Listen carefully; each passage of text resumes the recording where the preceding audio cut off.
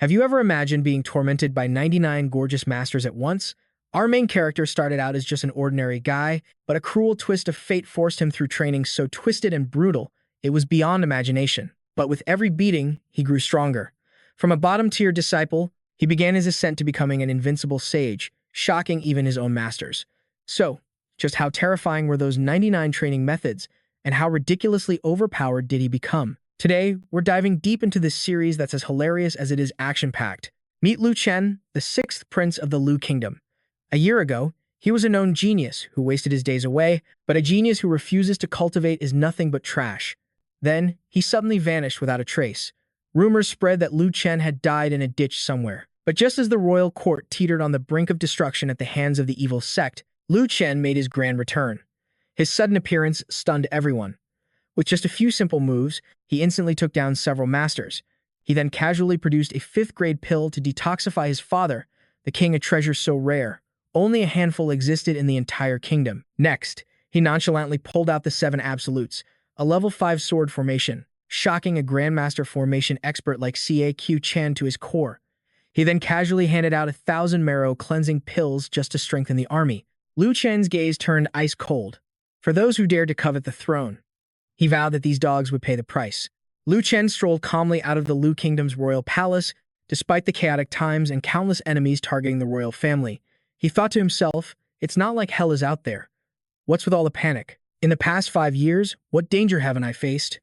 And yet, here I am, perfectly fine. He had only taken a few steps when figures appeared on the rooftops. Members of the rebellion had been waiting for him since the afternoon. Their plan was simple: wait for him to leave the palace, find a secluded spot, and finish him off. But it was never going to be that easy. With a single glance, Lu Chen saw right through their pathetic concealment arts. Knowing he was being followed, he quickly turned into a hidden corner. The assassins reacted swiftly, immediately giving chase, swarming into the narrow alley to eliminate their target. But when they arrived, they were all stunned. Where was he? Where did he go? The alley was completely empty. Realizing they'd been lured into a trap, the rebels immediately split up to search. They took to the skies, scanning the area meticulously. Too bad for them. Lu Chen was hiding in plain sight with his disguise technique. He slipped past them with ease, laughing inwardly. Trying to tail me? Not a chance. My disguise art has reached the pinnacle. I can change my appearance in an instant. No one below the King realm can spot a single flaw. After getting some distance, Lu Chen reverted to his true form. Now that he'd shaken off those small fries, it was time for the main event. He had already set up the 7 absolutes slaughter formation at the palace, just waiting for those foolish primordial spirit masters to walk into their graves. A sinister smile spread across his face. He would kill all of their heirs. Surely, that would drive them mad with rage and send them running straight to the palace to die. First target, Li Hao, son of Li He, the sect master of the Flying Serpent sect. This lecherous fool loved frequenting brothels. 9 days out of 10, you could find him there. Taking him out would be incredibly easy. He was only at the chi condensation stage. Years of debauchery had ruined his cultivation, leaving him pathetically weak. A woman opened the door. Young Master Li, it's almost noon. Time for your meal. Suddenly, her eyes widened in pure terror. Her body went limp at the sight before her. The floor was stained crimson with blood, and Li Hao's head was no longer attached to his neck. The second target was the complete opposite of Li Hao. This was Zhang Wei, son of the sinister poison sect's leader. Zhang Wei was a martial arts fanatic who had trained since childhood, shunning worldly pleasures. He spent his days at the Black Flood Dragon Arena, a fighting pit forged from blood and flesh. The roar of his sycophantic crowd echoed through the stands. Up above, an elder sipped his tea and commented, "We still don't know if the King of Lu is dead or alive, and they still haven't broken that level 5 Earth Spirit formation. However, the 4 great primordial spirits have been attacking that formation for months, and the king hasn't shown his face once. The rumors about him being severely injured are probably true. This has nothing to do with us. As long as it doesn't interfere with our business, we don't care who sits on the throne." But as they chatted away, they were completely unaware that Lu Chen, disguised as a servant, was standing right behind them. He had already scanned the area. Just as expected, Zhang Wei was down in the ring, trading blows with an opponent. And what's more, Ni Hua was here too.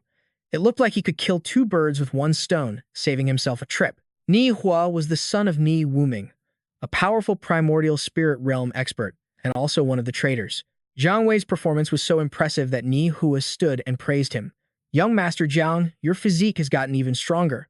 Congratulations." Zhang Wei laughed heartily. Enough with the formalities. Why don't you come down here and test your skills against me? She scoffed. Count me out. I'm heading to the flower pavilion to find Li Hao for a meal. But before she could leave, Lu Chen appeared from the shadows. What a shame, he began. I'm afraid you won't get the chance to dine with Li Hao. Blocked, the woman's face darkened, her anger barely contained. Aren't you just a gatekeeper? Who gave you the right to speak to us like that? Lu Chen wasted no time on words and lunged forward. His attack pulsed with a terrifying killing intent, forcing Ni Hua to grimace. But she chose to meet force with force, raising her own fist to block Lu Chen's assault, a fatal mistake. The moment their fists connected, her arm disintegrated instantly. Flesh and blood were ripped away, grinding her down to nothing but a dry skeleton. Lu Chen simply shook his head and sighed. It's been 5 years. And you trash haven't improved one bit. His words made Jiang Wei grind his teeth in fury, but his body was already drenched in a cold sweat of pure terror. Staring at the figure before him, he finally recognized the face of Lu Chen. The same trash they all used to mock. With that old, familiar contempt, Jiang Wei saw him as nothing more than an insect. He let out a triumphant laugh, unleashing his killing blow, the verdant blood poison wave. A cloud of venom shot directly toward Lu Chen. But our hero didn't even care, walking right through the toxic mist and reaching out to grab his opponent's throat. Lu Chen smirked coldly. You know nothing about true power. His grip tightened with every word. Jiang Wei was crushed without even a chance to struggle. The bloody spectacle sent a wave of fear through the entire arena, sparking hushed whispers. Who is this guy? He looks familiar. Isn't that Lu Chen, the son of the human king? The useless prince? He vanished 5 years ago without a shred of cultivation. How did he become so terrifying? Meanwhile, Lu Chen's next destination was the Qing Manor. Except for Fang Teng, who had yet to return to the capital, this was the last name on his list. News of Lu Chen's rampage spread like wildfire. Manor Lord, terrible news. A subordinate rushed in, but Jiang Kui, still oblivious, remained calm. What's wrong? Why are you in such a panic? Get a hold of yourself. The man hurriedly reported. The young master is dead. Young master Jiang Wei was killed by Lu Chen at the Black Flood Dragon Arena. And he wasn't the only one. Ni Hua was also struck down by Lu Chen in front of countless witnesses. Jiang Kui's rage erupted, shattering the cup in his hand as a crazed look filled his eyes. Insolent brat, how dare he? The grim news continued to pour in, reaching the ears of all the clan leaders. Every single one of them saw red, their grief over losing their heirs completely overwhelming them. In a single day, their bloodlines had been wiped out. 4 powerful figures shot into the sky as one, all heading for the same destination, the Imperial Palace. The 4 experts hovered in the air, their voices booming from above. Lu Chen, get out here and face your death. But Lu Chen was already waiting for them. Seeing them arrive, he knew his plan was halfway to success. You got here quickly, he taunted, as Jiang Kui demanded an answer. You little vermin. Was it you who killed my son? Lu Chen casually admitted it. That's right, your sons were far too weak. They were completely useless. They couldn't even withstand a single blow from me. Lu Chen's aura billowed around him, thick with power. I'm standing right here. If you have the guts, come and kill me. The taunt worked. Just you wait. The moment this formation shatters, I will kill you with my own hands. The 4 masters then focused their attacks on the palace barrier. Slowly, the kingdom's protective formation began to crack. Jiang Kui laughed manically. The turtle shell is broken. Let's see how arrogant you can be now. Without a second thought, he charged forward to take Lu Chen's life. Lu Chen's expression remained utterly calm. He summoned the 7 absolute sword formation, activating a peak-level 5th grade array. Jiang Kui's jaw dropped in disbelief. A sword formation? How can there be a sword formation here? With a simple flick of his fingers, Lu Chen commanded the spell. In an instant, countless blades materialized and pierced through Jiang Kui's limbs. Li He watched in stunned amazement. What kind of sword formation is this? It can kill a primordial spirit expert in a single moment. Lu Chen directed the swords toward the remaining masters and declared, Now, it's your turn. Li He and the others were immediately faced with a one-way ticket to the afterlife. Your Highness, spare us. We were wrong. We'll never conspire with the great general again. Your Highness, have mercy. Lu Chen coldly turned his back on them as they begged for their lives. His voice was laced with chilling, killing intent. It's too late.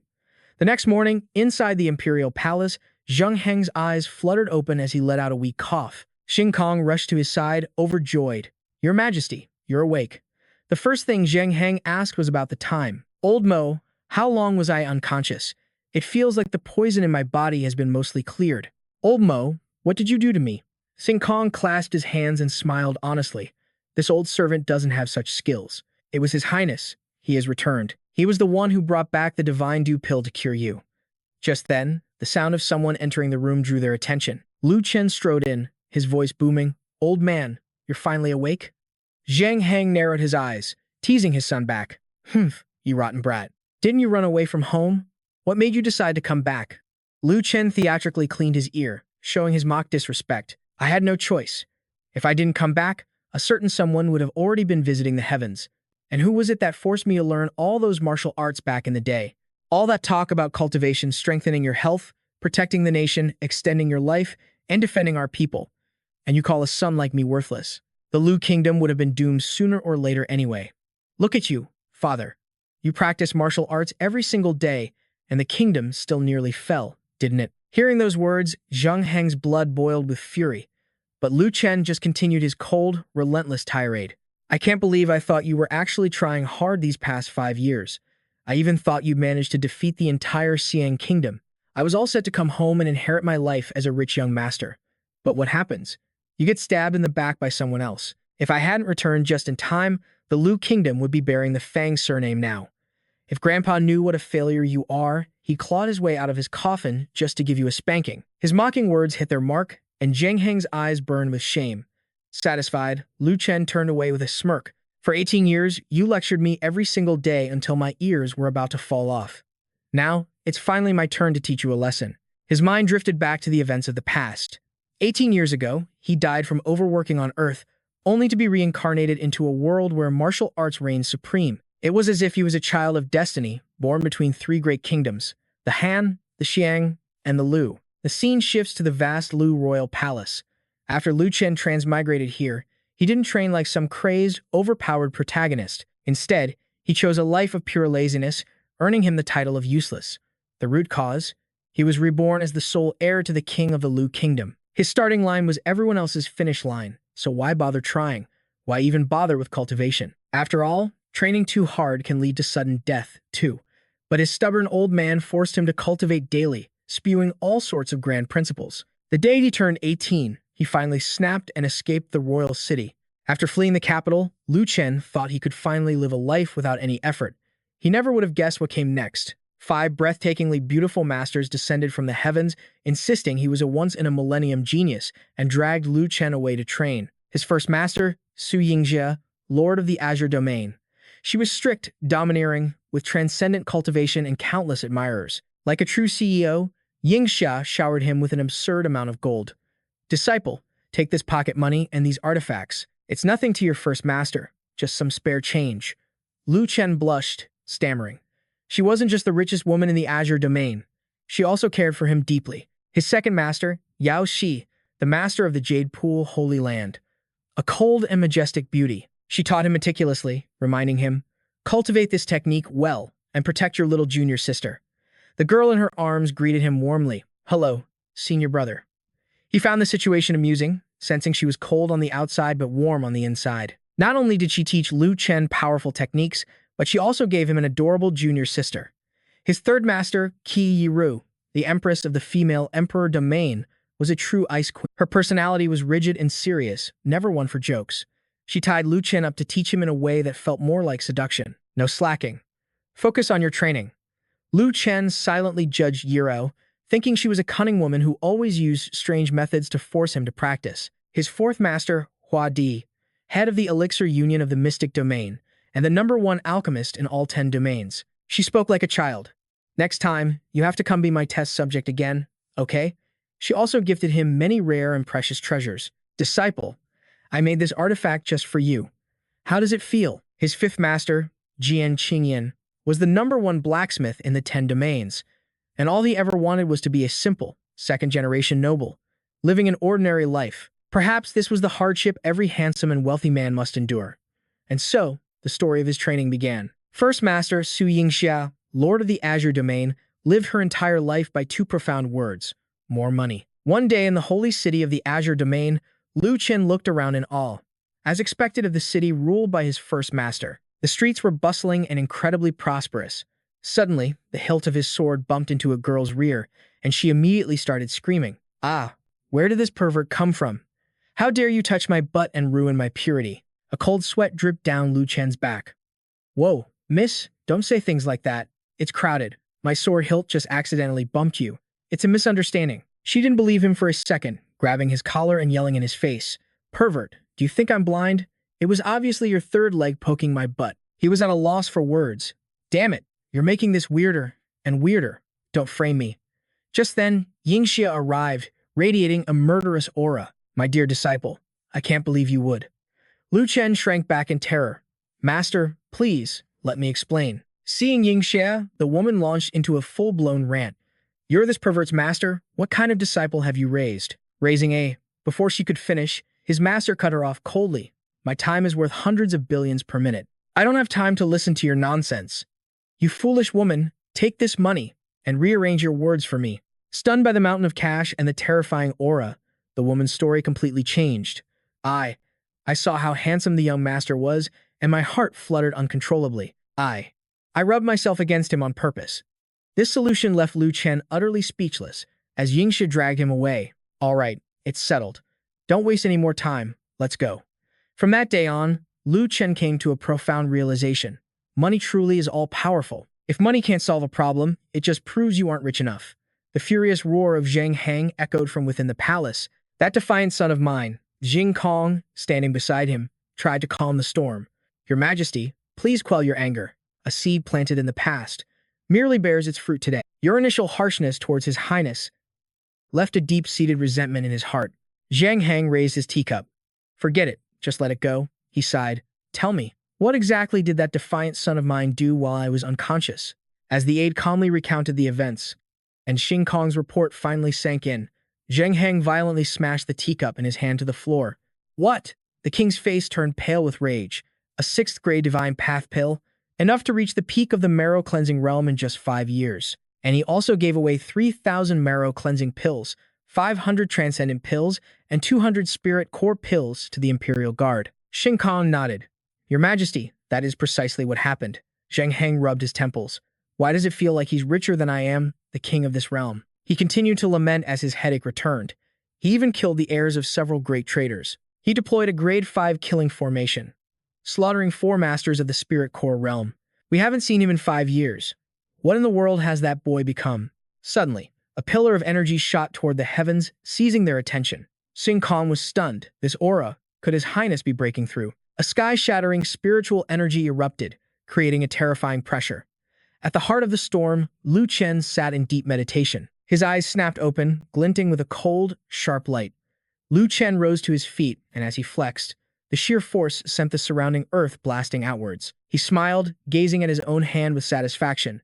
This is now the 9th time I've experienced the power of a transcendent life. Cultivation in this world is divided into body tempering, chi condensation, marrow cleansing, transcendent, spirit core, king, emperor, saint, saint lord, and finally, saint king, for a total of 10 great realms. Just now, I broke through from the peak of marrow cleansing to the transcendent realm.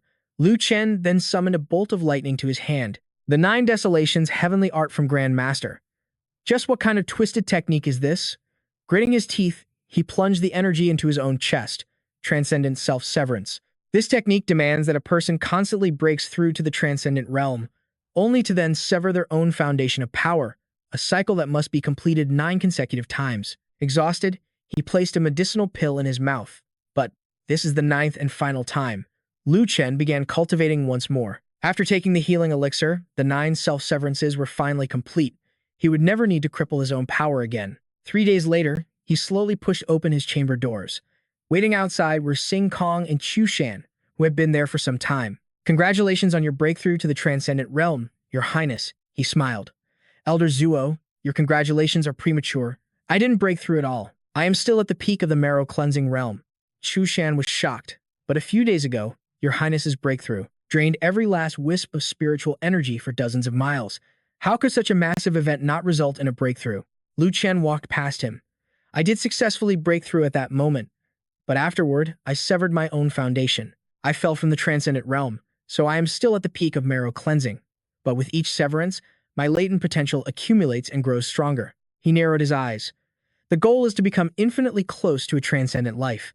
In the ancient era, transcendence wasn't just a simple realm. It was a definition.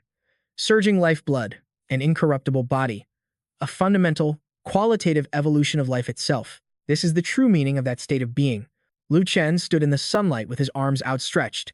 A transcendent life is the definition of evolution. It isn't merely confined to a cultivation realm. His gaze alone now carried the crushing pressure of a dragon. Moreover, back when I severed my transcendent foundation for the second time, I could already slaughter transcendent realm experts like dogs. Zheng Heng, who had appeared out of nowhere, was shocked by his words. What? What have you been through these past 5 years? Lu Chen smirked. I just joined a sect, that's all. He thought back to his Grand Master, Su Yingxia, waving her hand as rows of formation flags soared into the air. Formation flags, I am the master of an entire domain. I have countless Saint formation masters under my command. Crafting pitiful little grade 5 formations, we can produce thousands a day for fun. Just take these.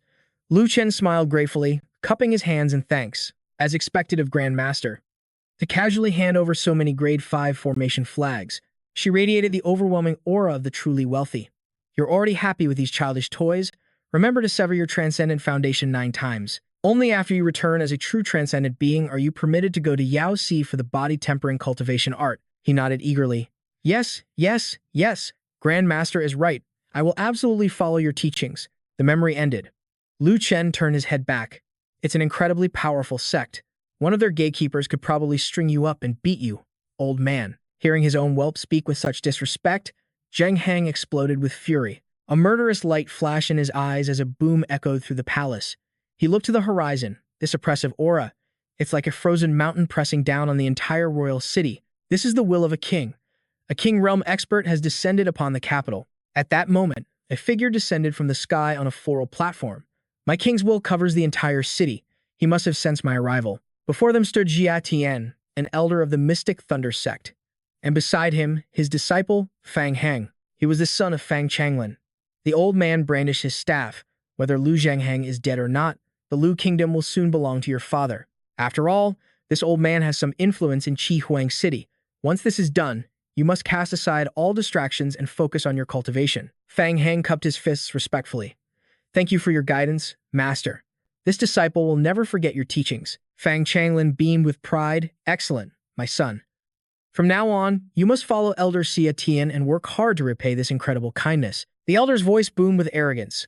Where is the king of the Lu kingdom? Lu Zhengheng. Come out and face me. Lu Chen's face soured.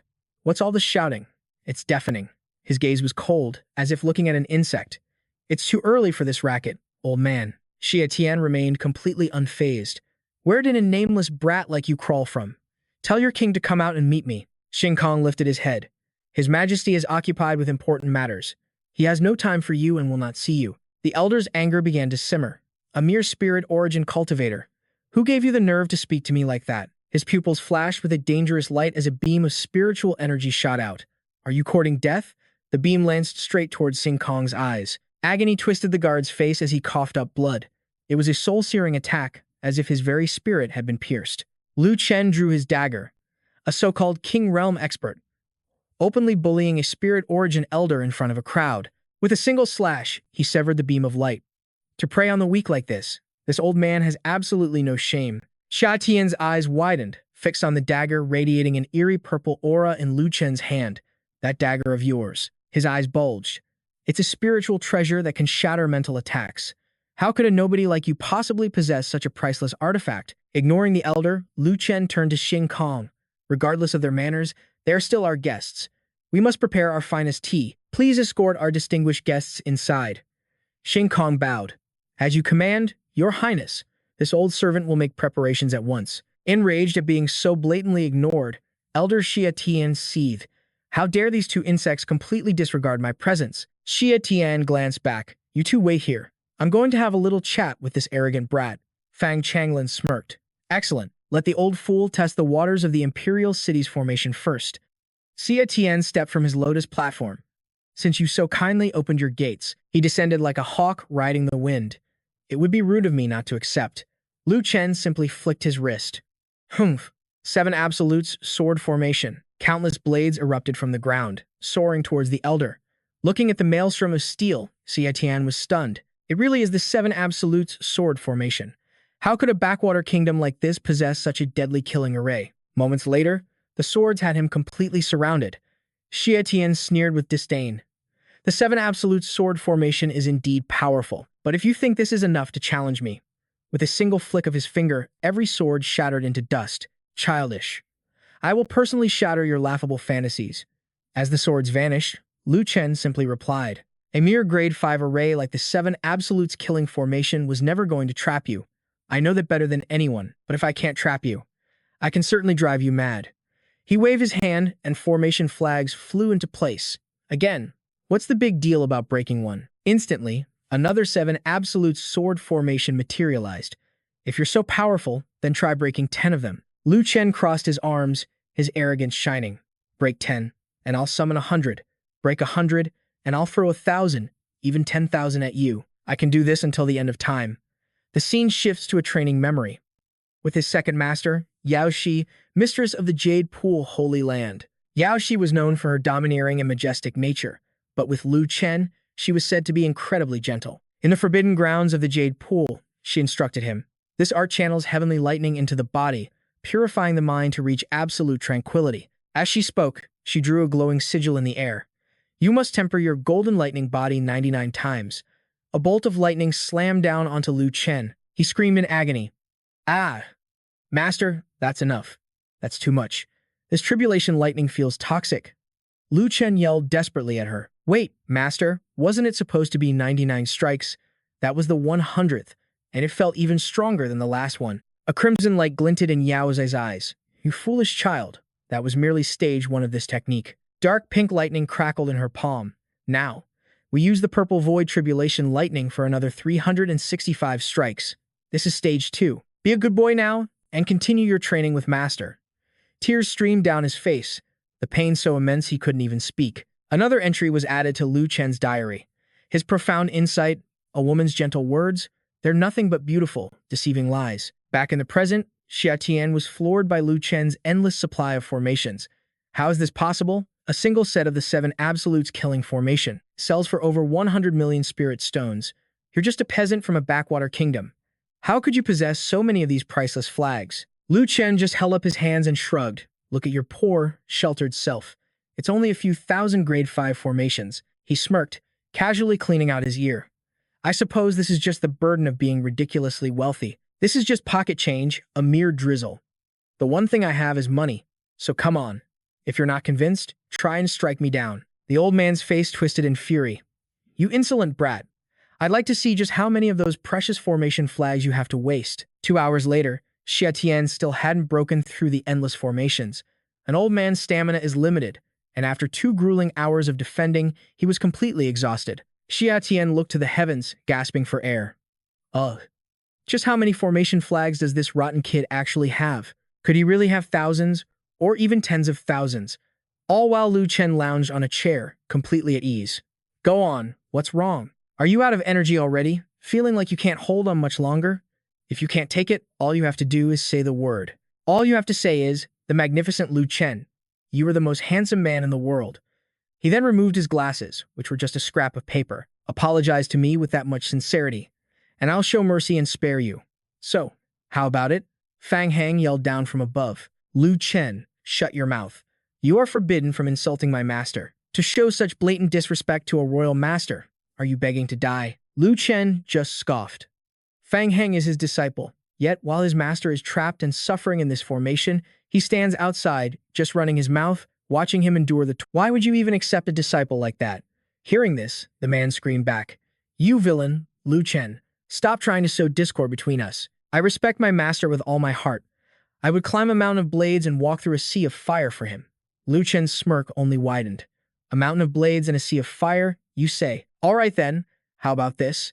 You get on your knees for your master and beg me, calling me the incredibly handsome Lu Chen, and I'll consider letting him go. My request isn't that difficult. Just say it 100 times. Hearing the absurd demand, his face turned pale. Lu Chen, you despicable villain. Don't you dare push it too far, he answered with a casual shrug. Your mouth says one thing, but your heart says another. You claim you'd walk through a sea of fire for your master, but you can't even handle this tiny little request. If I were your master, a faithless disciple like you would have been expelled from the sect long ago. Fang Hang leaped to the ground. Enough. Stop talking. I'll do it. He fell to his knees. 100 kowtows, right? For my master, I'll do it. Then he began, the sickening thud of his forehead striking the ground. I'm kowtowing to you now. Lu Chen turned to a nearby servant. Go have the imperial cooks prepare some fine dishes and bring them to me. His eyes curved with a wicked smile, enjoying a good meal while watching the son of a traitor grovel. Now that is true bliss. Every thud was followed by a cry of, the incredibly handsome Lu Chen. Meanwhile, Lu Chen counted along. 22, 23, 24, 25. He continued his taunts. Fang Heng, why is your voice so quiet? Did you not eat today? Just then, the food was served.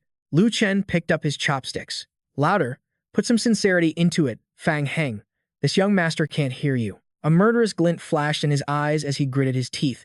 You wretched, insufferable bastard. The shout of the incredibly handsome Lu Chen echoed, making the citizens outside look around in surprise. Is there some kind of lunatic screaming in the imperial palace? A portly man recognized the voice. That sounds like Fang Heng. Did he get his head stuck in a door on his way out this morning? Inside the palace, Fang Heng's forehead was covered in welts. He screamed, Is that good enough for you? I've done all 100. Lu Chen, now release my master. But Lu Chen simply wagged a finger. Your head isn't even split open. That just proves you weren't sincere. Do it again. Seeing his shamelessness, Fang Heng's blood boiled. You can't be a person without honor. You can't go back on your word. I already kowtowed 100 times. Now release my master. Lu Chen propped his chin on his hand. For normal people, I'm a man who keeps his promises. But for a traitor, especially the son of a traitor born from a traitor, there's no need to keep any promises at all. The scene then shifts to his training days. Third Master Keiro, the Empress of the Maiden Domain. Her personality was relentlessly strict, as cold and unforgiving as a mountain of ice. Within a secret chamber of the Maiden Domain, screams and the sharp crack of a whip echoed. In Keiro's hand was a rattan cane. She licked her lips. My good disciple, tell your master. Will you ever dare to skip your lessons again? Lu Chen, tied up on the ground, shrieked in terror. Master, it was an accident. I was so lost in my cultivation, I completely forgot it was the weekend. I forgot I was a good student who trains from 9 in the morning until 9 at night, 7 days a week. Please, spare me. I'll train twice as hard on weekends from now on. She slowly leaned down. Foolish disciple, it's too late. I want your body to remember the punishment for skipping your lessons. Keiro flicked her wrist, and 2 demonic figures stepped out of the shadows. But of course, your master isn't a monster. I couldn't bear to strike you myself. You too. Step forward. The 2 demonic guards approached as her voice echoed through the chamber. Tonight, you can have plenty of fun with these 2 beasts. The color drained from Lu Chen's face. Master, pitting me against 2 transformed demonic beasts. My frail, marrow-cleansed body will be crushed to dust. Another entry was written in Lu Chen's diary. Took a stroll through the Maiden Domain today. The scenery on Maiden Mountain is quite beautiful. The battlefield was a storm of blades and beasts, where red stained the green fields. Cutting through the chaos, Xia Tian let out a furious roar. Enough! All of you, silence. I refuse to believe your formations are endless. Today, this old master will shatter every single one. Lu Chen just smirked. Oh? By all means, keep up the effort, old Xia. Keep trying. I have so many of these useless arrays, they're just clogging up my storage space. You'd be doing me a favor by clearing them out. Clean up this trash. But just then, Zheng Heng stepped out to stop them. That's enough. What is the meaning of this shameful waste? You prodigal son. A priceless 5th-level array. And you dare to use it so frivolously. Hearing this, Lu Chen's enthusiasm instantly deflated. Huh? It's just a 5th-level formation. How much could it possibly be worth? He remembered his grandmaster tossing these things to him, like they were nothing more than toilet paper. This piece of junk was never worth anything to begin with. The old man's face turned red with fury. You wasteful brat. Deactivate the formation this instant. Lu Chen could only comply. Fine, fine. What's the big deal? As the formation was deactivated, the spectral swords vanished with it. Xia Tian descended from the sky, and Zheng Heng immediately bowed his head. Elder Xia Tian, we are honored by your presence. To what do we owe this visit? The old man's voice was a low growl. Lu Zheng Heng. Veins pulsed on his forehead as he cursed inwardly. This old turtle was alive the whole time. And yet, he deliberately waited, letting me get trapped in that formation, just to watch me make a fool of myself. But he kept that thought hidden, letting out only a cold snort. I have come today to deliver a holy decree from His Majesty, the Qi Emperor. Xia Tian produced the imperial scroll. Lu Zhengheng, let's see how long you can keep smiling. Once I announce this decree, you won't escape death. The Lu Kingdom is finally about to change its name. Xia Tian tossed the scroll into the air, and its seal broke. A blinding pillar of energy erupted right before Zhang Heng and Lu Chen's eyes. The column of fire began to absorb all the spiritual energy in the area. Zhang Heng gasped in shock. This is the aura of His Majesty, the Qi Emperor. It's his will, sealed within the decree. As he spoke, the form of the Qi Emperor slowly materialized. Zhang Heng immediately dropped to his knees. Greetings to the Qi Emperor. Xia Tian also knelt in reverence. The Emperor's projection looked down from the heavens. Lu King, Zhang Heng, hear our decree. We have considered this carefully, and have decided to revoke your royal title, bestowing it upon. But suddenly, Lu Chen's voice cut in, stunning all three of them. Not bad. It's very soft. Perfect for toilet paper, he said, eyeing the scroll in his hand while brandishing a small knife. I especially like this embroidered fabric. It's perfect. I think I'll cut it up and take it to the latrine. The Emperor's projection sneered. Humph, you insignificant insect. You know nothing of your place. You have no fear. The Qi Emperor seethed. To disrespect our royal decree is a crime punishable by 1,000 deaths. Zhang Heng scrambled forward in a panic. Chenner, be careful. Get back. But Lu Chen remained perfectly calm, his grip tightening on the dagger. In a flash, he leaped into the air and, with a single slash, cleaved the Emperor's projection in two as everyone watched in horror. A murderous glint flashed in his eyes. The so-called royal family is nothing more than this. The image of the Qi Emperor began to crack apart. The projection stared in disbelief. How arrogant. How dare you strike our spiritual projection? As it shattered, the Emperor roared. We will kill you. Lu Chen shot back a challenge. Ha! If you have the guts, then come and try. The scene shifts to the imperial palace of the Qi kingdom. The Qi Emperor's real body bellowed with such rage that thunder cracked in the sky. Insolence! He was consumed by fury, never having been so disrespected in his life. Who dares say our decree is fit for toilet paper? The Emperor's power flared, and spiritual energy exploded around him with his mounting anger. Such audacity! From deep within the palace, his roar echoed outwards. Summon the martial king to our presence. Immediately, a courtier trembled. Who could have possibly angered the Qi Emperor to this degree?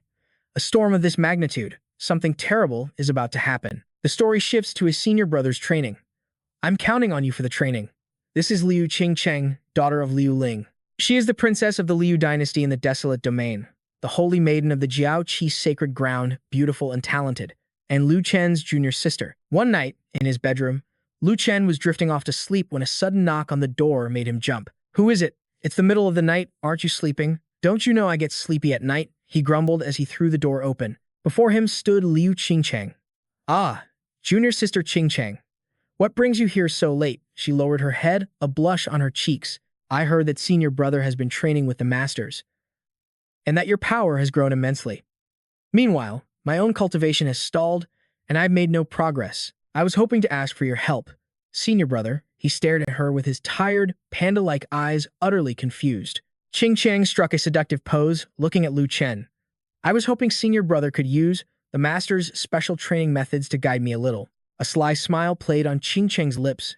I'm not afraid. Hearing this, Lu Chen was suddenly wide awake. Oh? I thought it was something serious. If that's all you want to talk about, then I'm not sleepy anymore. Another entry was written into the training log. Lu Chen smiled. Under the lamplight, his junior sister held a whip, studying the techniques. She lowered her head bashfully. Back in the present, seeing the Qi Emperor's image get sliced by Lu Chen, a senior brother fell to his knees in terror. Your Highness, Lu Chen dared. A catastrophe is coming. But another person beside him was skeptical. Is there really a need to be so afraid? Old monk, at worst, our Lu kingdom will just rebel against the Qi kingdom. But the man was shaking uncontrollably. When the royals are happy, the world is at peace. But when the royals are angry, the heavens weep and corpses float for thousands of miles. You don't understand the terrifying power of those in the Emperor realm. The man's face went pale. Thousands of years ago, the Qi Emperor and the Yuan Emperor fought. Just the aftershocks of their battle annihilated an entire territory. The image shows the Yuan Emperor and the Qi Emperor, their expressions worlds apart, clashing in an epic battle. In the sky, a cataclysmic explosion erupted from the two figures. The old monk, still kneeling on the ground, recounted the events leading to now. The Qi Emperor, consumed by rage, decided to act personally. In the time it takes for an incense stick to burn, he could sink the entire Lu kingdom, dooming it to oblivion. Countless people would lose their homes, becoming wanderers. Back at the Lu kingdom's royal palace, Xia Tian saw Lu Chen's actions and seethed with anger. Humph, you arrogant brat. Because of an idiot like you, the Lu kingdom is finished. He thrust a palm strike right at him. To insult Emperor Qi is a death sentence. Sinner Lu Chen, prepare to die. But suddenly, Zheng Heng leaped forward, intercepting the blow and sending the old man flying. Xia Tian planted his feet firmly on the ground, a sneer on his face. Ha ha, Lu Zheng Heng, has old age finally made you see now? A murderous glint flashed in Xia Tian's eyes. Protecting this lawless madman will cost you the entire Lu kingdom. He clenched his fists, spiritual energy swirling around him. So what if it does? I'd like to see who dares to harm my son. Xia Tian replied, you can always have another son, but if the Lu kingdom is gone, you will truly have nothing left. Xia Tian extended a hand in a tempting offer. Hand over Lu Chen, and I will take him to the Qi Emperor's palace to face his judgment. If you do this, perhaps the Emperor will show some leniency, and the Lu kingdom might be spared. Hearing this, Zheng Heng spat on the ground in disgust. I spit on that idea. What kind of father abandons his own son? He cursed the old man like a child. To hell with your leniency. Even if my country is destroyed and my home is lost, I will take our blood and stain the royal treasures with it, rather than become a boot-licking dog for the royal family like you. Seeing his refusal, the old man exploded with rage. You refuse to see reason. Fine, then you can be the last king of the Lu kingdom. Lu Chen gently placed a hand on his father's shoulder. Dad, it's okay. The kingdom isn't going to fall. It's just a minor royal family. But another voice cut him off. Lu Chen, stop bluffing. Fang Hang chimed in from the side. You just got lucky and probably picked up a few treasures from some ancient ruins. Just because you struck it rich, you dare to look down on the royal family? A single glare from them would be enough to turn you to ash. Lu Chen turned to him with a mocking grin. Forget the royal family's glare. Your own head is so fat I can't even see your eyes. And you have the nerve to stand there spouting such shameless nonsense. Fang Hang went berserk, rolling up his sleeves. You dead man walking, still running your mouth. When the royal family arrives, you'll be scrambling to escape like a dog. Lu Chen slowly stepped forward. Escape? Why would I need to escape? It's just a minor royal family. If word got out that I ran, my reputation would be ruined among my peers. Fang Hang sneered. You fool? Are you still dreaming? Why don't you just surrender your life? It would be better for everyone. Lu Chen rubbed his chin. Surrender my life? That's not a bad idea, but I refuse to do it that way. Lu Chen pointed a hand at Fang Hang. If I'm going to die, I'll die a warrior's death. Come on, Fang Hang. Let's fight without any external powers, just a fair match based on our own strength. If you have the skill, then strike me down. Let me die with a warrior's honor. Hearing this, Zheng Heng tried to stop him. Nonsense. There's a whole cultivation realm between you two. Even if you were once extraordinary, Fang Hang is still the #1 genius of the Lu kingdom. Your level is different from his. Lu Chen held up 2 fingers. It's all right, old man. Just watch me closely. Lu Chen strode forward with confidence. As for the so-called #1 genius of the Lu kingdom, he faced his opponent. After today, that title will no longer be his. Fang Hang laughed out loud. Fine, I'll grant your wish. Just don't be too grateful to me. He raised a single finger. Also, remember to use every ounce of strength you have. If you do, you might just live a few more. But he never finished his sentence. A sickening slice echoed through the air. Lu Chen had split his head in 2 with a single hand chop. Blood dripped from his hand as a cold, ruthless light flashed in his eyes. He sneered. Is that all? And you expected me to use my full power? Fang Heng's head was cleaved in 2, right before Xia Tian's astonished eyes. What? Changlin's eyes went wide. Henger, no. Zheng Heng was shocked. This kid is incredible. How is it that he seems like the transcendent one, while Fang Heng was just a novice?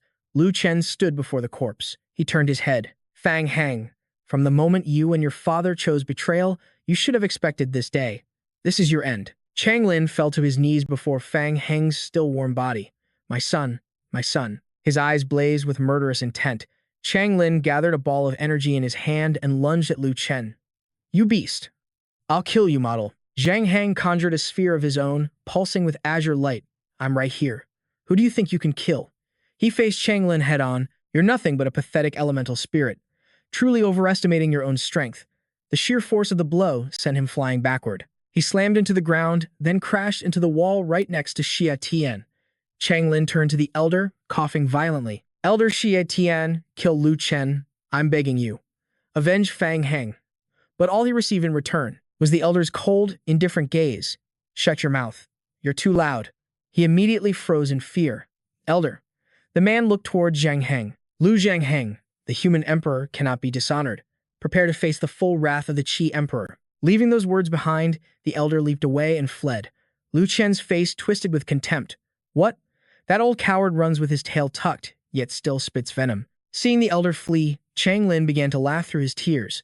"Ha ha, run away, you worthless rabbit. You're not worthy of being my son's master." He then knelt before Fang Heng's body, and his laughter turned to sobs. "Hanger, my son, my luck has run out. It was my poor planning. I'm the one who dragged you into this." He gathered spiritual energy in his palm. "Don't be afraid of being alone." Chang Lin plunged his hand into his own heart. "Father is coming to join you." Before he died, he looked up.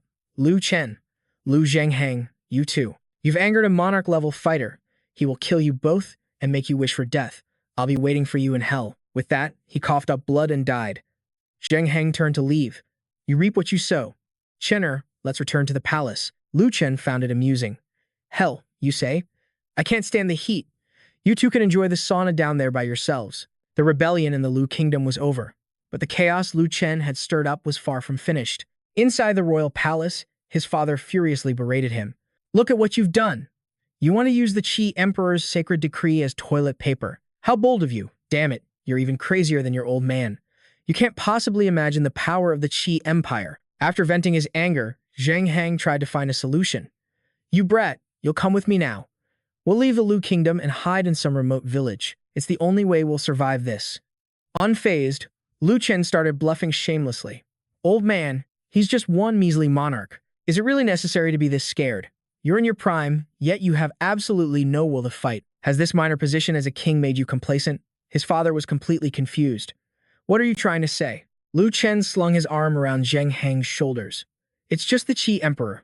We'll just rebel against him. Then you can be the Lu Emperor, and I'll be the crown prince. Wouldn't that be great?" Hearing his son's audacious plan, Zheng Heng questioned him. "You make it sound so easy. Are you trying to set me up? I'm merely at the king realm.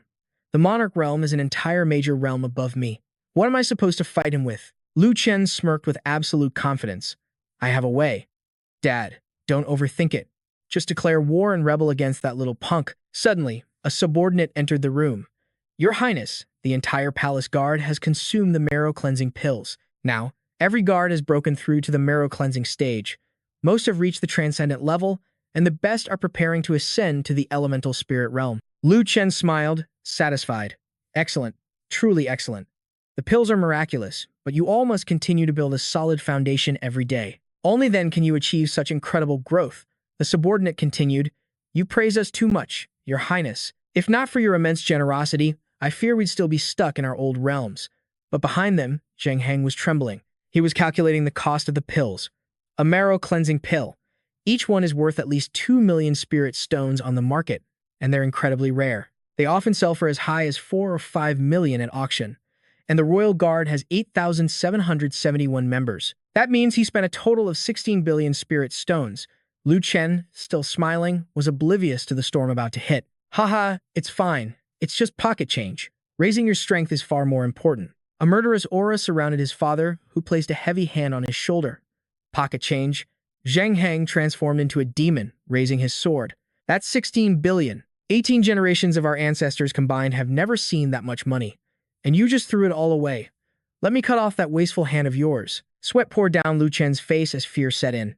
"Whoa, old man, don't get so worked up," Lu Chen said while fumbling through his bag. "I kept getting interrupted, so I forgot to tell you.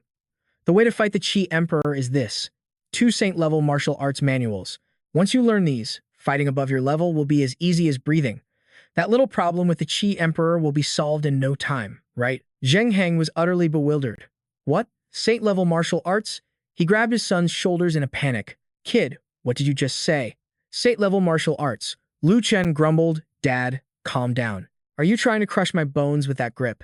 Zheng Heng explained helplessly. "You brat.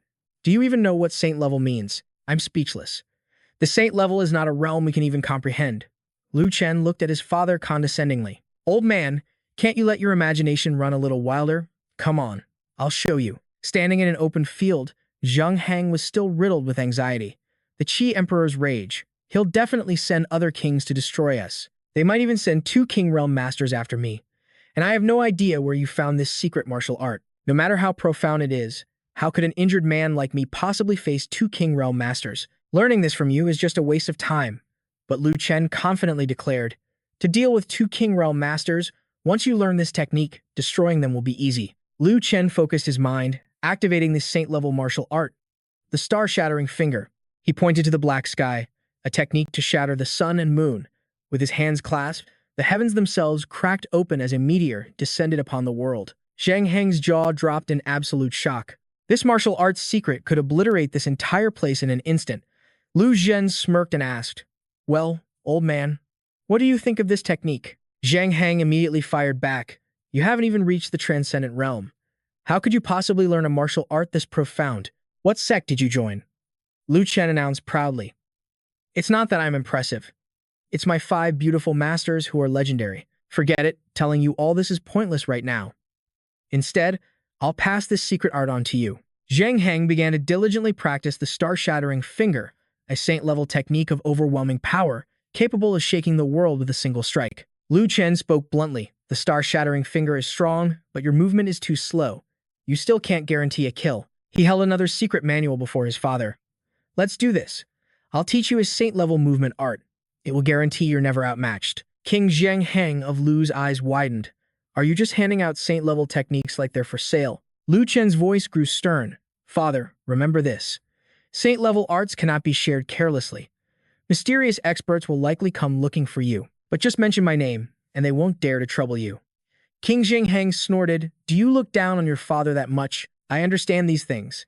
Lu Chen's lips curled into a smile. Good. Then practice hard. I also need to break through to the transcendent realm as soon as possible. I'm going to cultivate now. To break through, I'll have to find my second master at the Jade Pond's sacred ground. The scene shifts to the imperial palace of the Qi Kingdom. Xia Tian knelt and reported. This sinner failed to protect the sacred decree. It was defiled by the king of the Lu Kingdom and his son. They even destroyed the emperor's divine will, insulting the Qi emperor's name. I am ready to accept my punishment. The Qi emperor was consumed by rage. How dare the Lu Kingdom? And emperors cannot be tarnished. Send word to the monarchs of the Xiang and Sha kingdoms. Give them 7 days to crush the Lu Kingdom. In 7 days, I want to see King Lu and his son kneeling at my palace gates, taking their own lives to atone. 3 days later, within the Lu Kingdom's territory, 2 of the Qi emperor's subordinates descended from the sky, having received their orders. Lu Chen wasn't the least bit surprised. They're fast. Just as father predicted. 2 King Realm experts. For real. Zhang Heng was a little nervous. I haven't mastered these 2 saint-level techniques yet. After 2 minutes of use, my stamina will be completely depleted. Lu Chen stood tall and declared, what's the matter? Worried you can't handle these 2 pieces of trash? Don't worry. 2 minutes is enough time to eliminate them 10 times over. Meanwhile, the King Realm experts called out, Brother, you've arrived at the Lu capital. Xiangzi praised them. These 3 juniors can actually keep up with our speed. Not bad at all. The 3 young warriors quickly appeared. Xiangzi laughed with satisfaction. Excellent. All are talented young heroes. The next generation is truly formidable, especially Sha Mu of the Sha Kingdom, already at the early stage of the primordial spirit realm. Truly the #1 youth of his nation. Sha Chuan replied humbly, Brother Xiang, you think too highly of this brat. The younger generation of the Xiang Kingdom is the truly terrifying one. Xiang Nan and Xiang Bei became disciples of the Sword King, Jian Chu Yi, and learned his true arts. Soon, the Xiang Kingdom will have 2 more Sword Kings. Xiang Nan eagerly told Sha Mu, this time, let my brother and I take out a few more enemies. We need the sword practice. Sha Mu replied cheerfully, let's help each other out. Lu Chen, unable to stand it any longer, shouted up, hey, you all up there, putting on a show. You've got tens of thousands of people in the city staring at you, posturing in the sky. Have you no shame? Xiangzi shot back with a mocking tone. A mere marrow-cleansing realm, weakling dares to speak so insolently to us? Zhang Heng, it seems your kingdom has run out of capable men. Tell him to come out and speak with us. Or is he still in bed recovering from his poison? Just then, Zhang Heng appeared, laughing as he addressed Xiangzi. Look how happy you are. Did you miss me that much? Well, I'm here now, so you can get a good look. Xiangzi couldn't believe his eyes. What? His complexion is rosy. He's really cured of the poison. How is that possible? But it doesn't matter. Zhang Heng, you're still heading to the underworld. Just do it yourself. If you wait for us to act, you won't even leave behind a complete corpse. Zhang Heng's voice boomed. Why do we cultivate? For long life. For freedom. An emperor says one word, and I'm supposed to end my own life? That's not cultivation. That's being his dog. Just as my son said, Why should I fear a mere emperor realm expert? Sha Mu retorted, how ridiculous. A minor king daring to defy an emperor. Do you have any idea what the consequences will be? Someone as arrogant as you dares to call that cultivation? You're cultivating nothing but your own demise. Zheng Heng remained calm and replied, and you're just a minor primordial spirit, yet you dare to provoke me, a king realm expert. Do you know what your consequences will be? Fear surged through Sha Mu, and he lost control. Sha Chuan quickly put a hand on his shoulder. Mu'er, calm down. That old fox Zheng Heng is just trying to get under your skin. This is a spiritual assault. You're bullying a junior, he cried out in panic for his father. Sha Chuan roared, his voice thick with rage as he defended his son. Lu Zheng Heng, our duel has yet to begin. What kind of hero attacks the younger generation? Come, let us ascend to the heavens for a battle to the death. But just then, Sha Mu descended, landing right before Lu Chen. So, you are the son of Lu Zhengheng? Lu Chen asked with a blank stare. What is this? Are you running a background check? Without warning, Sha Mu lunged forward, launching a ferocious attack. Without your father's protection, you're nothing but a worthless piece of trash. Go and meet your maker. Lu Chen feigned a look of terror, saying, Hey now, isn't this going a bit too far? Your old man just said not to bully your juniors, so why are you doing this? But Sha Mu's fighting spirit was already ablaze. I don't care. I want you erased from this world. Lu Chen let out a derisive laugh. A little brat who doesn't follow the rules. I'm so terrified. The very instant he was about to land his blow, Lu Chen summoned dozens of swords that materialized in the air. Sha Mu screamed in horror. What is this? A sword formation. Lu Chen then commanded the storm of blades to fly toward him. 7 absolutes, sword formation. Seal. He followed up with another sealing formation to completely immobilize Sha Mu, who was utterly baffled. The 7 absolutes sword formation. How can a primitive from a minor nation like you possess such a technique? Let me out of here. If you don't, my father will return and make you regret it. Lu Chen calmly began to toy with Sha Mu. Whether your father can even return is another question entirely. You two, go inside and have some fun with young Master Mu. From now on, you'll serve as a living training dummy for my subordinates to practice their skills. Sha Mu was seething with rage, but he was completely helpless. You little beast, you dare. Suddenly, Shang Nan appeared and barked an order at Lu Chen. That's enough. Release Brother Mu now, or I'll tear you to a million pieces. The main character shot back with arrogance. You tell me to release him, so I should just obey. Do I have no face to uphold? Xiang Nan was forced to resort to stronger measures. You ignorant fool. Prepare to meet your ancestors. I am Xiang Nan, a disciple of the Sword King, GNEQ. I have learned the Thousand Autumns sword art, the ultimate technique of the Sword King. When cultivated to its highest realm, it can manifest 108 streams of sword energy. You can dive beneath the 24 streams I've mastered after 10 years of bitter training. Consider it your honor. Lu Chen mocked him without a shred of hesitation. 10 years, just to master 24 streams? You're truly pathetic. Let me show you the 108 streams I achieved after casually practicing for 3.5 years. Let me show you what the true Thousand Autumn sword art really looks like. Shang Nan began to tremble with fear. This is the Thousand Autumn sword art. How could you know it, and have mastered it to such a high level? Lu Chen effortlessly directed the blades towards him. What's wrong? You don't believe me? Then allow the true successor to let you feel for yourself if my sword art is real or fake. The wave of swords pierced Shang Nan, causing him to howl in agony. Xiang Bei quickly rushed to his aid. Ah Nan, let me help you. But his brother stopped him. Don't. Ah Bei, this man's power is beyond what we can handle. You have to escape now. Xiang Bei roared with fury. Damn you. Our master is the Sword King, the first king of Da Qi. How dare you treat us this way? Our master will surely avenge us. He will make you pay 100,000 times for this. But Lu Chen just smirked, thoroughly enjoying the show. If those are your last words, then you should embrace your end. Thousand Autumn sword art.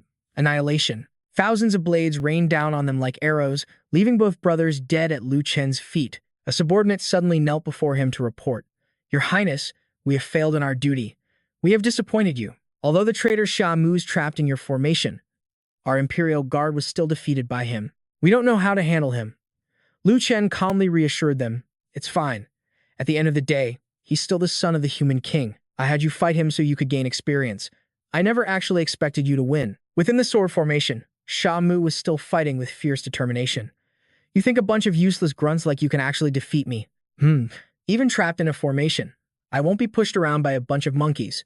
Lu Chen, just you wait. Once I break free from this formation, I will beat you half to death, drag you back to the Sha Kingdom, and throw you into the fighting pits as a slave for life. The moment he saw Lu Chen, Sha Mu started screaming insults. What kind of hero relies on a formation to do his dirty work? Lu Chen, if you have any guts, release me and fight me one-on-one. The main character replied nonchalantly. Is that so? Weren't you just boasting about how you'd break this formation and eliminate me? Why are you asking me to let you out now? Sha Mu continued to spew insults. Just as I thought, a coward hiding behind his formation like a turtle in its shell. But Lu Chen immediately fired back. Well, young Master Sha Mu, it seems you don't keep your word. Is it really honorable for a primordial spirit realm expert to bully a mere marrow-cleansing novice like me? Sha Mu was about to go insane with rage. You smug little. Just you wait, Lu Model. My father and King Xiang have already cut down Zheng Heng. Let's see you try to laugh now. Suddenly, something plummeted from the heavens, crashing into the earth right before Sha Mu's eyes. He burst into a triumphant laugh as a corpse fell from above. Your father was truly pathetic. My old man finished him in the blink of an eye. Lu Chen sighed in exasperation. Please, stop assigning me random stepfathers. Look at that dark complexion. I'd say he looks more like your old man, but after a closer look, Sha Mu's world shattered. What? Father? Lu Chen then revealed a command token. Good boy. Since you're being so cooperative, I'll let you out of this formation. Freed from the formation, he scrambled toward his father's corpse, screaming, No, this can't be. Sha Mu cradled the body, his cries echoing with pure despair. Father. High above, the clash between Zheng Heng and Xiangzi raged on, far from over. The soldiers below watched with bated breath. Our king has been locked in combat with King Xiang for too long. He just recovered from a grave illness, even after slaying King Xia. But Lu Chen calmly reassured them, Hey, all of you, stop worrying. The way I see it, good people die young, but villains live forever. That venomous old snake of a father. You think he'd go down that easily? Speak of the devil, and he shall appear. See, the fight's already over, isn't it? What took you so long, old man? I've already cleaned up 3 of their primordial spirits. Zheng Heng stood tall, holding the defeated King Xiang by his hair. The soldiers' eyes went wide with shock and awe. To think their king could slay 2 rival kings in a row. All hail the king. All hail the king. Lu Chen flashed a cheeky grin. So, old man, you still in one piece. How about that? Saint-level martial arts are pretty intense. Ha. He recounted the battle. It was manageable. But Xiangzi landed one last palm strike before he went down. I'll probably need half a month to recover. Lu Chen quickly commanded the soldiers. Right. Go spread the word immediately. Tell everyone the Shang brothers were all cut down by my heavenly autumn sword style. I want to meet this so-called sword king, Jian Qiuyi. Let's see just what kind of legend he really is. The soldier broke out in a cold sweat. Your Highness, forgive my impertinence, but Jian Qiuyi is the most formidable of all the kings. Provoking him right now would be unwise. A smile played on Lu Chen's lips. And who said anything about provoking him? The royal palace is weak right now. To stand against Emperor Qi, we must recruit other kings to our side, and he is one of our targets. The soldier was still deeply unsettled. His Highness just killed the man's disciples, and now he wants to recruit him as an underling to fight Emperor Qi. What kind of strategy is this? This subordinate will carry out your orders at once. Zheng Heng then asked with concern. You've already made an enemy of him. Can you really bring Sword King Jian Qiuyi to our side? Lu Chen's confidence was unshakable. Of course. He's just one minor Sword King. Becoming my subordinate will be the greatest honor of his life. Only then can I leave this place with peace of mind. Zheng Heng asked, annoyed. And where are you planning to run off to now? Planning to disappear for another few years, leaving us to deal with all the wolves at the door? Why are you always so eager to run off? Lu Chen revealed his intentions. It's nothing. I promise I'll be back soon this time. I'm going to meet someone. I hear the saintess of Yaoqi is the #1 beauty in the desolate region, and she's only 20 years old this year. Graceful, charming. A beauty that could topple kingdoms. An absolute masterpiece. And since I happen to be in need of a handmaiden, I've made my decision. Zheng Heng couldn't help but warn him. Wipe that smug look off your face, and whatever you do not repeat those words outside of these walls. The Yaoqi Holy Land is immensely powerful. If they heard you, they would flay you alive. Lu Chen grumbled in response, I'm just asking my junior sister to pour me some tea. Since when is that a crime? The scene shifts to the Yaoqi Holy City. Lu Chen sits inside a tavern, observing the bustling streets. The day for the Yaoqi Holy Land to recruit new disciples was fast approaching. The city was overflowing with carriages and people. He scanned the crowd, but saw no one worth fighting. This year's crop of disciples is pathetic. Some of them even brought handmaidens to the selection trials. Are they here to cultivate or to vacation? Lu Chen's competitive spirit flared up. What's the point of even trying? Waiter, bring a beautiful woman to pour my wine. The waiter leaned in and whispered discreetly. For our more discerning guests, our establishment offers a special service. A low-grade, plump companion costs 18 spirit stones. A mid-grade, slender one is 180 spirit stones. A high-grade. Lu Chen cut him off flatly. Forget it. I heard the Yaoqi Holy Land has a saintess. The waiter grinned widely. Ah, a man of taste. You're looking for a goddess-like beauty to serve your wine. That will be quite expensive. At the very least. Lu Chen interrupted him again. No. I mean, go and get your actual saintess right now, and have her pour my wine personally. The waiter's professional smile vanished. Sir, please refrain from making such outrageous requests. I'm sure what you just said was merely a slip of the tongue. Lu Chen's expression was unwavering. No. I am a very deliberate man. I never misspeak. I'm summoning the saintess. Hearing this, the other men in the tavern exploded with rage. Don't waste your breath on this arrogant bastard. You want the saintess to pour your wine? Who the hell do you think you are? I ought to smash your face in. If fighting wasn't forbidden in the holy city, I'd have already rearranged your face. Your feet off the table? Where are the sacred land's guards? Someone get over here and drag this insolent bastard away. Lu Chen calmly told them, everyone, please calm down. Getting angry ruins the mood. I've only said one sentence, and you're all this furious. They roared back. It's too late to beg for mercy now. Lu Chen arrogantly propped his foot on the table. No, I'm not begging for mercy. My point is, you simple-minded fools can't even handle a small comment like that.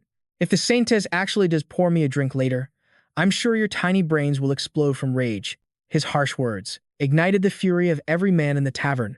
Forget later. This scoundrel is driving me insane right now. A stern voice suddenly cut through the chaos. You in the front, move aside. We received a report that someone is insulting the saintess. Who is it? Immediately, every finger in the room pointed directly at Lu Chen. The sacred domain guards are here. This is great. Sir, it's this scoundrel who insulted the saintess.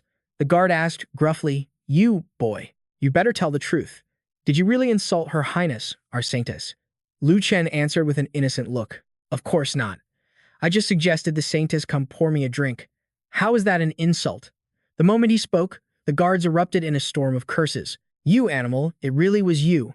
How dare you insult the saintess in front of us? You truly have no respect for anyone. Don't waste words on him. Let's just use our primordial spirits to turn him into an idiot and send him to the mines as a slave. One guard summoned a phantom spirit, while the other manifested a soul-piercing halberd. But facing these two elites, Lu Chen remained completely unfazed. Using a primordial spirit attack on a transcendent realm master like me, are you two trying to take my life? He slashed masterfully between the two guards, then smirked. In that case, shattering your primordial spirits as punishment wouldn't be going too far. Now would it? The scene shifts to the saintess's palace in the sacred domain. Qingsheng was observing the situation through a mystical mirror when she realized something. Could he be the one Master told me about? My mysterious eldest senior brother. After seeing the man's face clearly, Qingsheng realized it was Lu Chen. 4 years ago, at the Jade Pool sacred domain, her master, Yao Shi, had told her, Your senior brother may like to cause trouble, but his talent is second to none. He has mastered multiple saint-level martial arts, reaching perfection in all of them. With his combat power, he has defeated countless heirs of the sacred teachings, and his fame shakes the Azure domain. He even captured the demonic sex saintess to be his handmaiden. Because of this, he has long been a legend, an incredibly influential figure throughout the Azure domain. In 2 years, he will return to me to cultivate the next stage of his techniques. You will be able to meet him then. Qingsheng clapped her hands in admiration. How incredible! She was filled with excitement.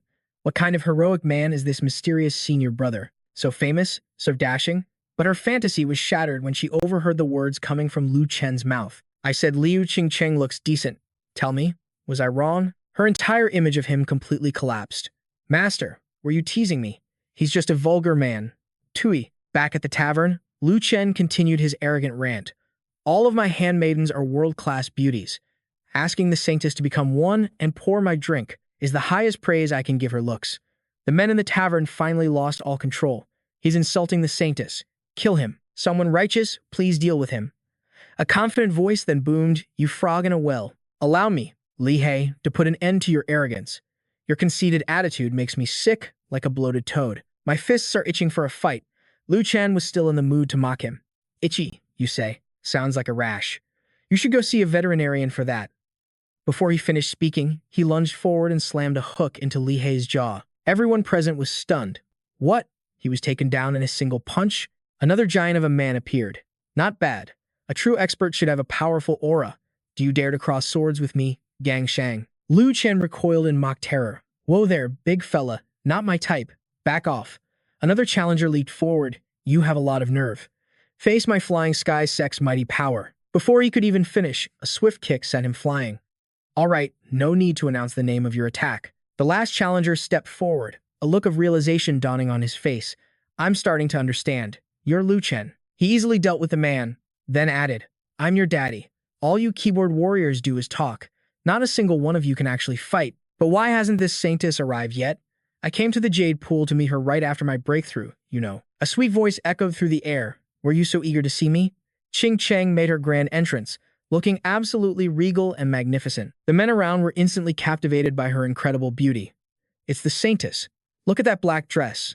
I'm done for. The woman approached our main character and introduced herself. Hello, I am Liu Qing Cheng. Were you the one looking for me? Lu Chen replied slowly. So, your junior sister Qing Cheng. Huh. You're actually quite beautiful. Hey, this trip was definitely worth it.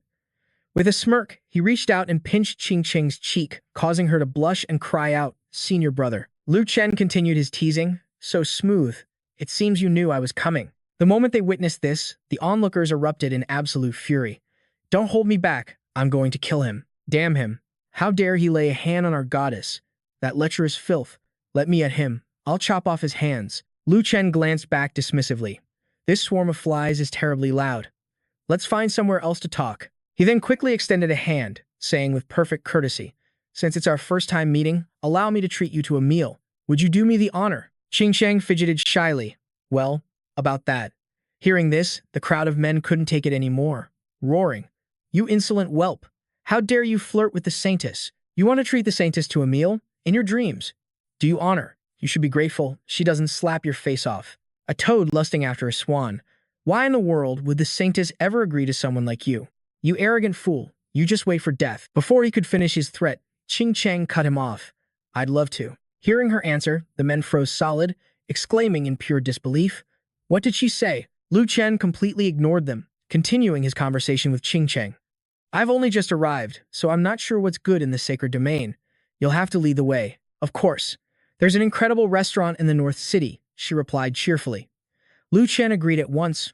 Perfect. Let's go. With that, the two of them turned and walked away, leaving the crowd of men to cry out in heartbroken despair. It's over. Our goddess has fallen. So the saintess prefers a more forceful approach? Is it because I'm not handsome enough? At that moment, in a tavern in the northern part of the city, an annoyed man slammed his cup down. Waiter, you dog, tell me the truth. Did you mix fake wine into my order? Why does my sweet osmanthus wine taste so sour today? A soldier sitting nearby explained. Honored guest, the wine is as sweet as ever. It is merely your heart that has turned bitter. Looking over at Qing Cheng and Lu Chen enjoying their meal together, the soldier added, But I can understand why the honored guest feels this way. To see the saintess of Yaoqi personally pour wine for another, I have never witnessed such a thing. The patron scoffed. What a shock. To think Yaoqi has fallen so low, its saintess has been reduced to a mere serving girl. Just then, the mob of men from before finally tracked them to the restaurant. Everyone, over here. They're eating inside. With that shout, the entire mob charged into the establishment. Quickly, get inside. No tables. Can't you just pull one out of your storage ring? The lively atmosphere was instantly filled with their boisterous songs and chants. Lu Chen glanced toward the unruly crowd and then asked, Are these your pursuers from the sacred domain? Qing Cheng immediately denied it. Senior brother, you jest. My sacred domain doesn't raise such clingy pests. These people have nothing to do with me. Lu Chen chuckled. Is that so? In that case, we can't afford to indulge them. As he spoke, he produced several small flags from his sleeve. He casually tossed them to the ground and gave a command. White Mist Bewilderment Formation activate. Instantly, a blinding wave of white energy erupted from where the men stood. This sudden development threw them into a panic. What? He's deploying a formation? It looks like some kind of defensive maze array. It can block out sound and sight from the outside world. Damn it. What is he planning to do to our goddess inside that barrier? With that, they all charged toward the formation before them, shouting, All units, attack, break the formation and rescue the goddess. Inside the barrier, Lu Chen let out a quiet sigh of relief. There. At last, the world is quiet again. Hearing this, Chang could only giggle. Senior brother, you're so wasteful. To use a sixth-grade formation for such a trivial matter. Lu Chen immediately affirmed, it's just a trifle. I'm not sure if Master ever told you about me. I have a kind heart, and I find joy in helping others. All of these things were given to me by people I've helped. They were tokens of their gratitude, so I don't feel too bad about using them. Hearing these words, the girl paused for a few seconds. She thought to herself, who on earth praises themselves like that? Lu Chen then said generously, speaking of which, I also brought you a few gifts. He quickly brought out the items one by one, introducing them. 1,000-year soul root. Anyone with a damaged soul can recover instantly after consuming it. Even if you aren't injured, it can greatly strengthen your spirit. And here is some phoenix blood essence. This purple phoenix sword could probably be considered a sacred artifact, right? All of these are for you. Chang held the pile of treasures with a flustered expression. She hesitated. Senior brother, this isn't right. Lu Chen explained, there's nothing wrong with it. A senior brother should dote on his junior sister. Isn't that just common sense? Hearing this, Chang's reluctance melted away. All right then, thank you, senior brother. In that case, allow me to treat you to this restaurant's most famous dish, braised black keelan. Back outside the formation, after a long and fruitless assault, the exhausted men began to complain. What's going on? What kind of formation is this? It's as hard as a turtle's shell. An array of this level. I fear not even the sacred lands themselves possess such a thing. Suddenly, the formation began to shift, and they all shouted, look, the formation is parting. Saintess! The men stared in utter shock as Chang emerged. Chang vanished behind a splash of white. Lu Chen and Chang's expressions turned grim. Her face flushed crimson as she thought, why is this so spicy? Seeing this, the men nearby completely misunderstood. In a panic, they cried out, what's being done to our goddess? Our pure, divine maiden is gone forever. We can't accept this. We wonder if we're even worthy of raising his child. Chang was breaking out in a cold sweat, her entire body burning up. She finally cried out, it's too spicy. The onlookers continued their lament. Our goddess has been sullied. My first love is over. Meanwhile, from a distance, a man silently watched the entire scene unfold. He then approached Lu Chen directly. You must be Lu Chen, he stated. Come with me. The Holy Master has been waiting for you. Lu Chen felt a powerful pressure from the man. This oppressive aura. He's an Emperor Realm expert. The jealous men sneered behind his back. Look at that arrogant fool. How could the Jade Lake Holy Land accept someone so wild? He's clearly being arrested by an Emperor Realm Master. Chang had a different idea. Arrested? Isn't it just Master summoning my senior brother? Soon after, the man and Lu Chen departed, riding a massive spirit eagle. As they flew, the man introduced himself. I am Hu Hai, an intersect elder. The Holy Master sent me to escort you to the Jade Lake Holy Land and to help you acclimate to your new surroundings. Lu Chen's curiosity was piqued. Tell me more about the Holy Land's strength. For instance, how many Emperor and Saint Realm experts do you have? Hu Hai answered, our Jade Lake Holy Land has 5 powerful Saint Realm Masters. We also have over 10 half-saints, 108 Emperor Realm experts, and thousands in the King Realm. As for disciples below the King Realm, they are simply countless. Lu Chen considered this for a moment. It's decent, not so different from other major sects. It can't be helped, Hu Hai admitted. Among the 10 domains, the Desolate Domain is the weakest. After all, the spiritual energy here is far too thin. It's a barren land, ill-suited for cultivation.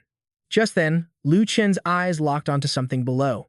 He suddenly shouted out, Elder Hu Hai, if I'm not mistaken, in that lake below, that golden shimmer, is that a school of dragon scale fish?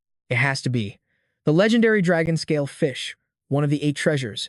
Hu Hai beamed with pride. You have a sharp eye. That is indeed the dragon scale fish. We also have the Z-eating rabbit raised by the Holy Master herself, along with the other treasures. Lu Chen's mouth began to water. I can't believe they have delicacies like this here.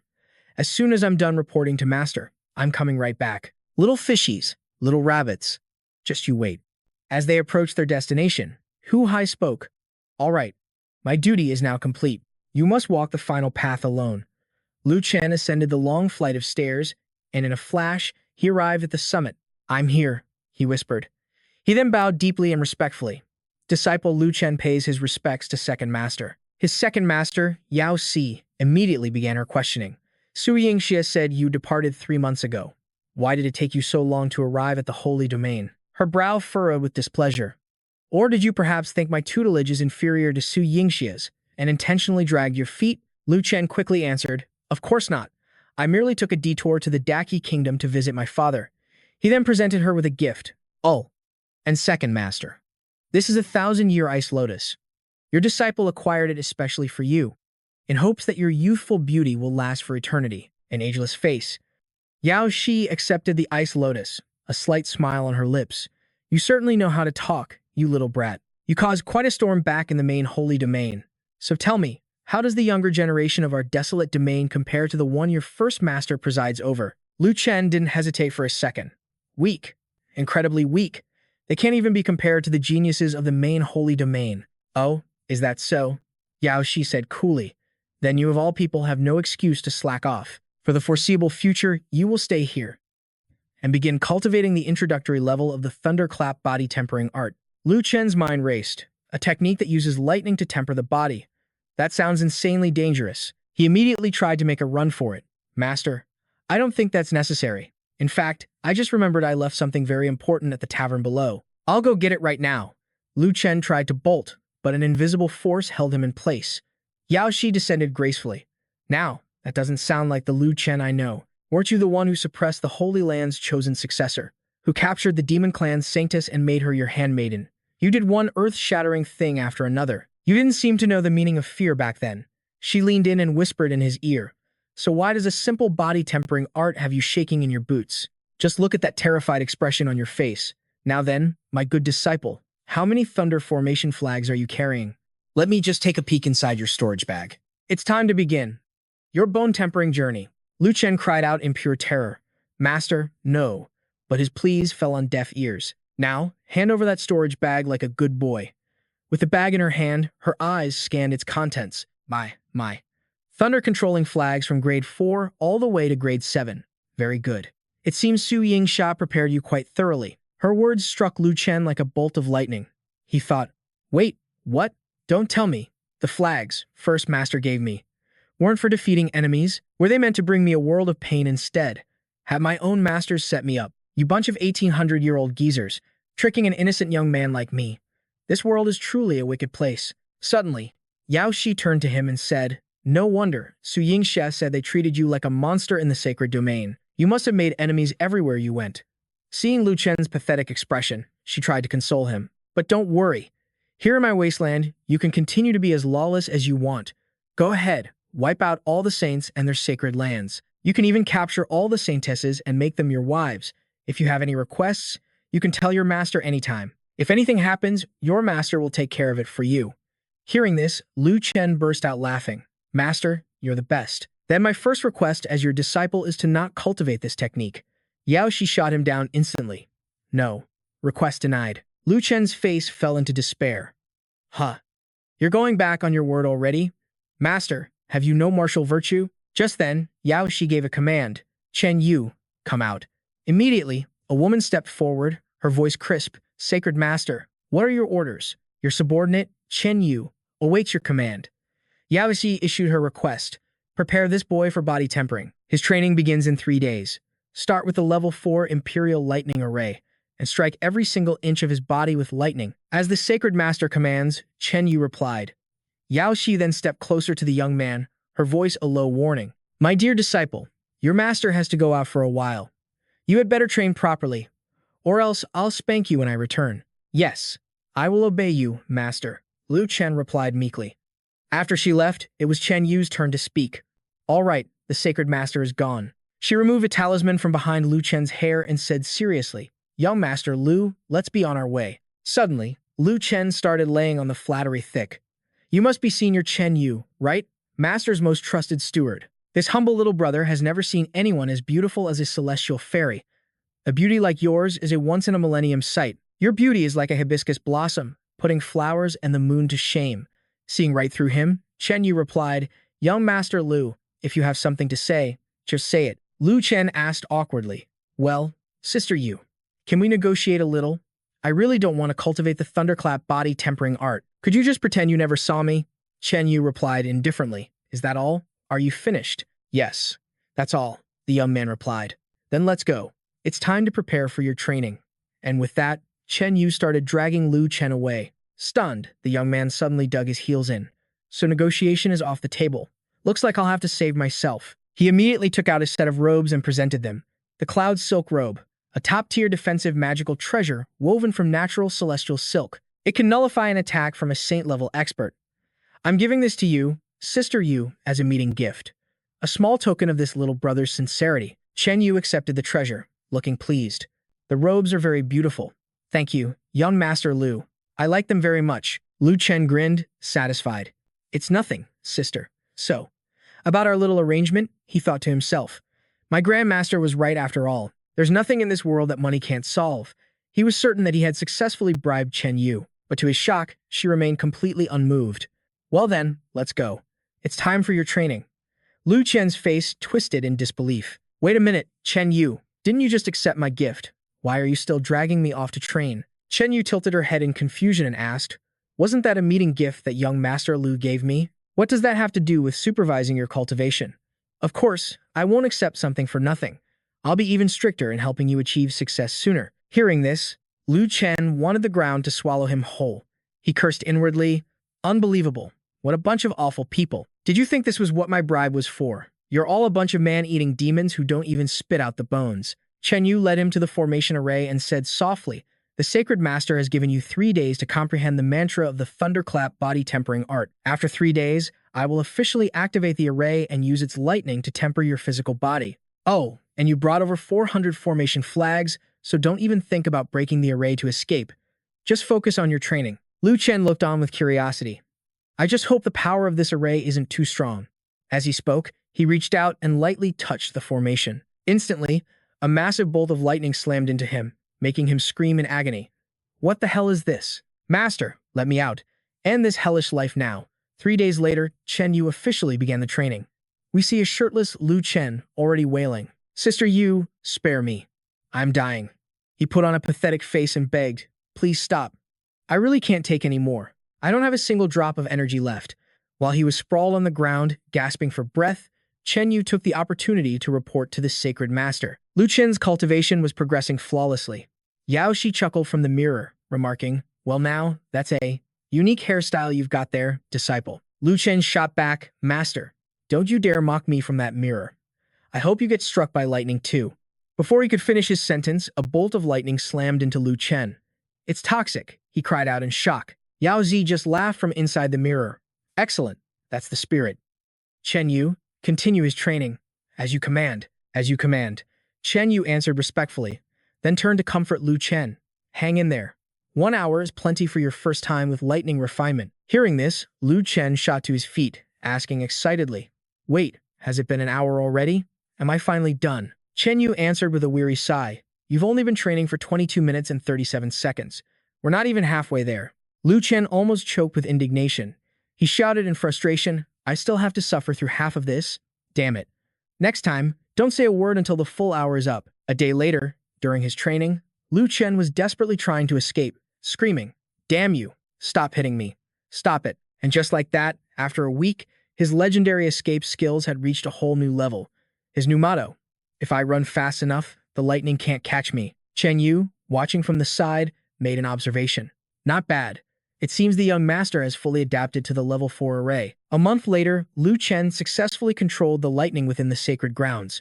He declared with confidence, But of course I have. After a month of effort, this pathetic lightning can't even touch a single hair on my head. Seeing this, Yao Shi offered some rare praise. Well done, disciple. I thought it would take you at least 3 months to withstand the level 4 lightning array. Lu Chen boasted smugly. Exactly. I am the gifted Lu Chen, the little overlord of the sacred domain. This is the bare minimum for me. Yao Xi's lips curled into a grin. Excellent. In that case, starting today, we'll switch to the level 5 Imperial Lightning Array. Those words froze Lu Chen in his tracks. He shrieked in desperation, Master, I'm your favorite disciple. Why are you always trying to take my miserable life? Yao Xi just chuckled softly and gave an order. Chen Yu, you may begin. Chen Yu gave the young man a fond look. As you command, Holy Master. Fear crept into Lu Chen's voice as he stammered. Sister Yu, we have such a great relationship, maybe you could. But before he could finish, Chen Yu summoned a bolt of lightning, striking Lu Chen down. It seemed this round of torment would grind him into dust. His body glowed bright red as he screamed, Master, I really can't take it this time. Witnessing this, Chen Yu asked with a hint of worry, Holy Master, are you sure he will be all right? Yao Shi calmly replied, Don't worry about him. That brat is impossible to kill. Besides, he has plenty of treasures on him. See, isn't he pulling one out to save his own skin right now? She watched Lu Chen's frantic movements with a critical eye. Not bad. True dragon essence. That's a divine medicine that can pull even a Saint Realm expert back from the brink of death. And only that little brat would chug a whole bottle like it's water. A look of understanding crossed Chen Yu's face. So he had that kind of treasure. It seems I worried for nothing. You don't deserve any pity. Yao Shi smiled. Now you get it. Chen Yu, there's no need to hold back. Just beat that rotten kid senseless. On the other side, Lu Chen continued to wail, Master, your disciple can't handle this kind of torment. Please, call off your divine arts. But Yao Shi only wanted to test him further. It's fine. I heard you're hiding a few 100 pounds of true dragon essence. Just use it all here. This lightning will strike continuously for 7 days. Your supply should be just enough to last those 7 days. Using your fortune to cultivate, isn't that a wonderful opportunity? While Lu Chen was still reeling from the news, Yao Xi commanded again, All right, Chen Yu, ignore his nonsense. Continue the training. As you command, Holy Master, Chen Yu replied, before unleashing the array's full power on Lu Chen. The boy could only scream in agony, My true dragon essence, the true dragon essence that I carefully saved for 3 long years. When will these miserable days finally end? A week later, inside the sacred hall, Lu Chen had dug himself a hole and was lying perfectly still inside it. He announced in a hollow voice, Here lies Lu Chen. He passed at the age of 18 years and 5 months. Chen Yu heard him and scoffed, Stop being so dramatic. Yo, Master Lu, your training is over. You can go down the mountain now. Or, would you prefer to stay for another round? At those words, Lu Chen immediately shot up and sprinted away, laughing nervously. Sister Yu, you must be joking. I'll be heading down the mountain right now. Watching his figure fade away, Yao Shi mused, Su Yingxia was right. Training a disciple is truly amusing. It's a pity his cultivation level is so low right now. Otherwise, I could have shocked him a few more times. Chen Yu explained, Holy Master, although Lu Chen's constitution is rare, even he couldn't withstand any more electrocution. Yao Shi replied calmly, It doesn't matter. Lu Chen is the disciple of all 5 of us. If he were really zapped into ashes, we could just piece him back together. Meanwhile, Lu Chen raced down the mountain path, a paranoid thought in his mind. I get the feeling someone is secretly plotting against me. Whatever. The sooner I leave this cursed place, the better. Just then, he ran past a group of people, hearing them whisper and gossip. Senior brother, look at that guy. That messy-haired guy looks so ugly. Lu Chen immediately skidded to a halt, his expression turning furious. What did you say? You rotten woman, repeat that to my face. 2 tall men immediately stepped forward to block his path. One of them asked, You must be a new junior brother, right? How dare you speak to our senior sister like that? As her senior brothers, we can't let this go. That's right, junior brother. You should control that temper of yours. Learn some respect. Offending us will not end well for you. Seeing Lu Chen's reaction, the girl just smirked. Ugly junior brother? What's wrong with me calling you ugly? I mean, look at you. With that messy hair of yours, and you're shirtless, too. Have you no shame? Are you so poor you can't even afford a shirt? Does this senior sister need to lend you something to cover up? Lu Chen shot back, annoyed. You rotten woman. Calling me ugly is one thing, but daring to call me poor? Now that's interesting. It's been 5 long years since I heard such arrogant words. With that, Lu Chen immediately pulled out a treasure to prove his worth. The crowd's jaws dropped in unison. I've seen that before. A royal realm expert once had to beg just to get a single bottle. He wouldn't even let us get a good look at it. Lu Chen announced proudly, then gaze upon my bottle of 7th grade spirit origin pills. I suggest you rethink your choice of words. Instantly, a massive crowd gathered to see for themselves. They're really spirit origin pills. And 7th grade at that? No way. A pill like this can only be refined by a 7th grade alchemist. Just who is this guy? Lu Chen said smugly, It seems you don't believe my pills are real. Come, take a closer look. The girl who had just mocked him was now staring in absolute awe. This purity, this aroma, this packaging. This is a 100% genuine spirit origin pill. Lu Chen continued to flaunt his wealth. That's right. My mansion is filled with countless pills just like this. Hey, senior sister, if you call me handsome right now, how about I give this bottle to you? The girl was instantly bought. What? You're actually so handsome? Unbelievably handsome. You're the most handsome man in this entire place. But Lu Chen wasn't satisfied. That's not enough. Not nearly enough.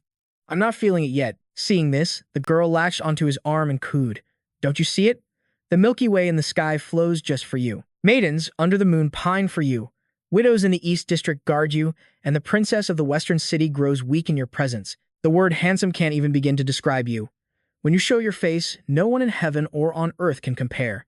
You are the only handsome one here. After hearing her out, Lu Chen finally said, Not bad. Senior sister, you really know how to please me. I'm very happy. This is your reward. With that, he casually tossed her the bottle of spirit origin pills while she chirped her thanks from the side. Thank you, my devastatingly handsome junior brother. More and more girls began to approach Lu Chen. Hello there, handsome and generous junior brother. I think you look like the legendary beauty Pan An. Your heroic style makes my heart flutter. Would you like to let this senior sister take you for a spin? Hearing these words, Lu Chen happily tossed out more of his rare 7th grade pills. Very good. The senior sisters of the sacred domain truly have mouths as sweet as honey. These are all for you. Keep the compliments coming. Immediately, the girls began praising him to the high heavens. Junior brother, you are majestic and extraordinary, a hero among men, the most handsome man in the entire wild lands. Handsome junior brother, this senior sister fell for you at first sight. Tell me, do you have a cultivation partner? I want to cultivate with you. The two guys in the back were completely speechless. They're insane. All these senior and junior sisters have completely lost their minds. Damn it. So this is what it means to be rich? You can do whatever you want. Why am I not the one with money? Meanwhile, Lu Chen enjoyed himself with a girl on each arm. The sight made their eyes burn with jealousy. Suddenly, someone stormed over, shouting, That's enough. You pack of degenerates are corrupting public morals. It was the core disciple of the spirit origin realm, Kui Hua. The portly woman stood with her hands on her hips, looking absolutely furious. To lose all sense of decency over a few worthless pills. Every single one of you is acting like a courtesan from a brothel. What has this place become? Lu Chen wasn't the least bit intimidated by her words. In fact, his arrogance grew even stronger. This senior sister certainly has spirit, but as a spirit origin realm expert, it's natural for you to look down on my spirit origin pills. But I dare you to repeat those words in front of my perfect grade Kingbreaker pill. He pulled out an even more precious bottle of medicine. The girls' eyes nearly popped out of their heads.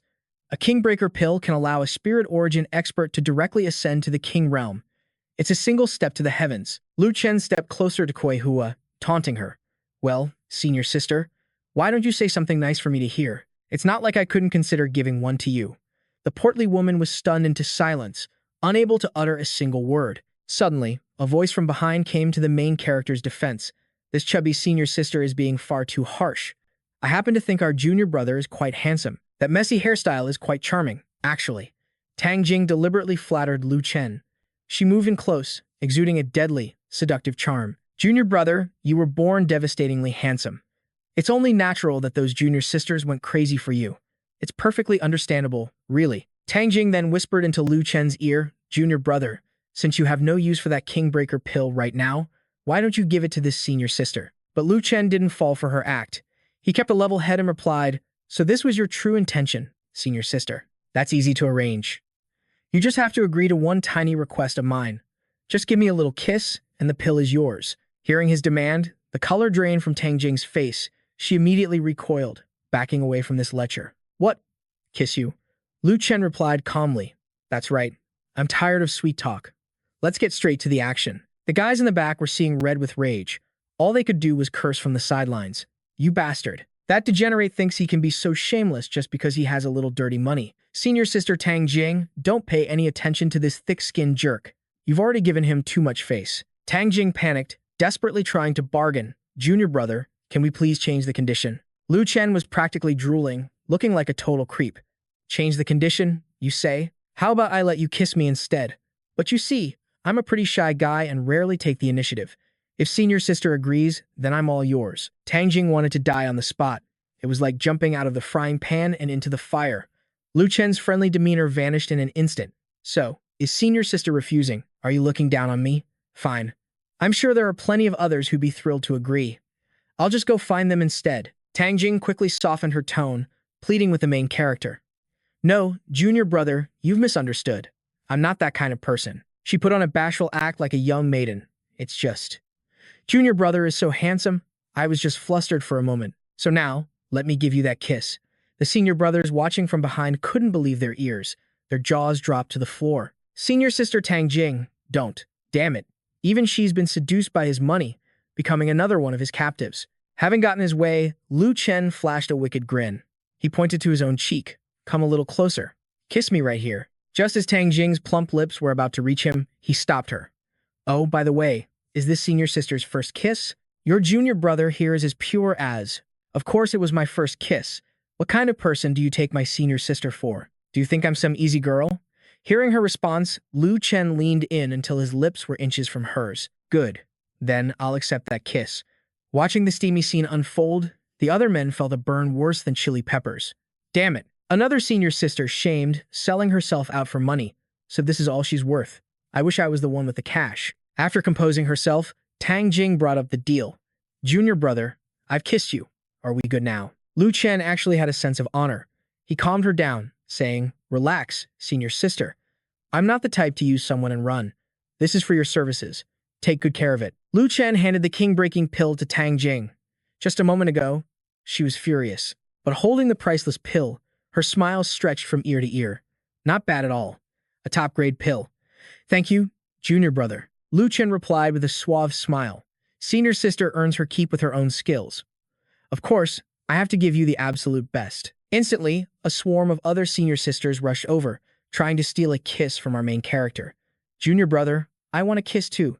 Junior brother, I'm a true maiden. I promise I won't defile you. Junior brother, look at me. These senior sisters were like ants drawn to a pot of honey, and their numbers just kept growing. Lu Chen looked like he was in paradise. Easy, senior sisters, easy. Form a line, one at a time. The faces of the other brothers twisted into monkey-like frowns. Damn it, these senior sisters have completely lost their minds. They become prisoners to his money. Damn it all, why wasn't I born a woman? Lu Chen was quickly swallowed by a sea of beauties with long legs and killer curves. Junior brother, sit here.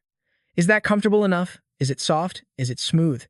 Junior brother, let me feed you a grape. Tell me if it's sweet. Just then, a brave male disciple shouted, They're just a few worthless pills. What's there to be so arrogant about? Hearing this, Lu Chen let out a cold smirk. Junior brother is absolutely right. These are just some worthless pills. I usually just use them as bird feed. Surely you don't actually plan on eating them, do you? At that moment, a figure approached from the distance. His voice cut through the crowd. This junior brother is mistaken. King-breaking pills can hardly be called garbage. Someone in the crowd recognized him as senior brother Du Yi. He calmly walked over to start a conversation. If junior brother has a surplus of king-breaking pills, I'm willing to trade for them at a fair price. Lu Chen replied with a friendly tone. Now here's a true talent who recognizes quality, much better than those arrogant, useless paupers. What price are you planning to buy them for? Du Yi considered for a moment before speaking. How about this? I won't let you take a loss, junior brother. 1,000,000 spirit stones for one pill. What do you think? Hearing that price, Lu Chen nearly exploded with rage. This guy was nothing but a black-hearted coal mine owner, something worth 10 million, and you offer one. Are you giving charity to a beggar? Is your brain flooded with water? Du Yi tried to persuade the main character with the lamest excuse imaginable. You, with your ridiculously ugly, messy hair, are still complaining? Can't you see how upset all the senior and junior brothers are with you right now? I'm doing this for your own good. If you sell them to me at a loss, it might appease them. If it weren't for that uniquely hideous hair of yours, I wouldn't even offer 1 million. Being insulted for his hair was the last straw. Lu Chen finally snapped. This senior brother certainly has some nerve. Who did you just call ugly? Du Yi continued to taunt Lu Chen casually. What's wrong? Does this mean you want to fight, junior brother? Have you run out of words, so you can only prove yourself with brute force? How crude. Lu Chen's anger blazed like an inferno. The other men chimed in, barking insults. That's right. A piece of trash with a few dirty coins and hair like a weed patch. He's so ugly he shouldn't even— If I were him, I would have killed myself in shame ages ago. Lu Chen suppressed his fury, glaring daggers at them. Very good. It's been a long time since anyone dared to bark at me like this. I will remember each and every one of you. Du Yi was completely fearless, his taunts echoing endlessly. Well now, does our little junior brother think he's something special? Just give it up. You're no match for me in a real fight. Hand over the elixir now, and I'll spare you the pain. Fed up with his arrogant ranting, Lu Chen sprang into action. He launched himself directly at his opponent. Ridiculous. Am I a match for you? Let's find out, shall we? His fist slammed into Du Yi's gut before he could even react. Du Yi coughed up a mouthful of blood. A thrill ran through Lu Chen. So, do you still think I'm not your match? Du Yi collapsed to the ground, leaving the crowd completely stunned. Senior brother Du Yi, sent flying by a single punch. He didn't even have a chance to use his techniques. This guy's cultivation is so low. How can he be so powerful? Now, facing these guys felt like an egg trying to smash a boulder. Their faces turned green with fear. What do you want? Stay back. We give up. We're sorry. But Lu Chen couldn't care less about them. A bunch of nobodies. Fighting you would only dirty my fists. With that, Lu Chen grabbed Du Yi by the collar and took off. The remaining lackeys were left in a state of utter shock. He took senior brother away. We're doomed. He's not. Going to kill him. Is he? Why is he heading towards Divine Peak? Hurry, go get our master. Lu Chen landed forcefully on Divine Peak. Not bad. This is the place. Get down. He sneered, calling him trash. He carelessly tossed Du Yi against a tree. The terrified bully nervously questioned the main character. Why did you bring me to the Divine Peak forest? What do you want? Lu Chen grabbed a handful of his hair, his voice dripping with menace. Take a guess. Nice. Your hair is so full and bouncy. Du Yi's mind raced to a horrifying conclusion, and he flinched back in terror. You bastard. I'm not interested in men. Don't you dare try anything funny with me. A dangerous smile spread across Lu Chen's face as he raised the lightning array controller. What a coincidence. I am very interested in men. Specifically, electrocuting them. Du Yi's face went deathly pale. Huh? Electrocute. Men? What is that thing? Lu Chen didn't keep him waiting. He immediately gave him a demonstration. Divine Light Single Dragon Drill. The first jolt hit, and Du Yi was instantly paralyzed by the shock. Lu Chen watched with glee. This is just a little shock from a level 4 array. And you, a great senior brother, can't even handle this. Soon, his hair looked exactly like the main characters. Du Yi howled in agony. My perfect hair. You lunatic. Lu Chen was having the time of his life. So, how do you like it? Didn't you say my frizzy hair was the ugliest thing you'd ever seen? So I gave you a matching style, special service. Du Yi's face was ashen, his will to live completely gone. He asked in confusion, No, what I meant was, is your frizzy hair also from being shocked? Do you have nothing better to do than electrocute yourself for fun? You really are a masochistic freak. Lu Chen's face darkened, veins throbbing on his forehead. It seems the voltage is still a little too low. Let's continue. Du Yi was once again bathed in a storm of lightning. While Lu Chen was busy torturing him, Chen Yu appeared and started scolding him. Why are you back here again? Haven't you had enough fun shocking things? Lu Chen proudly showed off his handiwork. Sister Yu, it was like this. This senior brother here saw my fantastic frizzy hair and was so moved by this peak of fashion. He begged me to give him the same style. I had no choice but to bring him up here. And now, he's so happy he's speechless. Chen Yu was at a loss for words. You brat. The Saint Lord was right about you. You really are a little demon. Meanwhile, one of the lackeys had gone to report the incident. Are you certain my disciple Du Yi was taken away? Yes, Elder Huang. It was a guy with frizzy hair. He knocked out senior brother Du Yi and dragged him away. That lunatic took him up to Divine Peak. And I don't know what happened after that. Hearing this, something clicked for the old man. To Divine Peak, you say? It seemed he was beginning to understand something. The elder made his way to the Saint Domain's training grounds. A disciple ran up to him, reporting, Elder Huang, that frizzy-haired guy is coming down from the mountain now. The elder snorted. I'll go see for myself. As he approached, he found a crowd of disciples roaring with laughter. Is that senior brother Du Yi? He looks awful. What a disgrace. A half-naked Du Yi was sobbing hysterically. Damn you all. Get away from me. Stop looking. This only made the crowd laugh harder. Look, he's so embarrassed. In his moment of despair, Du Yi spotted a familiar face. It was his master. Like a drowning man seeing a lifeline, Du Yi scrambled towards him. Master, you have to get justice for me. My handsome, glorious, perfect hair has been ruined. It's been turned into this frizzy nightmare. Master, you have to teach that guy a lesson for me. Elder Huang whispered to his disciple. My boy, I can't just rashly seek revenge for you. After all, he came down from Divine Peak. Just then, Lu Chen seemed to find a new target. His eyes landed on the disciple who had snitched. You there, senior brother. I recall you also had some strong opinions about my frizzy hair. How about I give you a matching style? His face paled at the words. What are you planning? Meanwhile, a group of beautiful female disciples were gossiping nearby. That rabbit is so fat, I'm surprised it can even run.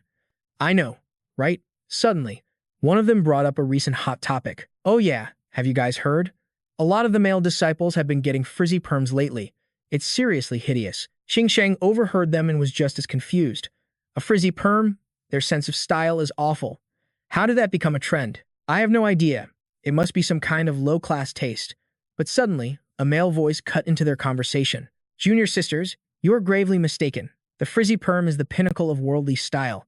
How could you possibly call it ugly? When the girls turned around, they saw the familiar face of senior brother Du Yi.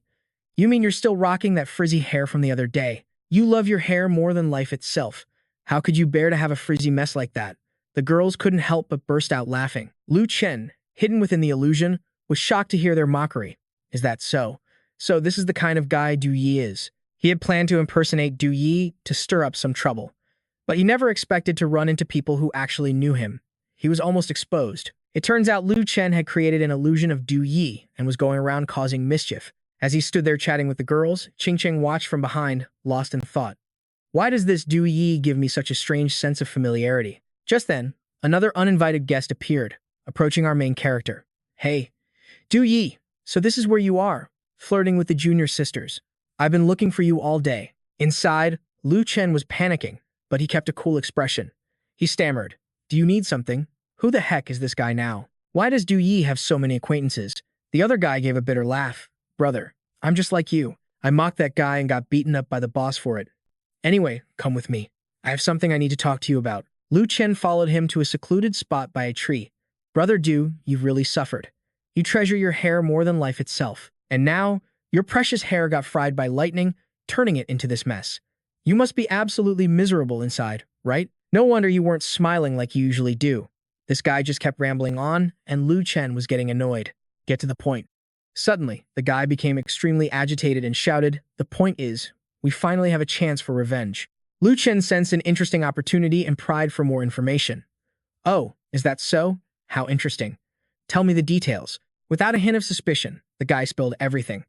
I've teamed up with the 9 senior brothers who were humiliated by that bastard, plus some of Tang Jing's other pursuers. That brat tricked Tang Jing into giving him a kiss.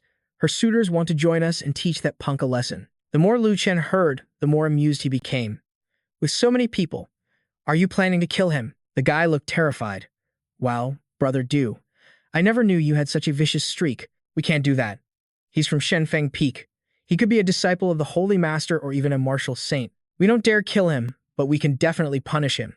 For example, we could catch him, strip him completely naked, and dump him in front of everyone. Let everyone get a good look. An image of a naked Lu Chen hanging from a tree flashed through his mind, and he couldn't contain his malicious glee. What do you think of the idea? When you think about it, it's a brilliant plan. Seeing the guy laugh so heartily, Lu Chen was absolutely fuming. Noticing his strange expression, the guy took a closer look.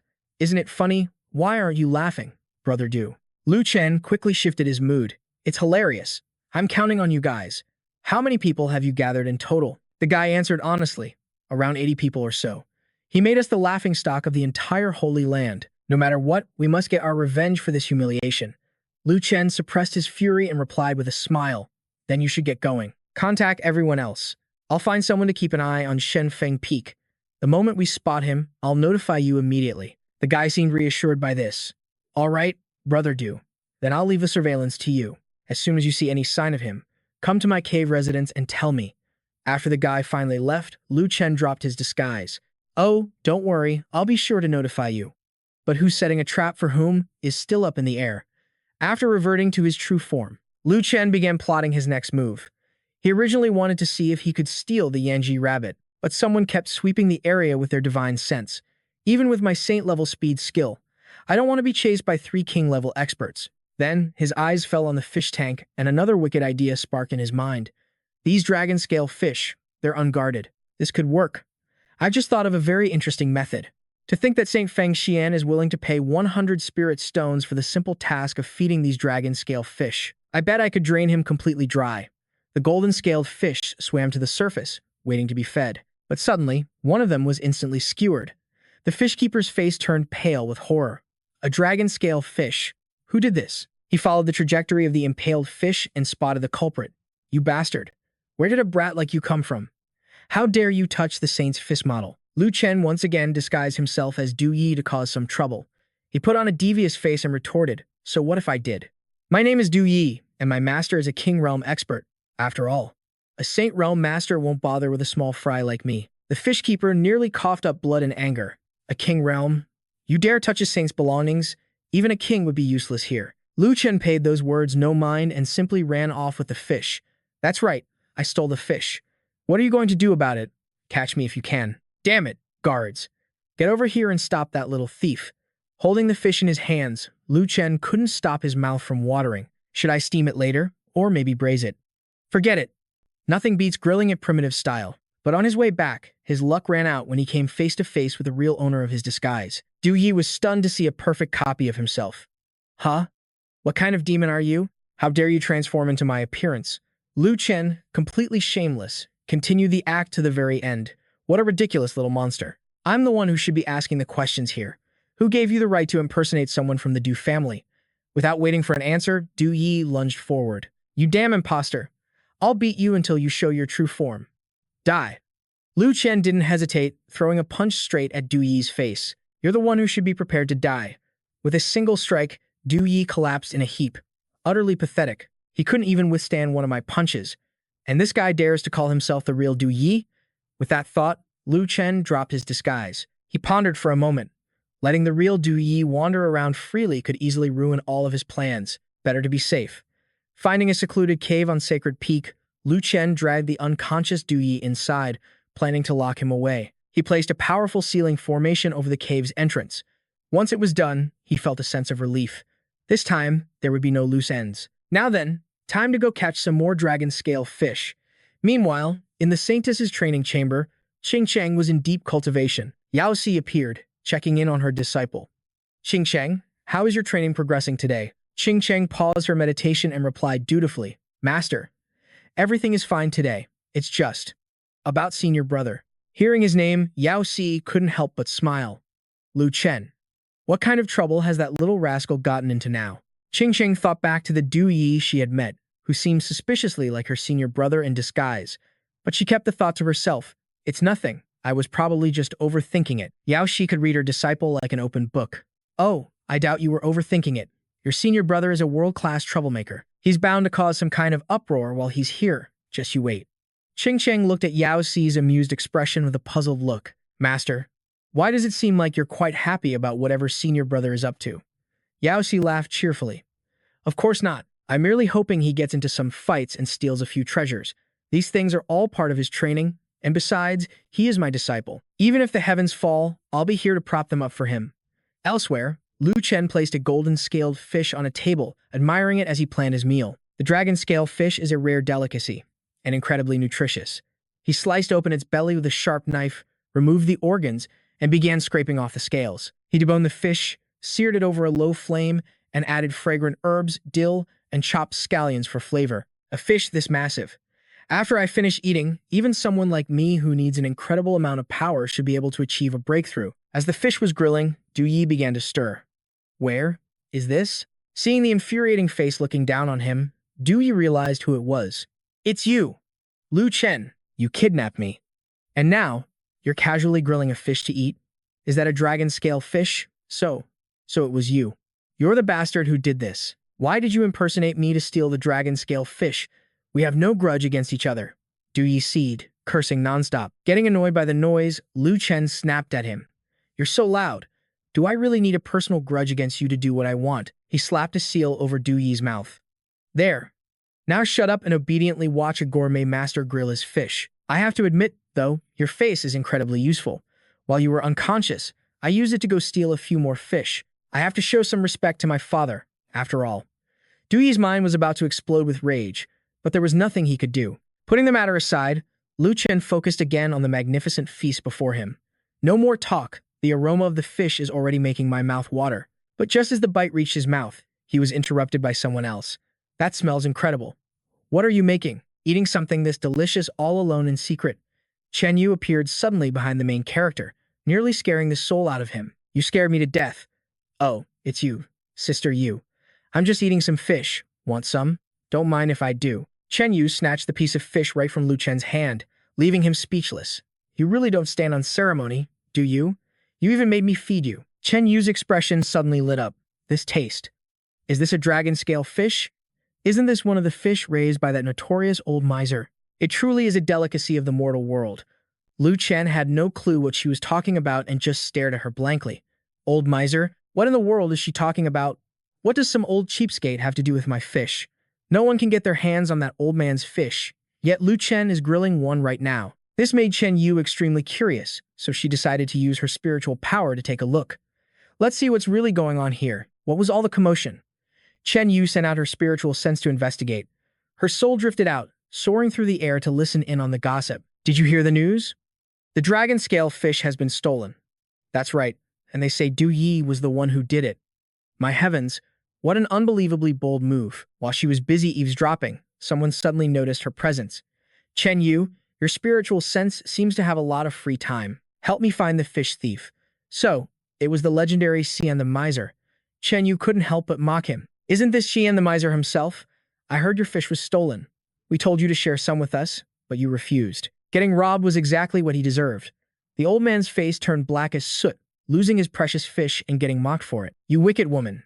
If you won't help, fine, but don't you dare ridicule me to my face. After getting the full story, Chen Yu's soul returned to her body. So that's what happened. You little brat, you're quite impressive. To think you even managed to steal Xian the Miser's treasure. Lu Chen immediately understood what she was talking about. Oh? So that stingy old man was the fish's owner? Sister Yu, you flatter me. Let's just ignore him and eat. Chen Yu provided a few more details. Xian the Miser's real name is Xian Xia, and his title is Feng Xian. He's a saint-level expert, who's notoriously cheap.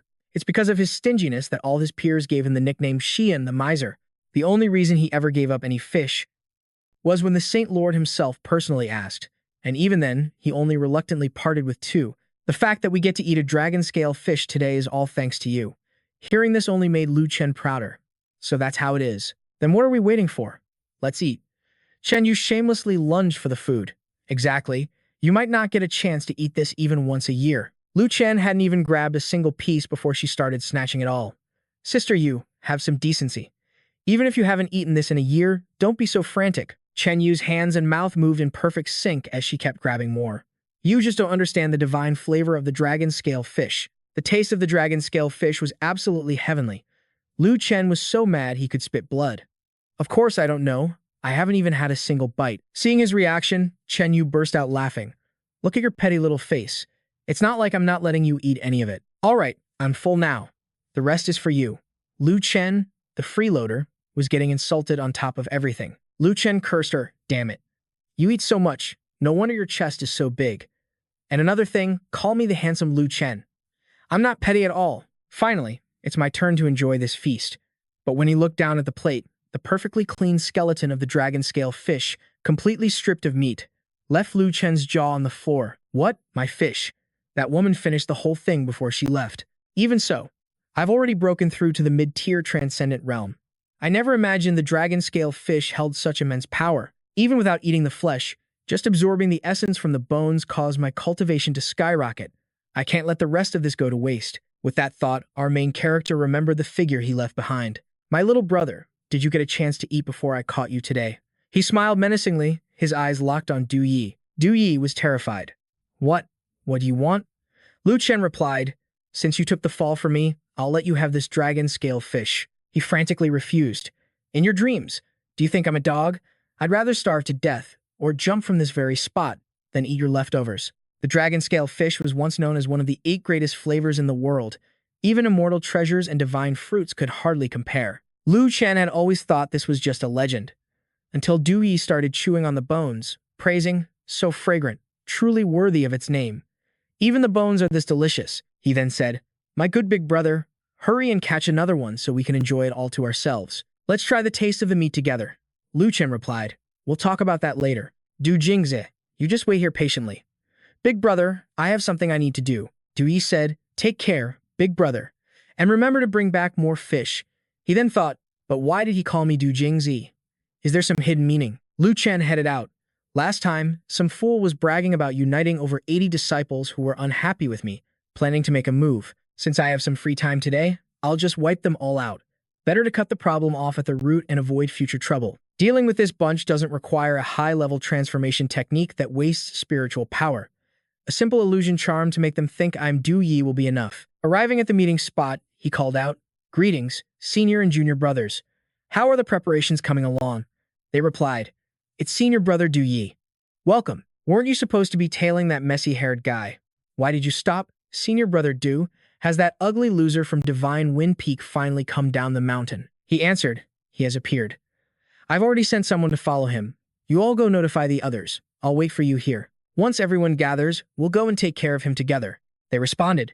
Senior brother, wait here for a moment. We'll go inform everyone else and gather our forces. A while later, they returned. Senior brother, sorry for the wait. Everyone is here. If we don't beat that arrogant punk to death today, I'll do a handstand dance. Just wait until we catch him. I'll be the one to break both his legs. Let's go, senior brother. It's time to act. Lu Chen cursed inwardly. Unbelievable.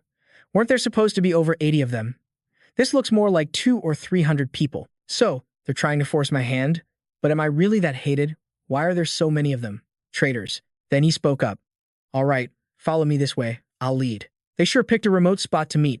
Why are we out here? That ugly bastard loves to hide in filthy places. Guang Tianren is no saint either. He said it was nearby, but we've been walking for an hour. Why aren't we there yet? Someone asked.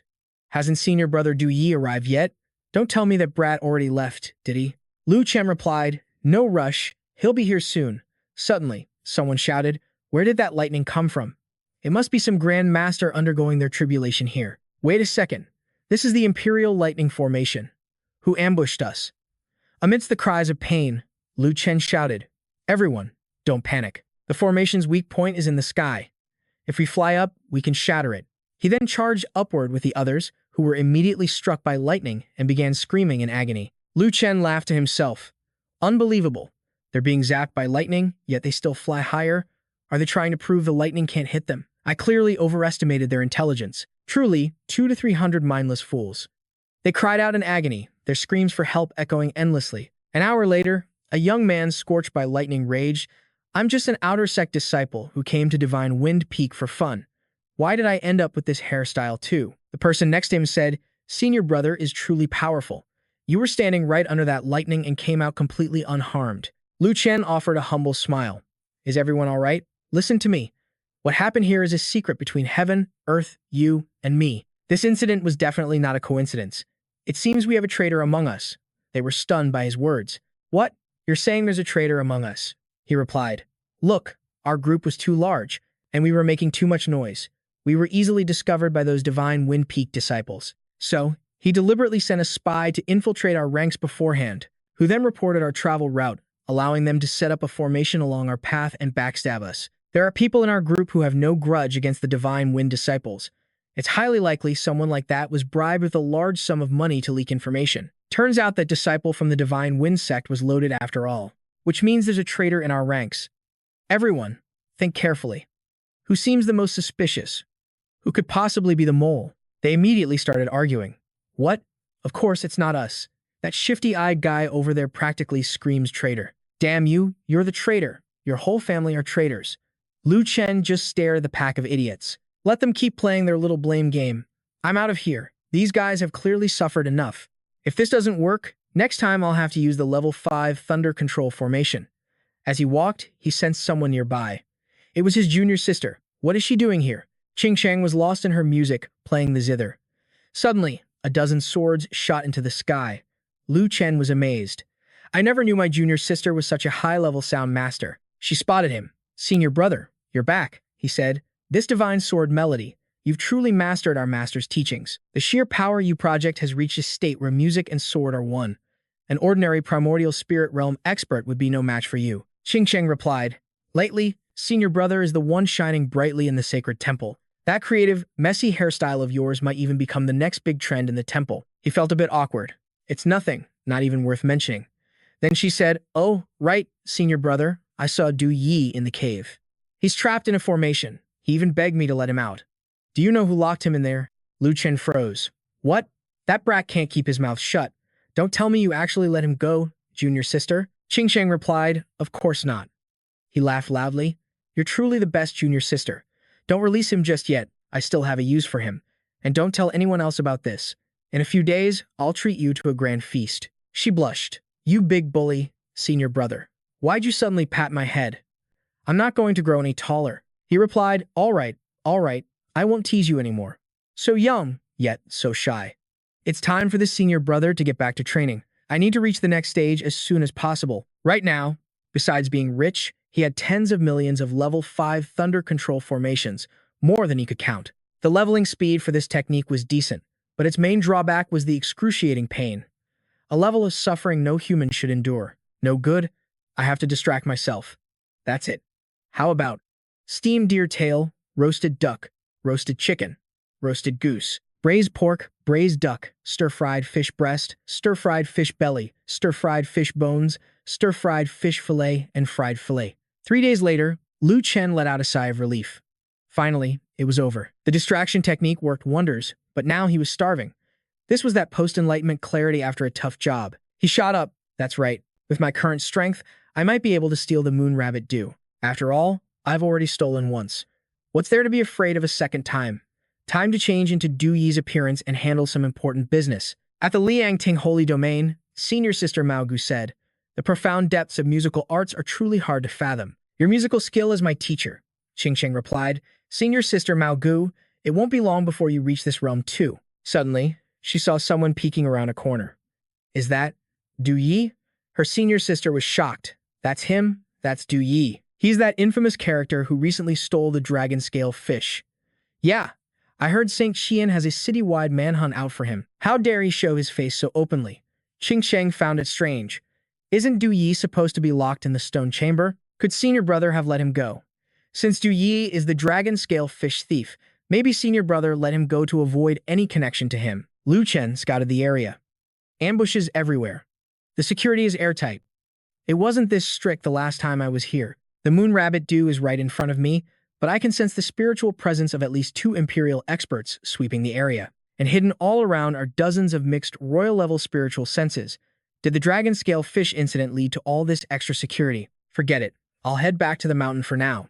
The moon rabbit dew won't be easy to steal. I need to come up with a better plan. The moment he returned, Du Yi asked, "Big bro, you're back early today.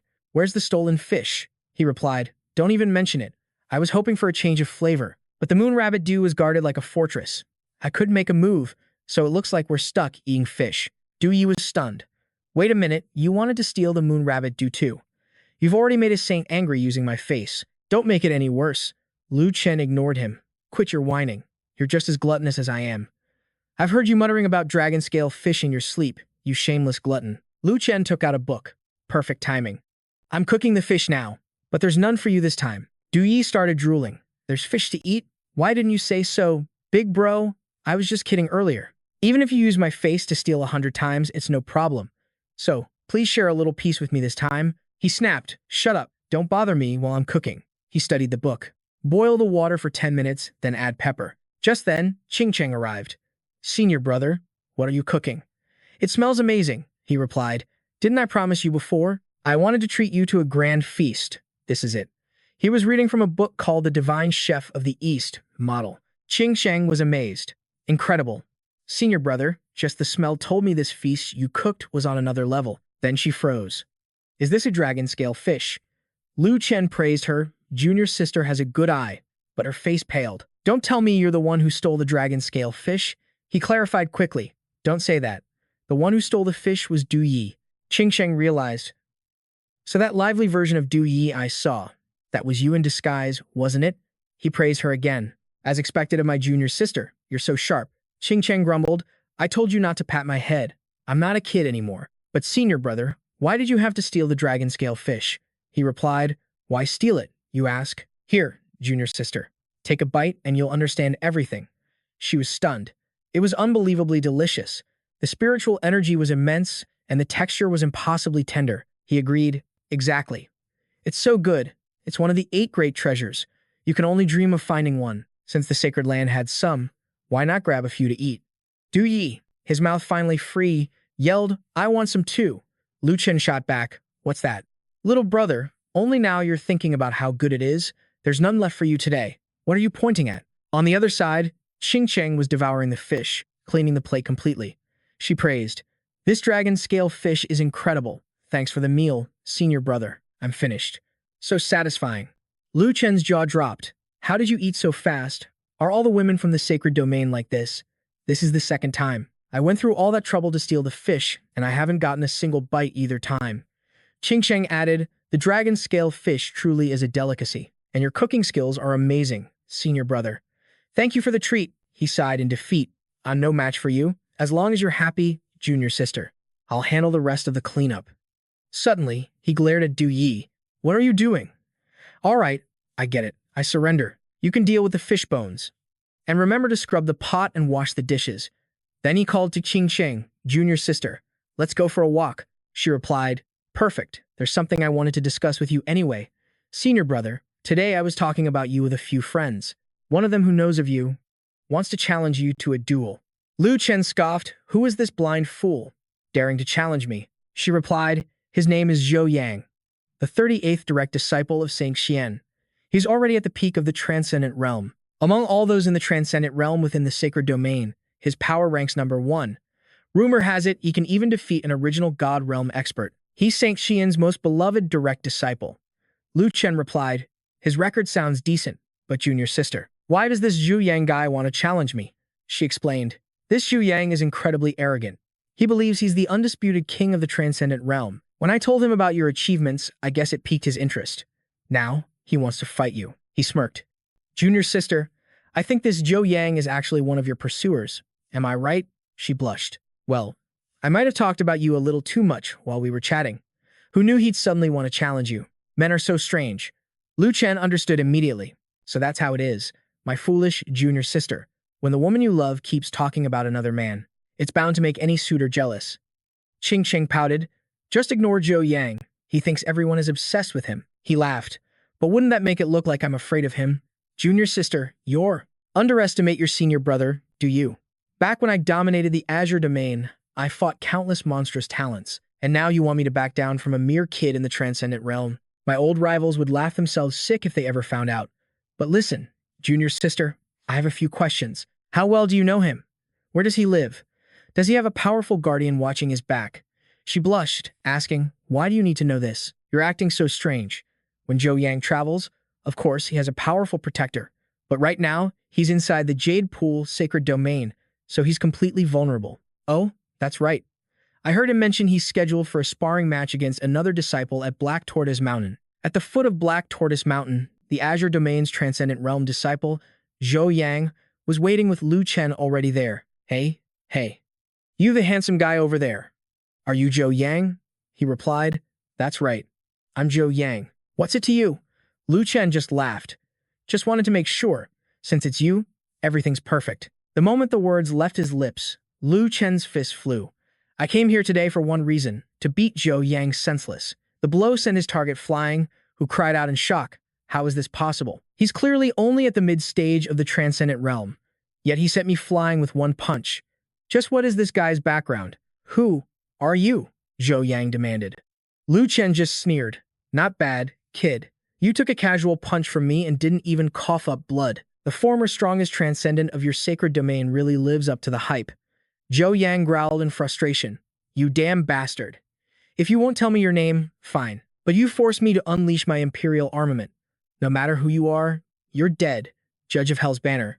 Seal of life and death. He charged forward, screaming, Now, die. The seal of life and death activated, but Lu Chen remained completely calm. He casually summoned his own treasure. Seal of life and death. Disperse. At his command, Zhou Yang was stunned. What? You have a seal of life and death, too. It completely neutralized my ultimate attack. Only a higher grade seal could suppress my imperial armament. Don't tell me. Is yours a saint-level artifact? Lu Chen smirked. You guessed it. This is a genuine saint-level seal. Now let's see how it feels when I smash your skull with it. As Zhou Yang collapsed, Lu Chen sauntered over. Hey, buddy. Next time, why not just pass out from the start? And you even dared to whip out your little toy. Didn't you know mine is bigger? Lu Chen thought to himself, good thing I held back. I made sure not to trigger the saint's will, protecting him and spared his life. Otherwise, the human saint would have undoubtedly hunted me down. Glancing at his new hostage, Lu Chen casually tossed him into his spatial storage bag. Now then, let's check out that competition plaza up on the mountain. Arriving at the sacred domain's arena, the crowd was in an uproar. Where's Zhou Yang? He's still not here? Don't tell me he got scared and ran away. An elder grew impatient. What is he doing? His opponent has been waiting for an entire hour. This was the Saint Realm Master, Feng Xian. Amo, Go to Zhou Yang's estate and see what that little brat is up to. Just then, Lu Chen stepped forward. There's no need to search for him. I have news about Zhou Yang right here. A stranger asked me to deliver this letter to you, he said. They told me it contains information about Zhou Yang. Feng Xian froze for a moment before taking the letter. It read, Master Feng Xian, your precious disciple has been kidnapped. The ransom is 10 dragon-scale fish and 2 Yeji rabbits. You have 1 day to prepare. Miss the deadline, and the hostage dies. After reading the note, he exploded with rage. Damnation. How dare they extort me? I swear. I won't be able to rest until I've killed this thief. His furious gaze then fell upon Lu Chen. You, boy. Did someone pay you to bring this here? Tell me who's behind this, and I'll let you live. Lu Chen just smiled calmly. Hey now, don't make wild accusations. I'm just a kind passerby who happened to find this letter. Don't you dare try to pin this on me. Feng Xian's face twisted with rage. Still playing games? Your acting is terrible. It seems I'll have to force the truth out of you. But just as he moved to strike, a voice stopped him. Feng Xian, have you lost your mind? That boy is the Sacred Lord's direct disciple. If you lay a hand on him, do you have any idea what the Sacred Lord will do to you? Feng Xian was stunned. Chen Yu, what did you just say? This brat is the Sacred Lord's disciple. He whipped his head back towards the boy. Is your master truly the Sacred Lord, Yao Si? He demanded. Lu Chen nodded. Of course. My master is none other than the Sacred Lord. Feng Xian cursed under his breath. You've got to be kidding me. When did Yao Si's standards get so low? Why would she accept such a worthless disciple? Then tell me, Feng Xian pressed. How did you come by this letter at such a perfect time? Just then, another person spoke up. Saint Xian, I also have a letter concerning Zhou Yang. Feng Xian's anger flared again. They really prepared for this. I only have 42 of those fish left in total, and they're demanding 10 in one go. Not to mention 2 Yeji rabbits. Almost sentimental transmission, Saint Xian. I suggest we pretend to agree for now and see how the kidnapper responds. If they show up, we'll spring our trap. Feng Xian agreed. Very well. Amo, go and prepare the ransom. Outside the sacred domain, Amo began his stakeout. I'll hide here in the sky, concealed within a spatial rift. Unless they're above the Saint Realm, no one will ever detect my presence. Feng Xian said, Let's see you try to hide now, you damn thief. On the first day, as the sun began to set, why hasn't the kidnapper shown up yet? On the second day, could we be in the wrong place? But the letter clearly specified this severed tree stump. On the third day, boredom set in. I can't wait until I catch this thief. Then I'm going straight to East Saint's place for some wine. The fourth day passed, and then a full week. Finally, Feng Xian received a message. The master has left. Feng Xian, another letter for you. He jolted. A letter? What kind of demonic trick was this now? He ripped it open. My apologies. I knew you were setting an ambush, so I let you bake in the sun for a week. Now, keep paying the ransom. And I warn you, no more dirty tricks. A furious roar escaped his lips. Shameless, utterly despicable. I swear, the heavens aren't big enough for me and this thief. Meanwhile, at Lu Chen's place, he'd been relaxing for a week. He mused, I wonder how furious that old man is right now. He's definitely trying to hunt me down. But I'm not that stupid. His eyes glanced over at the newcomer, Qing Cheng. He muttered, I wonder where Master went. I wanted to say goodbye before leaving. She asked, Senior brother, what are you mumbling about? Also, Senior brother, was Zhou Yang's kidnapping you're doing? He replied smoothly, Don't be ridiculous. Would your senior brother ever do something like that? She retorted. What kind of person you are? You think I don't know? Suddenly, something descended from the sky. Lu Chen assessed it. Such a powerful aura. Has a saint just arrived? He recognized the figure. Ah, Senior Feng Xian of the Divine Wind has graced us. To what do we owe the old man scowled. Little friend, I received a letter. I think you should see this. Lu Chen took the message. It read, Feng Xian, I hear your holy master has accepted a male disciple. Deliver the ransom to him. It'll save me the trouble of prying it from his cold, dead hands. And don't you dare set an ambush near him, or I'll kill him. If the holy master's disciple dies because of you, she will surely hold you accountable. Let's not waste any more of each other's time. You'll never find me. But I know every move you make. After receiving the long-limbed fish, Lu Chen frowned dramatically. What a long letter. So this means I hold the ransom, and that brave hero will come get it whenever he pleases. Feng Xian nodded grimly. That's the gist of it. Everything's inside. You take it. But Lu Chen recoiled in shock. Senior Feng Xian, I'd like to live a few more years. If you give this to me, what if the man hiding in the shadows decides to just assassinate me? The saint declared, Rest assured, little friend. I swear on the heavens themselves I will not hide in the dark. I've lost this round. I admit defeat. I just want to pay the price to erase this disaster. I will resort to no more tricks. He cursed inwardly. Detestable brat. I am a saint. In the entire holy domain, besides the Holy Master herself, who can escape my senses? Who is this thief? Don't you already know in your heart? You're just a kid who relies on the Holy Master to bully others. Feng Xian added aloud. Besides, you are the Holy Master's disciple. How could I possibly disregard your safety? Very well, I'm leaving. Lu Chen smirked as he watched him go. And he's gone just like that? I guess I did him a favor this time. He then casually released Zhou Yang. So you really gave up that easily? I thought you'd be more stubborn. Since your master paid up, you're useless to me. Go home. With a flick of his wrist, he sent the man flying. At that moment, Qing Cheng asked, puzzled, Senior brother, wasn't the whole Zhou Yang affair your doing? Lu Chen smiled mysteriously. Junior sister, always remember, your senior brother was not the mastermind. Fine. But why do you need so many long-limbed fish? He answered, I plan to bring these fish home as a gift of respect for my father. I want the old man to taste something truly delicious. Just then, Lu Chen remembered something. All right, junior sister, take this. I'm about to head home now. His sudden departure left Qing Cheng confused. This is the formation technique used to trap Du Yi. After I'm gone, release Du Yi from the array. I need to get going. See you next time. And with that, Lu Chen vanished. Qing Cheng sighed. He's impossibly lazy, always making me do this and that. I don't even know where his hometown is. Next time, I'll visit his home and settle the score. The scene changes to the palace of the Lu Kingdom, where King Zhang Heng is playing chess with Jian Yiqiu. The king had been losing for 3 straight months, his heart anxiously awaiting Lu Chen's return. This Sword King's patience was unshakable, waiting here for 3 whole months just for that kid. Unexpectedly, Jian Yiqiu spoke. There's no need to play today. The man we're waiting for has returned. Zhang Heng scoffed. That rebellious son. So he finally remembers the way home. Lu Chen finally arrived. I wonder if the old man missed me. He strode into the room and called out, Old man, I'm back. Rebellious child, you dare show your face? Didn't you say you'd only be gone for a few days? It's been a few months, Lu Chen sighed.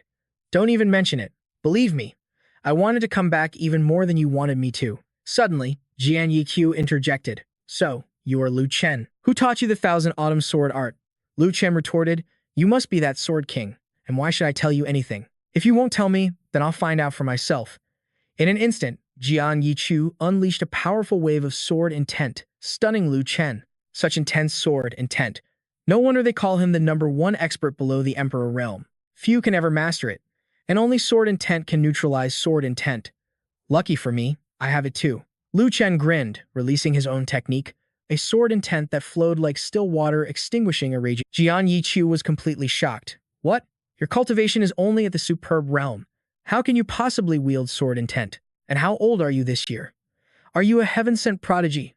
The Sword King rejoiced internally. To think I would stumble upon such a treasure. My 3 months of waiting were not in vain. The Sword King suddenly burst out laughing. We can forget about what you did to my disciple for now, leaving Lu Chen to wonder what the old man was scheming. Come now, become my disciple. Lu Chen immediately shot him down. I refuse. Yi Chu was stunned. What? You won't even consider it. I can teach you how to elevate your sword intent to the king level. At that point, slaying kings will be as easy as crushing insects. Lu Chen shook his head. I have enough masters as it is. Besides, with your meager strength, I'd be better off teaching you. Furthermore, you were trained by the Sword Emperor Palace, weren't you? For a mighty Sword King to abandon such vast resources and hide in this tiny backwater empire, you must have done something to get exiled to this desolate region, right? You know of the Sword Emperor Palace. I didn't think you recognized the 1,000 Autumn Sword art. And since you've cultivated sword intent, of course you be from there. Cornered, Yi Chu finally confessed. It's true. I am a cast-off disciple of the palace. I offended a higher-up and was banished for life, forever forbidden from ever setting foot in the sacred domain. Now, I can only live out my days in this pitiful Qi kingdom. If you're one of them, from the Sword Emperor Palace, then I want no part in this. However, Lu Chen cut in with a proposal. Not so fast. Let's make a deal. Help my old man overthrow Emperor Qi and take the throne. After it's done, I'll get you back into the Sword Emperor Palace. What do you think? Such arrogant words from a mere boy. I admit you have talent, a first-rate, perhaps second-rate genius in this region, but you can't possibly pull it off. My punishment was handed down by the 4 Peak Lords themselves. Even the palace master couldn't easily overturn it. Hearing this, Lu Chen pressed on. There's no one in the Sword Emperor Palace that I can't afford to offend. Yet, I said you can go back, so you can go back. If you don't believe me, then perhaps you'll believe in this sword. Yi Qiu gasped in utter disbelief. The Silver Moon Divine Sword. You're its sword master? That's impossible. You're only at the transcendent realm. So what if I am? I have powerful backers. The title of sword master was practically handed to me. With things having reached this point, Yi Qiu let out a long sigh. Very well. I am at the command of the great sword master. Meanwhile, outside, Zheng Heng was losing his mind. What in the world are you two plotting in there? You even put up a soundproofing array. Is there something you can't let me hear? The two of them just laughed. It's nothing major, old man. You don't need to know the details. Just get ready to sit on the Qi Emperor's throne. That's right, old Lu. I will definitely help you. Hearing this, Zheng Heng was completely baffled. No, I think I need to know. For instance, when did you two start colluding to do something so treacherous, and to casually talk about overthrowing the emperor? Isn't this decision far too reckless? Lu Chen replied smoothly. Don't worry. He and I will help you send Emperor Qi on his way. Zheng Heng grew even more anxious. What's the rush? Isn't this all happening too fast? Why are we suddenly trying to eliminate the emperor? Right now, we are the weaker party. How can the three of us possibly take down an emperor? It's fine. Emperor Qi already sees you as a threat. Last time, he sent 2 king-level experts to kill you. He clearly underestimated you. This time, we'll be the ones to strike first. Yi Qiu suddenly spoke up. However, Brother Lu has a point. Our numbers are too few. I'll go find one more person. He's no weaker than I am. His name is Lin Cheng. Lu Chen grew curious. And who is that? But Zheng Heng recognized the name. Wasn't he already killed by Emperor Qi? Yi Qiu explained. He cultivates a secret soul technique. Even if his body was destroyed back then, he has a way to be reborn. Is that so? Then I'll trouble Brother Sword to ask him to come out of seclusion. We'll await your good news right here. With that, Yi Qiu departed. All right, I'm heading out now. Travel safely, Brother Sword. It was only then that Zheng Heng asked, what kind of power do you have that even a Sword King obeys your every word? I told you, Father. I found an incredibly powerful master. Even the gatekeepers at my master's home could probably defeat you in a fight. Lu Chen's words made his father flare up. Then why don't you call one of those gatekeepers to help us? Or is your status so low that they won't even listen to you? Lu Chen paused, bewildered. Wait, that's a good point. Why is my background so powerful, yet I'm still playing these childish games with this trash royal family? Elsewhere, in the Qi Imperial Palace, the Emperor was intrigued. Even that Sword King Yi Qiu has rebelled. What tricks does this little Lu King have up his sleeve? Suddenly, a servant announced, the Martial King and the Demon-Suppressing King, the 2 Majesties, have come to seek an audience with you, Your Majesty. The Martial King strode in with a solemn air. This subject greets Your Majesty. He was followed by the Demon-Suppressing King. This subject also greets Your Majesty. You too will make a trip to the Lu Kingdom. Tell that Sword King that if he wants to live, he will accept my son, Qi Han, as his disciple. If he refuses, eliminate him, and bring me the heads of the entire Lu clan. The Demon-Suppressing King smirked. Your Majesty, I alone am more than enough. I've been wanting to cross swords with that Sword King for a long time. Emperor Qi erupted in anger. A sword cultivator's power far exceeds that of a normal king. With both of you going, victory is assured. Do not bring me any more shame. The two of them bowed in unison. As you command. Meanwhile, back at the Lu Kingdom Palace, Zheng Heng walked in, curious. You rotten kid, what are you doing? What's that amazing smell? This is a dragon-scale fish. I brought it back from Master's place specifically for you to enjoy, Father. Hearing this, his father felt a surge of pride. He hadn't raised his son in vain. The boy knew filial piety. Perfect timing. Sword brother, bring Lin Cheng over to enjoy this dragon-scale fish with us. Yi Qiu couldn't hide his surprise. A dragon-scale fish? One of the 8 great treasures, Brother Lu. You managed to get your hands on even this? Zheng Heng looked on smugly. So, this must be our brother, Lin Cheng. That soul technique of yours is truly miraculous, allowing you to reverse your age. Where's the one who summoned me? I heard he has a way to eliminate the Qi Emperor. Yi Qiu immediately pointed at Lu Chen. The one with a plan to take down the Qi Emperor is this brother right here. Lu Chen. Lin Cheng was bewildered. Him. That worthless transcendent realm trash. Hearing that, Lu Chen corrected him. A transcendent realm expert might be weak, but a super-rich transcendent realm expert who owns a 7th-grade thunder array. Wouldn't killing an emperor be simple then? This left Yi Qiu and Lin Cheng completely stunned. What? A 7th-grade thunder array. All right, Stop gawking. Come on, let's eat some fish. Just then, outside, the demon suppression king and the martial king arrived. They caught an incredibly fragrant scent but couldn't identify it. The martial king suddenly guessed, that smell. It seems to be roasted dragon-scale fish. Then the martial king roared, by order of the Qi Emperor, we have come to the Lu Kingdom to eliminate the traitors. Sword King Yi Chu, Lu Zhengheng, Lu Chen, the three of you, come out and surrender your lives. Seeing the two kings descending from above, Yi Chu sneered, I wondered who it was. So it's the martial king and the demon suppression king. You two certainly have a powerful presence. Sword King, the Qi Emperor has always treated you like a brother. Yet today, you betray him. Your crime is unforgivable. Don't try to scare me. Betraying the Qi Emperor is a heavy crime. I know. The demon suppression king then laughed, traitor.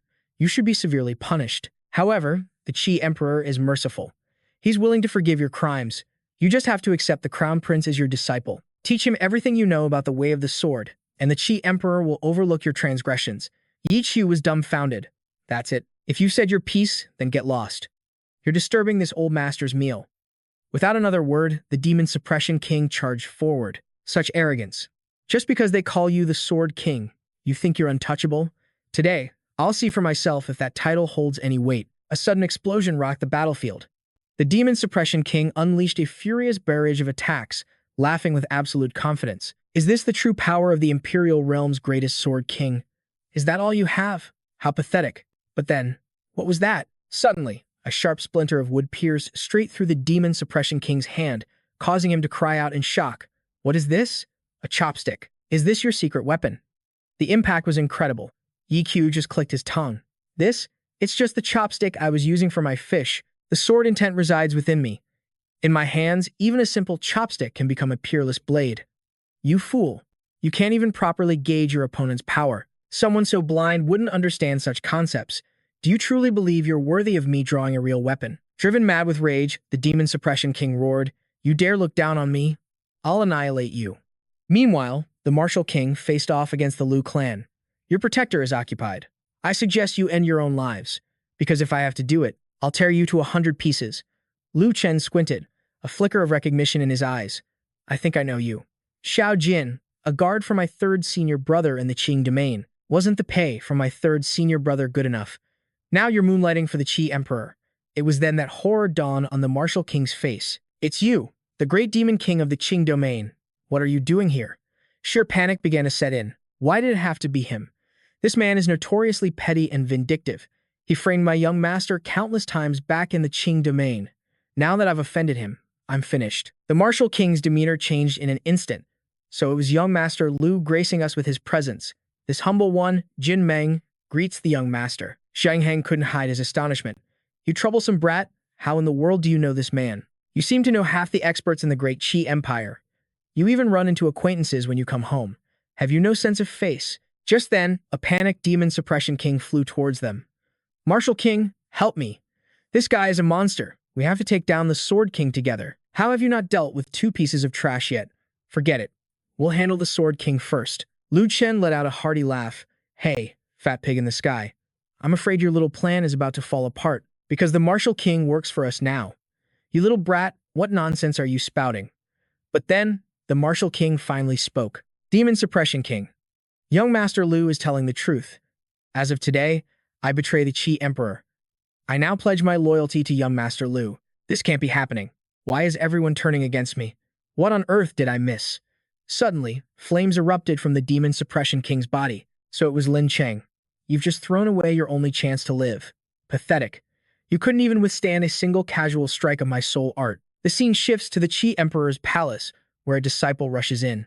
Your Majesty, the Qi Emperor.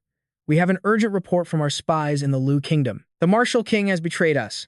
The Demon Suppression King was surrounded and has been killed in the Lu Kingdom. Hearing the news, the Emperor let out a cold laugh. So, they've all betrayed me. Is this Emperor truly all alone now? The Sword King. The Martial King. The Lu father and son. You've all done well.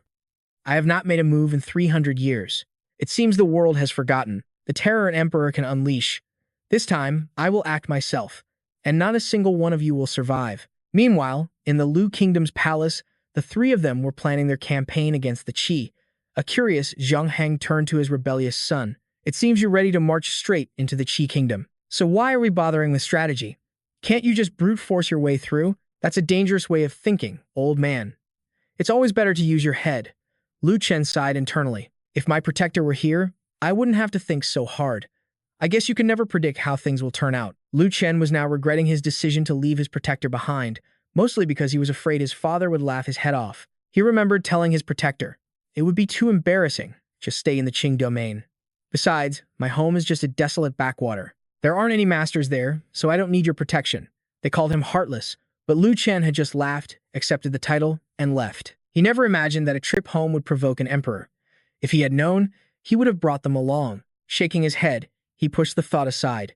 He turned to Zhang Heng and Yi Qiu and asked, "Do either of you know Emperor Qi's exact cultivation level? Has he reached the peak of the Emperor realm?" Yi Qiu immediately replied, "No. I've never seen him fight seriously, but my investigation points to the mid or late Emperor stage." "That makes things much easier," he declared.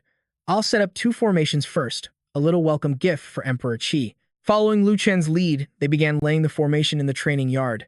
Yi Qiu was stunned. The last time he'd seen a level 7 formation was back at the main sect. Lin Chang was equally astonished, sensing its strange power. Lu Zhangheng, however, had a different thought. How much did this formation cost? This feels absurdly extravagant. Instantly, Lu Chen began the incantation. Qian, Kun, Xuan, Dui, Ba, Jiao, Zhen, Feng. Unleash the white tiger. Zhen, Zhen, Li, Can. Summon the azure dragons slash to slay my enemies. Riding the wind, my sword enters the sea of bones, to annihilate heaven and earth. A 7th level emperor slaying formation. The 6 gods burial array was activated. The stage was set, waiting only for an emperor's blood to christen the battlefield. One day later, at the Lu Kingdom's royal palace, Emperor Qi finally arrived. His voice thundered across the grounds. "Traitorous sword saint, Yi Qiu. Traitorous martial king, rebel Lu Zhengheng. And you, beast, Lu Chen. All of you, crawl out here and face this emperor's judgment for your crimes." Lu Zhengheng stepped forward calmly. "Your Majesty, Emperor Qi, you're late. We've been waiting for quite a while." Emperor Qi sneered. "So, you've all truly banded together? What devilish trick did that Lu father and son use to make you betray me?" "Sword Saint Yi Qiu. For hundreds of years, I treated you as a friend. Why would you betray my Qi kingdom now? You said it yourself. I was a friend, not your subject. So how could I betray your nation, you long-winded old fool? And you, martial king, what about you? I saved you from certain death, and you swore eternal loyalty. Why did you turn against me?" The martial king scoffed. "If I hadn't faked those mortal injuries back then, how could I have ever gotten close to you? I am a member of the Divine Wealth clan of the Azure Domain. If not for the mission from my clan, do you really think you're worthy of my loyalty?" Emperor Qi was shocked. "The Divine Wealth clan? I've never heard of it. Why would they plant you by my side?" The martial king replied coldly. "At your cultivation level, you are naturally not qualified to know of the Divine Wealth clan. Just as you aren't qualified to possess Liu Qing's map." Realization dawned on Emperor Qi's face. "So, this is about Liu Qing's treasure map. In your dreams, are you looking for death?" Lu Chen's interest was suddenly piqued. Liu Qing, that name sounds familiar. Could it be the supreme overlord of the desolate domain from 8,000 years ago? Without warning, Emperor Qi lunged forward. Lu Chen easily parried the blow, shattering his technique. A formation. "So you're that Lu Chen, the master of arrays. This pathetic little level 5 formation might trap a king. But to think you can imprison a true emperor with this. You are far too arrogant. A single light punch from me will shatter this wretched thing to pieces." Lu Chen didn't argue. "Of course," he said calmly. "This poor, tiny, level 5 formation of mine could never stop the heavenly might of an emperor. But for you to let me activate a level 7 formation at such close range, that is a symptom of your own arrogance." Instantly, the level 7 burial array roared to life, causing Emperor Qi to panic. "What is this? How is this possible? A level 7 formation, something only an all-powerful saint-level sect should possess. How do they have one? A tiny subordinate kingdom possessing a level 7 array. It's impossible. I won't be intimidated by this bluff." Regaining his composure, Emperor Qi charged forward. "Peasants from a minor kingdom, stop this empty posturing. How could you possibly have a level 7 formation? I almost fell for your trick. Now, disappear from this world for me." But as his attack connected, Emperor Qi froze in disbelief. It truly was a level 7 formation. But it was only a defensive one. A high-level defensive array consumes hundreds of millions of spirit stones in minutes. Once your resources are depleted, I'll shatter it and take your head. Lu Chen was unconcerned and unleashed a vicious counterattack. I may be a little poor, but don't you worry. The spirit stones I have are enough to sustain this formation for 1 to 2 years, but you did just remind me of something. Wasting any more spirit stones and time on you is pointless. You've caused enough damage to our defenses. It all ends now. Lu Chen instantly unleashed the slaughter formation. A terrifying power surged forth. What? He had another killing array? Emperor Qi was utterly stunned. For a mere mortal to possess 1/7 level formation is a miracle.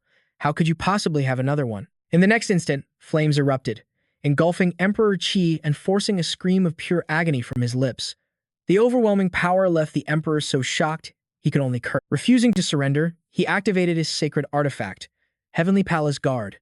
A protective barrier materialized around him. Lin Cheng's confidence faltered. What?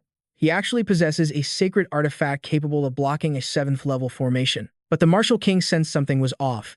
This aura, it felt like a fake. A counterfeit sacred artifact, mistaken by an ignorant fool. It seems he reaped some rewards from Liu Qing's map. But Lu Chen's fighting spirit was still burning brightly. So this was his trump card.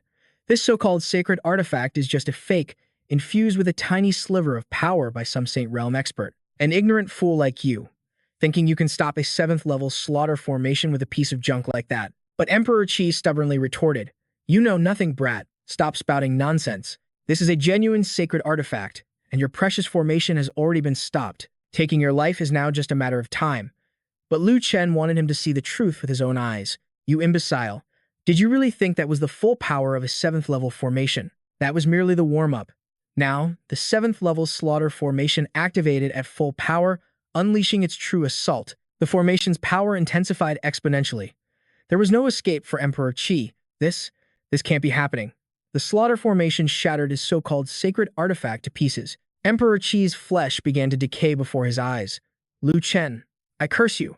I curse you to find no peace, even in death. This is a royal curse, forged from the very last of my life force. Now, disappear, Lu Chen. Who would have thought? Emperor Qi had one final attack before his death. Lu Chen, I will be waiting for you in the underworld. Trouble came crashing down on Lu Chen once again. Damn it. He wouldn't even die quietly. Sacred seal of life and death. Protect me. In that instant, the sacred artifact formed an impenetrable wall before Lu Chen. The two powers collided with a force that shook the very heavens. Lu Chen had nearly lost his life. He had underestimated Emperor Qi. Thankfully, the sacred artifact from his master was there to protect him. Zheng Heng was terrified, thinking his son was about to die. Chenner, are you all right? Are you hurt? Lu Chen replied, Father, don't worry. I'm fine. Ji and Yishu watched the devastating aftermath. The power of that royal curse was truly terrifying. Fortunately, the formation had already weakened the curse's power. Otherwise, it would have claimed Lu Chen's life in a heartbeat. He had underestimated Emperor Qi and allowed him to unleash a saint-level attack. But somewhere in the rubble, a tiny sliver of Emperor Qi's life force lingered on. Lin Cheng, is that you? You're seizing my remnant soul. You treacherous snake, what are you planning to do? Lin Cheng's grudge was far from over.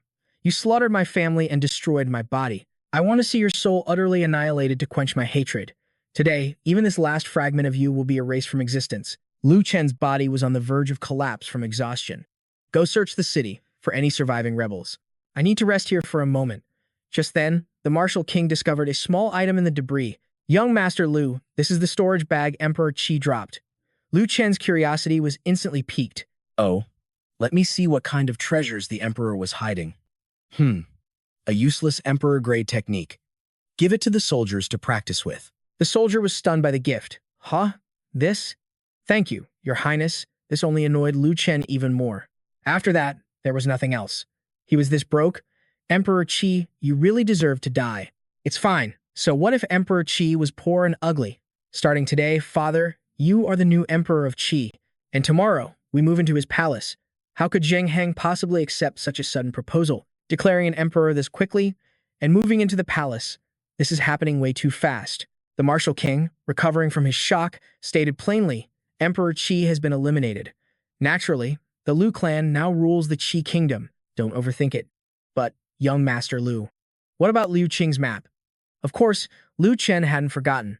I searched Emperor Qi's storage bag thoroughly. I didn't find anything resembling a map. A heavy look fell over the Martial King's eyes. Is that so? Then our only option is to search the Imperial Palace tomorrow and see what we can find. The Martial King's lips twitched as he thought to himself. Fishing in troubled waters. Whatever your scheme is, just make sure you don't betray our young master when the time comes. Outside the Lu Kingdom Palace, two figures lurked in the shadows. The white-haired man spoke. It's gone quiet now. His Majesty Emperor Qi must have finished crushing the rebels, but the purple-haired man felt otherwise. It's strange. His Majesty's aura has vanished. What happened? Could His Majesty have fallen? The white-haired man was skeptical. How is that possible? Emperor Qi is a true Emperor Realm Master. How could he die in the tiny Lu Kingdom? He must be using a technique to conceal his presence from outsiders. Finally, the purple-haired man approached a guard at the palace gate. Greetings, brother. Can you tell us what's going on inside? The great Qi Emperor has personally executed the traitors, but the palace guard immediately shut them down. What? No, that's not what happened. What nonsense are you spouting? The Lu Kingdom is invincible. Capturing the pathetic Qi Emperor was a trivial matter. As for your great Qi Emperor, he was vaporized by our formation. He's somewhere in this pile of dust.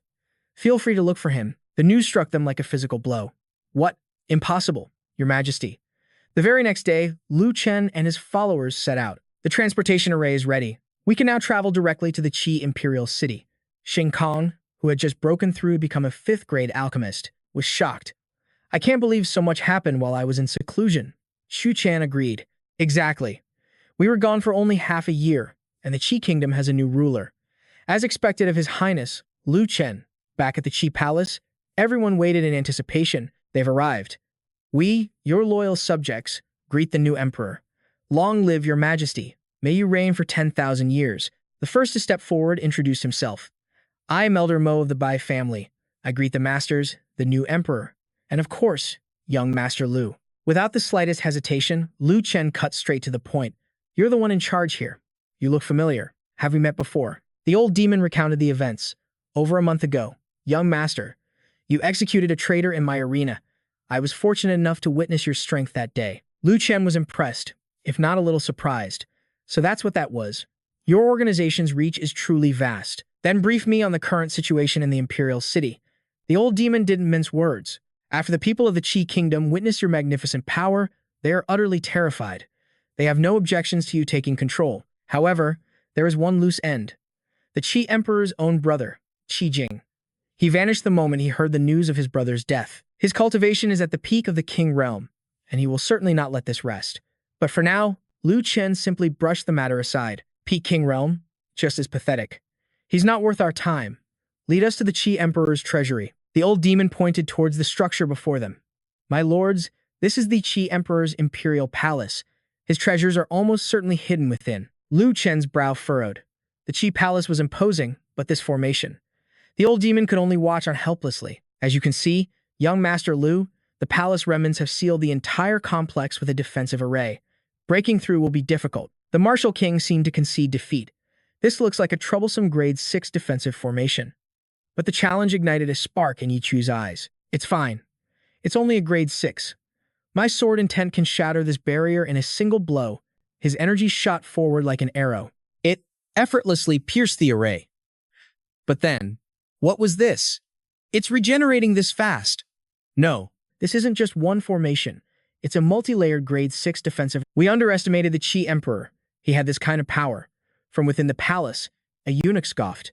Is that the best you rebels can do? So you're that piece of trash, Lu Chen. With your pathetic cultivation, you're nothing without your little array tricks. Now it's your turn to feel the might of a true formation.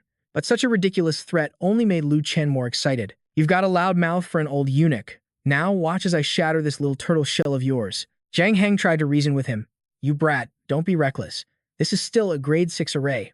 But Lu Chen's confidence was unshakable. Don't worry, old man. This is just an earth spirit array. My master has stacks of these lying around for toilet paper. It's garbage, and I'll break it for you right now. And so, Lu Chen began a masterclass in breaking formations for all to see. 1. The Water Palace. 2. The Earth Gate. 3. Thunder's Path. 4. The Wind's Divide. 5. The Center Core. 6. The Heaven's Eye. There, I've found the formation's eye.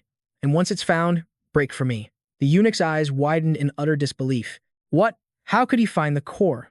Who would have guessed Lu Chen would apply his unique life experiences to breaking arrays? Back when I was constipated at my master's home, I spent so much time on the toilet, I became an expert on these toilet paper formations. I can practically see the core with my butt cheeks, but he had overlooked one incredibly important detail. What? What is this explosive art trap surrounding the core? What's going on? Zheng Heng screamed in desperation. Chenner. The martial king and Yi Qiu could only stare, their jaws agape. Young Master Lu. Who could be so vicious? The eunuch just cackled with contempt. The brainless fool got what he deserved. This was all part of Prince Qihan's diabolical plan. From afar, Qihan thought his scheme had succeeded. Lu Chen, so what if you can find the core of a grade 6 Earth Spirit array? In the end, you're nothing but a simple-minded brute, just for development. The god of slaughter realm is pathetically weak. The only fate for a fool is to sell his life. Zheng Heng charged into the swirling dust cloud, searching for his son. Chenner, where are you? If my son is harmed, I will make your entire Qi Imperial Palace his tomb. Yi Qiu was also burning with anxiety. Damn you. If you dare harm the Sword Master of my Sword Emperor Palace, the Sword Emperor Palace will dispatch all of its masters and turn your great Qi into a barren wasteland of bones 1,000 miles wide. The martial king, however, worried for the world's safety. It's over. This is a disaster.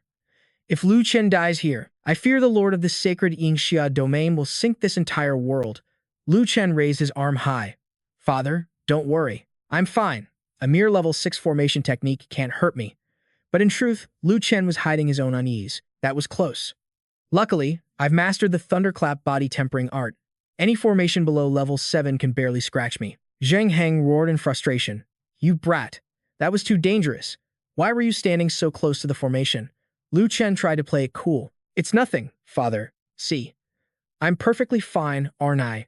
Meanwhile, Qihan seethed with rage over his failure. This guy is definitely not as easy to deal with as I thought. Just you wait, Lu Chen. Our next meeting won't be so pleasant for you. Lu Chen had no time to chase him. That transportation array is surprisingly fast. Who is that treacherous little snake? Zheng Heng warned him immediately. That's Qihan, the Qi Emperor's son. To resort to such a trap, he cannot be underestimated. Lu Chen felt only pity for such people. It's fine. He's just a stray dog that's lost its master. Nothing to worry about. As he stepped into the palace, everyone fell to their knees. We greet His Majesty, Emperor Lu. Long may he reign. Fearing for his life, the eunuch was far more obedient than before. His Highness Lu Chen is peerless and divine. This servant was blind to have offended you. Before he could finish, Lu Chen cut him off. So now you want to beg for your life? Where was this attitude before? You've already walked yourself into a dead end. The old eunuch trembled. Your Highness, spare me. This servant knows his mistake. Lu Chen offered him a condition. However, I am a kind and simple man. I'll give you a chance to redeem yourself. Find the Qi Emperor's treasury for me, and I will spare your pathetic life. The eunuch was overjoyed. Your Highness, you've come to the right person. I served the Qi Emperor for 30 years, and I know of one of his hidden treasuries. I'll take you there now. Your Highness, this is the Qi Emperor's treasury. His entire personal fortune is stored right here. Lu Chen picked up a stone to inspect it. They're all spirit stones, and only a few 100 million. Is this really considered valuable? He's so poor. A beggar from the sacred domain is richer than him. The eunuch was speechless. But your Highness, this is half a year's tax revenue for the entire Qi kingdom. Lu Chen was tempted to crush the spirit stone in his hand. I suppose so. For a native in this barren wasteland, the only thing of value he owned was that shabby sacred artifact. Outside, Yi Qiu had been briefed on the situation. Is that so? The map isn't in the Imperial Palace either. Lu Chen named his prime suspect. I'm guessing that little degenerate Qihan took it. After all, he's the one who was pulling the strings in the palace all this time. Yi Qiu added, I see. Qihan's transportation array was very crude. I've already had my people retrace it. The destination is most likely the Peacock Dynasty. Hearing this, Lu Chen's curiosity was piqued. The Peacock Dynasty is said to have had a close relationship with the Qi Emperor. In that case, let's pay them a visit. Father, you will now change the kingdom's name, declare yourself Emperor Lu, and send invitations to the 8 great kingdoms. Invite them to the founding ceremony in 1 month. I'm going to the Peacock Dynasty to settle a few scores. Zheng Heng reminded him with concern. All right, I understand. You be careful too. Don't fall into another trap. Lu Chen was now eager to find his target. Don't worry, he's the one who will suffer. Qihan, I'll remember you. At the Peacock Dynasty, old Xian was guarding the teleportation array from the Qi Kingdom. The figure inside the array revealed himself. This junior is Qi Han, son of the Qi Emperor. Greetings, senior. My father has been murdered by villains. I plead for the Peacock Emperor, Kong Yan, to lend his aid. Kong Yan sent a telepathic command. Old Qin spoke to the boy. I am in seclusion. I have no time to see him. Old Qin bluntly turned him away. The Emperor is in life or death seclusion and will see no one. You should leave. How could this be anything but a betrayal of Qi Han's father? My father and the Emperor shared a bond forged through life and death. Now that my father is in trouble and needs help, you turn your backs on us just like that. Old Qin was displeased. Your father's relationship with our Emperor was their own affair. What right does a junior like you have to comment? Now leave immediately, or I will throw you out myself. Qi Han left, seething with fury, using his king realm cultivation to bully a junior like me. That damned old man. That hateful Lu Chen. Hateful Zhang Heng, hateful Peacock Dynasty. All of you, just wait. Old Hyun watched his figure fade through the transportation array. The Qi Emperor is gone. What could have happened in the Qi Kingdom? And how did we receive no news at all? Who did this? Huh? The transportation array is activating again. It's another person from the Qi Kingdom. If they're also here to beg for help, I'll have to teach them a lesson. The moment his feet touched the ground, Lu Chen began to taunt them. So, this is the Peacock Dynasty. Looks like it's just another den of such vulgar language. Elder Qin's eyes blazed with fury. Who was this disrespectful brat down below? But Lu Chen wasn't finished. You decrepit old fool. This young master already crushed the Qi Emperor. Now I'm here for Qi Han. To uproot the last of the weeds. A voice then echoed in the elder's mind. Let them enter. Elder Qin hesitated. It was the Emperor's command. But why would he want to meet such an arrogant fiend? Lu Chen gave his final warning. Hand over Qi Han now, or I'll tear this place apart. Elder Qin trembled where he stood. Young man below, the one you seek is long gone. You are too late. However, our Emperor wishes to see you. You may enter for an audience. Emperor Kong Yan was waiting in the Grand Hall. He was eager to meet this mysterious figure. How interesting. A mere transcendent realm cultivator, with the power to slay an Emperor-level master. Just then, Kong Xuan, captain of the Royal Guard, made a request. Your Majesty, since you have doubts, allow me to test his strength first. Let's see what makes him so extraordinary. Then, the Emperor could decide how to deal with him. Kong Yan found this reasonable. Very well, Kong Xuan. This matter is in your hands. He immediately moved to block the entrance. Halt. Lu Chen just scoffed. Oh, and what is this? Your Emperor invited us in. Yet some two-faced guard dares to block our path. Are you defying your own master? Kong Xuan's voice dripped with contempt. Such a sharp tongue. How dare a lowly transcendent demand an audience with the Emperor? Unless you prove your worth, you won't take another step inside. Lu Chen sighed, looking utterly bored. Another fly buzzing to its death. Don't you small fry ever get tired of this? But Kong Xuan was ready to show off his arrogant technique. Prepare to witness the power of the Peacock Saint armor. Lu Chen stifled a laugh. I thought you had a real ultimate move. But it's just some wild chicken's armor. Kong Xuan's confidence was unshakable. Talk is cheap. My Peacock Saint armor is perfect in both attack and defense. No one at my level can possibly breach it. If you think you can, then come and try. But he was facing Lu Chen, a truly fatal mistake. What a shame for you. Because I actually have that ability. The Peacock Saint armor is the signature technique of the ancient Peacock Demon Saint. But what happens when I possess one of the Demon Saint's very own feathers? Lu Chen was already using his trump card. Because they shared the same origin, the Saint armor offered absolutely no defense against the legendary Demon Saint's feather. Hey, you with the chicken armor, try and block this. Just as the sharp feather was about to strike, Emperor Kong Yan appeared and caught it, the divine peacock feather.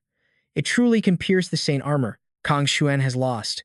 If I remember correctly, there is only one divine peacock feather in the entire world. Just then, Zhao Jun appeared out of thin air, and that one should be in the hands of my disciple, Kong Shuai. So tell me, how did you get this divine peacock feather? Zhao Jun kept his inner thoughts hidden. The attack from the divine peacock feather just now. No one below the Emperor level could have possibly caught it, yet this kid was only in the transcendent realm. His power was monstrous. Unfazed, Lu Chen began to spin a shameless tale. Kong Shuai, you say, from your Peacock dynasty. Ah, it seems we've met through a simple misunderstanding. That young man, Kong Shuai, admires me greatly. We're the best of friends at the Wind Thunder Pavilion. This divine peacock feather is the proof. When he first arrived at the pavilion, Kong Shuai had it rough. The senior disciples bullied him relentlessly for his humble appearance. I happened to witness it, and I couldn't just stand by. I defend the weak. I saved him in his time of need and made his bullies kneel and beg for their lives. After that, Kong Shuai practically worshipped me. He not only gave me his family's heirloom, but he also told me the secret weakness of the peacock's saint armor. But I, Lu Chen, am not one to accept a gift for simply doing what's right. Today, I will return this feather to your clan. Consider it an item returned to its rightful owner. In reality, he was just trying to unload some baggage. This tattered chicken feather was impossible to refine. He couldn't just throw it away, so to save face, he decided to gift it away instead. Zhao Jun bought the story completely. So that's how it is. It seems I have deeply misunderstood you, young master. To think you took such good care of my disciple, Kong Shuai. This old one is eternally grateful. This changed Emperor Kong Yan's entire perspective. He was so young, yet possessed such overwhelming strength. Even at the Wind Thunder Pavilion, the power behind him must be terrifying. They absolutely could not make an enemy of him. He approached Lu Chen. It seems this was all a terrible misunderstanding.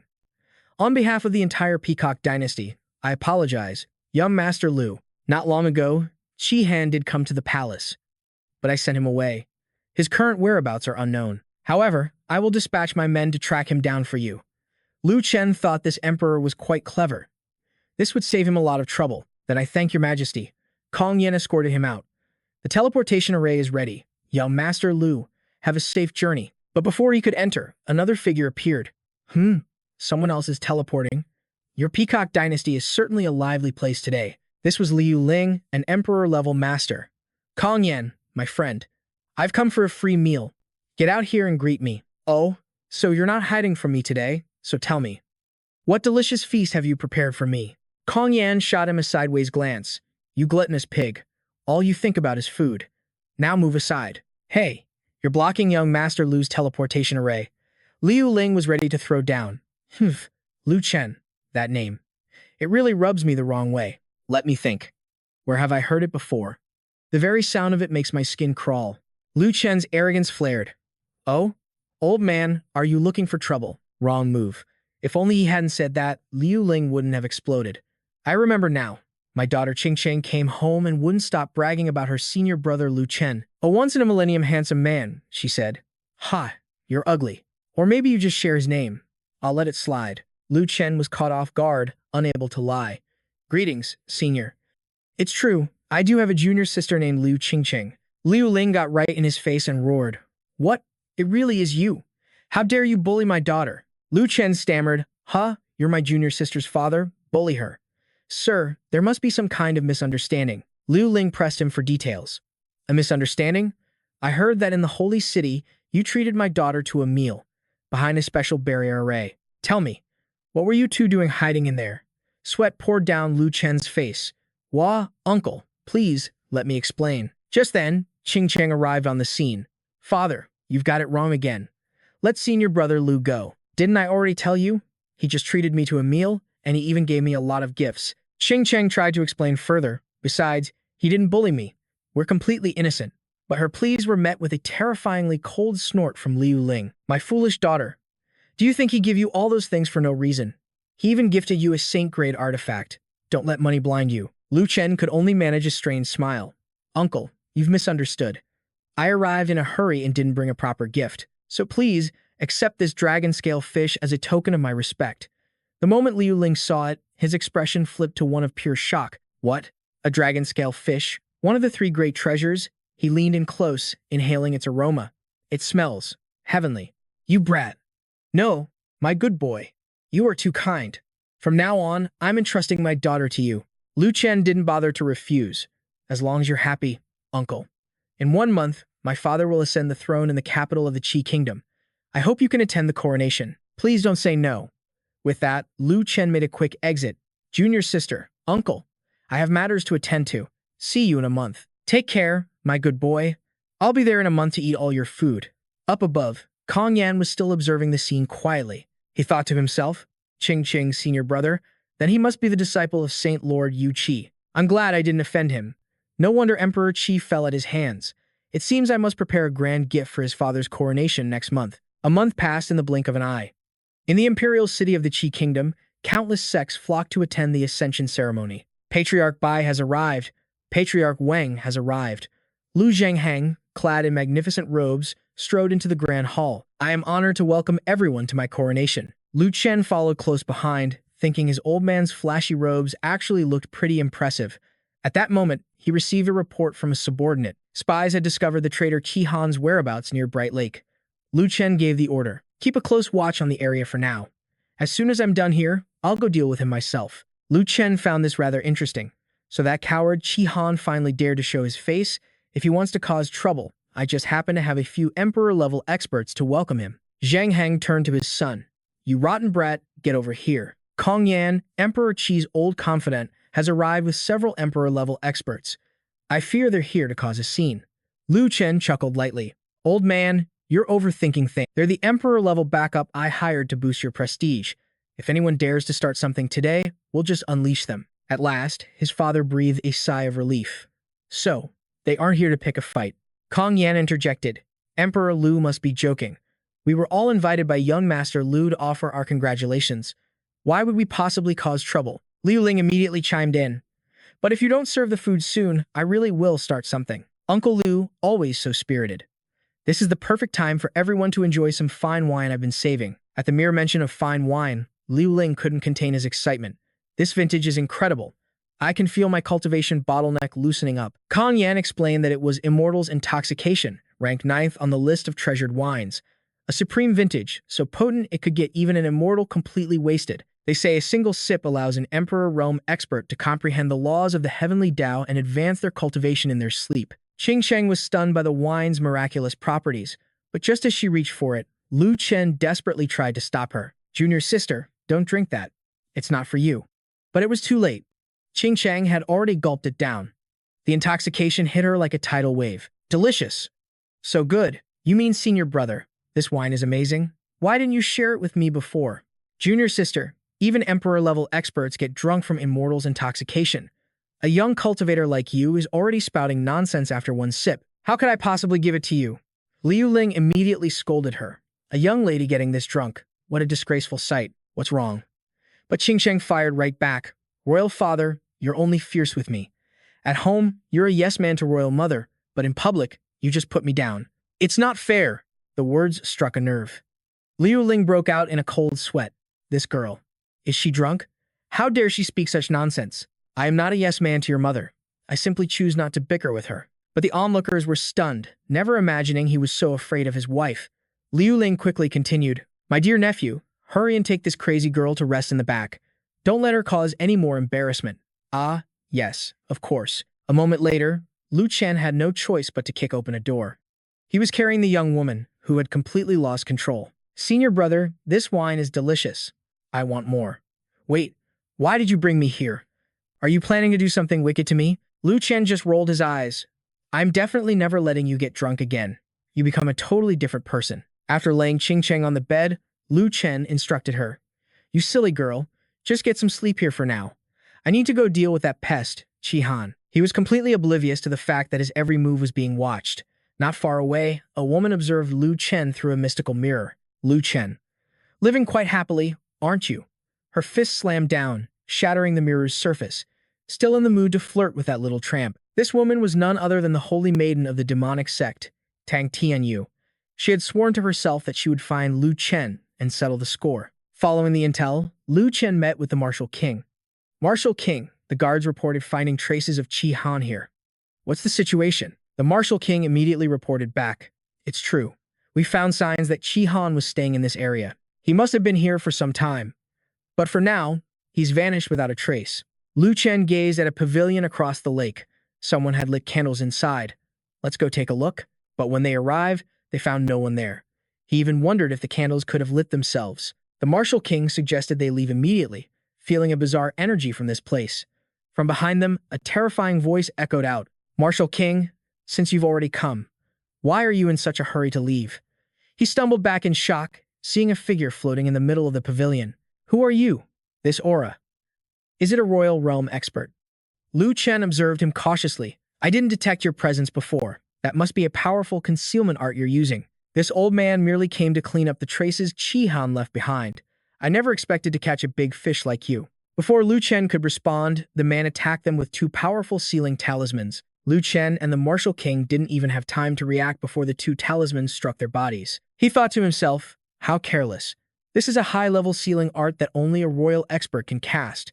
It seems this time, we're completely at their mercy. At this critical moment, another figure appeared. Lu Chen, we meet again. Let's see how arrogant you can be now. This newcomer was none other than Qi Han. He walked toward Lu Chen, sneering relentlessly. So what if your faction is powerful? And so what if you found 3 royal experts to protect you and your father? In the end, you still fell right into my hands. Tell me, what expression do you think your father will make when I chop off your head, stew it, and serve it to him with his wine? Will he be driven absolutely mad with rage? The dark figure cut Qi Han off. You are still useful to my Yellow Springs palace. It is not your place to take his life. This subordinate obeys. The Martial King immediately put the pieces together. You're from the Yellow Springs palace. It looks like Qi Han used a map as payment to hire you to deal with us. The name Yellow Springs Palace rang a bell for Lu Chen, but before he could place it, the mysterious figure made his move. All right, let's go. A powerful spatial art activated. Lu Chen was transported to a strange place. They brought me here, sealed my spiritual energy. My entire body is paralyzed. And they said someone wants to see me. The Yellow Springs Palace. Could it be? Just then, someone pushed open the door to Lu Chen's room. The moment he saw her, his suspicions were confirmed. Of course, it was her, Tang Tianyu. She spoke, her voice laced with venom. Lu Chen, it's been a while. Are you well? I bet you never expected this, that you'd end up in my hands. Qi Han, standing behind her, quickly added, didn't see this coming, did you, Lu Chen? I have pledged my loyalty to Lady Tang. Next, I'll make you wish you were dead. I'll rip out your tendons and flay you alive. But this outburst only infuriated Tianyu. She snapped at Qi Han. You undisciplined mutt, your master hasn't finished speaking. Was it your turn to interrupt? Terrified, Qi Han immediately humbled himself. Lady Tang, you misunderstand. This humble servant is completely loyal. I would never dare to overstep. As a result, he was slapped hard across the face by Qi Jing, the Qi Emperor's own twin brother. Silence. No more excuses. Lady Tang, this is my failure. My nephew has offended you due to my lack of discipline. I have already taught him a lesson. You and your nephew, get out of my sight. Don't ruin my mood. After dealing with them, Tianyu turned her attention back to Lu Chen. Well, I'm sure you're wondering why I'm here. We need to settle the score. For everything you did to me back in the Azure domain. Lu Chen retorted, they say only petty people hold onto grudges. To think you're still bothered by such a trivial matter. Still holding a grudge, are we? Tianyu sneered as she grabbed Lu Chen. You wretch. After everything you did to me, you dare call me petty? My boy, look into my eyes. You are my puppy. You are my little dog. She never imagined her illusion art would actually work on Lu Chen. With a loud bark, he completely transformed into Tianyu's slave. Master, I am your most loyal puppy. Tianyu let out a satisfied smirk. That's more like it. Now, you stupid mutt, crawl over and lick your master's toes clean. Lu Chen seemed to lose all composure as he moved forward.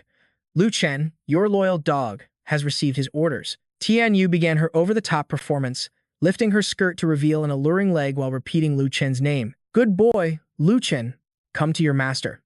Behave, and you'll get a treat. She licked her lips, adding, lick it for me, my good dog. Lu Chen stared at Tianyu's leg, drool dripping from his mouth. Yes, master. Seeing Lu Chen so obedient, Tianyu gloated uncontrollably. Years ago, back in the Azure domain, you blew up my sanctuary and stole my sacred treasure. You bullied me because my cultivation was weaker than yours, then stuffed me in a sack and paraded me around. Well, the tables have turned. Now, it's your turn to lick my feet. Lu Chen looked at the woman, completely bored. This foolish woman. Does she really think this pathetic illusion art can control me? At first, I thought someone sent her to harm me, but it turns out she's just here for some petty revenge. To think she'd dare bother me with such childish tricks. So, Lu Chen decided to play along with Tianyu for a bit. He suddenly changed direction, lunging forward for a spectacular French kiss. Tianyu was horrified. Shut your mouth. You stupid dog. I told you to lick my feet, not my face. Lu Chen replied with a triumphant grin. Exactly. Aren't feet the stinky part? I'm licking your face because it stinks. It's like your face smells of rotten feet, you bastard. That's not. Wait a minute. If you're under my spell, why are you talking so much? By the time Tianyu realized it, Lu Chen had already cornered her. Just now figuring it out? Did you really think your pathetic little illusion could make me submit? You're just as foolish now as you were back then. Tianyu drew her sword, intending to strike Lu Chen down. Unfortunately, not only did she miss, but he mocked her until she was furious. Oh my, so fierce. You're scaring me so much. I'll just stand right here. No one can hurt me. Are you mad yet? I asked. Are you mad? Just then, an Imperial guard rushed in, alerted by the commotion. Young miss, what has happened? It looks like you two are fighting. Tianyu immediately snapped at them. Who let you in? Get out, all of you. Young miss, this man's insolence is a crime punishable by death. Our time is short. Allow your subordinate to dispatch him right here and now. Qi Jing chimed in. Indeed, Miss Tang. The way Lu Chen has insulted you, even I can't bear it any longer. If Lu Chen is blackmailing you with some kind of secret, killing him now means no one will ever know, right? Qi Jing's heart pounded with excitement. This Lu Chen already angered the young miss of the Yellow Springs Hall. I'll just pour some more oil on the fire. There's no way she won't deal with Lu Chen now. Qi Jing continued, this mutt Lu Chen clearly doesn't see you as human. If someone insulted me like that, I would gouge out both of his eyes and tear off all his limbs. Tianyu was intrigued by this method of torture. That's a good idea you have there. In that case, let's take the eyes of a lowly servant like you. Tianyu pointed her hand directly at Qi Jing, leaving him speechless with shock. What, Lady Tang? The Imperial Guard immediately followed the order. Shut up. You will not defy the young miss's command. In less than 3 seconds, Qi Jing's world was plunged into darkness. Watching him writhe in agony, Tianyu laughed. If you're going to be a dog, you need to understand your place. Was my joke that funny? You dared to think you were smart enough to tell me what to do? You and your idiotic nephew don't even qualify to be my dogs. As for Lu Chen, he just thought they were complete morons for siding with Tang Tianyu of all people. This girl is the princess of a demonic sect. She's cruel, sadistic, and wildly unpredictable. The Qi family uncle and nephew are hopelessly stupid. Tianyu questioned Lu Chen. That's right, Lu Chen. The sacred violet phoenix sword you stole from me. Where is it? Hand it over now if you know what's good for you. Lu Chen just laughed. And you're the holy maiden of a demonic sect. Still obsessed with a piece of trash like that. I gave it to my junior sister to play with. Tianyu's face contorted with pure rage. You animal. It wasn't yours, so of course, you wouldn't miss it. But speaking of your junior sister, earlier today, you secretly carried a woman into your bedroom and stayed in there for a full hour. I wonder what you two were doing. That must have been your junior sister, right? The person Tianyu was referring to was none other than Qing Qing. In response, Lu Chen's voice turned cold. You're spying on me? What are you planning? I'm warning you. My junior sister is the disciple of a saint. She is not someone you can afford to touch. Listen to yourself. A prisoner under interrogation, and you still dare to be so arrogant. I will send you to your grave. Just as the guard was about to strike, Tianyu stopped him. Wait. If you want to die, don't drag me down with you. My lady, what do you mean? His master is a saint. If you kill him and trigger that saint's divine will, then by all means, go right ahead. What is that? How can his holy will be so powerful? It is known that a holy will is a soul fragment, personally separated by a saint realm master and sealed within a disciple or loved one. If the sealed person faces a life-threatening danger, the holy will is automatically activated. The master's soul power manifests, turning any enemy below the saint realm into dust. Qi Jing couldn't believe it. Lu Chen's backer was a true saint. How am I supposed to get my revenge against that? The heavens are blind. This is completely unfair. Tianyu gave an order to the Emperor's guard. All right, all of you, fall back. I will handle this one myself. Now, only Tianyu and Lu Chen remained in the empty room as she began her depraved games. You carry a holy will. Touching you would be slightly problematic, but if I were to target someone you care about, I wouldn't have to worry about that anymore. For instance, that junior sister you're so fond of, Liu Qingqing. Lu Chen demanded, what are you trying to do? Oh, getting serious now. Do you care for her that much? It seems your relationship is quite ambiguous indeed. Lu Chen replied softly, did you not hear me clearly? Her master is a saint. She is the disciple of the Saint Lord of the Desolate Domain. You cannot afford to offend her.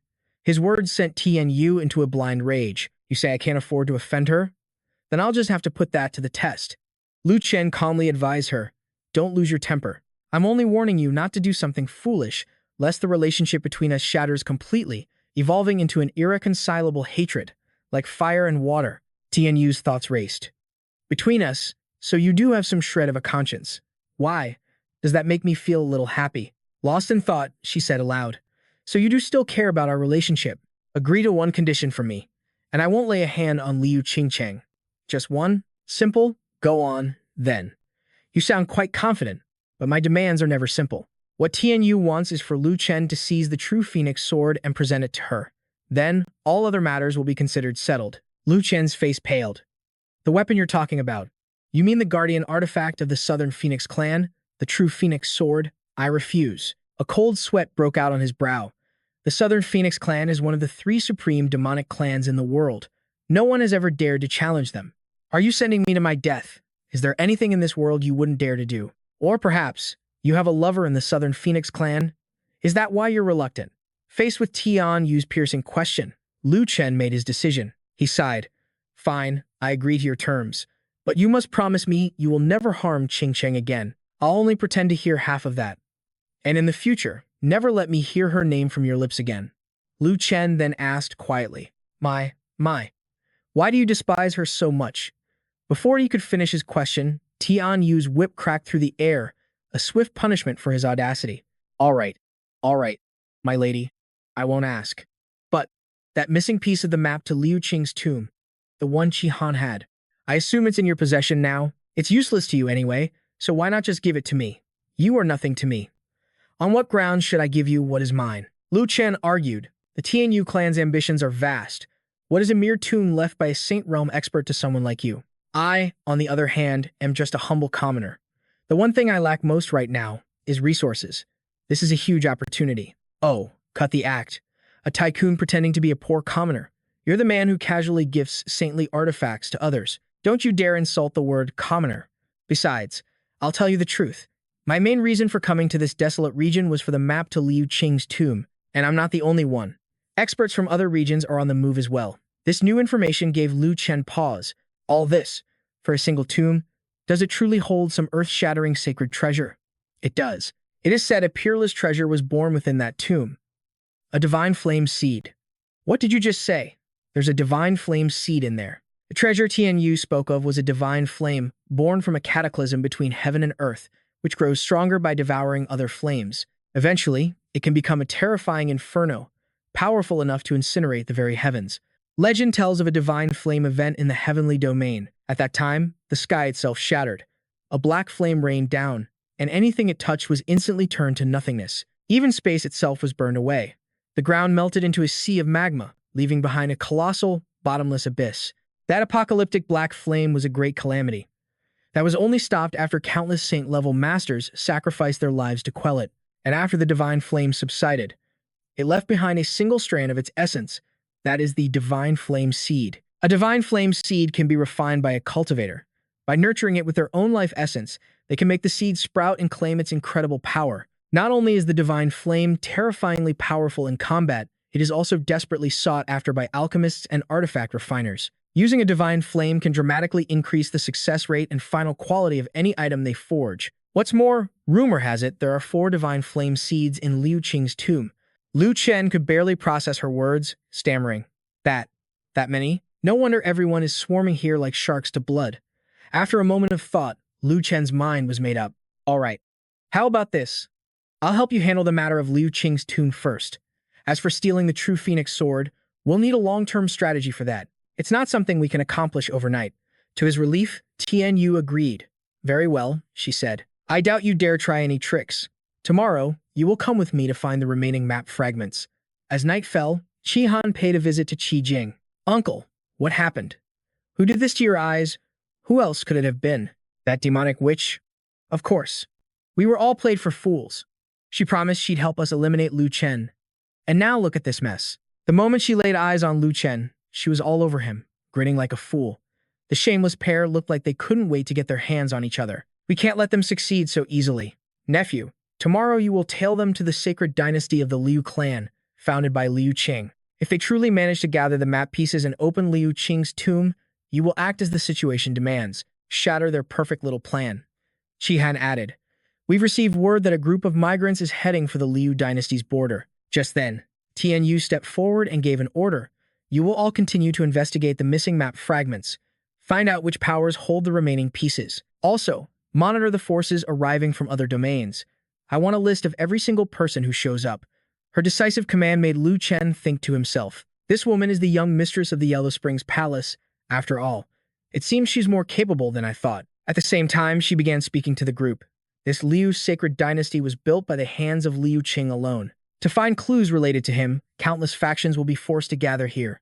With so many players on the board, we should be able to gather the remaining map pieces quickly and find Liu Qing's tomb. To ensure our success, I must now go meet with the other powers. When the time is right, I will summon you. Hearing her words, Lu Chen eagerly took his leave. Well, I won't disturb you then. Try not to miss me too much. I can't fall behind either. First, I'll head to a tea house to gather some intel. Lu Chen scanned the area for a moment, his eyes landing on a man dozing off. A storyteller. I'll see what I can get out of him. He pulled out a gold ingot. Sir, wake up. Fortune is calling. I'd like to ask you about something. The sight of gold snapped the man awake. What does this lord wish to know? Whatever I know, I will tell you. Instantly, Lu Chen got straight to the point. I'm new to this place. I want to know about its history and the story of the sacred lord, Liu Qing. The man's eyes widened in surprise. My lord, you've asked the right person. I will answer each of your questions. In an ancient era, the sacred lord of the wasteland was weak and incompetent. The land was constantly invaded by neighboring regions, and the people lived in misery. But everything changed after the Liu family's genius, Liu Qing, became a saint.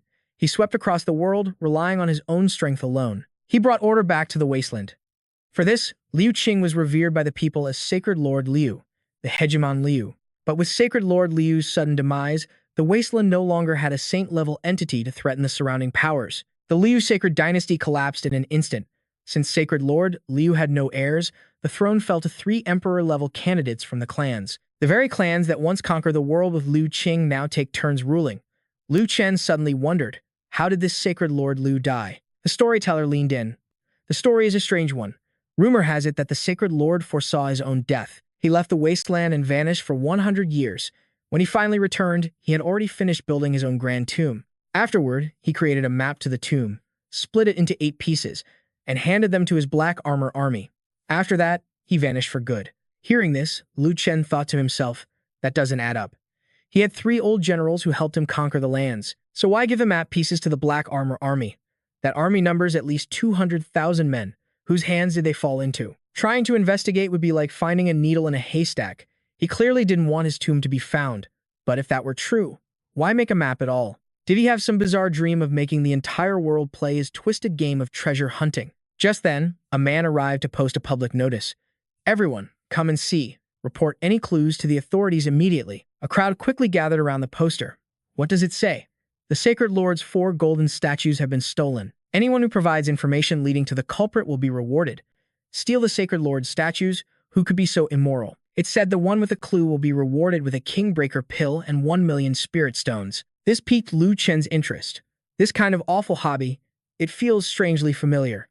Could it be that senior brother of mine has arrived? Thinking about it, the only person in this world shameless enough to steal sacred statues could only be him. If he's here, then I won't hold back.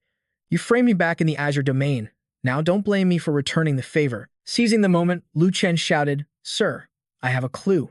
Hearing this, the official immediately rushed over. Is that true, kid? Don't you lie to me. The city lord is losing his mind over this. If you're lying to get the reward, you know what will happen. I don't just know who stole them. I can draw you a portrait of the culprit right here and now. The official commanded. Interesting. Bring this boy some ink and paper. Let's see what he can draw. What kind of monster is this? Just a few minutes later, a portrait of Jin Ying Jun was finished. The drawing enraged the messenger. So it was him? He looks so noble and dashing, but he's just a thief. As if that wasn't enough, Lu Chen added more fuel to the fire. That's right, officer. Let me tell you, this man uses his handsome face to swindle women wherever he goes. He's a master of sneak attacks and theft. There's no crime he won't. At that very moment, a figure began to appear nearby. Lu Chen, you absolute bastard. In that instant, Jin Ying Jun appeared, his voice booming. I knew you were in this city the moment you arrived. You only just reached Black Armor City today. So how could you possibly prove that I was the one who stole 4 statues last night? His presence only made Lu Chen grin with excitement. Well, the culprit speaks up and even admits to last night's theft. The guard's voice boomed with anger. You up there. If you want to prove your innocence, get down here and let me inspect your storage bag. But this demand clearly flustered Ying Jun. About that, you see. His hesitation was all the proof the crowd needed. It's him. That's the scoundrel. If that's really him, there's a 1 million spirit stone bounty. Surround him. Don't let him get away. At that moment, Ying Jun bolted. Get out of my way. Clear a path. He was instantly pursued by a massive crowd, hungry for the reward. You brat worth 1,000,000 spirit stones. Stop right there, he cursed inwardly. Of course. Nothing good ever comes from crossing paths with that scoundrel. Lu Chen, they're relentless. You're forcing my hand.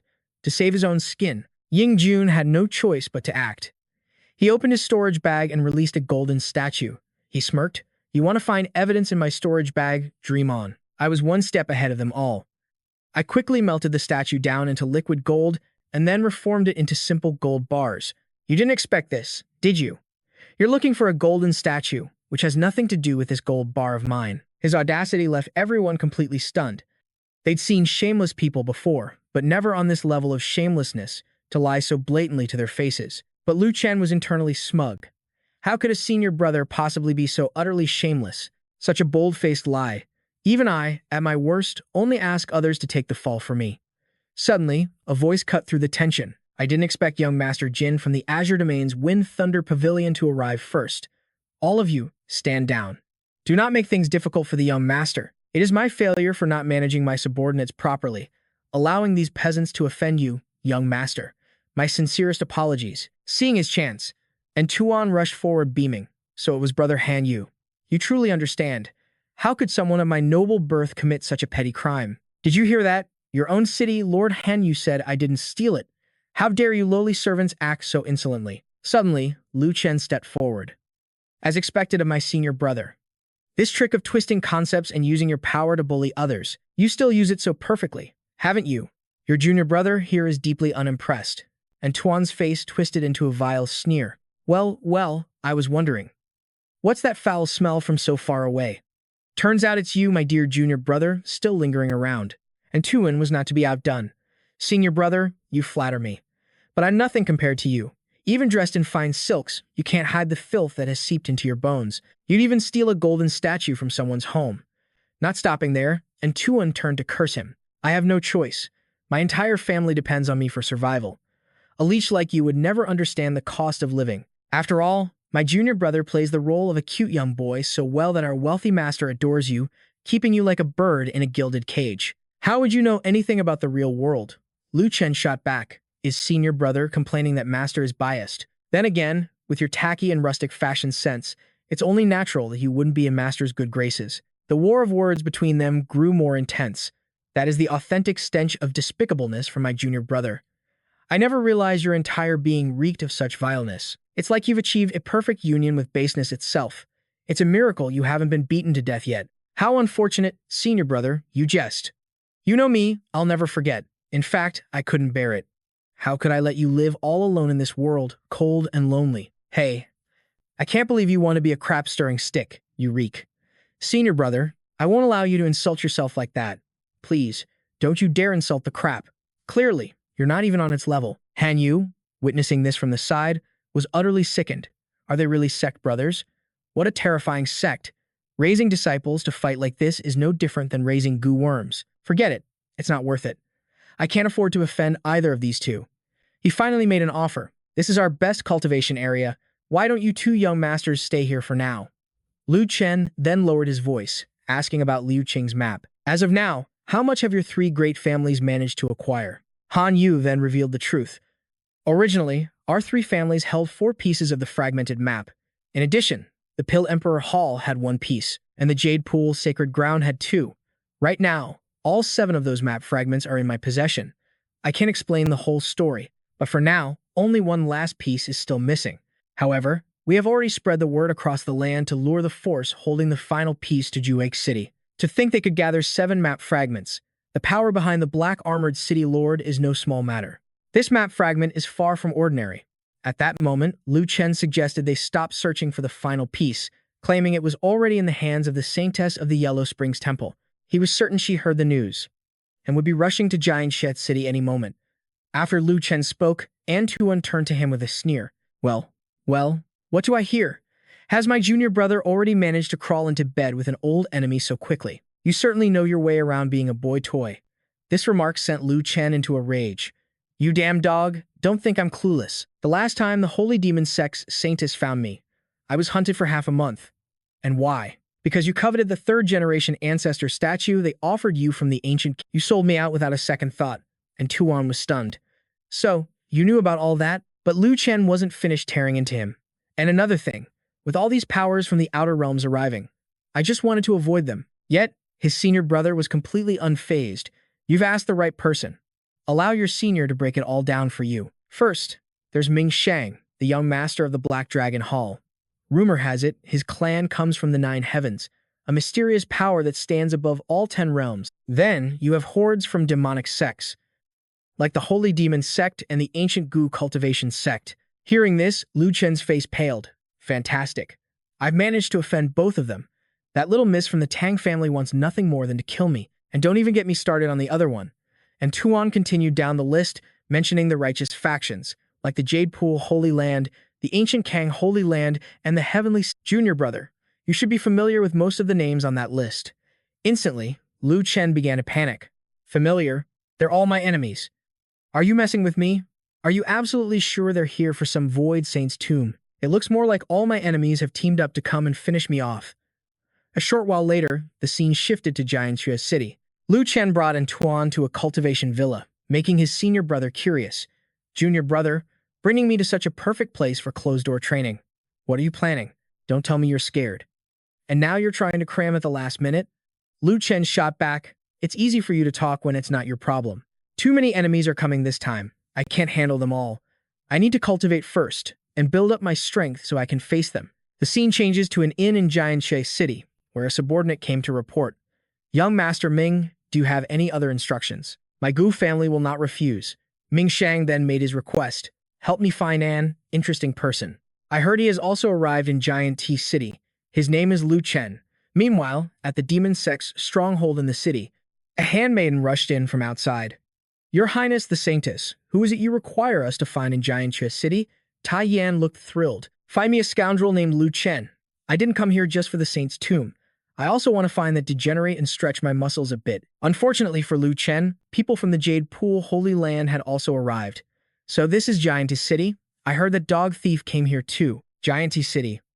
Lu Chen, we, the male disciples of Jade Pool, have come to settle the score over that hairstyling incident. If we don't break his bones, we'll never quell the hatred in our hearts.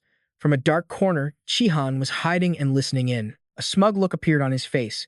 This is getting more and more interesting. So the Jade Pool Holy Land has a grudge against him too. Just a few days later, at the Jade Pool's base in the city, Chen Yu was also surprisingly present. We have followed the Holy Master's orders and delivered the 2 map fragments from our Jade Pool Holy Land to the City Lord. There were no other instructions. For today, we will rest here first. Tomorrow, we will meet with the other senior brothers to discuss our next steps. Qing Cheng seemed a little worried. After senior brother Lu Chen left that day, we never heard from him again. It would be great if he could make it here.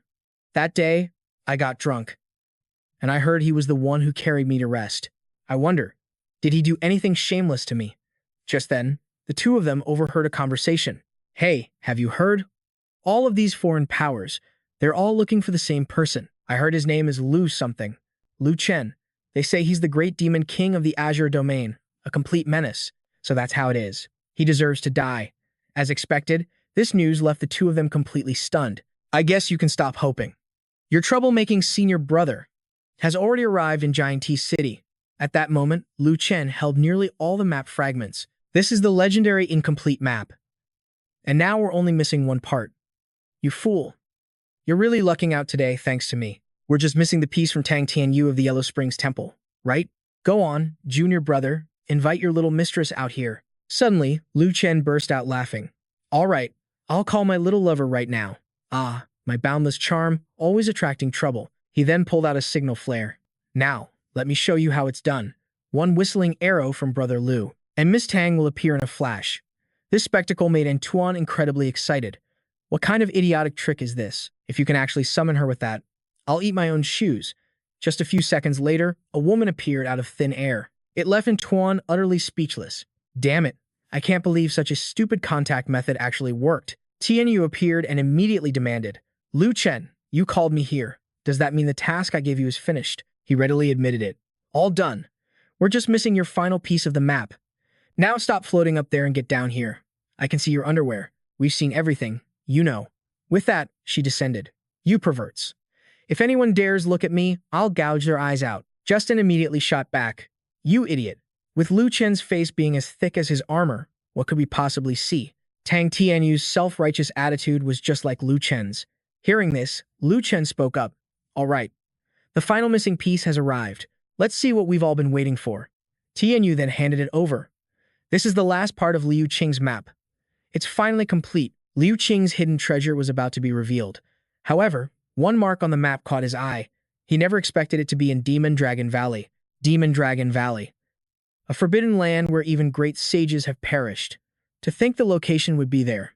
This revelation sent Hanyu into a panic. The forbidden Demon Dragon Valley. What are we supposed to do now? Our three great families don't have a single sage among us. How can we possibly explore such a hallowed ground? Forget it. It seems this fortune isn't meant for us. We'll leave the map and the exploration entirely in the hands of you two young masters. The three great families will no longer participate. Even Lu Chen had to admit, you're smart. You know when to retreat from an impossible challenge. This tomb exploration was indeed perilous. He'd read in ancient texts that a peerless demon dragon once resided in the ancient Demon Dragon Valley. It brought disaster upon the world, and it took 5 great sages to suppress it. 2 of them died before they finally managed to defeat the demon dragon. Afterwards, they sealed its soul. The dragon's soul was imprisoned in the dragon-locking pagoda, tempered by lightning every 100 years. The dragon's soul has probably long since vanished. But Justin was curious. The version I heard isn't anything like what you just said. But one thing is certain, Demon Dragon Valley is not a place for people of our level to set foot in. For Liu Qing to choose his tomb here means the danger is not only still present, he might have even enhanced it. Justin wasn't scared. Instead, he scoffed. What's wrong, senior brother? Are you afraid? I know you have the courage of a mouse.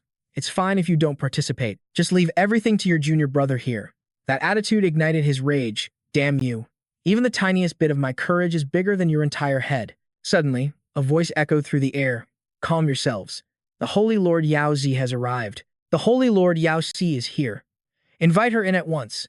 Even a resurrected Liu Qing might not be stronger than her. Why was she involved in this tomb raid? Her presence stunned everyone. They couldn't believe the Holy Lord had actually come in person. We pay our respects to the Holy Lord Yao Zi. Lu Chen also took the opportunity to bow. Your disciple, Lu Chen, greets you, Master. His words shocked everyone to their core. What? I thought Lu Chen's only backers were the Sword Emperor Palace and the Wind Thunder Pavilion. No wonder they call him the King of Sugar Mamas. He's an expert at latching onto powerful women. So his master isn't just Sun Yingxia, the Lord of the Azure Domain, but also the Holy Lord Yao Zi. Tianyu couldn't believe her eyes. He's really a disciple of the Desolate Domain's Holy Lord? No wonder he stopped her from causing trouble for that woman earlier. Just thinking about it moved her deeply. Was he protecting her? That rascal. To think he cared about me so much. Yao Zi slowly approached. No need for formalities. I didn't come here to fight over small benefits with you juniors. I am only here to support my disciple and to prevent anyone from using their strength or status to bully the weak. Her gaze suddenly fell on Justin. Young Master Jin of the Wind Thunder Pavilion. I've heard you often bully my dear Chenner. Hearing this, his entire body trembled with fear. Huh? That's a rumor. Holy Lord, that is completely false. Brother Lu and I hit it off the moment we met. We're like blood brothers, inseparable and loyal to one another. Yao Zi pressed her advantage. If I ever hear another rumor about you bullying him, I will personally invite your father to my place for tea. Her words were like daggers to his heart. Damn it, this is a blatant threat. Besides, it's always been Lu Chen who bullies me. Does latching onto a rich woman mean you can do whatever you want? This is infuriating. I wish I could become a boy toy and find a sugar mama too. At this point, Yao Zi's expression turned serious. All right, everyone disperse. The demon dragon isn't completely dead. Furthermore, this Demon Dragon Valley is bottomless. You likely fall to your death before you even glimpse the rampaging dragon's nascent soul. Wait until the saints backing you arrive. Only then will you have the right to enter this demonic domain safely. Lu Chen, stop daydreaming and follow me. Yao Zi's words made Tianyu anxious. We need a saint's protection just to enter. It seems this time is far from being as simple as I thought. In that moment, Lu Chen had already followed his master deep into the Demon Dragon Valley. He was now filled with questions. Second Master, what is really going on? If that demon dragon isn't dead, how could Liu Qing have entered with his level of cultivation? However, his master simply reminded him, why do you care about him? Just focus on finding the treasure. At the bottom of this valley lies the body-annihilating black flame. Lu Chen was stunned. Master, you can't be serious. The Black Dragon King beneath Demon Dragon Valley is still alive. If I go down there, won't I just be serving myself up on a platter? Besides, Master, with your phenomenal cultivation, if you need this flame, why would you need my help to find it? As he finished speaking, Yaozi furiously kicked him into the abyss. Get your butt down there, now. This is a test for you. You useless leech who loves to reap what you haven't sown. You should be grateful I'm even giving you this chance. He doesn't cherish this opportunity given to him. This time, he needs to be properly forged. At that moment, Lu Chen was falling, screaming continuously. This demon dragon's abyss is too deep. I've been falling for nearly 10 minutes and I still can't see the bottom. Suddenly, a voice echoed in his ears. Lu Chen, listen carefully down there. What you're hearing is your master's 1,000-mile sound transmission. First, the demon dragon's primordial spirit hasn't actually erupted. It's in a deep slumber. To it, you are so weak that it can't even sense your existence, so you don't need to worry. On the contrary, a powerful expert descending would suffer far greater injuries. Second, the world-annihilating black flame does indeed exist, but it has manifested as a single seed. Therefore, I want you to enter the demon dragon's abyss, obtain this seed, and refine it. Lu Chen was horrified. Master, are you really going to let your most talented, handsome, and thoughtful disciple enter the demon dragon's abyss all by himself? But Yao Zi didn't seem to care in the slightest. Relax. What's there to worry about? And just like that, he had to fend for himself. My wicked master is setting me up. I've finally arrived. It feels so good to have my feet on solid ground again. The entire area was covered in old bloodstains, with piles of dry bones and countless resentful souls. This place is nothing but a massive killing pit. According to the books, this demon dragon's abyss is over 60,000 miles wide. Even if I flew at full speed, it would take a month just to cross it. In such a dangerous forbidden land, how on earth am I supposed to find a divine fire seed? After walking for a while, he discovered strange buildings. Why are there architectural structures at the bottom of the demon dragon's abyss? Could it be that an ancient dynasty once established its capital here? Lu Chen looked down from a high vantage point. Is what I need located inside this ancient city? He ventured into a cave. Huh? What is this thing? Lu Chen cautiously approached, his fingers brushing against the arm bone. It was an ancient relic that had defied the ravages of time, radiating a divine aura. The embodiment of a law. Power fused into blood and bone, making it eternal for 10,000 years. This had to be the remains of a second-tier Saint Realm expert. How could a master of this level have died here? Suddenly, a noise from behind put him on high alert. Who's there? When he saw the approaching figure, he calmed down. Tang Tianu, how did you get down here? She let out a cold laugh. Did you think you're the only one with powerful connections? Obviously, the saint backing me brought me here. Lu Chen waved her off dismissively. All right, you're the best. Tianu, why are you so childish when you're a grown woman? Let's work together to find the divine fire seed. Trying to find something so tiny in a place this vast is not a task for mortals. Up ahead, a massive vortex of sand began to swirl. Huh, what in the world is that? A sandstorm. The two were dragged into the swirling abyss of black, foul-smelling sand. This is some seriously hazardous material, Tianyu warned grimly. We're in trouble. This black mist is unnatural. It's devouring my spiritual energy.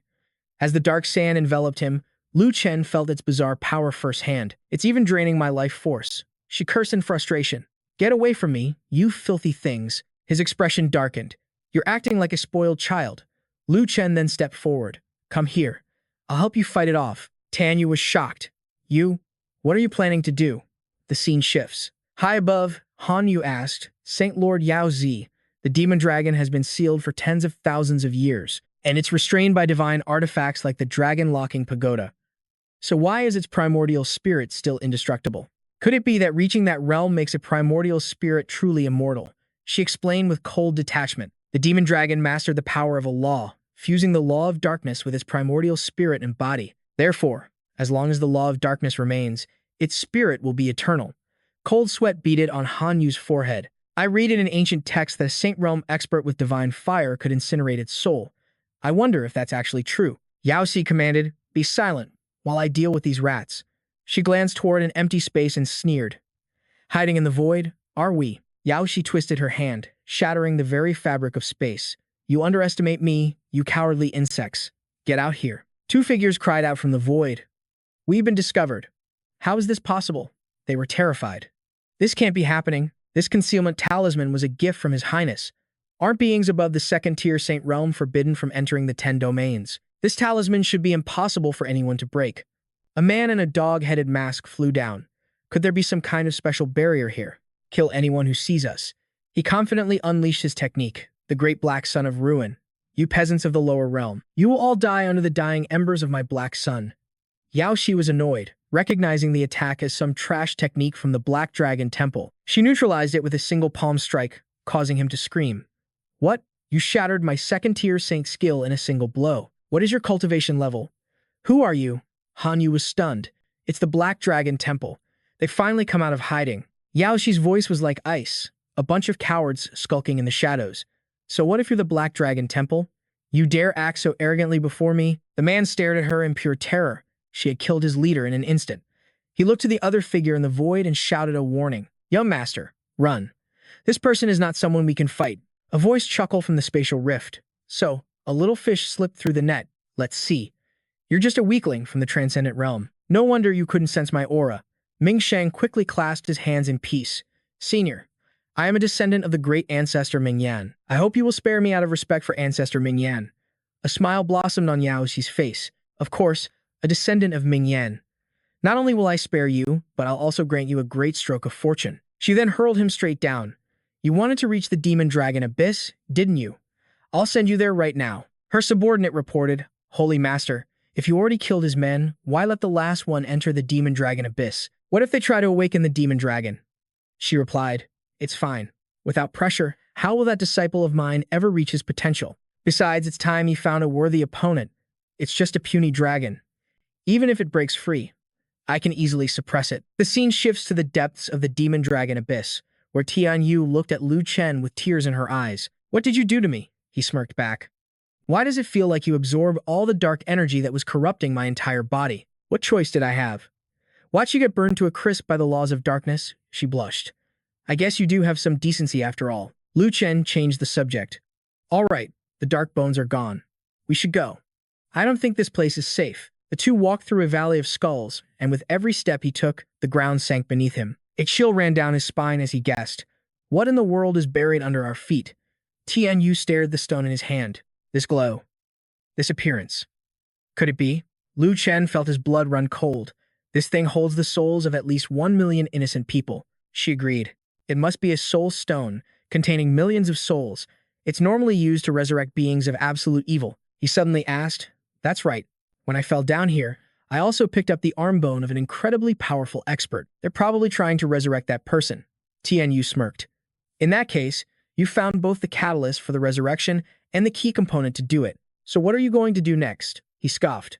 Do you even have to ask? No matter who this person was, they are not worth sacrificing the lives of 1 million people to bring back. I'm definitely getting involved in this. The scene cuts to the bottom of the abyss, where Ming Shang was smiling confidently. That arrogant woman actually threw us down here. We're not just here for the divine fire. Once we resurrect General Wu, we'll give her a real show. He looked at Lu Chen's tracks, confused. It should be right around here. Why can't I sense the soul stone? You useless piece of trash. Did you remember the location wrong? His subordinate trembled. No, young master. This has to be the place. This is the heart of the formation. But the soul stone is gone. Could it be? Suddenly, another voice echoed. It was destroyed by someone else. He asked furiously. What? Who did it? And who the hell are you? Chi-Han smiled. On that matter, it seems we share a common enemy. Let me tell you the details. The scene shifts again. Tian Yu and Lu Chen were flying on a magical artifact. Tian Yu pointed. It's over there. Let's go take a look. He jumped down below, shocked. This burning black flame. Could it actually be the divine fire? Tian Yu walked closer. The true divine fire is indeed black. Its power can even incinerate a Saint Realm expert.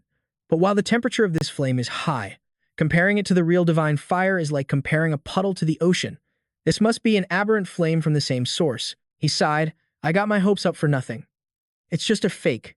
She raised her hand to collect the treasure. If the great, wealthy young Master Lu doesn't want it, then I'll happily take this flame. Lu Chen replied. Hey, Tang Tian Yu, what technique are you using to absorb this aberrant flame? Teach me.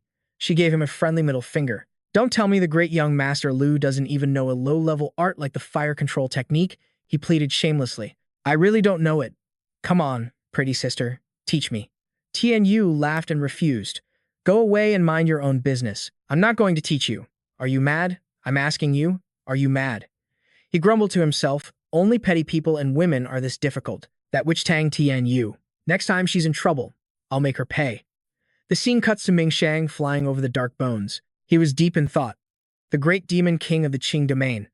And he's also the disciple of the Jiao Qi Holy Master.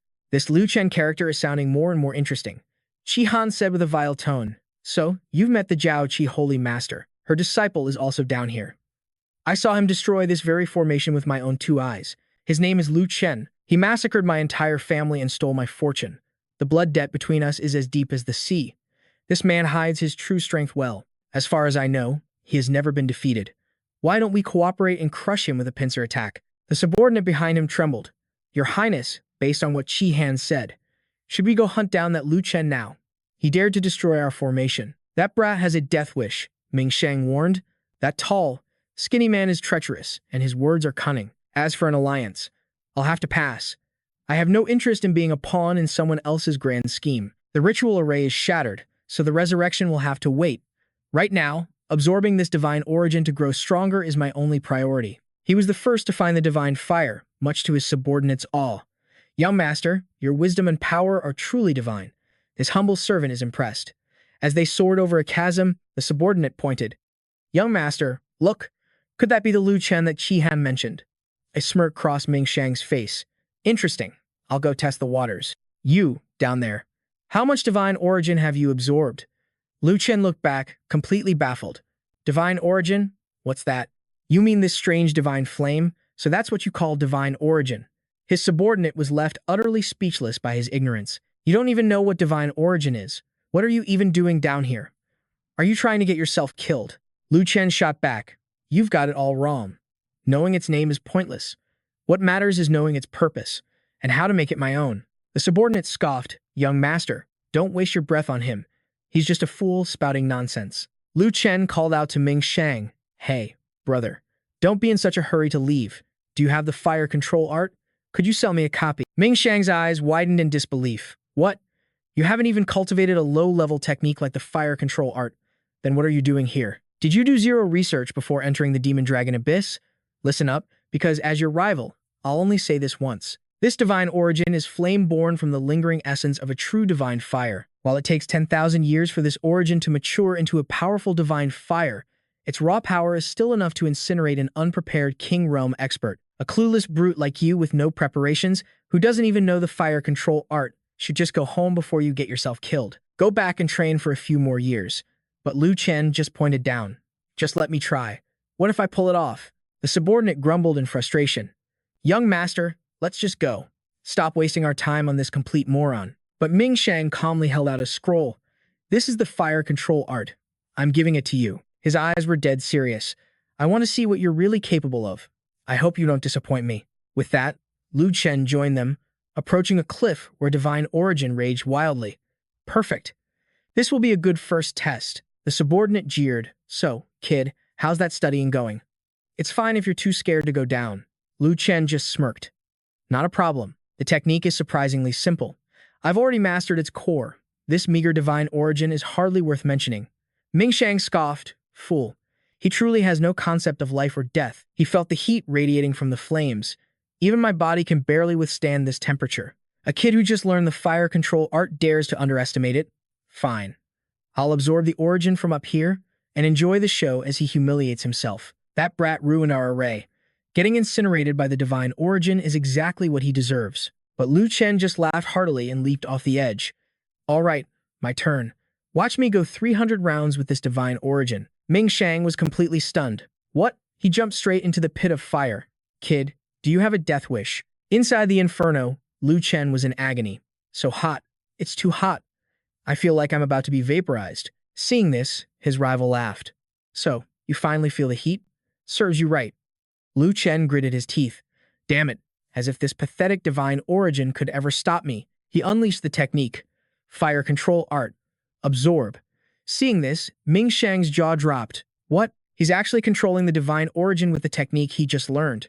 This kid is no ordinary cultivator, but how long can he possibly keep that up?" As Lu Chen absorbed the flames, he grinned. "I totally underestimated this divine origin. This temperature is terrifying. It could easily incinerate a normal King Realm expert. But devouring it refines and strengthens my spiritual energy. Good thing I cultivated the thunderclap body tempering technique, or I'd be toast. Let me see how that guy's doing. Ha. Already getting weak and popping pills? He smirked with confidence. I knew you couldn't keep up with me. Already needing pills just to stay tough. A real man needs to have stamina. A body forged through 1,000 trials like mine doesn't have such worldly performance issues. Just then, the heat overwhelmed Lu Chen. Okay. Not good. Definitely underestimated this strange fire. Time for a little snack myself. Precious restoration elixir. True dragon fluid. Fill me up. From above, Mingshang let out a manic laugh. So your endurance isn't so impressive after all, he thought. So, now it's a battle of medicinal wealth. I refuse to believe you can outlast my supply. Lu Chen taunted back. You want to have a pill-chugging contest with me? Buddy, I have 5 ridiculously wealthy masters. Let's do this. 1 hour later, Mingshang was panting, exhausted. Finally, all the divine origin here has been absorbed. I underestimated you. Lu Chen. I will remember that name. Lu Chen grinned back. Hey, you weren't so bad yourself. Who would have thought we'd be evenly matched when it comes to our stash of elixirs? He rose to his feet. I'm leaving. The demon dragon abyss is filled with more divine origin. You and I will compete to see who can acquire more. But know this. In the distance, there is an ancient city. Until you've absorbed far more divine origin, it would be best for you to stay away from it. Lu Chen's interest was piqued. That's some pretty important information. Why share it with me? He replied, From the day I was born, I have never known defeat.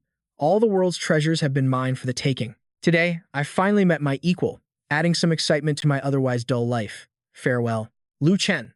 I hope you've grown much stronger by our next meeting. Only then will you be worthy of being defeated by me. Lu Chen watched Mingshang leave with a blank stare. That arrogant fool. He looks like a complete weirdo. Next time we meet, I'll beat you senseless. Trying to be even flashier than me. The scene changes, where Anjun was staring in awe. My god, this chasm is so deep it would take days to fall. I heard that bastard Lu Chen already fell down. This is fantastic news. Just then, Yao Si appeared. Well, if it isn't the young master of the Jin family. What are you doing? Skulking around here all alone. He flinched in terror. Holy Lord of the Jade Pool. I had no idea you were here, senior. I was just missing little Chen, so I came to visit. A suspicious O escaped her lips. I never realized you two were so intimate. If that's the case, how could I be so cruel as to separate you? You can join him down below. Jin Antuan's face went pale. What? And just like that, Yao Shi hurled him into the abyss. No, I was wrong. Holy Lord, save me. I don't want to be stuck with that bastard Lu Chen. The scene shifts. Deep within the demon dragon abyss, Lu Chen remained lost in his cultivation. He let out a long breath. Almost half a month had passed. He had absorbed divine essence from 6 or 7 locations and could feel a breakthrough on the horizon. Suddenly, a brilliant light exploded in the sky, along with a terrifying, oppressive aura from the distance. What in the world was that? Just then, a towering fortress descended below. His eyes widened in disbelief. It's an entire city. Even from 10 miles away, I can feel its crushing pressure. Could a saint-level master be residing within those walls? But if there truly was a saint in there, master would never have sent me down here. After all, an expert of that level could obliterate me instantly, unless it's not triggering a holy consciousness, which means it might be a saint-grade treasure. I have to get a closer look. After a long journey, he finally arrived. So this is it. Black Tiger City. Lu Chen's gaze fell upon a massive skeleton. These are the remains of a saint-level beast. No wonder I could feel that pressure. Wait, if this place is called Black Tiger City, then this must be a tiger's skull. With these saint-level tiger bones, I can ask Master to help me concoct the fierce tiger's vigor elixir. Time to claim my prize. My true power is about to awaken. He grinned, thinking of his own mighty little brother. With the essence from these saint-level tiger bones, he would become truly formidable. I'll be strong enough to shatter tanks. This treasure is as good as mine. My apologies to whichever nameless holy tiger this belonged to. Without warning, a black creature lunged from the shadows, striking at his head. But Lu Chen's reflexes were faster, and he snatched it from the air. What the hell is this thing? A cat at the transcendent realm, whose pampered pet is running loose out here. Looks like I'll be having you for dinner. Suddenly, a nucleus sigil blazed to life on its forehead. He stared in horror at the incoming attack. This is a spiritual attack technique. How can a mere snack like you know a move like this? Lu Chen knew this could get ugly. To think I'd be cornered by this damned cat. He hardened his resolve. You think you can look down on me? This young master knows a thing or two about soul attacks, too. Unleashing his soul expansion art, he surged forward, slamming a fist right into its face. "Take this, you stinking cat." The 18 elders' cat obliteration fist. A moment later, the battle was over. That was a close call. Overwhelmed by my superior soul, it passed out cold. Serves you right, you dumb furball. This place has both tiger bones and a mysterious kitten. Could this be the reincarnation of a tiger spirit? I'll capture it for now and figure it out later. Suddenly, an invisible pressure washed over him. Lu Chen gritted his teeth and endured it. The deeper he went, the stronger the pressure became. He struggled against the weight, but then thought, I should be thanking this pressure. Without destruction, there can be no creation. And just like that, he felt it. I'm about to break through. He shattered his limits, reaching the peak of the transcendent realm, gaining a completely new perception of the pressure. This pressure feels more like a natural phenomenon. Maybe because a saint once resided in this ancient city, which means a great treasure might still be hidden here. The original master's treasure. I have to find it. Draping a black cloak over his shoulders, he ventured deeper into the city. He marveled at the sight. So this is the place. The wind bites with a chilling cold.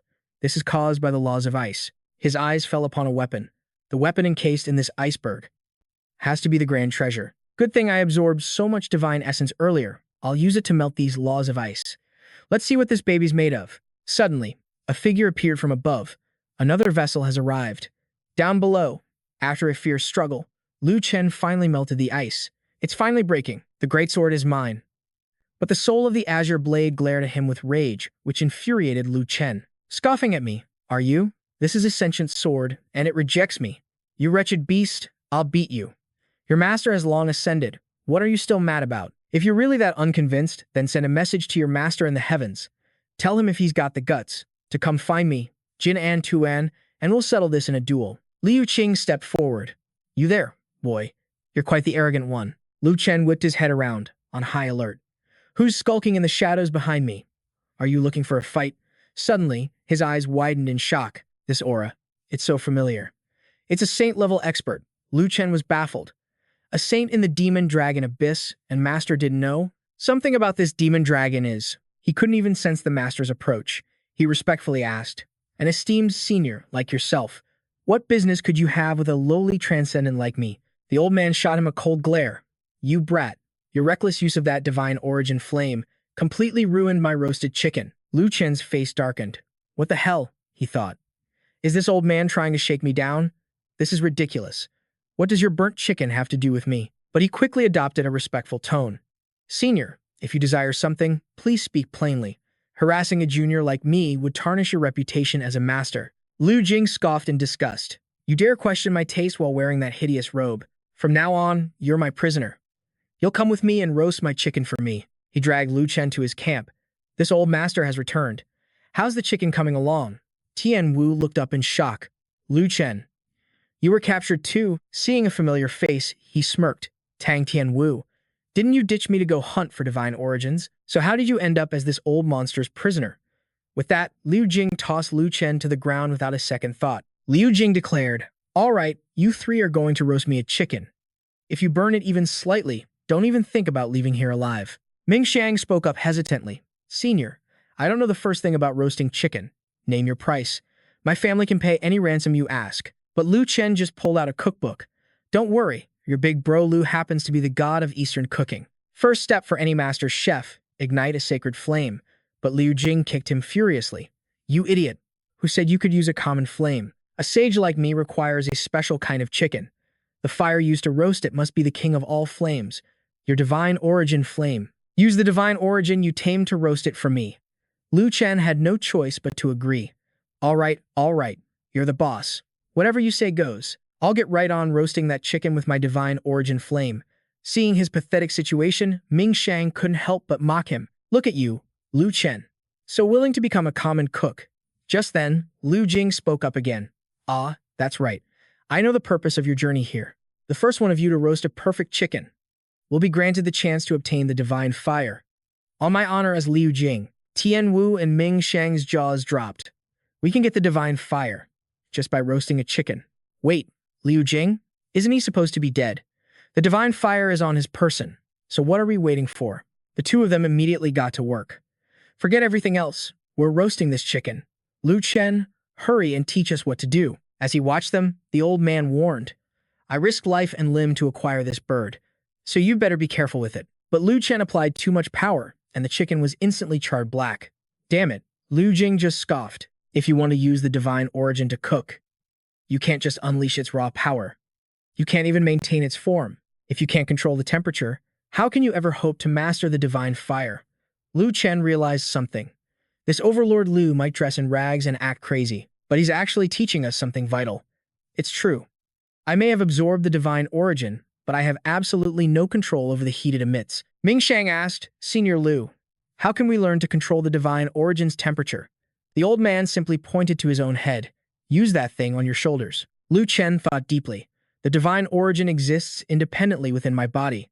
I can release it with fire control techniques, but I can't regulate its temperature at all. I wonder, could it be fused with my dantian? If I could merge the flame with my own spiritual energy, I could control the temperature by regulating how much energy I release. As Lu Jing casually ate his chicken, he observed them. That technique. It's the 9 Absolutes' heavenly art. This kid is more interesting than I thought. The three began their intense training, while Liu Jing casually feasted on chicken. Half a month passed in the blink of an eye. Liu Jing finally spoke. Acceptable. You've all managed to roast a proper chicken. You've passed my test.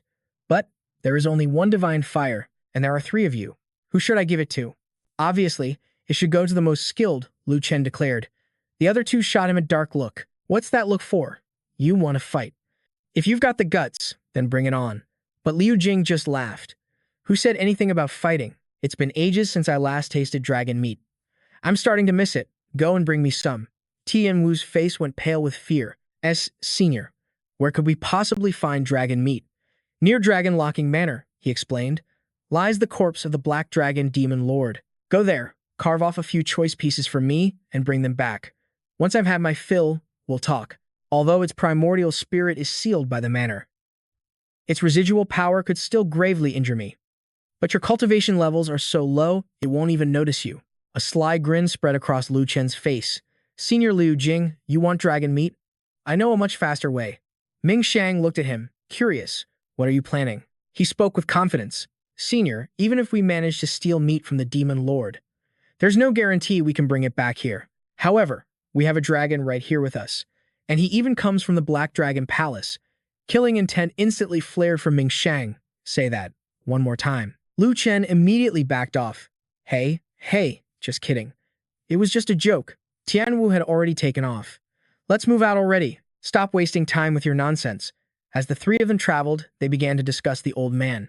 So, what do you think Lu Jing's real goal is? He possesses the divine fire, yet he's willing to just give it away. The minds of these powerful masters are truly bizarre. Strange.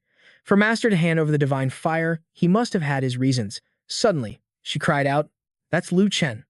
Looking at the magnificent scene in front of her with shock, they've arrived. This is the dragon locking field. They stared in wonder at the massive dragon corpse. This is the corpse of the Black Dragon Demon Sovereign. It hasn't decayed in 10,000 years. Lu Chen charged forward with excitement. We have to move quickly, before its lingering spirit notices us. This thing is going to be tough to cut. But how could that possibly stop this young master? As he hacked away, he thought, this dragon meat is a priceless treasure. Giving it to that old dog, Liu Qing, would be a total waste. I have to keep some for myself. The fierce tiger's vigor elixir paired with charcoal grilled dragon meat, with golden wine that never spills. My power will soar for 10,000 miles. From within the black bones, a spirit named Hazy appeared. This kid has a solid frame. Come, you will become a vessel for this king. Lu Chen stopped what he was doing and rubbed his head. Strange. I could have sworn I felt something behind me. Oh well. I need to work fast and get back to report my findings. Hazy was shocked. I can't believe this insignificant transcendent realm brat almost saw this king. Still, why would a pipsqueak from the transcendent realm dare to steal my flesh?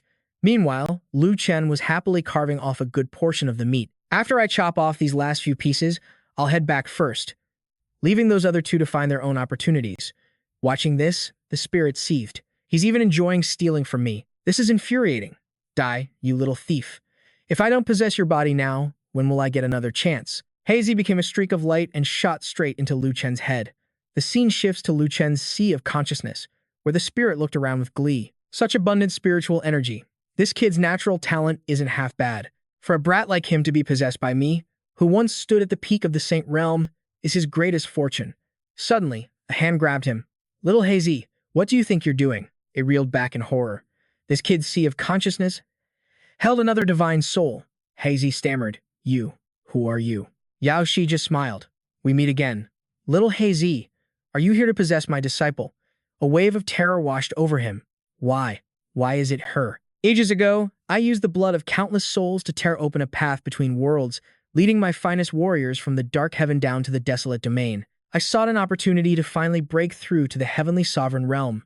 But in the end, I was struck down by a single sword strike and cast into the abyss. Back in the dark heaven, my power was absolute.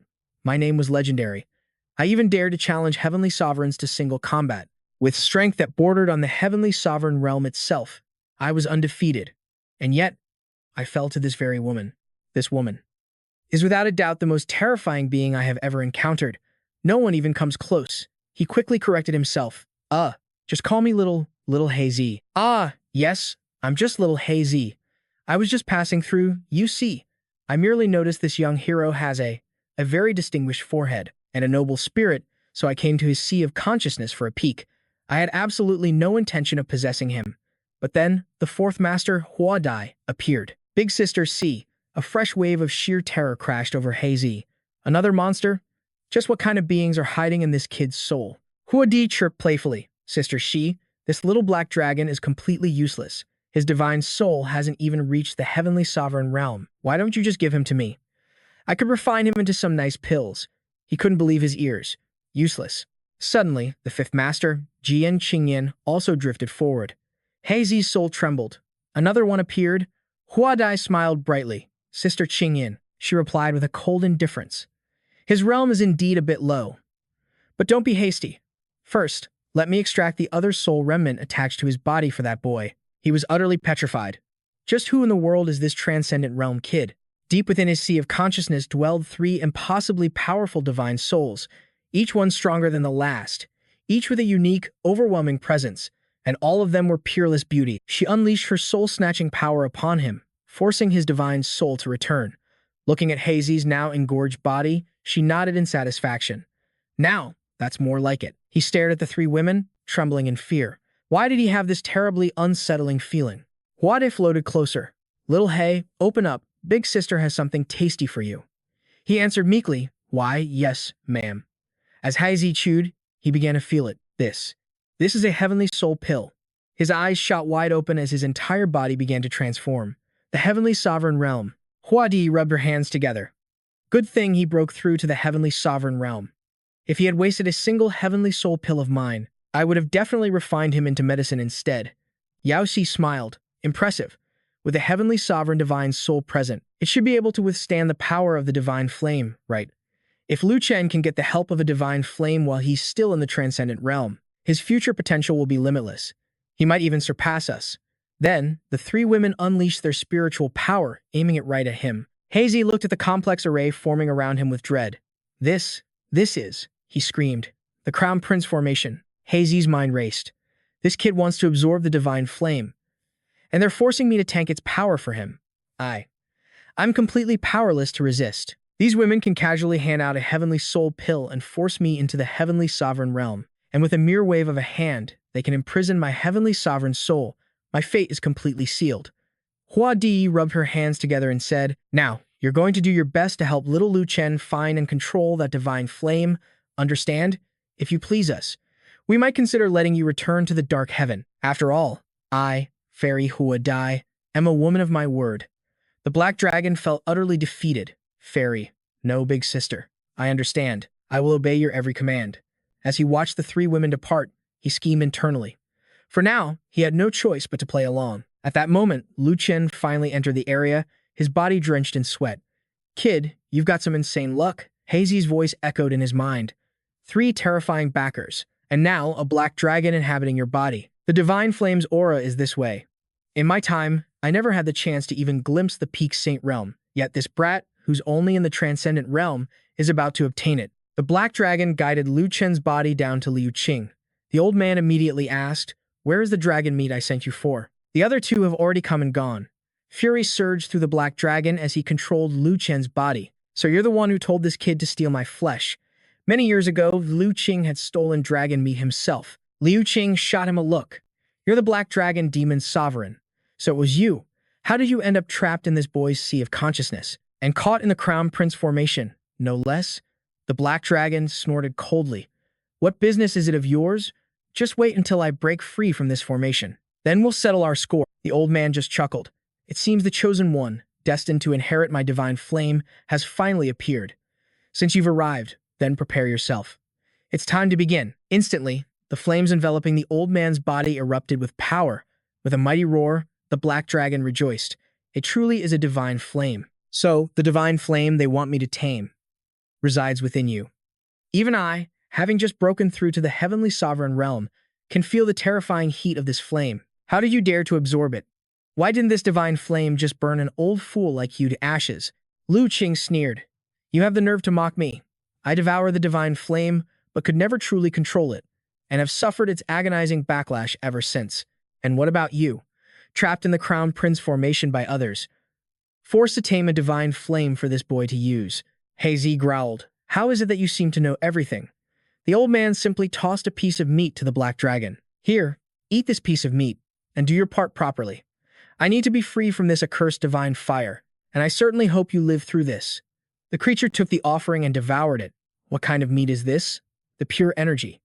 It's incredible. Wait a second. Could this be? His eyes narrowed into a sly grin. So, what do you think? Doesn't that aura feel familiar? The black dragon, possessing Lu Chen's body, spat the meat out. You vile, treacherous, shameless monster. You bastard. You actually fed me my own flesh? Oh? Liu Qing mocked. Didn't your mother ever teach you not to accept food from strangers? How can you blame me for your own foolishness? The dragon flipped him off in fury. I've never met such a shameless Saint King in my life. His expression hardened as he stepped forward. Liu Qing turned deadly serious as a brilliant flame ignited around him. All right, enough of this foolishness. I need to be completely free of this divine fire. The black dragon stared at the flames in terror. My God, that heat. No wonder he's always stayed here. If this wasn't the coldest part of the netherworld, he would have been incinerated ages ago. I don't know if this kid's body can withstand this. I better use the freezing river water to suppress the heat for a while. He controlled Lu Chen's body, diving into the river, then sat up and unleashed a torrent of flame. The black dragon reverted to its true form, trembling. The divine fire's power is immense. Can I even survive this? With a wave of his hand, Liu Qing was finally free from the divine fire's backlash. I scattered the 8 map fragments for one reason, to find someone with the talent to absorb the fire and take my place. And in the end, that person turned out to be you. But even he was inwardly shocked. He cultivates the 9 Absolutes Heavenly Palace technique, and somehow has the power to imprison the primordial spirit of the Black Dragon Demon Venerable. He reached out, tearing a rift in space itself. Liu Qing turned to step through.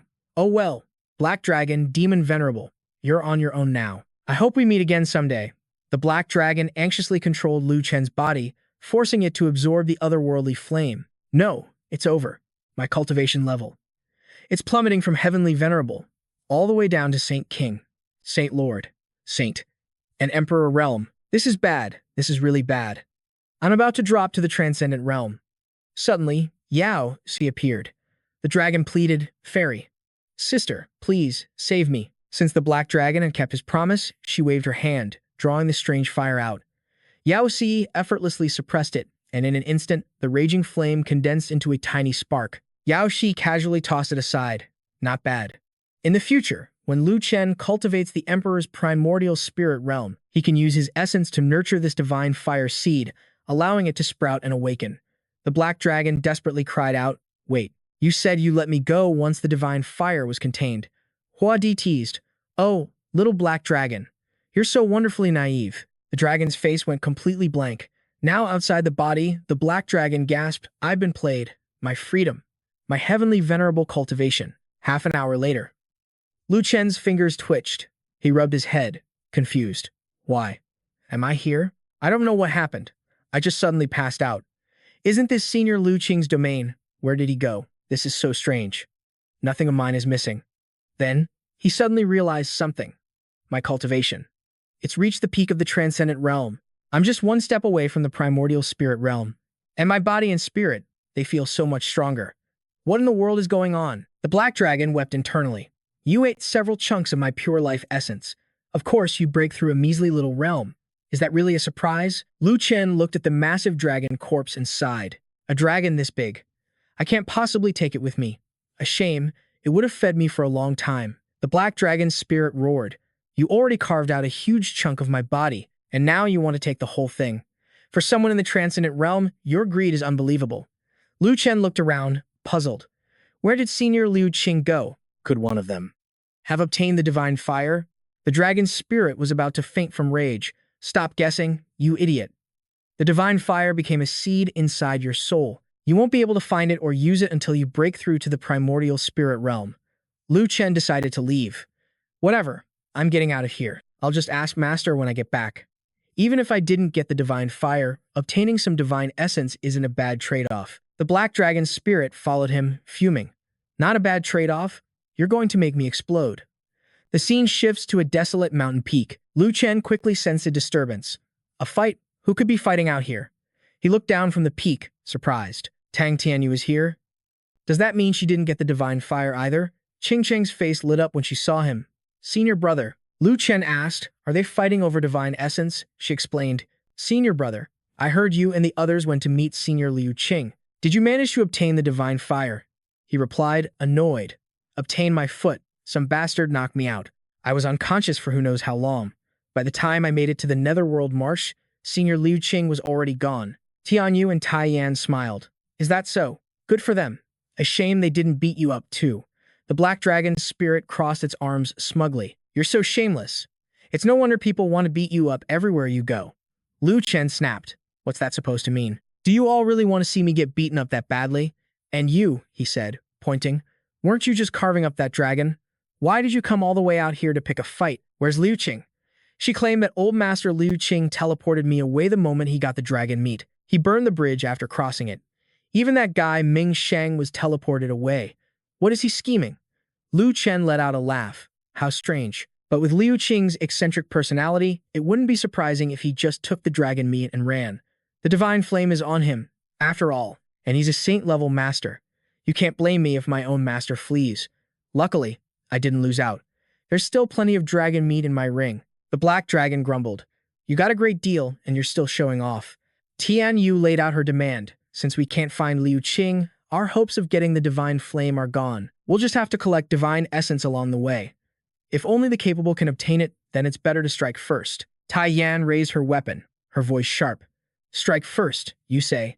It looks more like you plan to openly steal it from my hands. She thought to herself, this girl has gotten much stronger. I can barely fight her. But if I can make Lu Chen move first, I can be the fisherman who reaps the rewards.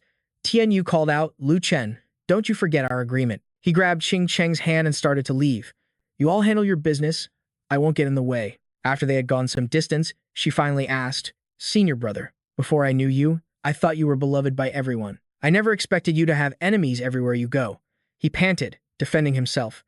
I only stole 100 jars of Immortal's Dew from the Saint Demon sect, and 20 bottles of True Dragon liquid. Is that really a reason to treat me like a mortal enemy? Qing Cheng asked. Then what about the saintess of the Netherworld Demon sect?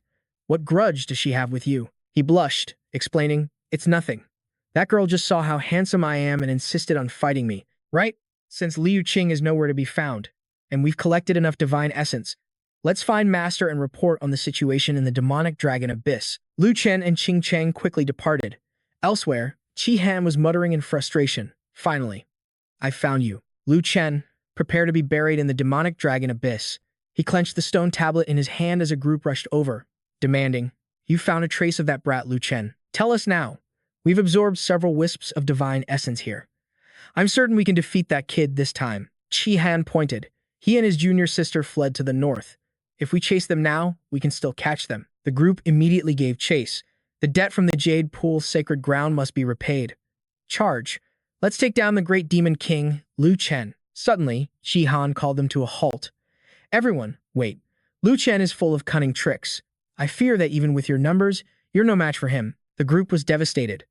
Then what do? We came all this way for revenge. Qi Han took out a map. Everyone, don't rush. Since I've allied with you and helped you find Lu Chen, I will certainly have a way to help you kill him. The demonic dragon abyss is massive.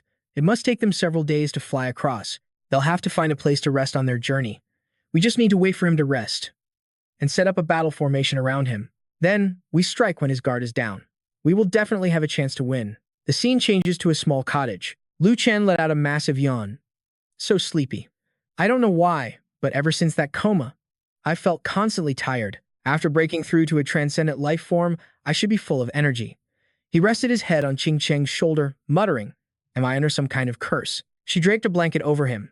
"Senior brother, you never let people rest easy." Seeing their chance, the pursuers swarmed forward. The great demon was asleep.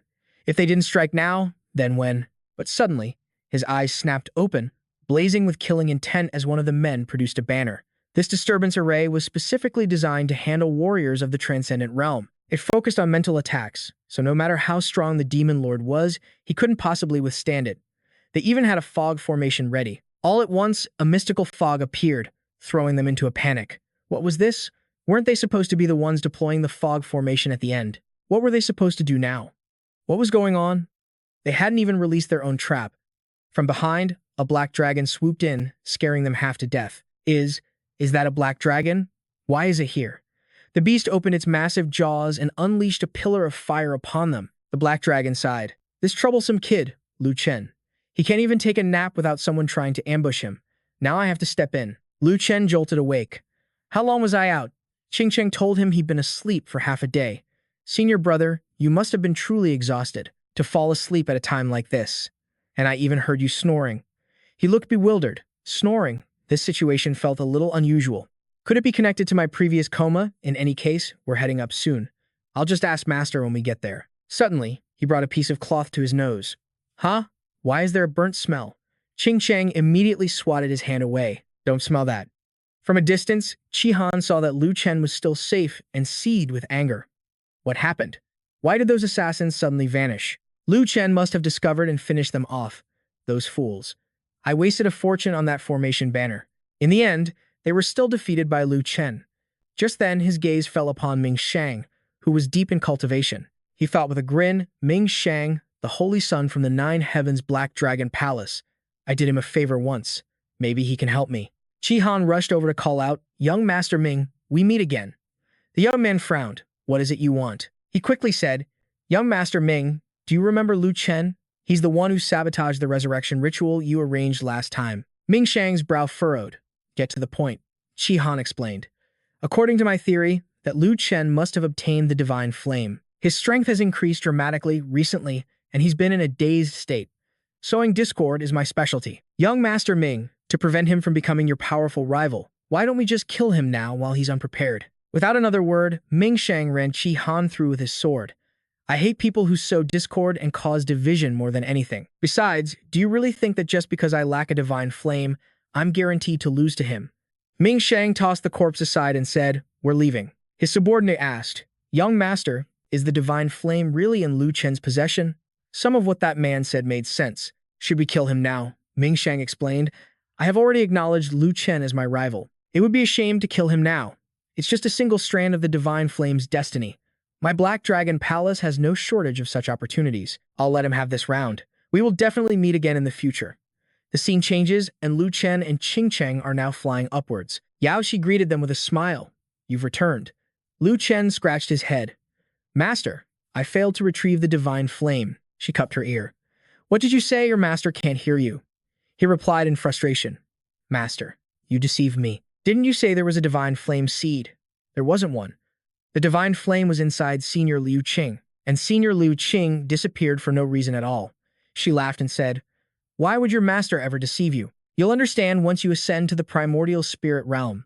He was confused. "Ascend to the primordial spirit realm," Yaozi explained. "In the depths of the dragon demon abyss, did you happen to meet a young man with dragon horns on his head?" He recalled Ming Shang's appearance and asked with suspicion, "Master, how do you know him? What is his background?" She revealed his identity. "He is from the upper heavenly realm, sent down to the lower world for training. Before long, his name will be known throughout the Barren region, and even the 10 regions. He will be your greatest rival. I hope you can defeat him fair and square. Do you have the confidence?" He was full of confidence. "Master, are you looking down on me? That kid might be strong, but he's still far from my level." She reminded him, "This person is a descendant of a heavenly sovereign. He commands many secret arts and has mastered all kinds of martial techniques. You must not underestimate him. For now, you will both return with me to the Jade Pool Holy Land. You will train until you reach the primordial spirit realm before setting out again." Lu Chen then held up a bone with a serious expression.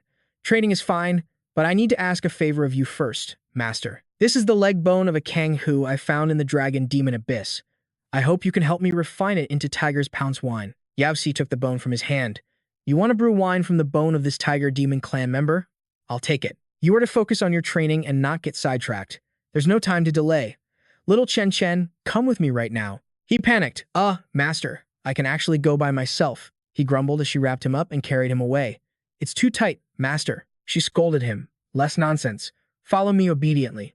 The scene shifts to the Jade Pool Holy Land. Several days later, Yao Si was cultivating when she asked, Lan Yan, dear sister, you didn't come all this way just to reminisce, did you?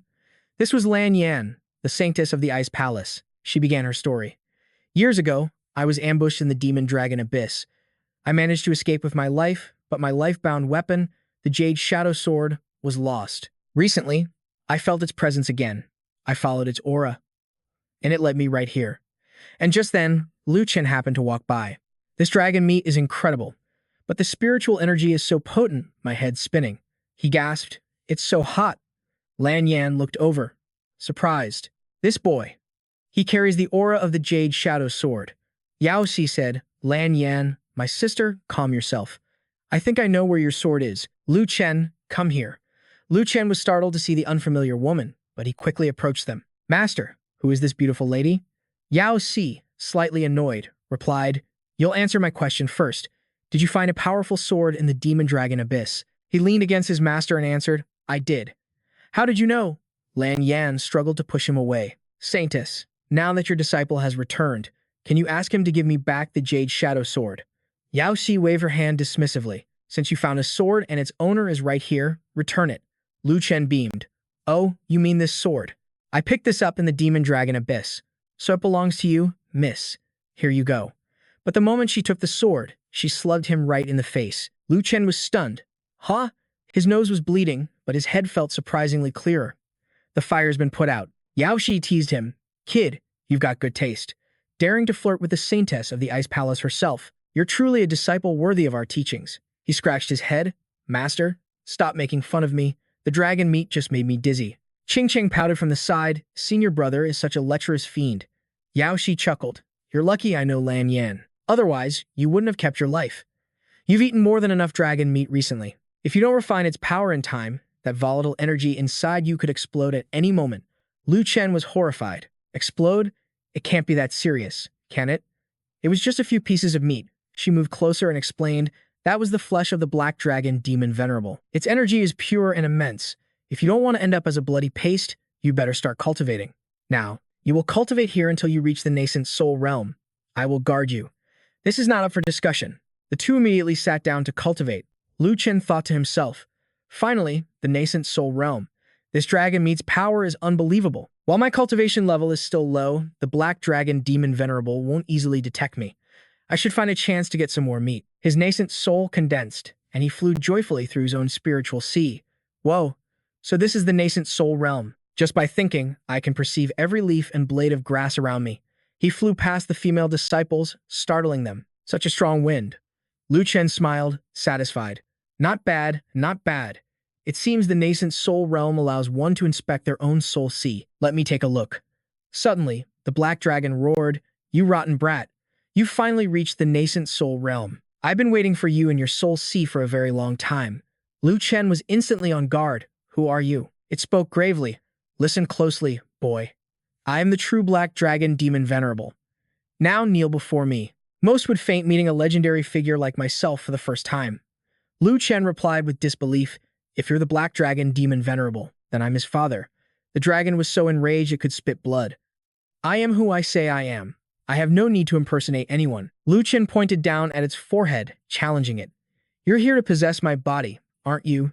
You shaped your nascent soul like a dragon, and now you think you're the real deal. You're barely at the Emperor realm and you want to possess someone. You trying to possess your own father? The black dragon's eyes turned crimson.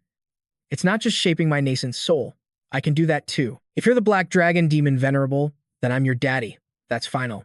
It was flustered. You little brat. I'll kill you. You and your master are all villains. Lu Chen looked down, unconvinced. The black dragon demon venerable is a legendary figure who shook the entire desolate region. Even sealed, his power is immense, yet your nascent soul's strength is only of the Emperor realm. If you're not an imposter, what are you? It started wailing. He's bullying a dragon.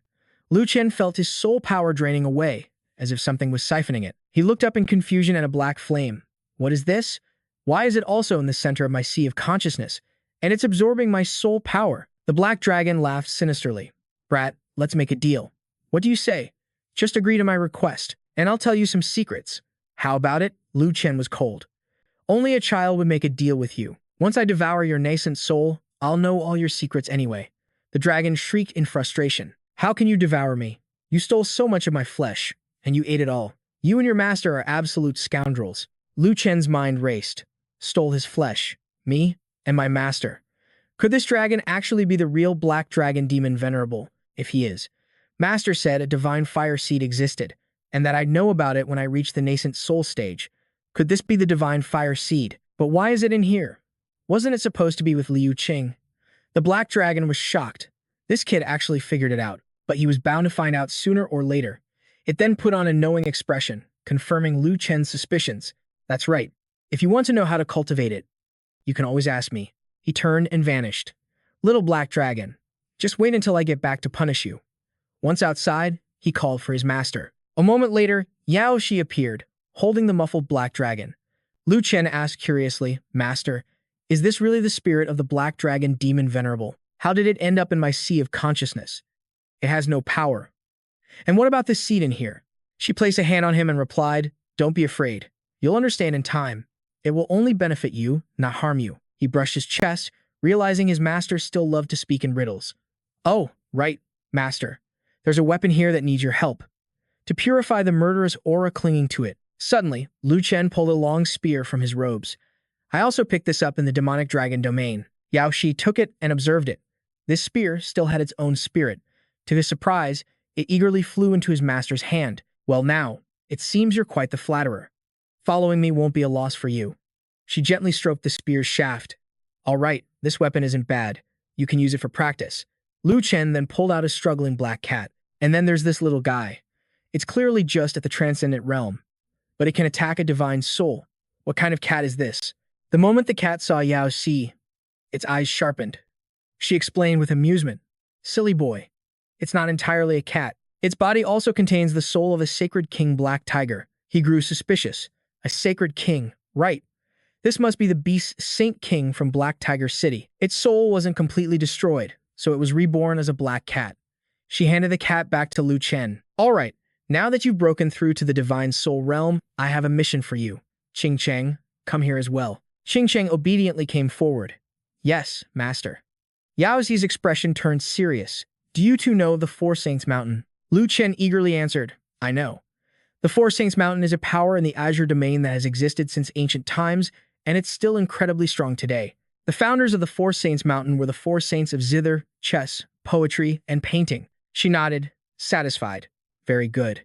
In 3 months, the Four Saints' secret realm will open. Inside lies the supreme inheritance of the Four Saints. I want you to take your junior sister into the secret realm and obtain the inheritance of the Zither Saint. Lu Chen was puzzled. Master, your specialty is the zither. Haven't you already taught junior sister the Divine Melody Sword Classic? Besides, with your level of mastery, does junior sister really need the inheritance of the Zither Saint? Yao Shi explained. Every path of cultivation has its own unique focus. On this path, the Zither Saint has always been undefeated. How could your master possibly compare to the Zither Saint? He glanced at Qing Sheng, thinking, Master reveres the Zither Saint so much, she must have another motive. But if junior sister can obtain the Zither Saint's inheritance, the benefits will surely be immense. She offered encouragement. Little junior sister, your talent is extraordinary. But sadly, you've never traveled far. Your heart is pure, and you don't understand the evils of the world. And the Azure domain is your true home. So, as her senior brother, you must take good care of your little sister. Lu Chen cheerfully put an arm around her shoulder. Of course. This time, I won't leave her side for a single moment. Oh, right. I have a pretty good protective holy artifact here. You take it for now. And I remember a sect that has a set of protective robes made for women. When the time comes, I'll go steal it, borrow it for you. Yao Xi tapped his head, teasing, Are you looking down on the treasures your master gave your junior sister? He laughed in response. Isn't it a case of the more, the better? She waved a scroll painting. The road is long. I'll use this to send you on your way. Lu Chen screamed as he was bundled up. Master always wraps us up so tightly. Yao Si pondered to herself, perhaps I should send a clone with them. What if something happens and my disciple fails to get the inheritance? No, forget it. With a boy like Lu Chen there, nothing will go wrong. The scene shifts to the Azure Domain, near Luo Huang City, where he and Qing Cheng are sitting and talking. So, on your trip to the Black Dragon Domain, who did you run into? I only met a few Saint Sons. Those Saint Sons were all incredibly hostile towards you, senior brother. I got angry and told them off. He broke into a cold sweat. And then what happened? She calmly stated, if I could beat them, I fought. If I couldn't, I ran. Lu Chen praised her, nicely done. Even though you're inexperienced, you already understand the most crucial three-word secret to survival in the martial world: run away fast. You must be cautious about everything, especially the friends you make out there. Even if they seem completely sincere to you, you must remain vigilant. You can know a person's face, but not their heart.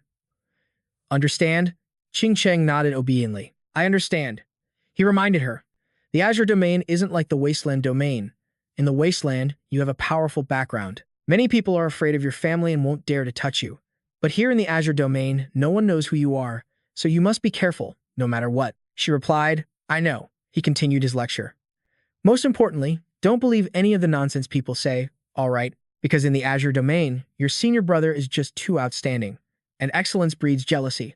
That means a lot of people are jealous of me. In the Azure Domain, countless people spread vicious rumors about me. You must never believe a word of it. But then, a bright smile bloomed on Qing Cheng's face, puzzling Lu Chen. What is it? Qing Cheng replied cheerfully, don't worry, senior brother. No matter what anyone in the Azure Domain says about you, I will never believe them. Lu Chen smiled, pleased. Hey, you're a good girl. Having an adorable junior sister like you is the best. All right, we've rested long enough. I see a city up ahead. That must be Luo Huang City, our destination. Making a grand entrance with a teleportation scroll would draw away too much attention. We'll use the local teleportation array to enter discreetly. And just like that, they arrived in Luo Huang City. Lu Chen activated a disguise technique, altering his features. Junior sister, he said gravely, you know how. Exceptional I am in the Azure Domain. To avoid trouble from all the jealous haters, this disguise is absolutely necessary. Walking beside him, Qing Cheng had to stifle a giggle. She thought to herself, he definitely just offended too many people. Candied hawthorns, Lu Chen suddenly pointed. Come on, let's scout for information. He quickly bought a skewer and handed it to her. Anything you want to eat, I'll buy for you. We're cultivators, remember? We don't get fat. Qing Cheng blushed slightly. Even if I weren't a cultivator, I still wouldn't get fat. She smiled softly. But, thank you, senior brother. Nearby, Wang Cheng's eyes widened. Well now, who is this beauty? I've never seen her before. He swaggered over, cupping his hands. Greetings, my lady. Lu Chen immediately stepped between them. Can we help you? The man feigned embarrassment. Forgive my forwardness, but I was simply captivated by your beauty. May I be so bold as to ask for your name? Lu Chen cut him off with an icy glare. Captivated? We've never met, and we have no intention of meeting again. You don't need to know her name. Junior sister, let's go. As they walked away, a sinister smirk spread across Wang Cheng's face. In Luo Huang City, there's no one I can't find. They must be outsiders. Luckily for me, my Wang family controls every teleportation array in this city, which means finding you will be easy. He snapped open his fan with a wicked gleam in his eyes. Just you wait, my dear. I'll find you soon enough. Qing Cheng hurried to keep up with Lu Chen's long strides. Senior brother, wait up. Lu Chen's expression soured. See? This is what happens when you're too beautiful. We're going to have endless trouble. I wish you were a little uglier. Like, with a horse's mouth and a face full of pockmarks. She huffed, punching his arm playfully. You're terrible. How can you be unhappy that I'm this beautiful? He laughed. Forget it. As long as I'm here, no one will dare touch you. Suddenly, his expression turned serious. Look. News about the Four Saints Mountain. The Four Saints Mountain has made an announcement. Any cultivator at the nascent soul realm with an invitation can enter their secret realm to seek a fated opportunity. Anyone fortunate enough to find something gets to keep half, while the other half goes to the Four Saints Mountain. And for those without an invitation, the entry fee is 1 million spirit stones. Are the Four Saints Mountain people out of their minds? If it were me, I'd only send my own disciples in. Why open it to outsiders? Something fishy is going on here. This is more complex than it seems. Qing Cheng stared at the notice in awe. 1 million spirit stones for a single invitation. Countless cultivators would kill for a chance to get in. The Four Saints Mountain really knows how to make money. A sly grin appeared on Lu Chen's face. Junior sister, your first test is here. He gestured towards the notice board. Since this is a training journey, your challenge is to acquire 2 of those invitations for us. Her eyes went wide. Me? Are you trying to set me up? Lu Chen gave her a wicked grin. Now why would I do that? I'll give you a little hint. A life lesson, even. Whenever you want to acquire something valuable, if you have money, you go to an auction house. If you don't, you go to the fighting arena. To make your training more challenging, we're going straight to the arena. What do you say? Her expression soured. Senior brother, I'm positive you're setting me up. The scene shifts to the city's grand arena. A guard blocked Ching Ching's path. Apologies. Do you have an Azure Domain Transit Pass? The arena is only open to those with official status. She turned to her senior brother. We don't have a pass. Suddenly, Wang Cheng appeared, slinging an arm around her shoulder. My lady, you wish to enter the arena? For you, I, Wang Cheng, can make an exception. It wouldn't be impossible to get you both. Lu Chen instantly moved between them, shoving the man's arm away. You again. This is your last warning. Stay away from my junior sister. Wang Cheng fumed internally. Damn it. How dare he act so arrogant in my territory? But on the outside, he kept his smile. I only wish to befriend you both. Will you not grant me this small courtesy? Lu Chen scoffed. And what if we don't? Qing Sheng gasped. Senior brother. But Wang Cheng remained confident, having only learned that they used a minor teleportation array to enter the city. They must be from some no-name sect from the countryside. Just a naive country girl. I bet they're terrified now. He raised his voice. You refuse to give me face? Believe me, I can ensure you never step foot in this arena, or use any teleportation array to leave. Here in this city, the Wang family's word is law, so if you ever want to leave, you better learn some respect. A sharp crack echoed as Lu Chen slapped him across the face. And what if I don't? The force of the blow sent Wang Cheng stumbling back, his face swelling instantly. You dare to strike me? He lunged forward, throwing a wild punch. Damn you! I've had enough of your arrogance. It's been far too long. I must end you. Lu Chen met the attack with an icy calm. You think you're worthy of challenging me? Wang Cheng clutched his broken arm, his face pale with shock. You dare injure me? You're finished. I'm telling you. You'll never leave Luohuang City alive. Lu Chen replied with a bored expression. Is that so? Wang Cheng bellowed. Guards. Where are the guards? Seize him immediately. Can't you see he assaulted me? But the guards suddenly recognized the intruder's iconic look. Silver hair and green robes. He's actually returned to the Azure Domain. Wang Cheng had provoked someone he absolutely shouldn't have. Yet he kept screaming. Just a couple of country bumpkins. Just wait until I get home and tell my father. The guards whispered among themselves. If Wang Cheng keeps up this foolishness, he won't last 2 months. Captain, who is that man with the silver hair? Why would you risk offending Wang Cheng for him? Aren't you afraid of his family's revenge? Of course not. Do you know who that young man is? That was Jian San, the sword saint. The other guard gasped in shock. What? You mean the Jian San?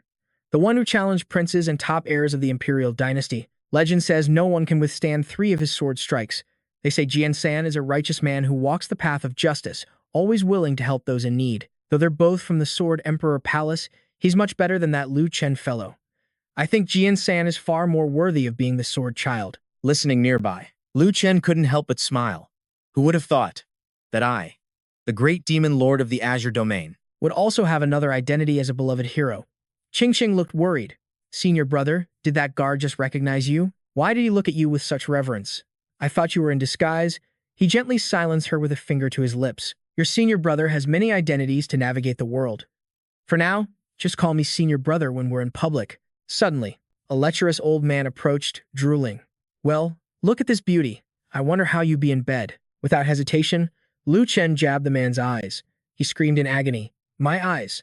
My eyes! A crowd rushed over to intervene. They blocked his path, shouting, This is a martial arts arena. How dare you attack someone here?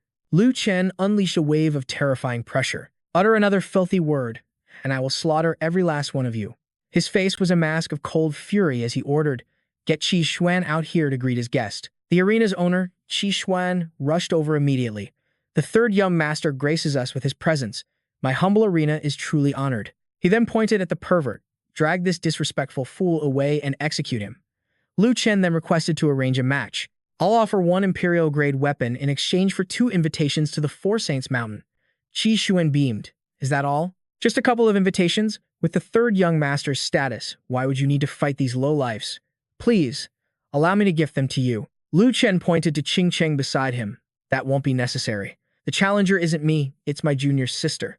Spread the word. To win my imperial weapon, the opponent must wager 2 invitation cards. The owner quickly bowed.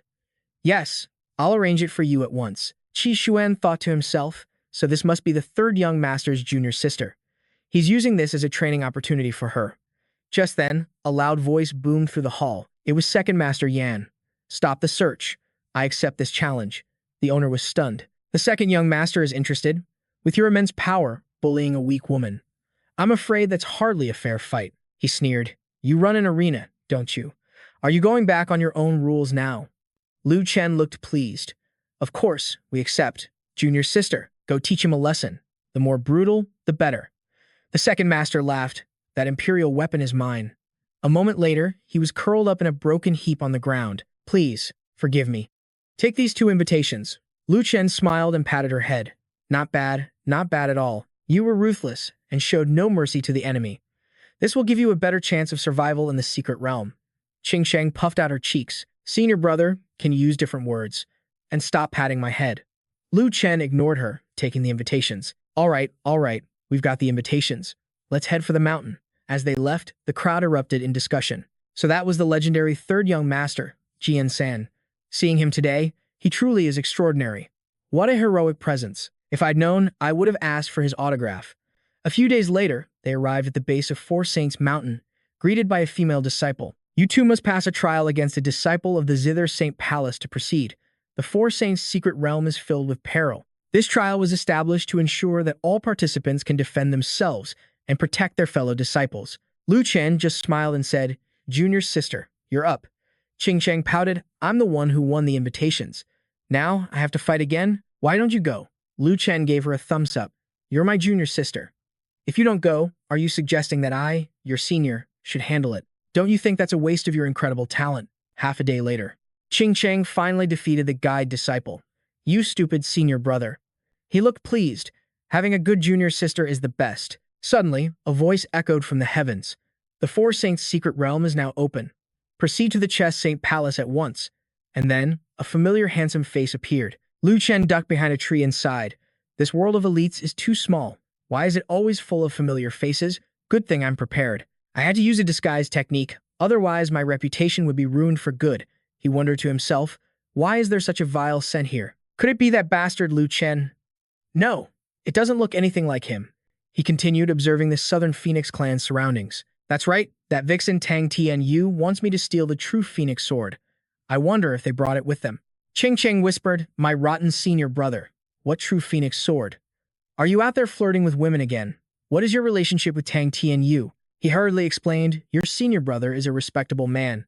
How could I be flirting? If I manage to steal it, I will definitely give it to you first, junior sister. I truly have no relationship with her. So, there's really nothing between you two.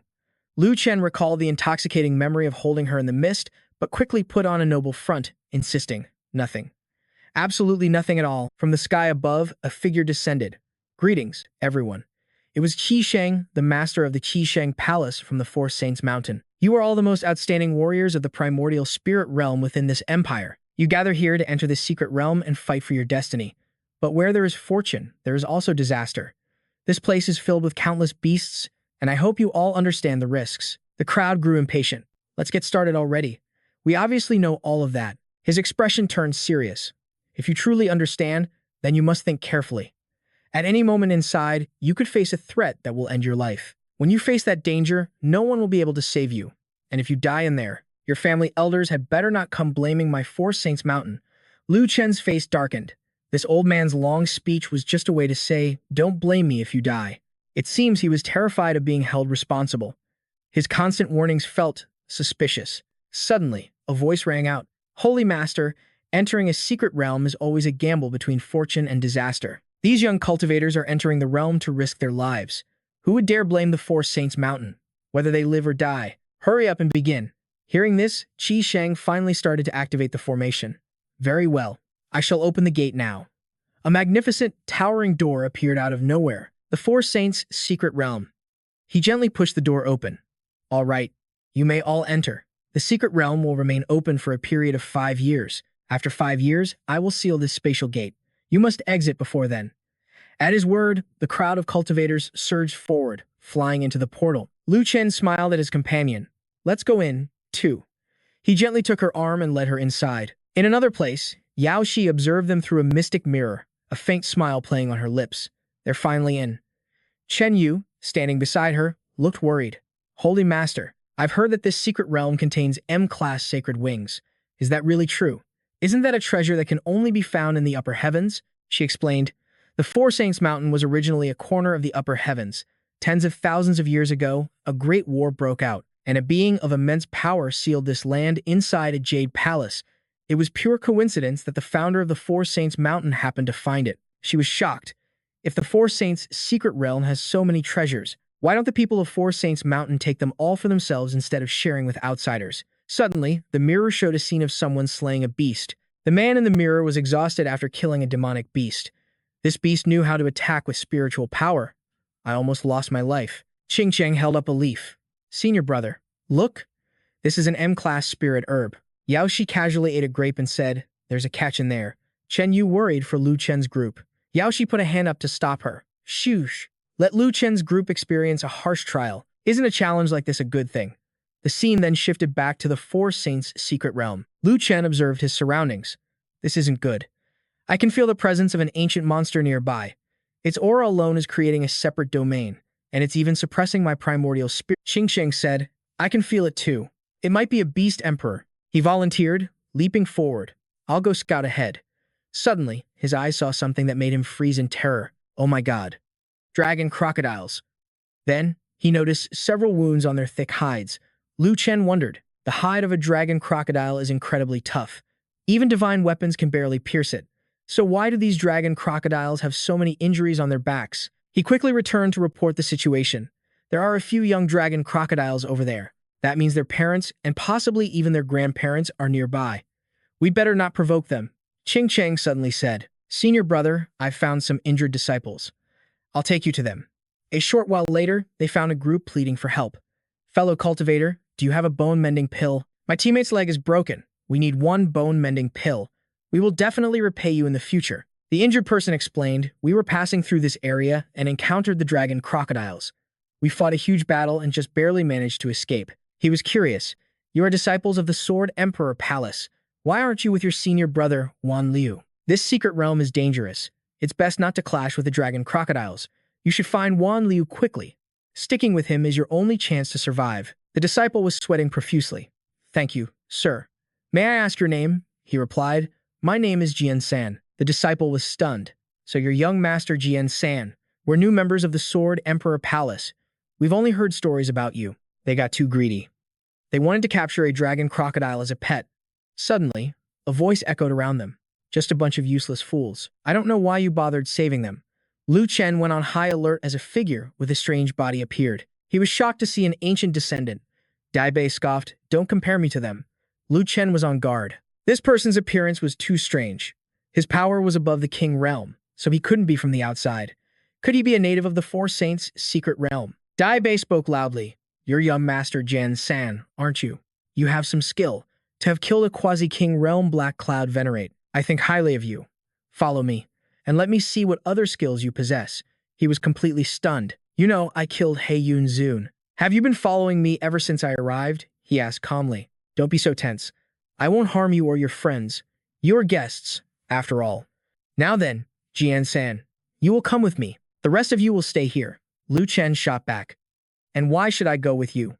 Are you some kind of servant?" Dai Bei unleashed his immense power. It seems the little brat wants to resist. This isn't up for debate. Seeing the dark energy, Ching Ching grew worried. "Senior brother, he's incredibly strong. You must be careful." He just smirked and pointed toward the other disciples from the Sword Palace. "Impressive.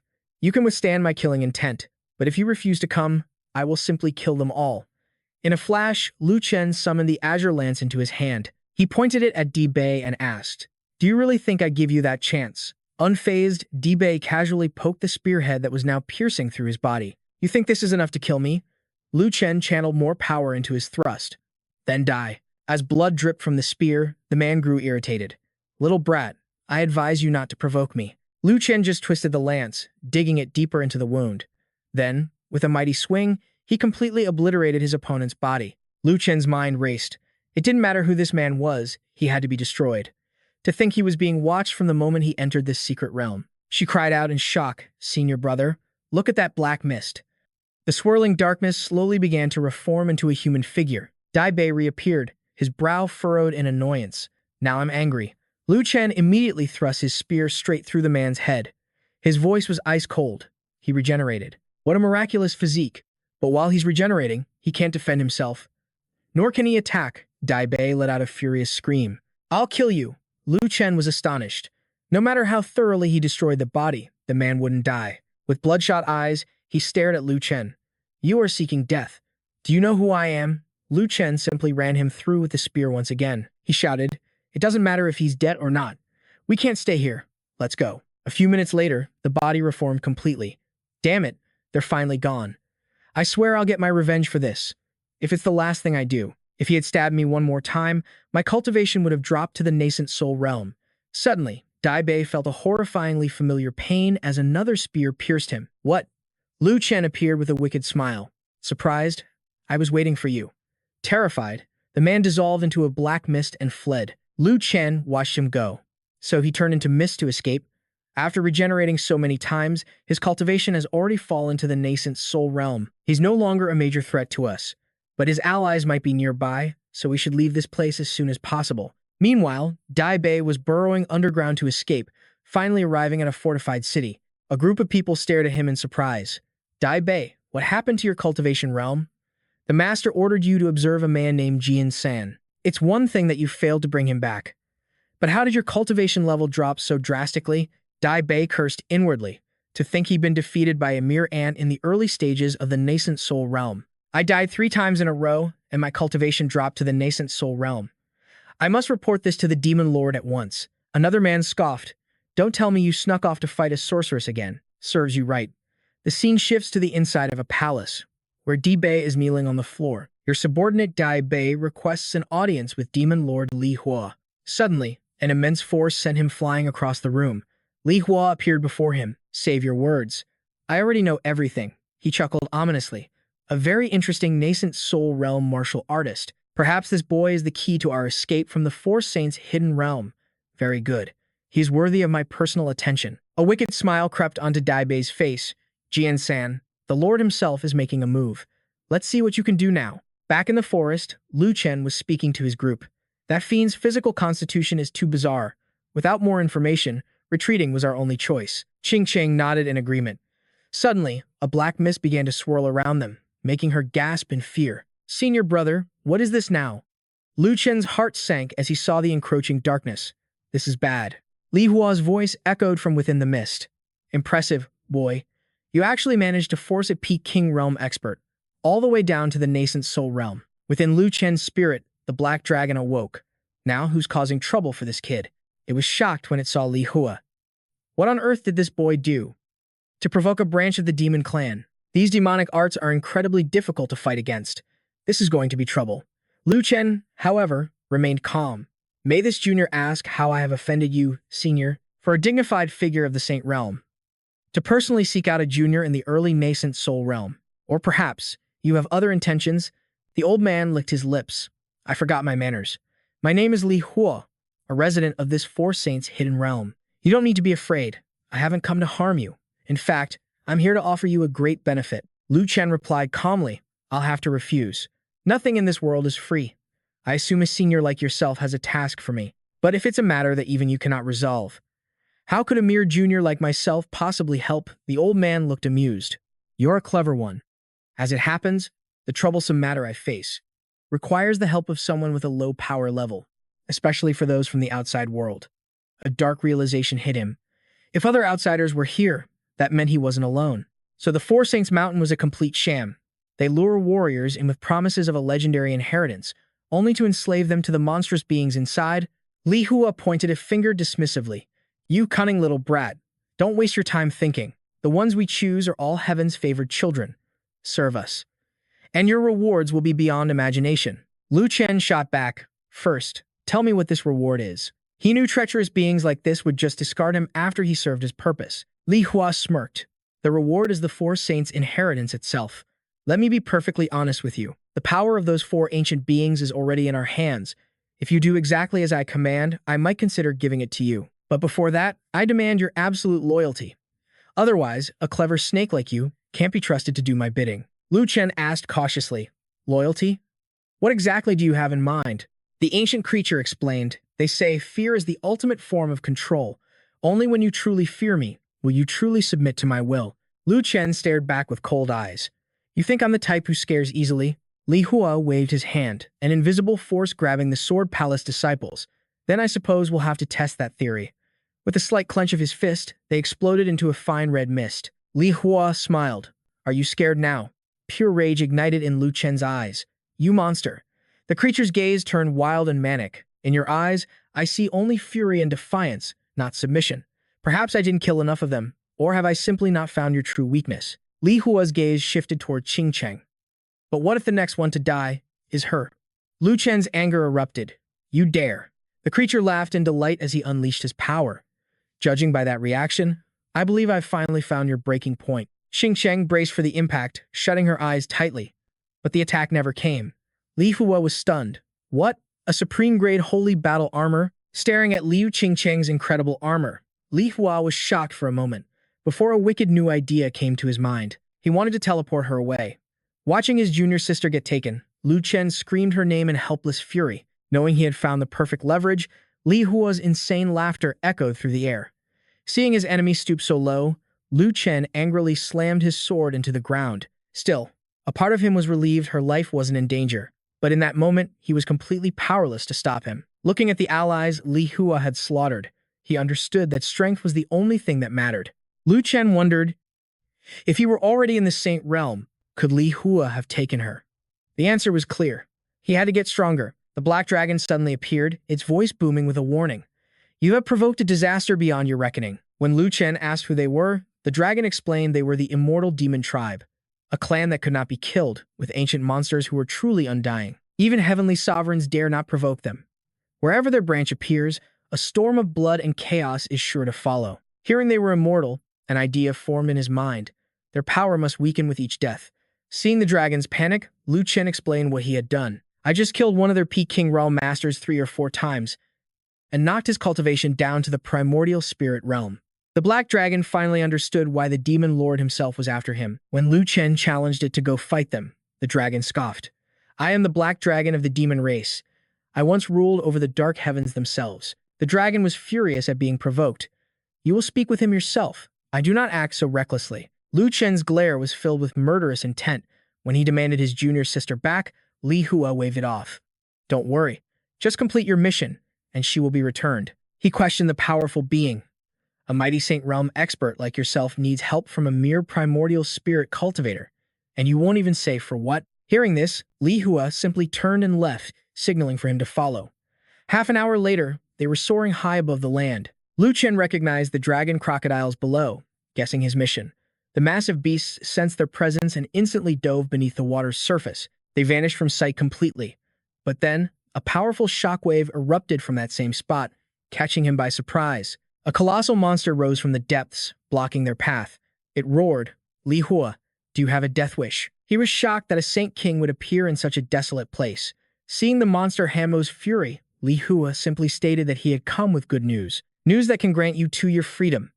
At those words, the giant monster transformed into a humanoid figure. Hearing this, the being threatened, say what you have to say, and then get out. Li Hua revealed his plan to cooperate with the outsiders, and their many primordial spirit experts. There is no shortage of top-tier geniuses who will help us break the seal, allowing us all to escape. But first, I wish to test their strength against your clan's legendary defense. The true purpose for bringing Lu Chen here was finally clear. He was to be a challenger for Han Mo's own descendant. When he heard the words gain freedom, it all clicked. He realized they were all prisoners, trapped inside this four saints' secret realm, hiding some terrible secret. Han Mo was enraged by Li Hua's request, furious that he would dare suggest using his own heir as a whetstone for some outsider. Li Hua quickly reassured him. Once we are free, the benefits for the crocodile clan will be limitless. You must trust in the powerful defense of your people, and have faith in your descendant. Hanmo's anger began to cool. Li Hua then played his final card, reminding him, Lord Judgment is still watching over this matter. Seeing the man remain defiant and unafraid, he played his final card, threatening an audience with the great adjudicator herself. Li Hua then raised his eyes to the heavens, summoning the great adjudicator. A voice of pure authority boomed from above, shaking the very fabric of their reality. Lu Chen felt that female voice merge with the secret realm itself. He knew even the mighty dragon crocodiles feared her, and realized her power surpassed the Saint King level. Hearing his reminder of what must be done, Han Mo still refused to let his descendant fight. Suddenly, a column of pure light crashed down upon the crocodile beast, slamming him to the ground. Terror seized him as he realized the adjudicator's cultivation was on a completely different level. The woman demanded the crocodile clan obey her command immediately. Victory would be rewarded, but defeat meant a meaningless death. Lu Chen's eyes widened in alarm as he watched the young dragon crocodiles being lifted into the air. Empowered by the adjudicator's support, Li Hua told the senior to choose one of his descendants to accept the challenge. Having been put in his place, the Beast Clan's leader obeyed without question.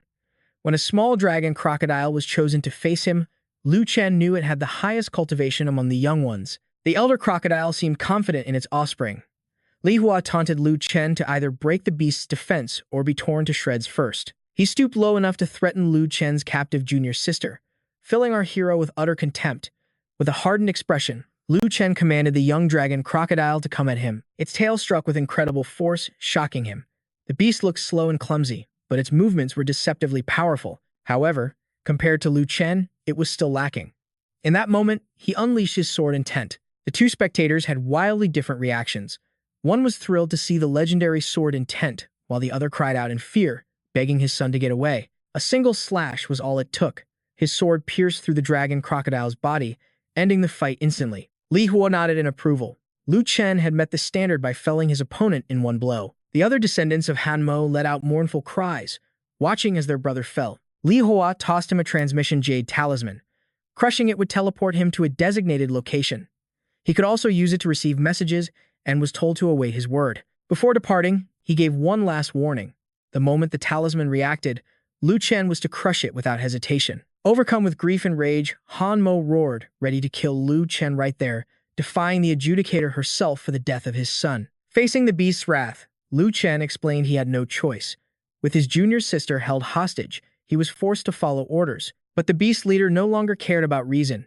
He only wanted revenge for his child. As a colossal hand descended to crush him, Lu Chen held up his own to stop it. "There's still a way," he yelled, urging the old beast to try a vial of true dragon liquid. At the mention of this priceless treasure, Han Mo froze in disbelief. As he watched Lu Chen pour the liquid into his son's mouth, he anxiously asked if there was any reaction. Seeing the young dragon crocodile slowly stir, its wounds beginning to heal, Lu Chen sighed in relief. He had saved it. He then turned to apologize to the senior. "I was forced into this," he explained. But Han Mo, seeing him use a treasure to save his son, refused the apology and instead offered his own deepest thanks. Lu Chen then asked the senior about this place, the Four Saints' secret realm, and what secrets it held. The old beast explained that this world was a place of exile, housing Li Hua's immortal demon clan, a branch of the shaman physique world, and his own clan of beast sinners. The black dragon materialized, fascinated by the story of exile, admitting he'd never heard of such formidable races. Han Mo revealed they'd been imprisoned here for 30 to 50,000 years. Cursed before being sealed, their strength could never grow beyond what it was. Hundreds of thousands of years ago, this land of exile was the divine forgotten kingdom of Fan Jing Tian, one of the legendary Nine Heavens Lords. His kingdom allied with the immortal demon clan to destroy a neighboring nation, but that nation had a guardian, a divine master of spatial formation arts. When the spatial master learned his nation was destroyed, he was enraged. He gathered countless powerful experts for revenge, igniting a war of unprecedented scale. Of course, the Divine Wind Kingdom and the immortal demons fought back, calling upon the great sorcerers of the shaman world to join their cause. In response, the spatial master sought help from the supreme power of the ancestral Lord World. More and more factions were drawn into the escalating conflict. The War of Heavenly Venerates finally erupted, causing countless casualties. In the end, the king of the Divine Wind Kingdom was slain. The immortal demon clan's power was crippled. Seizing the opportunity, the spatial master began to weave his grand formation, carving spatial seals into the very air. He sealed the entire territory of the Divine Wind Kingdom inside a single jade talisman. Han Mo's beast clan and other weaker races living within the kingdom were trapped along with it. Then, The supreme leader of the ancestral Lord World laid down a powerful curse upon all who were sealed inside the Jade. A terrible curse binds the exiled, denying them eternal rest. For ages, the Jade talisman drifted, until it was found by the outsiders from Four Saints Mountain. Their formation expert, the Chi Saint, finally shattered the barrier, opening a path inside. But while they could enter, the curse remained. Anyone trapped within was still doomed to die. This was no ordinary hex, but a binding curse from the most powerful being in the ancestral Lord realm. The only way to break free was to destroy dozens of curse altars hidden within the sealed lands. Only then would the curse finally lift. Lu Chen listened to the tale, confused. How could even the mighty Saint Kings fail to destroy these altars? He learned the altars were layered with power. The stronger you were, the more they resisted. Only those at the spirit god realm could even approach. Lu Chen was shocked. Even the weakest person sealed here was a peak king. It was unthinkable that no new spirit god could break the formation. The old man spoke with utter despair. They had tried, but no one had ever returned alive. To his surprise, some of the ancient immortals couldn't bear it any longer. They traded away the precious inheritances of the Four Saints for outside help. Lu Chen seethed with anger. An agreement was made between the trapped and Four Saints Mountain to send in their most talented spirit gods to break the curse. He felt a surge of regret. Four Saints Mountain had played them all. He never should have brought his junior sister here, thinking it was just a normal training ground. He begged the senior for a place to cultivate, desperate to save Liu Qingcheng. Hanmo simply offered him his own cave. But before Li Hua's arrival, two other Saint Kings had warned him. One wrong step in the Dragon Spine Mountains, and he would lose his life. Despite the danger, Lu Chen was overjoyed. He thanked the senior profusely, feeling a sense of security in his words. The old man guided him to a spring, surrounded by rich spiritual energy. Cultivating here would be far easier, and success more certain. Lu Chen began his training with fierce determination. But a sharp pain suddenly pierced his spiritual sea, causing him to cry out. He looked up in horror, realizing a colossal flower was devouring his spiritual energy. The black dragon saw this and was stunned. The divine fire seed had sprouted. He marveled at the boy's heaven-sent talent. The flower pulsed with a dark aura, erupting in a storm of purple flames that engulfed Lu Chen. He clutched his head in agony before collapsing to the ground. Hanmo saw him fall, fearing he had succumbed to his inner demons during cultivation. He had to act before the boy fell into a deep coma. Inside Lu Chen's spiritual sea, the black dragon was shocked. Another presence had appeared. Hanmo knew the boy's background was complex, but he couldn't believe his chosen successor was so weak. A mere Emperor Realm weakling was useless. Enraged by the insult, the black dragon shot back. He was once a heavenly sovereign, even if it was only for a few fleeting seconds. Hanmo recognized the divine fire flower. He realized the boy's fortune was heaven-defying. Someone must have shrunk the flower into a seed and planted it in his soul. The divine essence had nourished the seed. And now, it was time for it to take root. The old man stared at the flower, boiling in its own flames. This could be his ticket out of this exiled land. But then he reconsidered. Stealing it would be wrong. The boy's cleverness was top tier. His future would be extraordinary. He decided to help, planting the seeds of good karma. At that moment, an exhausted Lu Chen awoke, his head throbbing with a blinding pain. His spiritual energy was completely drained. Seeing Senior Hanmo, he asked what happened. Why had he passed out? The old man was surprised by his ignorance. He explained that someone planted a seed in his sea of consciousness, and it had just bloomed into a lotus. Now, the divine fire and his spirit were one. Nothing could be done about it. Lu Chen stared in disbelief, unable to accept a divine fire was in his soul. The senior thought he was still playing dumb. The true form of the divine fire appeared in Lu Chen's hand. He remembered waking in the demon dragon abyss, unable to find Senior Liu Qingcheng. It was because of this. The divine fire had been shrunk into a seed. He suspected his master was the one who planted it in his spiritual sea. He sighed in frustration. His master was always so cryptic. Hanmo spoke up, reminding him that this power could be upgraded endlessly. Even heavenly sovereigns coveted this treasure. Until he was strong enough, he should never reveal it. Moreover, the divine fire was the ultimate weapon against the immortal demon clan. It could even be used to neutralize the curse on this land. Realizing how powerful it was, Lu Chen now had a plan to deal with Li Hua. But first, he offered his deepest thanks to the senior. He asked who the strongest person here was, the one they called the adjudicator. Hanmo explained that she was the most powerful and one of the strategists behind the original sealing. Lu Chen was stunned by the title Great Heavenly Sovereign. He was confused. His master had only said she surpassed the Saint Kings. The ranks were venerable, supreme, and heavenly sovereign. Only the most exceptional could be called a great heavenly sovereign. He told the senior that if the curse altars were destroyed, releasing someone that powerful would bring disaster to the world. Hanmo agreed his worries were justified. When they escaped, the 10 domains would fall into chaos, especially with the immortal demon clan. But he offered some comfort. The highest realm outside was Saint King. But rumors spoke of several great fiends. It was said a few heavenly sovereigns from the upper heaven realm fell into the 10 domains. The Black Dragon chimed in, "How would I know unless I leave this place? You must secure the demonic sin Jade.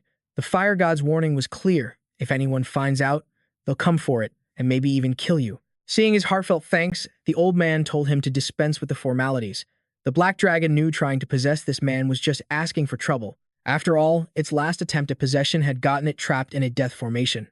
It feared Lu Chen had a powerful backer, someone you should never, ever provoke. Suddenly, the demonic sin Jade began to tremble.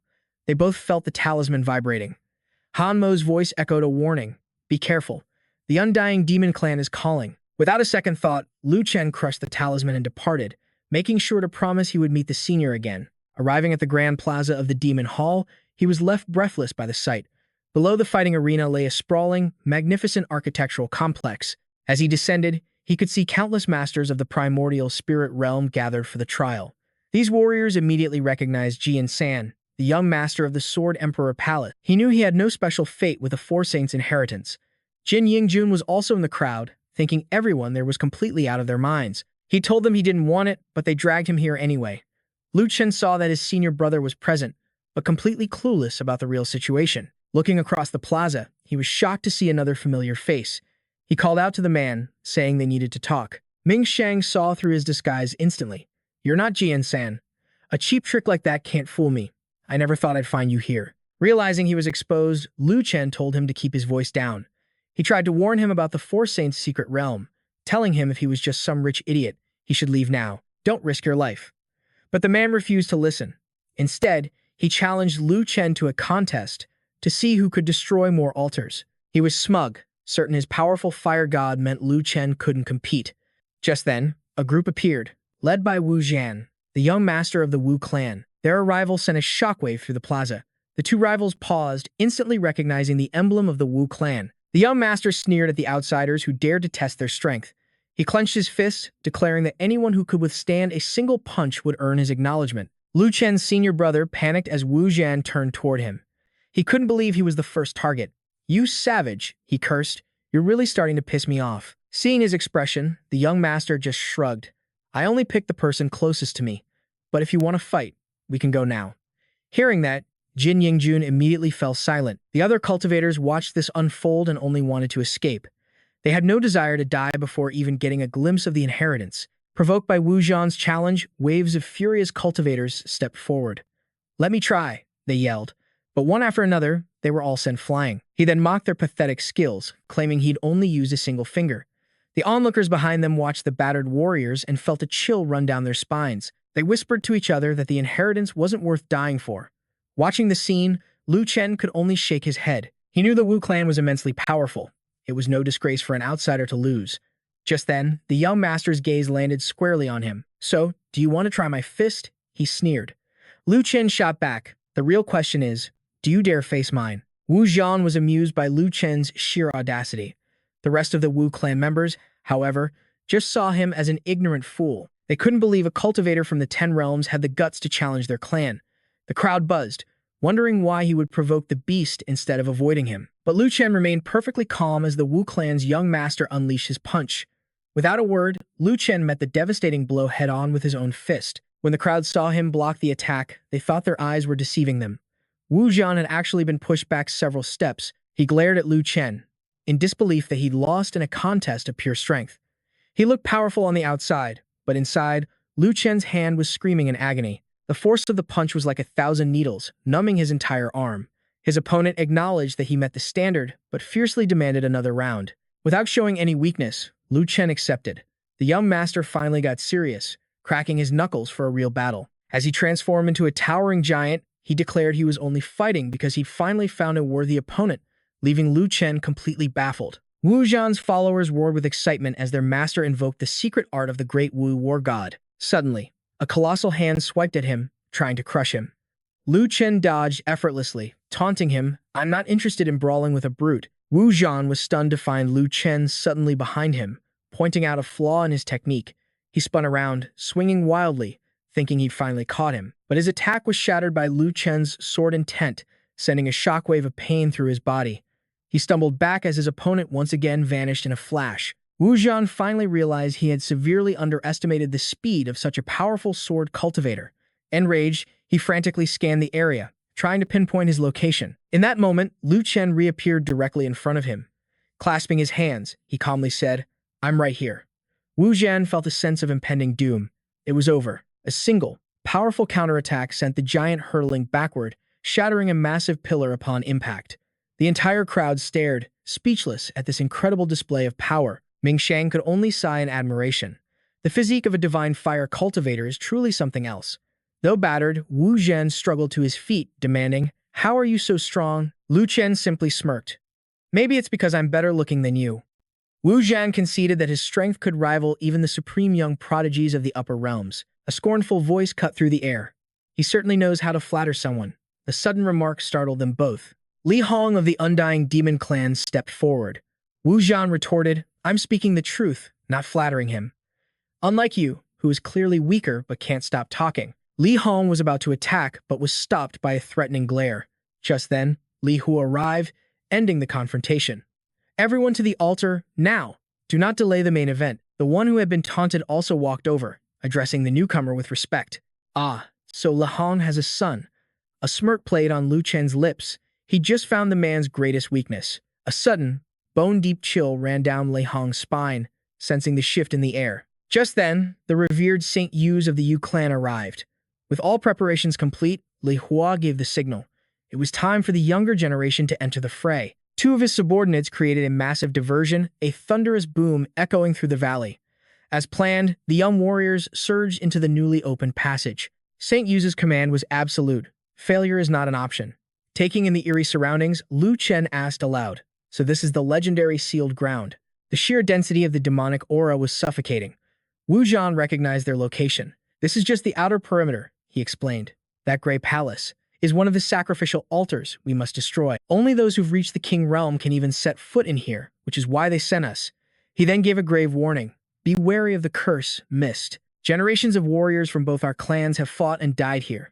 Of the 72 altars, we've only managed to destroy 22.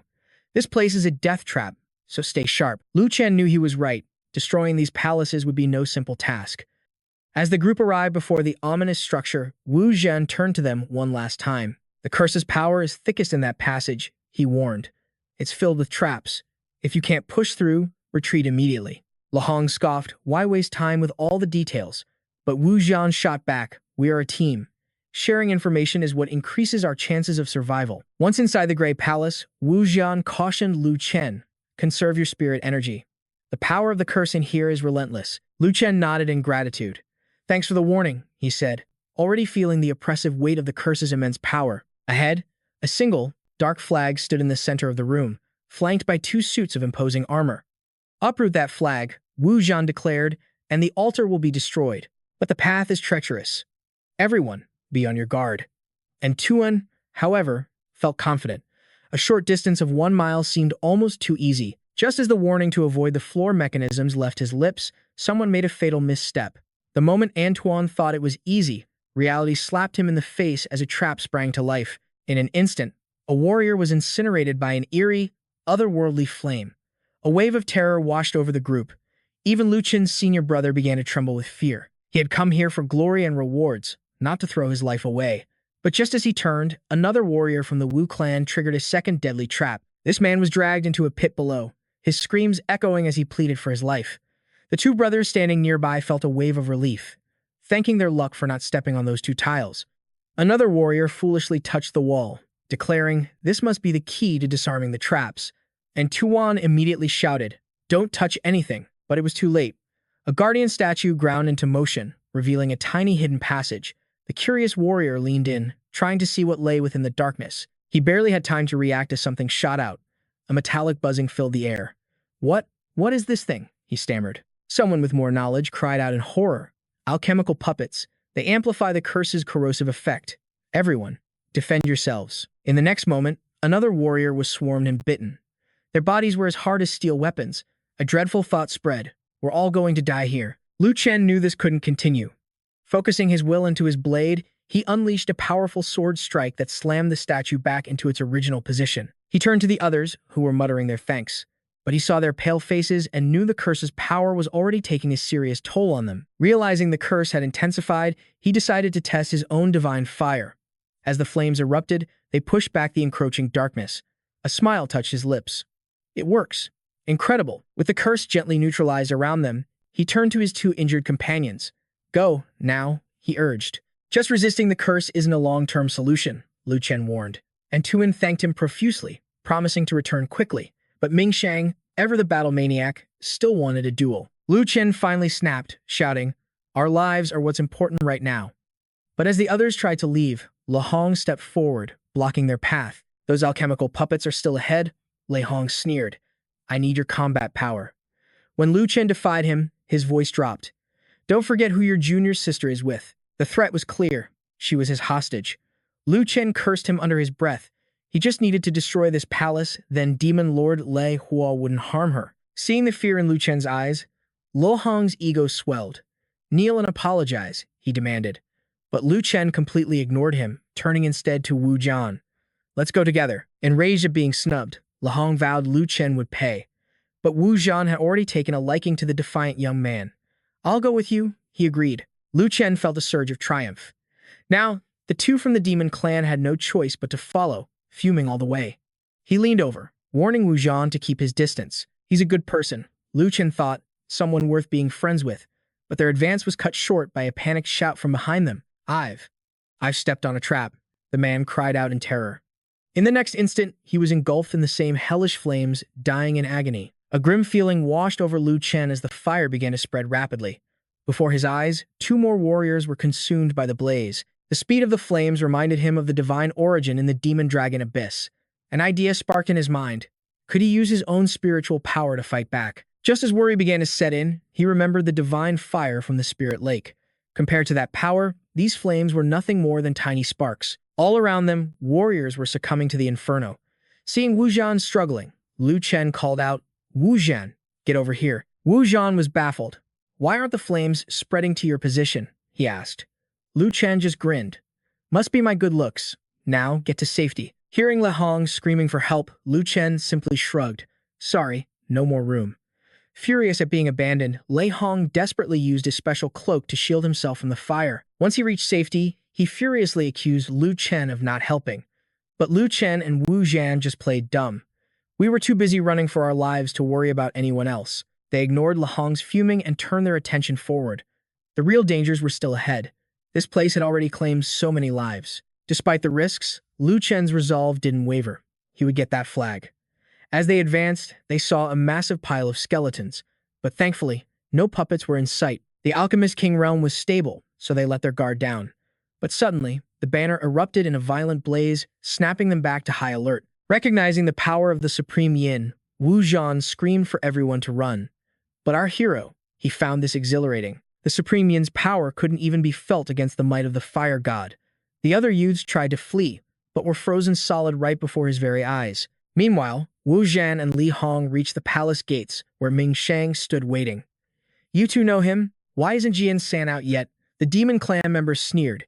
He probably couldn't handle the power, and ended up a frozen statue. But Ming Shang knew he would overcome it. The divine flame was the strongest of all. He might even have claimed the palace's formation flag. Li Hong scoffed, thinking he was just bluffing, mocking outsiders for not knowing the power of the Supreme Yin. Wu Zhan also thought his brother Jian San was a goner, telling the others to accept it.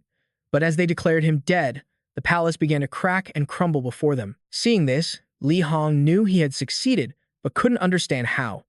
Then, from the rubble, Lu Chen emerged holding the banner, declaring his first victory. Piece of cake. He wasn't surprised that the two were shocked to see him alive.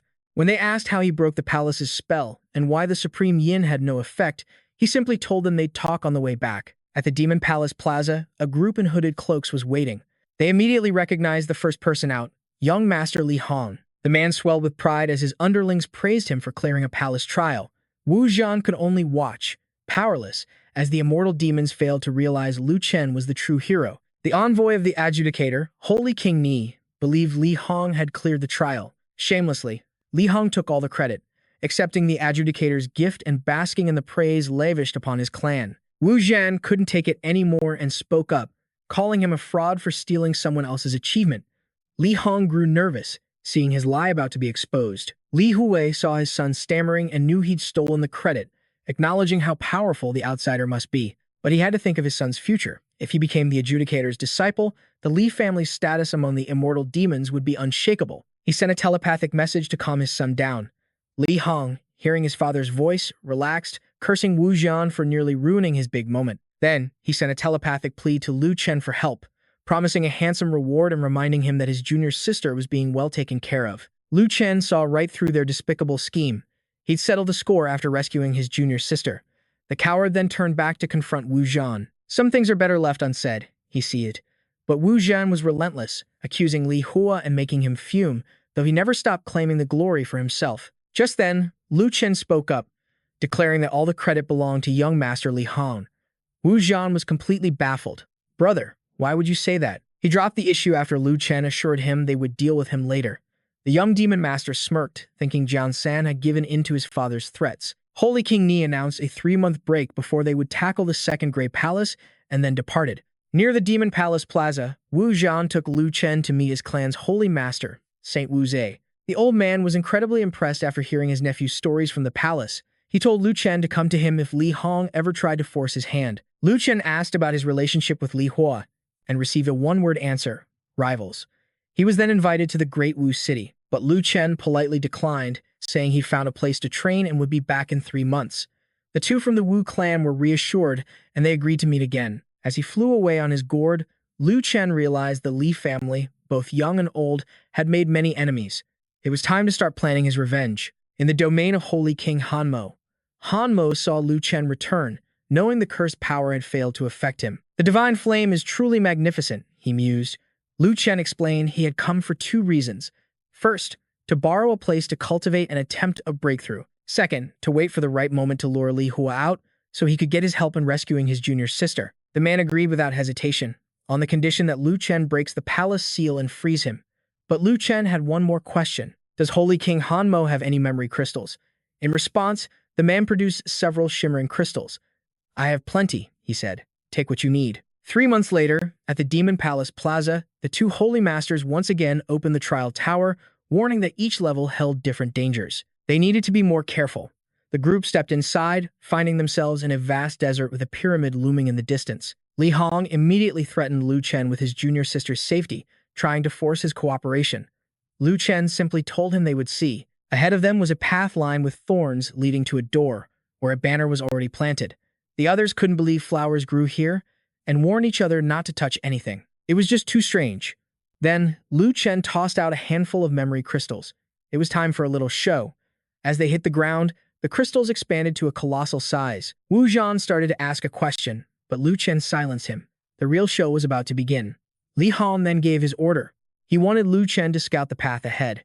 He looked around cautiously as they got halfway through without incident, but then, the thorny vines began to stir. Someone noticed the strange sound just before a vine shot out, snatching them away while everyone watched in stunned silence. Lu Chen's sword, intent, flashed, slicing the vine.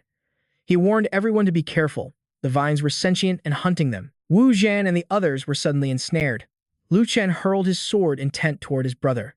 With a few effortless slashes, the vines were severed, leaving him utterly astonished. He yelled, "Get outside, now." But Li Hong was already gone. Wu Zhan rushed out, shouting for him to be careful. Cursing the treachery of the immortal demon clan, Lu Chen smirked, pleased that no one was left to stop him from burning away these cursed weeds. Outside, the others watched as the pyramid collapsed once more. They were shocked and bewildered. As Wu Zhan praised Lu Chen's incredible talent, Li Hong had to agree, though he knew he was still held back by his father's influence. He was certain that once this palace fell, he would join the Adjudicator's sect. Holding the banner that pulsed with immense power, Lu Chen told the others to report their results. At the Demon Palace Square, the emissary and 2 saints were overjoyed. When the youths returned, a beaming Li Hong greeted his royal father. The emissary praised his son's success, and even Li Hua admitted he was outstanding. This guy bragged to the seniors that he gave it his all, even at the cost of his own brothers' lives. Hearing their young master's words, his underlings erupted in endless praise. When the great adjudicator offered to take him as a disciple, he accepted in a heartbeat. Summoned by the Saint King to begin his apprenticeship, the fool was ecstatic, believing he was taking a single step to the heavens. Hoa was also pleased that Lu Chen had performed so well, tossing him a jade talisman before vanishing. Vu Qian stood there, still unable to stomach the shameless man. He wanted Lu Chen to reveal the truth in the memory crystal, but knew now wasn't the time. Lu Chen needed him to copy a little something, and suggested they discuss it at his home. Vu Qian enthusiastically agreed, inviting him over as an honored guest. At a banquet in Daivu City, the two men cheerfully discussed the fine wine. Vu Qian poured Lu Chen a glass of thunder accumulation liquid. He explained it was a local specialty, a reward for clearing the palace twice, and he'd only managed to get 5 glasses. Lu Chen held the cup in his hand. He could feel the pure, dense thunder attribute within it. This was the real deal. He then downed the entire glass in one go, praising its exquisite taste. It was even better than his master's wine. Vu Qian wondered aloud, "Brother, don't you feel any discomfort?" When Lu Chen asked what was supposed to happen, Vu Qian denied anything was wrong, only then realizing he'd already drunk it himself. The next second, he was foaming at the mouth, convulsing like a madman. Lu Chen was worried for his brother, but was assured everything was fine. He asked for another glass, then inquired if Saint Vu Traik had been notified. Vu Chen confirmed that he had. A subordinate entered, announcing that Saint Vu Traik had arranged for Hoa to come to Daivu City. Lu Chen was overjoyed, thanking him profusely for helping save his junior sister. Meanwhile, at Demon Lord Hoa's residence, the household panicked as someone burst in, screaming for help. Lu Chen, masked like a thief, rode his mount, guessing Han Mo had already rescued his junior sister. Just as he finished the thought, the two of them arrived to meet him. "Perfect," he said. "Let's return to Daivu City and watch as Hoa and his son are brought to utter ruin." He, Liu Qingqing, and Han Mo soared back towards their sanctuary. She gasped in horror when she saw that Demon Lord Hoa had returned. The man was furious that someone dared to snatch a person from his own estate, and he recognized the familiar auras of Lu Chen and Han Mo. "So Bitch Vu Track invited me here just to lure the tiger from the mountain," he snarled, ordering them to leave the girl behind. Han Mo didn't bother hiding, since they were already discovered. He stated plainly that a mere Saint King couldn't stop him. The man transformed into a fearsome crocodile dragon, engulfing Hoa in his attack before the three of them headed for Daivu City. The man was left critically injured, swearing that Han Mo would not escape. Back in Daivu City, Lu Chen found Vu Qian meditating. "Are you okay?" he asked. Vu Chen said he was fine, and the curse had been lifted. He then tried to befriend the beautiful lady, but Lu Chen blocked him, saying he was too ugly. Vu Qian argued he wasn't ugly, just dark-skinned, so Lu Chen blamed it on the bad lighting. "Is the copy of the memory crystal ready?" Lu Chen asked. "It's ready to go," his brother replied. "Don't worry, I had a whole stack copied. I'll have them released now." Lu Chen grinned, excited for the show to begin. Elsewhere, Ho's men were endlessly flattering the father and son, inflating their egos. The man regretted that with King Cheng rescued, he could no longer use her against Lu Chen. But with his son as a disciple, the Lei family's status was sure to soar. An announcement came that the first Saint King had arrived. Ho welcomed him, thinking his son Hong's matter had been settled with incredible speed. But the envoy was there to condemn them for daring to deceive the adjudicator. The man denied it, claiming he would never have the guts. Then, the envoy tossed out a memory crystal, telling Hoa to see for himself. Knowing it would show his son accomplished nothing, the man stammered, feigning confusion, but was swiftly dealt with by the saint. The envoy left, denouncing the father and son for their shamelessness and warning them to await the adjudicator's full wrath. Hoa was left severely injured, only to receive news that his son's Dan Tian had been crippled and he was being sent back. Lei Hong lay there, a broken mess. "Father, get revenge," he cried, blaming everything on Jian San. But his father cursed him, realizing they had nothing left to control a genius like Lu Chen. All they could do now was run. Fear gripped him. This was the end of the Lei family. Half a month later, in the Demon Palace Square, Lu Chen met Vu Qian's father, the Lord of Daivu City, Saint King Vu Duck. Having heard the story from his son, he couldn't stop praising Lu Chen's sword heart. He thanked him for saving his son twice, and Lu Chen replied that since he needed help, the Saint King should cooperate. The envoy from before also stepped out to greet Saint King Vu Duck. Seeing the first Saint King leading the party, Vu Duck knew the immortal clan held someone here in very high regard. The envoy declared that leaving this place was the dream of many, urging him to open the passage quickly. He eyed Lu Chen, seeing a cunning outsider. When it came to the reward, the first Saint King readily agreed. Having heard Lei Hong's tale, he knew this man had already destroyed 2 palaces.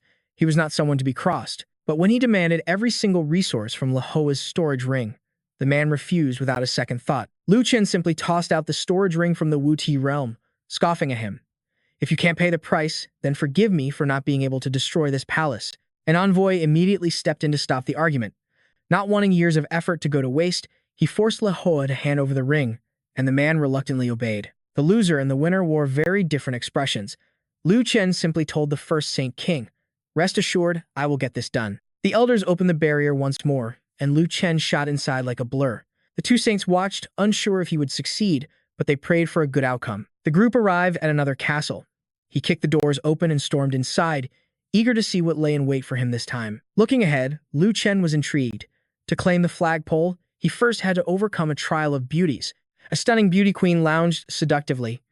It had been tens of thousands of years since a man had entered her domain. The other women were just as thrilled to see so many powerful men. Some of his companions were instantly captivated, but Lu Chen knew these painted faces held no power over him. One of the women approached him with an invitation, but was bluntly shoved aside. "A beauty of your level isn't enough," he sneered, before leaping up to snatch the flag. Below, the men lost in lust were having their life force drained away. The queen, seeing Lu Chen's skill, began casting a spell to ensure he wouldn't escape her grasp. Lu Chen was almost ensnared by her divine artifact's magic, but he channeled his sword will and unleashed a devastating strike at her head. "Your beauty doesn't even compare to my 5 masters," he declared. As her head fell, it transformed into a hideous monster. He had to admire the twisted creativity of the trial's creator. Holding the flagpole, he felt a surge of triumph as his mission was complete. The tower began to crumble around them. The two elders outside couldn't believe how fast he was. Only Lu Chen remained clear-headed. The others were still lost in a daze, unable to forget the scent of the women. The first Saint King, relieved that the palace was destroyed, announced he would leave first. Wu Yi praised Lu Chen, admitting he had truly broadened his horizons. Their team was leading with few casualties, making their chances of victory high. To Lu Chen, a single gray palace was a small obstacle. He then examined Le Ho's ring, recognizing the unique restriction placed upon it by the Great Wu City's special court. Lu Chen thanked Wu Zhan for helping remove the restriction. He couldn't wait to see the treasures inside, knowing Le Hoa was immensely rich. He waved it off, saying it was nothing. Since Lu Chen had helped them and returned the ring, his entire clan pledged to support him. Pulling out a massive, shimmering diamond, he asked his brother what it was. He explained it was a spirit crystal, the common currency of the upper realms. It was a vital tool for cultivation. A single piece was worth 10,000 spirit stones. By his count, the ring held an incredible fortune, 100,000 spirit crystals. Inside were 3 saint-grade artifacts. He set aside a blade for his father, a bracelet for his junior sister, and a powerful cleaver for his brother, Wu Zhan. Qing Chang was overjoyed, thanking her senior brother profusely. Even a casual gift from him was a saint-grade weapon. With so many spirit crystals, Lu Chen decided to cultivate for 2 months before destroying them. At the Demon Palace Plaza, 2 months later, Lu Chen approached the first Saint King. "The Wu Ti realm has already paid my fee," he announced. "I hope the demon clan will not interfere." The king promised, "Whatever they gave you, we will match." When Lu Chen listed 200 cups of lightning essence fluid and 6 saint-grade artifacts, the king couldn't believe they would pay such an outrageous price. "See for yourself," Lu Chen challenged. After inspecting the items, the saint was shocked it was all true, but he still had to refuse. He couldn't possibly gather the same resources as the Wu Ti realm. Seeing his target about to walk away, Lu Chen called out, "Let's make a deal." Hearing the words package deal, the king immediately turned back. Lu Chen explained, "There are 3 palaces left. This is my combined fee for all of them." The king suspected a trick, but Lu Chen gave his personal guarantee. "I will go alone," he stated. "I don't need to bring anyone." The king said he would have to report to the Grand Adjudicator, as he couldn't make this decision himself. The Adjudicator's Demon Palace. The Adjudicator of the Immortal Demon Clan found the news. Interesting. An outsider repeatedly extorting his clan, he waved his hand, summoning a subordinate. A young woman entered and asked for his command. He presented her with a storage ring. "Take this," he ordered, "and deliver it to the first Saint King." The woman took the ring and obeyed. Back at the Demon Palace Plaza, the old man gave Lu Chen the ring as promised. Lu Chen took it with a massive grin. "Don't you worry," he said. "I will exceed all expectations." Before leaving, he told the 2 elders to wait for his good news. Seeing the first Saint King was still worried, Wu Yi reassured him, "This man is our only hope of getting out of here." In the time it takes for half an incense stick to burn, a palace was utterly destroyed. The 2 saints outside heard the thunderous roar, unable to believe he could demolish it so quickly. With another flag in his possession, he told them to take him to the next palace. When they suggested he rest, he immediately refused. The other man was only concerned because he knew the corrosive power of the curse. But at his insistence, the two elders began to open the next trial. After another half-incensed stick of time, he emerged again, calling for the third palace. The two saints were utterly stunned by Lu Chen's talent. At this rate, they would be free within 2 days. But Wu Zhan's father began to worry, as this time, Lu Chen had been inside for far too long. Within this palace, the sound of clashing swords echoed violently.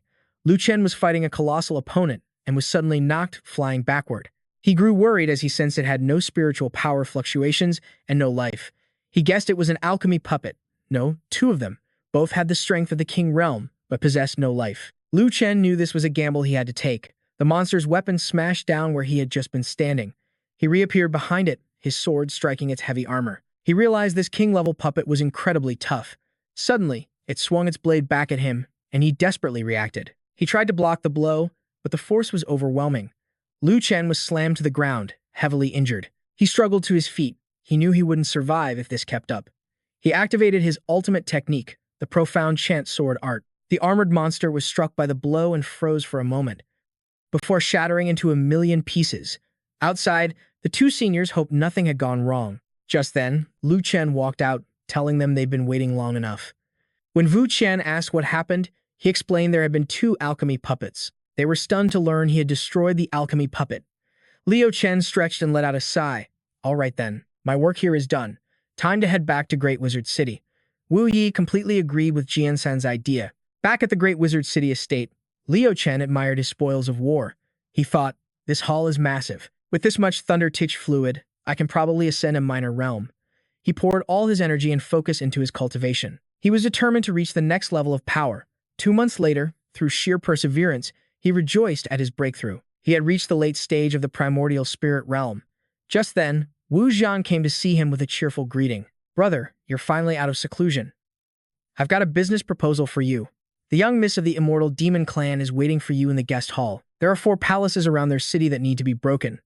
Liu Chen grinned with interest. 4 palaces? That's a huge deal. Let's check it out. At the same time, an idea sparked in his mind. Senior Hanmo once said that out of the 72 altars, we only need to destroy 48 to win. I have to seize this chance to make a fortune. In the main hall of Great Wizard City, he finally met the young Miss Ziling. She spoke bluntly, laying out her specific demands for him. So, you're the esteemed Jian San. Come with me to Wushuang City. 4 palaces, and for each one, you'll get a sacred artifact. Generous enough, isn't it? He scoffed at the offer. You want to hire me for such a pathetic fee? Are you some kind of idiot? What did you say? She snapped. What's with that look in your eyes? Are you not satisfied? He shot back at her. What look? I'm just looking at you like you're a fool. Hearing his words, she was shocked and absolutely furious. He turned away, his voice cold as ice. 4 palaces and only 1 sacred artifact each. I don't know if you see me as a beggar, or if everyone in your Wushuang City is just a beggar themselves. In this day and age, even the gods can't save the poor. Miss, you should probably go back where you came from. Ziling couldn't contain her rage at his mockery, roaring at him. How arrogant. Sword in hand, she lunged at him. You little punk, you're going to regret this. Ziling swung her blade in a flash, trying to intimidate him. She warned, this sword technique is a secret art of my clan in Wushuang City. Then she demanded, Brat, if you're scared, then apologize respectfully, and I'll forget this ever happened. But Liu Chen's defiant attitude was more than she could bear, and her voice rose to a shout. You dare look down on me? What did you just say? Prepare to die. But to her shock, Liu Chen snatched the sword, speaking with utter confidence. Presence, 5 points. Accuracy, 10 points. Power, 0 points. That gives you a total of 6. I suppose you barely pass. But this sword has a mind of its own. He effortlessly caught her blade between his fingers, stopping it cold. He moved in close, a mocking smirk on his face. Let me see. Liu Chen continued, just as I thought. Ancient Kang inscriptions. According to my master, this is a long-lost ancient secret art. Inscribing it on a weapon can enhance all sorts of abilities. Seeing it today, I can confirm the legends are true. Stubbornly, she refused to accept reality. How is this possible? Let me go. The more she struggled, the tighter he held her, whispering softly in her ear, Be still. Her face flushed with shame. She thought to herself, this is the first time I've ever been humiliated like this. And by a man, no less. And the most infuriating part is, all he cares about is the sword in my hand. The young Miss Ziling glared, calling him a scoundrel to his face. Then, he released her. All right, I'm done looking. Hearing this, Ziling froze in stunned disbelief. Lu Chen smirked. Possessing a sword like this, I believe you're not poor. Now, let's talk about my compensation. She shot back. You have the nerve to talk about compensation. What about what you just did to me? He just laughed. You threw yourself at me. If you want to blame someone, blame yourself. The young Mrs. Eyes burned with hatred, choking on her own fury. Ziling turned to leave. This is absurd. I'm done talking to you. Go to hell. Just then, Wu Yi walked by. He asked Lu Chen, "You're just going to let her go?" He replied confidently, "Don't worry. She'll be back." The scene shifts to the Judgment Demon Palace. The Judgment Lord told his men, "I originally planned to use this opportunity to turn your son, Li Hong, into a hero of our clan, to push him into the spotlight so that when the seal is broken, he could reap massive rewards. With your support and Wang Cheng acting from within, we seized the Luo Huang dynasty." But she sneered, saying it's a shame all you're good for is destruction. However, since you betrayed your own kin for the greater good, I will forgive you this once. The Lord then turned to Wang Cheng, asking privately, "Has the topographical map of the Luo Huang dynasty been completed?" Trembling, he replied, "My Lord Adjudicator, it is done." Just then, Li Hua interjected, clasping her hands before the Lord. "That boy, Jian San. We are all in agreement that leaving him alive will surely breed disaster. Should we not pull the weed out by its roots to eliminate this future threat?" Hearing this, the Lord Adjudicator's fury erupted. She shot a glare at Li Hua, her voice booming. "Are you teaching me how to do my work?" Terrified, Wang Cheng and Li Hua stammered. This subordinate would never dare. The Lord Adjudicator continued. "This man's foundation is impressive. I like it. After the seal is broken, I will personally pay him a visit." At that very moment, Zhou Qingling stood just outside the door and overheard everything. Inside the room, the Lord's voice echoed, "Train him properly. Li Hua, now that your son is dead, he is the perfect candidate to assume the mantle of this hero. If we can convince this man to help us attack the Luo Huang dynasty, all the better." The more Qingling heard, the more rage boiled within her. The Lord's voice turned colder still. "And if he refuses, I will make him beg for a death that will never come. That's right. If the Hanmo clan and their dragon crocodile beasts no longer cooperate, then it's time we dealt with them as well." Hearing her own clan's name, Qingling couldn't contain her emotions any longer. She let out a small whisper, "No," but she was instantly detected. The Lord Adjudicator dismissed Li Hua, ensuring Qingling had no escape. Fear seized her, and a cold sweat broke out across her skin. It was over. Li Hua dragged Qingling into the room. "So, it was you." Standing before the dreaded Lord Adjudicator, the sinner, Zhou Qingling, lowered her head, anxiously trying to appear calm. The Lord descended the stairs, her steps heavy as she approached. "That year, I shattered your physical body. Your soul was imprisoned here as a warning to any who dared defy the immortal demon tribe. But after all these years, it seems you still haven't learned your lesson, have you?" Without mercy, the Lord Adjudicator unleashed a binding technique. Qingling was trapped in an instant, her entire body paralyzed by the Lord's power. She ordered Li Hua and Wang Cheng to cast the woman into the soul-annihilating pagoda to let her spirit be scattered to the winds. "We kept her alive only as a warning to the world and that old ghost. Now that the seal is about to break, she has outlived her usefulness." Exhausted, Qingling could only whisper Han Mo's name in despair. She pleaded with them to release her. As if hearing her soul's cry, an ethereal wisp of blue smoke escaped her. It shot off in search of Jian San and his companions. Wu Yi rushed to find Lu Chen, shouting, "This is terrible. I was drinking with Senior Han Mo in the garden when a wisp of blue smoke flew toward him. He began flailing his arms like he'd gone mad.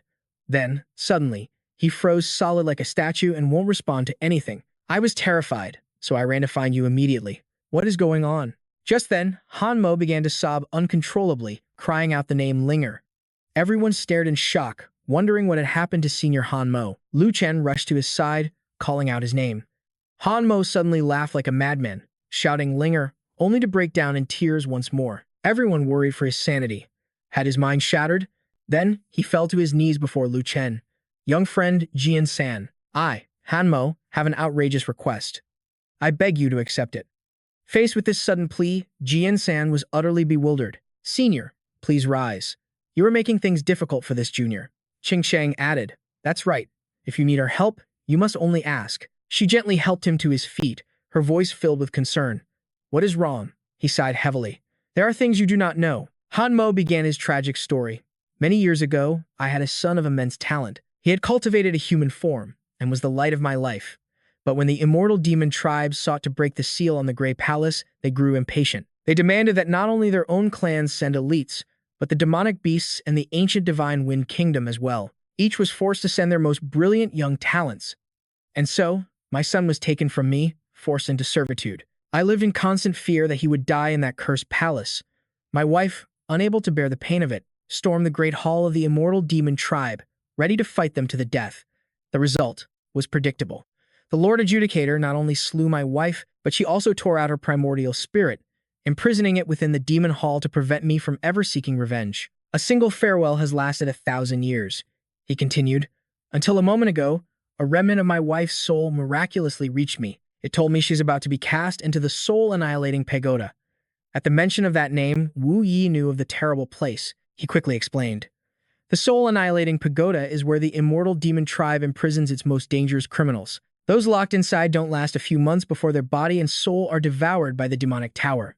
Hanmo's voice was grim. For a pure spirit without a physical body, like my wife, it would be even faster. I fear she will be completely annihilated in a matter of days. Jian San stroked his chin, his mind racing. I understand the situation, but the timing of this is far too convenient. I fear this is a trap. He probed for more information. I wonder, did the senior's wife leave you any other clues? Hanmo struggled to recall, remembering that as her spirit faded, she had written a few words on the ground. Jian San rushed to the spot and saw the message, Luo Huang capital is in peril. Qing Cheng was confused when she heard the name. She suddenly remembered. Isn't Luo Huang capital the place that teleported us from the desolate domain to the green domain? He nodded. That's right.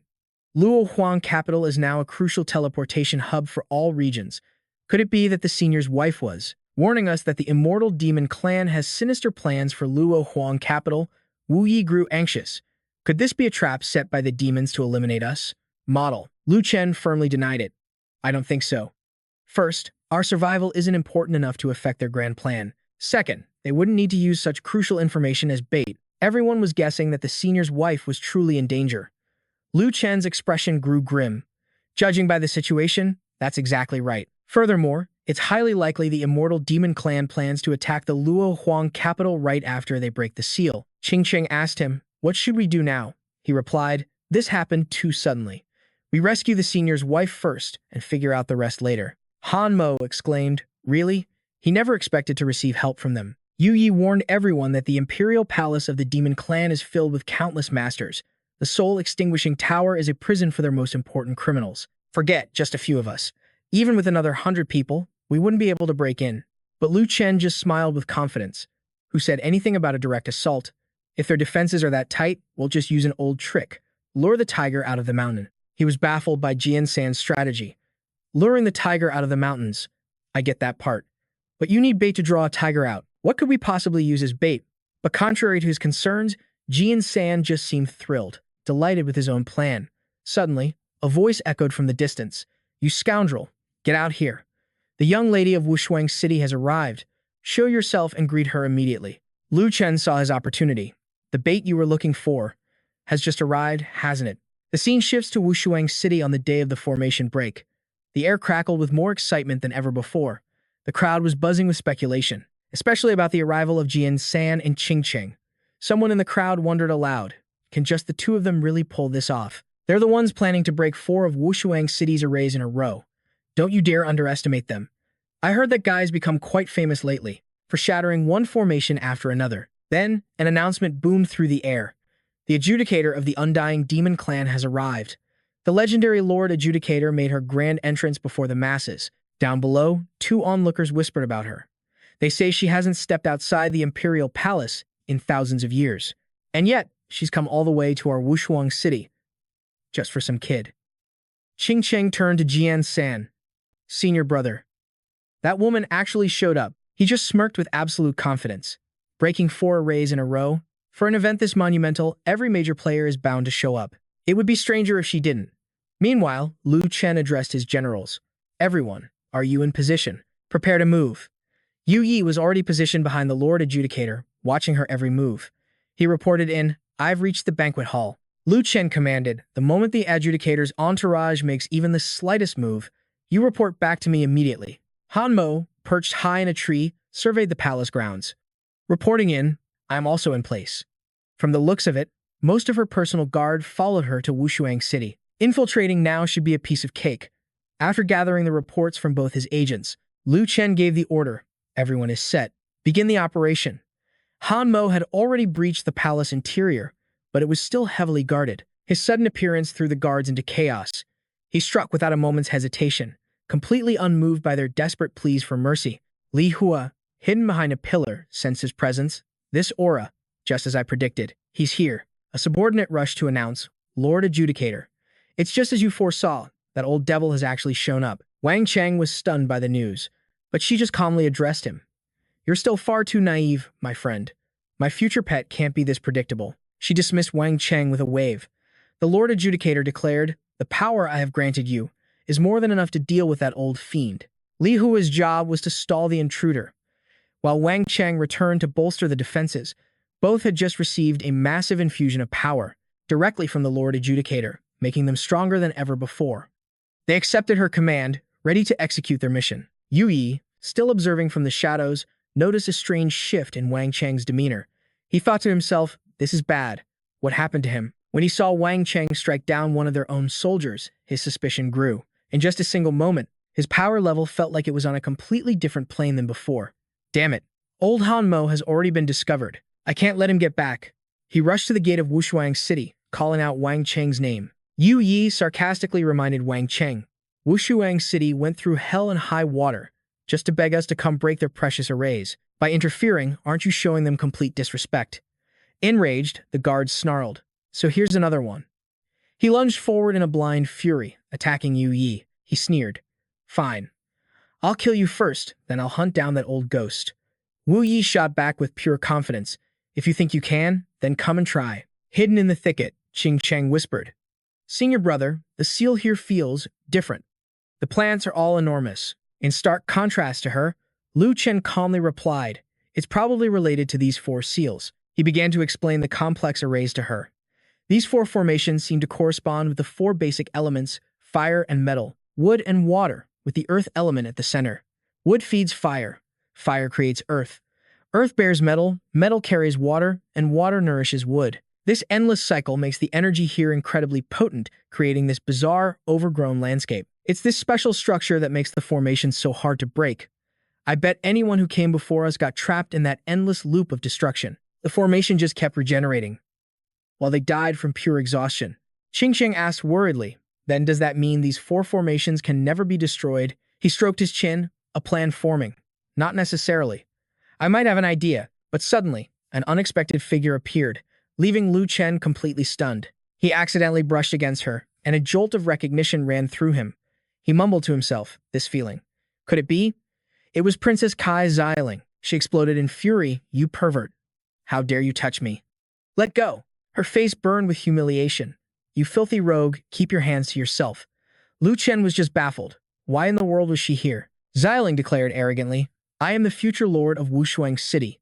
If you're not taking this seriously, then you're the one with the problem." Instantly, Lu Chen grabbed Qing Cheng and started walking away, leaving the princess behind. "Hey, wait," she yelled. "What do you think you're doing?" Lu Chen replied, "Listen, Missy, you can't even beat me. And you want to break the seal. Are you trying to get yourself killed?" Xiling huffed stubbornly, "I don't care. It's not like we can get out anyway. I am absolutely going with you.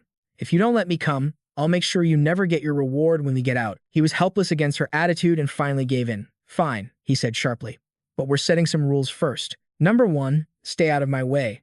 Number 2, if you get into trouble, I will absolutely not lift a finger to save you. You're on your own." Xiling had no choice but to agree. With a defiant glare, she stormed ahead of them. "There's no time to delay. Let's get moving." As she walked, she grumbled under her breath, "What did I do in my past life to deserve this?" They finally reached the 4 seals, ready to begin. Lu Chen, however, was happily enjoying a meal. As expected of a place where the elements converge, even the animals taste unbelievably delicious. Meanwhile, Xiling and Qing Cheng hesitated, unsure if the food was safe. He cheerfully offered a piece to Qing Cheng, coaxing her gently, "Junior sister, open your mouth." She took a bite and her eyes lit up. The meat was rich without being greasy. It was absolutely perfect. Seeing them enjoying their meal only made Xiling more furious. With a flash of her dagger, she sliced the rest of the meat to bits. She stormed over, grabbed Lu Chen by the collar, and yelled, We're supposed to be breaking the seal, but all you do is either nap or eat. You're stalling. It's obvious you don't want to break this formation at all. He replied coolly, "Are you teaching me how to do my job?" Lu Chen leaned against a tree, completely unbothered. "If you can't stand it, then go break it yourself. I already told you I won't save you, no matter what danger you're in. I won't say it again. Go on, handle it." She turned away in a rage. "You're infuriating. Fine, I will. As if I'm afraid of you." Watching her storm off, Qing Cheng asked with concern, "Senior brother, is it really all right for her to go alone? Won't it be dangerous?" He calmed her down. "Don't worry. With her level of cultivation, she'll be fine for a little while." His mind was already on the bigger picture. But if this drags on, it'll be a different story. Like I said, the key to breaking this formation is to destroy all 4 seals before the elements regenerate. A brute force attack like hers will never work. Qing Cheng's face lit up. "So you already have a plan, senior brother." He drew a diagram in the dirt, explaining, "Fire, metal, wood, and water correspond to the 4 seals. With the combined power of the earth element right under our feet, they exist in a cycle of creation. Wood feeds fire, fire creates earth, earth bears metal, metal carries water, and water nourishes wood. But if you just reverse that logic, it becomes a cycle of destruction. Wood conquers earth, earth absorbs water, water extinguishes fire, fire melts metal, and metal cuts wood." He went on, "My second master always said the 5 elements are constantly in flux. As one rises, another falls, in an endless cycle of rebirth. What we need to do is find the precise moment when the yin and yang energies reverse. We'll set up our own array here on the earth element, sever their connection, and then take them out one by one." Qing Sheng looked at him with pure admiration. "You're amazing, senior brother. I knew you'd." But Lu Chen sighed heavily. "Still, there's another reason why I haven't acted yet." His sudden change in tone made her uneasy. "The adjudicator is no fool. She has likely already anticipated our plan. Our senior and Wu Yi are probably in for a brutal fight. But as long as the adjudicator remains in Wushuang City, things shouldn't get too out of hand." Meanwhile, at the gates of Wushuang City, Wu Yi was on his knees, panting from exhaustion. "I have to stall for time any way I can. It seems the fight with Wang Cheng completely exhausted me." He thought to himself, "His aura feels like it's only at the Saint Monarch level. Yet he's managed to push me this far. A direct confrontation would be a fatal mistake. If that's the case, then let's compete with speed." But unexpectedly, his opponent shot past him like a blur. He brazenly struck Yu Yi, sending him crashing to the ground. Before he could counter, he grit his teeth in regret. "I never imagined the adjudicator would grant you so much power. I was careless." His opponent gloated, unleashing an immense wave of power. And in that instant, he realized the truth. Your current combat strength isn't just Saint Monarch level, it's the peak Saint King realm. Just then, an elder of the Yu clan appeared, scolding him. "You've got some nerve. A mere brat who just broke through to the King realm. And you dared to challenge a peak Saint King realm expert all alone. Even this old master, a late-stage Saint King, wouldn't dare provoke him." Yu Yi shot back, refusing to accept it. "He was the one who provoked me first. So what if he's at the peak Saint King realm? Sooner or later, the day will come when I make them all kneel before me." Enraged, the elder slapped him, sending him flying. "You damn fool. Stop your daydreaming. Focus on reaching the Saint King realm first, then we'll talk." Advancing within the Saint King realm is incredibly difficult. The gap between even minor stages is the difference between life and death. If you dare spout such arrogant nonsense again, don't blame me for being merciless." Yu Yi clenched his jaw, muttering, "Peak Saint King realm. Chi, I don't believe in this nonsense. Today, I will kill you, no matter what it takes." His eyes burned with resolve as an extraordinary aura erupted around him. Near the Demon Clan's immortal palace, Han Mo appeared after finishing his investigation. He spotted the Soul Extinction Pagoda and said, "Finally, I'm here." But out of nowhere, Li Hua emerged, landing a vicious kick on Han Mo. The unexpected blow sent Han Mo flying. Li Hua sneered, "I haven't forgotten the last time you injured me. Now, it's time to return the favor." Hearing this, Han Mo scoffed with contempt. "You fool. Do you even think you're worthy?" Li Hua fell silent. "What?" A dangerous smile spread across his face as he launched an attack. The blow struck Han Mo, his face contorting in pain. Han Mo flew up, confronting Li Hua. "I sense your demonic energy has suddenly surged. You must have received a little help from the adjudicator, haven't you? But a small fry will always be a small fry. A mere demon monarch like you thinks you have the right to act so high and mighty?" He then roared in fury, "Now die." But Li Hua just looked amused by the threat. "Oh, is that so?" Then, from behind him, he revealed a glowing orb. He had Linger's soul in his grasp, threatening her. Han Mo cried out in shock, "Linger, Li Hua warned him, "Old devil, come and get me if you dare. Not only is your wife's body currently inside this soul extinction pagoda, but her 3 souls and 7 spirits are right here in my hand." He raised his voice, reminding him, "If I so much as flinch, even if you manage to save her soul, she'll just be an empty-headed fool for the rest of her life." Han Mo seethed with rage, shouting, "You despicable coward! What do you want?" Li Hua pointed a finger at him and said, "I want your complete obedience." Then, with a disgusting lick of his lips, he uttered a single word, "Suicide." He held Linger tightly and commanded, "Do it now." Han Mo's voice was ice cold. "Is that all?" Li Hua's face wrinkled in confusion. Han Mo continued, "I thought that by finding my weakness, you'd have some brilliant plan, but in the end, all you can do is force me to kill myself. A small fry is still a small fry, with such pathetic limits." Li Hua was enraged by his words, cursing, "You bastard, you're about to die and you're still running your mouth." He laughed slyly, "Old devil, don't think you can provoke me before you die. I'm not stupid enough to fall for such an obvious trick and fight you." Han Mo grew even more furious. Li Hua tightened his grip on Linger's soul, threatening, "Do it now, or else I'll extinguish her soul for good." Though veins bulged all over Han Mo's body from sheer rage, he forced himself to remain calm. "Hamph, who's trying to provoke you? I'm simply giving you a warning. A preview of what I'm about to do next." Li Hua froze, his crimson eyes widening in shock. In the next moment, Han Mo knelt down, scooping a handful of dirt from the ground. Then, he summoned the soul of Li Hua's son and said, "You little brat, Li Hua, take a good look. Do you recognize him?" Li Hua was horrified. "Honger." Han Mo explained what happened. "The other day, while I was investigating, I happened upon the people carrying your son's body from the palace. You thought that after some time, your son's soul would simply dissipate. But a little friend predicted you would use Linger to threaten me, and told me to use your son's soul to turn the tables on you. And just as expected, Han Mo smirked, pointing at Li Hua tauntingly. You actually fell for it. Not only that, but the moment you attacked, I understood everything. You were the one who killed your own son. Even a vicious tiger won't eat its own cub, yet you could do such a thing. You monster!" Li Hua went berserk, releasing Linger and charging forward to attack. "Enough. How could you possibly know the pain in my heart? You old thief Han Mo, today, I'll end you." Han Mo stomped his foot, powerfully launching himself past Li Hua. Realizing something was wrong, Li Hua froze in place, the shadow of Han. Han Mo held Linger close, his voice grave. "Seeing your son's body, that was real. But what you saw was merely a shadow clone, a trick of my arts. I guided Li Hong's spirit to peace long ago," he declared, his tone unwavering. "Unlike you, I would never stoop so low as to use someone's family as a weapon." A cold glint appeared in Han Mo's eyes. "Chinger is no longer your hostage. It's over. You've lost." He thrust his hand forward, a menacing aura erupting around him. "Open the Soul Annihilation Tower, or don't blame me for what happens next." Moments later, Li Hua unleashed his power, forcing the tower open. He then glared, grinding his teeth in pure fury. "To save my own skin, I killed my own son. I've lost everything, and what I've done can never be undone." He roared with defiance, his voice cracking. "I won't let Honor's death be for nothing. I absolutely refuse to lose like this. I will never forgive you." He shot into the sky, unleashing his demonic energy. Countless malevolent spirits materialized around him. Han Mo stared in disbelief. "What?" Li Hua's face twisted into a monstrous form, his eyes blazing with malice. "Die, you old fiend. Die. Even if I have to devour the entire world, I will end you today." He transformed into a colossal monster, its fangs bared, ready to devour them whole. Every single escape route was now cut off. There's nowhere left for you to run.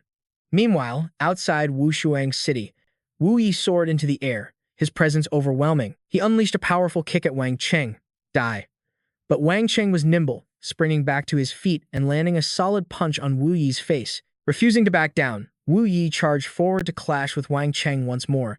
They exchanged a flurry of brutal, lethal blows, each aiming to end the other. Wu Yi took a devastating hit, coughing up blood as he collapsed to the ground. Wang Cheng, breathing heavily, looked down. "You're Wu Yi, aren't you?" A scornful laugh escaped his lips. "I'd heard all about you. The most worthless holy king in the history of the Wu clan, the one who barely scraped his way into the patriarch's seat, and the weakest clan leader your people have ever known." Just as he turned to leave, Wu Yi struggled back to his feet. "Wait. Stop right there." The sight left Wang Cheng utterly stunned. "Ha! Impossible. Your meridian should have been completely shattered. How are you still standing?" Wu Yi grimaced in pain, but his spirit was unbroken. Enough talk, let's continue. Instantly, Wang Cheng drove a vicious fist straight into Wu Yi. The blow sent him flying. Get lost. Wang Cheng sneered. You're just a slow, clumsy piece of trash with pathetic movements. Fighting a useless old man like you is a complete waste of my time. The scene then flashes back to Wu Yi's childhood. With a loud smack, a young Wu Yi was knocked to the dirt. Whispers echoed around him. Hey, look, Wu Yi is getting special training again. What gives him the right to be treated so differently? Why not us? Sheesh. Keep your voice down. It's the privilege of being the patriarch's son. So what if he's the son of the clan leader? Exactly. Even among us, his talent is bottom tier. The patriarch raised his hand, sending Wu Yi flying with a single palm strike. As Wu Yi lay broken on the ground, the patriarch spoke with an icy voice. That's enough training for today. The gossip continued outside. The patriarch only used 1/10 of his power, and he couldn't even take it. And he wants to be the next leader? It's absolutely laughable. Tears of frustration streamed down Wu Yi's face as he listened. Seriously, where does he get that confidence from? If my dad was the clan leader, I'd probably be confident too. Whatever. Let's drop it. We should show his father some respect. Back in the present, Wu Yi gritted his teeth through the pain. You know about my past. Suddenly, spectral faces swirled around Wang Cheng, whispering useless trash. But Wu Yi's aura was now anything but ordinary. But it seems you have no idea how I truly became the patriarch. Wang Cheng's eyes widened in shock, feeling the immense inner power radiating from the old man. This power. It's impossible. How could this useless old man unleash a strength that surpasses my own? Then, Wu Yi shot forward like an arrow. When I was young, it's true, he said. They all called me the most useless of my generation. Compared to the geniuses of my clan, I was nothing more than an insect. Another memory flashed through his mind. A younger Wu Yi stood, panting for breath. Father, I can still go on. His voiceover continued, but I never once gave up, no matter who it was. No matter the opponent. I never surrendered.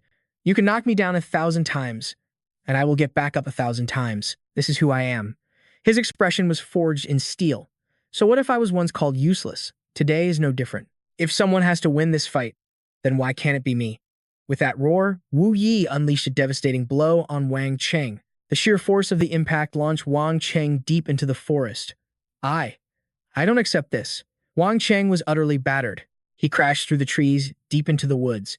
He looked up, his face a mask of pure terror, as Wu Yi stood over him in silence. Wang Cheng staggered to his feet, trembling.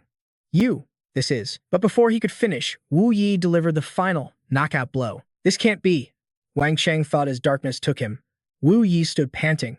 Impossible. Then, his energy spent, he collapsed to the ground. Finally, I can rest for a moment. Just then, Lu Chen's voice echoed out. Well, think you can get up?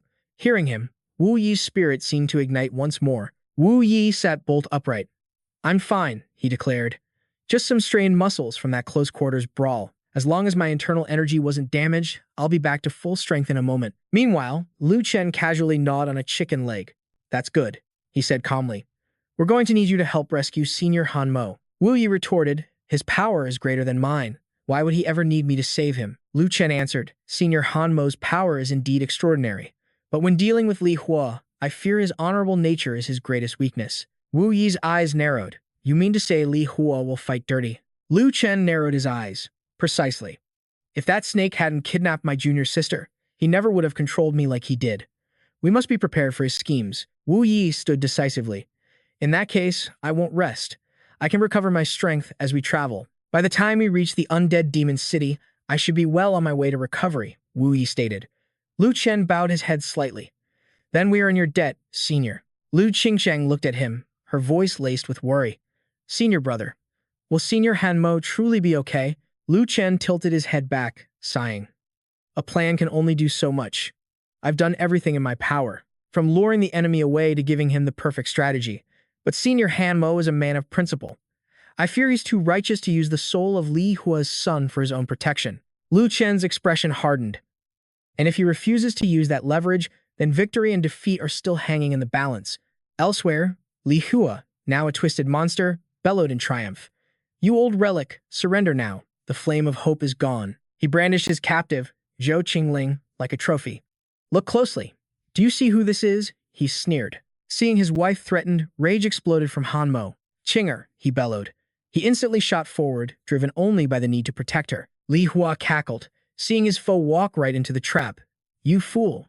Did you really think I'd let you save her? Since you're so determined to die, I'll grant your wish and send you both to the afterlife together. As the horrifying truth dawned on Han Mo, Wu Yi came flying out of nowhere. You animal, he roared. How dare you? He slammed a powerful kick straight into the monster's hideous face. While Li Hua was reeling from the blow, Han Mo seized the moment and freed his wife. He urged her, Qing'er, get inside my ring, now. With his wife safely secured, he turned his worried gaze to Wu Yi. Meanwhile, Li Hua's monstrous form was beginning to collapse. Wu Yi landed lightly next to Han Mo. You're not hurt, are you? Han Mo was stunned by his appearance. Why? Why are you here? Wu Yi explained. That kid, Sword 3, figured it out. He knew your honor wouldn't let you use his ruthless tactics against this villain, so he asked me to come help. Hearing this, Han Mo lowered his head in shame.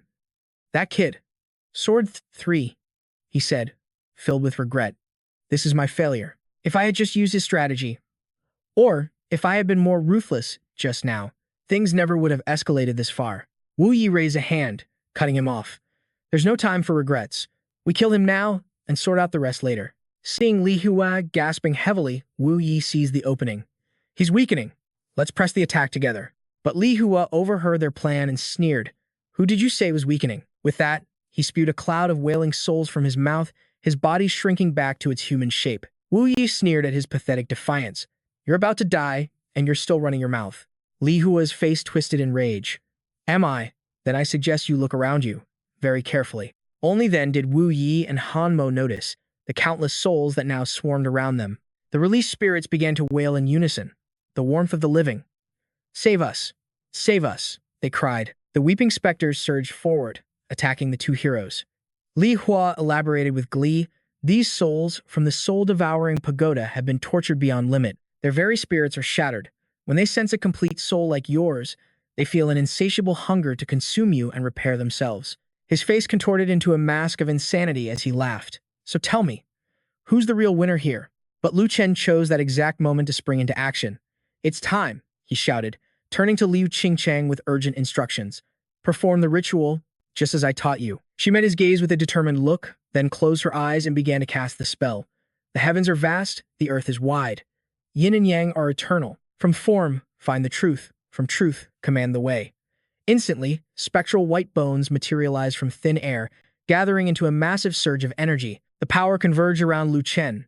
She continued the chant, her voice ringing with authority. Let that which grows now turn and recede. Go. Yes. Metal, wood, water, fire, and earth. 5 elements receive this order, universe of 5, by heaven's decree. Act. A massive column of power slammed down with a thunderous roar, shaking the very foundations of the land. Miles away, even Ling Zi, who was deep in combat, paused in shock. What's going on? The city's inhabitants pointed toward the sky, buzzing with nervous chatter. Look, over there. What in the world is he doing inside that formation? Watching from high above, the adjudicator smiled faintly. Just as I expected from the one I chose. To think you actually uncovered the true mystery hidden within it. She turned to her subordinate. It is time. Proceed as planned. The servant bowed deeply. Yes, my lord. Seeing the flames around her begin to die down, she wondered if the power of the fire array was fading. Could he be the one doing this? She pouted slightly. Well, I guess you're somewhat useful after all. Since you've made your move, I can't just stand around either. With that, she charged toward the monster. Her eyes narrowed as she unleashed her ultimate attack. Peerless slash. In a single strike, the creature was obliterated. After a while, she seemed drained of energy. That's the 38th one. I hope after that kid makes his move, there won't be a 39th. Surveying the area, she began to piece things together. The wood and metal arrays are broken. Was that the work of that kid and his junior sister? Guy Lingzi glanced at the formation behind her with certainty. In that case, the last remaining water array is all mine. She raced toward the array's location. Beneath her feet, a monster desperately tried to escape through a fissure in the earth. Lu Qingcheng witnessed this and turned to her brother. Senior brother, that array just powered down. It must have been that girl. Lu Chen nodded in understanding. She has her uses, he admitted. At the very least, she's saving us some time. She gazed toward the water array's location. Now only the water array is left. She must be heading there now, if she runs into that thing you mentioned. Suddenly, a realization dawned on him. You're right, he agreed. If that thing absorbs her, it will be a disaster for us. The plan remains the same. I'm going back to check on the situation. You continue on to the water array. Yes, brother, she replied. Meanwhile, as Guy Lingzi walked, she grew puzzled. When did this fog get so thick? It wasn't like this on the way to the water array. Did I take a wrong turn? She failed to notice the shadow trailing her, until a sudden chill ran down her spine. Whipping around, she demanded, "Who's there?" Lu Chen appeared, a seductive charm in his voice. "Oh my. Have you forgotten me so quickly?" His intense gaze made her blush, leaving her speechless. He whispered sweetly, "You're so heartless, you know." Seeing him, she said helplessly, "Why is it you again? And what are you wearing?" Lu Chen cornered her, his voice deepening. "What's wrong? Don't like it when I'm passive?" His sudden move left her flustered. "What do you think you're doing?" Lu Chen teased her, a playful glint in his eye. "Or perhaps, you prefer it when I take the lead? Don't worry, we can take it slow." Hearing that, she shot back, embarrassed. "You're insane. Let me go." As his hands roamed, she threatened him. "Let go of me now. Don't make me say it again." He wrapped an arm around her waist and smirked. "Oh, so cold on the outside, but so fiery within. Isn't this what you like?" She seethed, shouting, "Nonsense." He answered with amusement. "Nonsense? You came looking for me, and you seem to be enjoying it." Lingzi squeezed her eyes shut. "That's because you cheated. That spot is off limits," she thought, panicking. "Damn it. Why is this guy so aggressive? How did he know I like dominant men? Could it be he's into me?" As he watched her every reaction, she considered the possibilities. If he really does like me, Wushuang City would gain a powerful general. It's not entirely out of the question. Seeing her expression, he cut through her thoughts. "Hey, what are you daydreaming about?" The question snapped her back to reality. Before her stood a grotesque puppet. He plunged his sword into it, scoffing, "You're more useless than I thought, falling for such a low-level illusion." She stared in shock. "How are there two of you?" He pulled her close by the waist, his voice sharp. "Less talking." Lu Chen explained, "The 5 elemental powers of the 3 formations are converging on the Central Earth formation. From this moment on, if you want to live, don't leave my side for even a second." The close proximity to him made her blush all over again. She bit her lip, remembering how he had seduced her.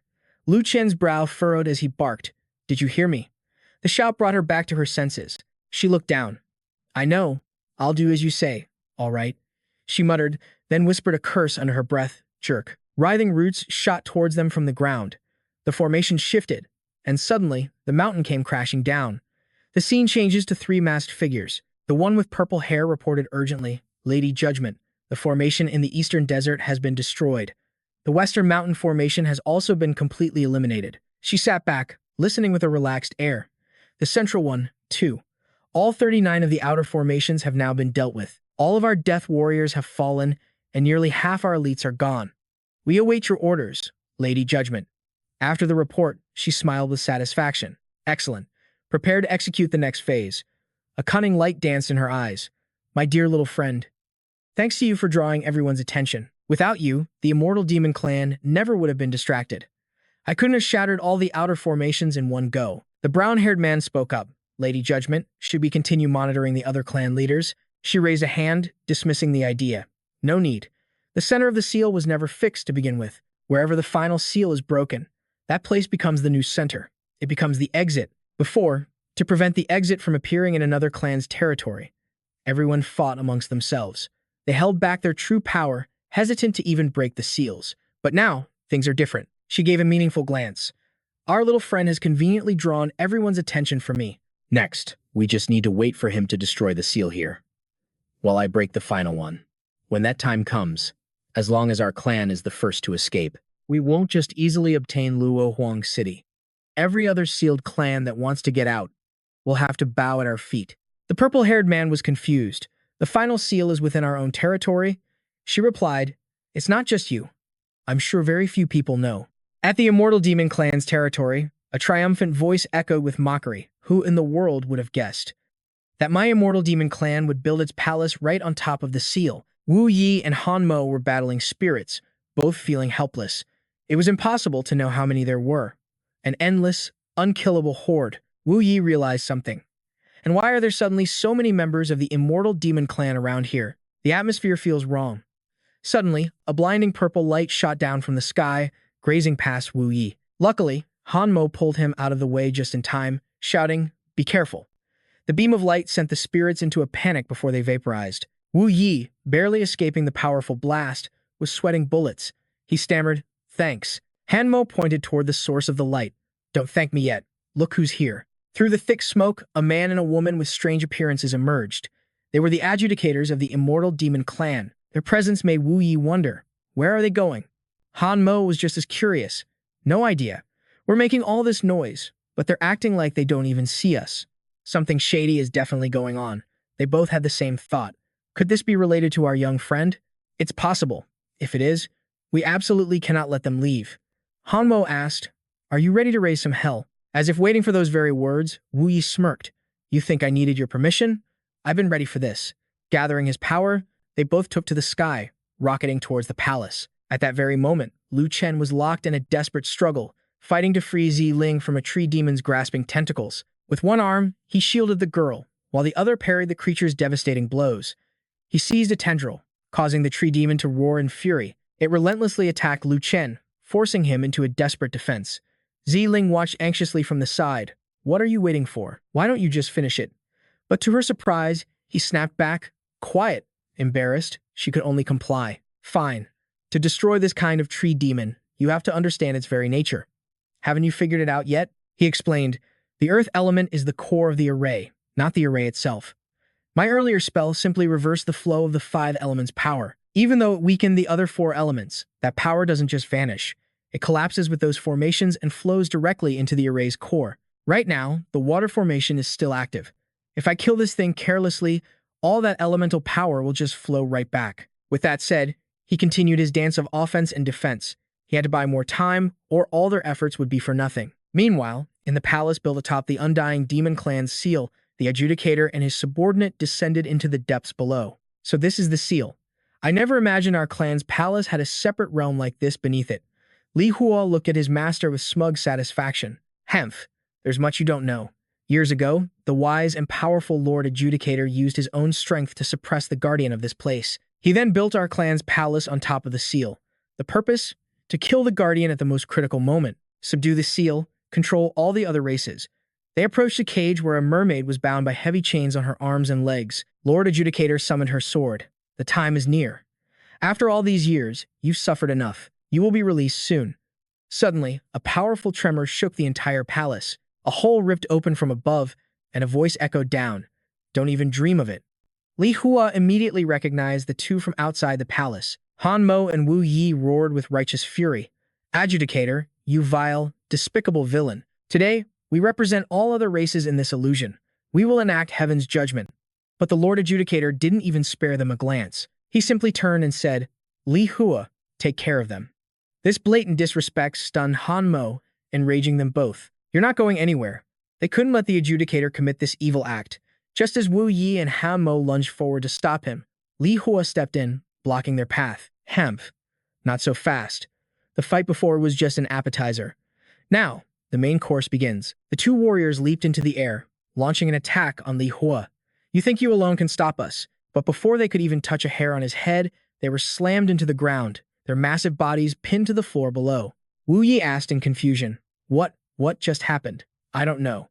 There was a massive pulling force. Could it be that brat's trick?" Li Hua stood before them, a smug grin on his face. "It seems you two have truly gotten old. Take a good look around you." A strange phenomenon was unfolding. A band of blue sigils now covered all 4 walls. This place is a seal. Just because its guardian has been imprisoned by my master on this gray altar doesn't mean the seal's own power is restricted. What a pity. Within this seal, anyone below the great heavenly venerable realm is forbidden from using their powers. In other words, as long as you're in here, you're nothing more than 2 useless old men. Hearing this, Han Mo couldn't hold back his rage and yelled, "You damned adjudicator." He then turned to Wu Yi, who was struggling to use his raw physical strength to resist. "Hey, if we can't use our powers, what do we do? What's there to be afraid of? If we can't use them, neither can he. Charge." With that, the two joined forces and attacked Li Hua again. But once again, they were struck down, sent tumbling to the floor. "You stupid pigs." Li Hua grabbed both of them by the hair, lifting them up with a triumphant laugh. "I was blessed by the Lord Adjudicator. I have long possessed the same source of power as him." This revelation filled Wu Yi and Han Mo with bitter rage. "Spit, you damned Adjudicator's dog. But no matter what they said, they were just defeated warriors in Li Hua's grasp. He sneered with contempt. Humph. Say whatever you want. Then he violently threw them both across the room. Today, you both will die.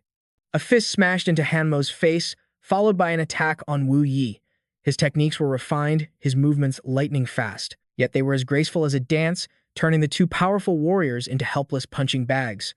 At that very moment, Lu Chen was still locked in battle with the tree demon. He used his sword to block its attacks, buying as much time as he could for Qing Qing to break the formation. Junior sister, are you done yet? Almost. On her end, Qing Qing was also struggling to suppress the water monster. With a spinning sword technique, she hurled her blade straight into the raging beast. It's done. The water element's power is converging on the array's core. Those were the words his senior brother was waiting to hear. Lu Chen's aura instantly surged as the water element's power poured into the tree demon. It swelled to a monstrous size, roaring like a savage beast. But this sight didn't faze him in the slightest, because everything was going exactly as he had predicted. All right. The moment the elements converge is the day you die. You ugly thing. I've put up with you for long enough. At that very instant, from the direction of the palace, Lu Chen had no idea that someone was watching him. The adjudicator and her subordinate watched from the shadows, observing his every single move. It's time. Has he succeeded? The adjudicator approached, her arms crossed. Tell me, has he finally done it? But suddenly, Lu Chen burst forward, shouting, Wait! At the same time, Brother Jian San stepped up to challenge her. Her follower reported, Success, my lady. The time has come. A smirk spread across her face. Humph. At last, this day marks the glorious return of our clan. Now die, she roared. Your fresh blood will pave the road for the future of my immortal demon clan. At her words, the crowd erupted in a thunderous chant. Long live the adjudicator. Long live the immortal demon clan. But then, where did that massive tidal wave come from? Everyone stared in shock. What's happening? The heavens are showing a strange omen. A jolt went through the adjudicator. Something's not right here, she muttered. Why? Why isn't the seal opening? This should be the very last seal, shouldn't it? She frantically retraced her steps, wondering where she could have possibly made a mistake. What went wrong? Where did I miscalculate? Suddenly, a voice spoke from right behind her. You truly are a fool, it sneered. Who told you this was the final seal? Startled, she spun around, demanding to know who he was. Who are you? How dare you deceive me? He ripped the mask from his face. Take a good long look and see who I really am. It seems he'd been in disguise all along, waiting for the perfect moment. It was none other than Wu Zhan. He flared his aura and bellowed. I am Wu Zhan, your grandfather. He roared out to his comrade, Brother Lu. You can make your move now. In a flash, Lu Chen appeared, launching his attack against the demonic beast. I was just waiting for your signal. With that, Lu Chen began the ritual to seal the creature. The adjudicator watched in horror. No, don't do this, she screamed. But it was too late. A blinding stream of azure light erupted from within the beast. Lu Chen roared, Open for me. The violet, metallic barrier shattered into a million pieces. A wave of pure joy washed over everyone. The purple crystal that had imprisoned them was finally broken. They all cheered wildly. Look, it's the outside world. The seal. The seal has been lifted. This is amazing. We can finally get out, but the adjudicator was panicking. How could the sealing barrier break just like that? How is this possible? Could it be that the other seals were also released? Her eyes snapped towards him as a horrifying thought dawned. That expression on his face. Don't tell me he planned this from the very beginning. Just who in the world is this man? She stood frozen, unable to comprehend what was happening. Meanwhile, Wu Zhan slipped away behind a wall and made his way over to Wu Yi and Han Mo. Seniors, Wu Zhan said, I saw Li Hua enter just as I slipped out. Let's go now, before they can react. The two elders were shocked to see him. Wu Yi asked, Why have you come here? He replied, We'll talk on the way. If we wait for them to react, we won't be able to escape. Han Mo then asked, What was that seal just now? Wu Zhan explained, Actually, I asked Brother Lu if I should tell you both, but it was his idea. A strategy that required deceiving our own side first in order to completely fool the enemy. From the moment we removed the first seal, he told me that when a seal is undone, a powerful sealing energy is released. For months, he removed the seals one by one, studying them closely. And he came to a stunning conclusion. Though ordinary people can't sense it, this energy is the key to shattering the barrier between the illusion and the real world. The way this power works is that with every seal that's broken, its energy is unleashed. This released energy then empowers the remaining seals. Only when the final one is destroyed will all the power be set free, and that is what opens the main gate to the real world. the night we decided to make our move. He told me that if the Undying Demon clan wanted to break out from the start, they would have launched a surprise attack on the Luo Huang capital, which means they'd need incredible speed. However, all the seals surrounding the Undying Demon clan have already been destroyed. If the main gate opened in another faction's territory, their plan would be painfully obvious. From this, we deduced the Undying Demon clan must have hidden one final seal, a secret seal that no one else knows about. They'll only break it after all the others are gone. They plan to use this to control the other exiled clans and to destroy the Wushuang formation. Wushuang City was their golden opportunity to accelerate their scheme, which is precisely why we planned this perfectly timed counterattack. This was the entire explanation Wu Jian gave to Wu Yi and Han Mo. After hearing him out, Wu Yi said, so Jian-san had already figured all of this out. Han Mo replied, then, from the very beginning, he knew the adjudicator was planning to use him, and he decided to turn the tables on her. Wu Jian confirmed, exactly. That's why he had me lie in wait right beside the adjudicator. I would destroy my seal, and then he would open his. And just like that, the Undying Demon clan's grand scheme would crumble before it even began. So it turns out, everything was part of the plan from the very start.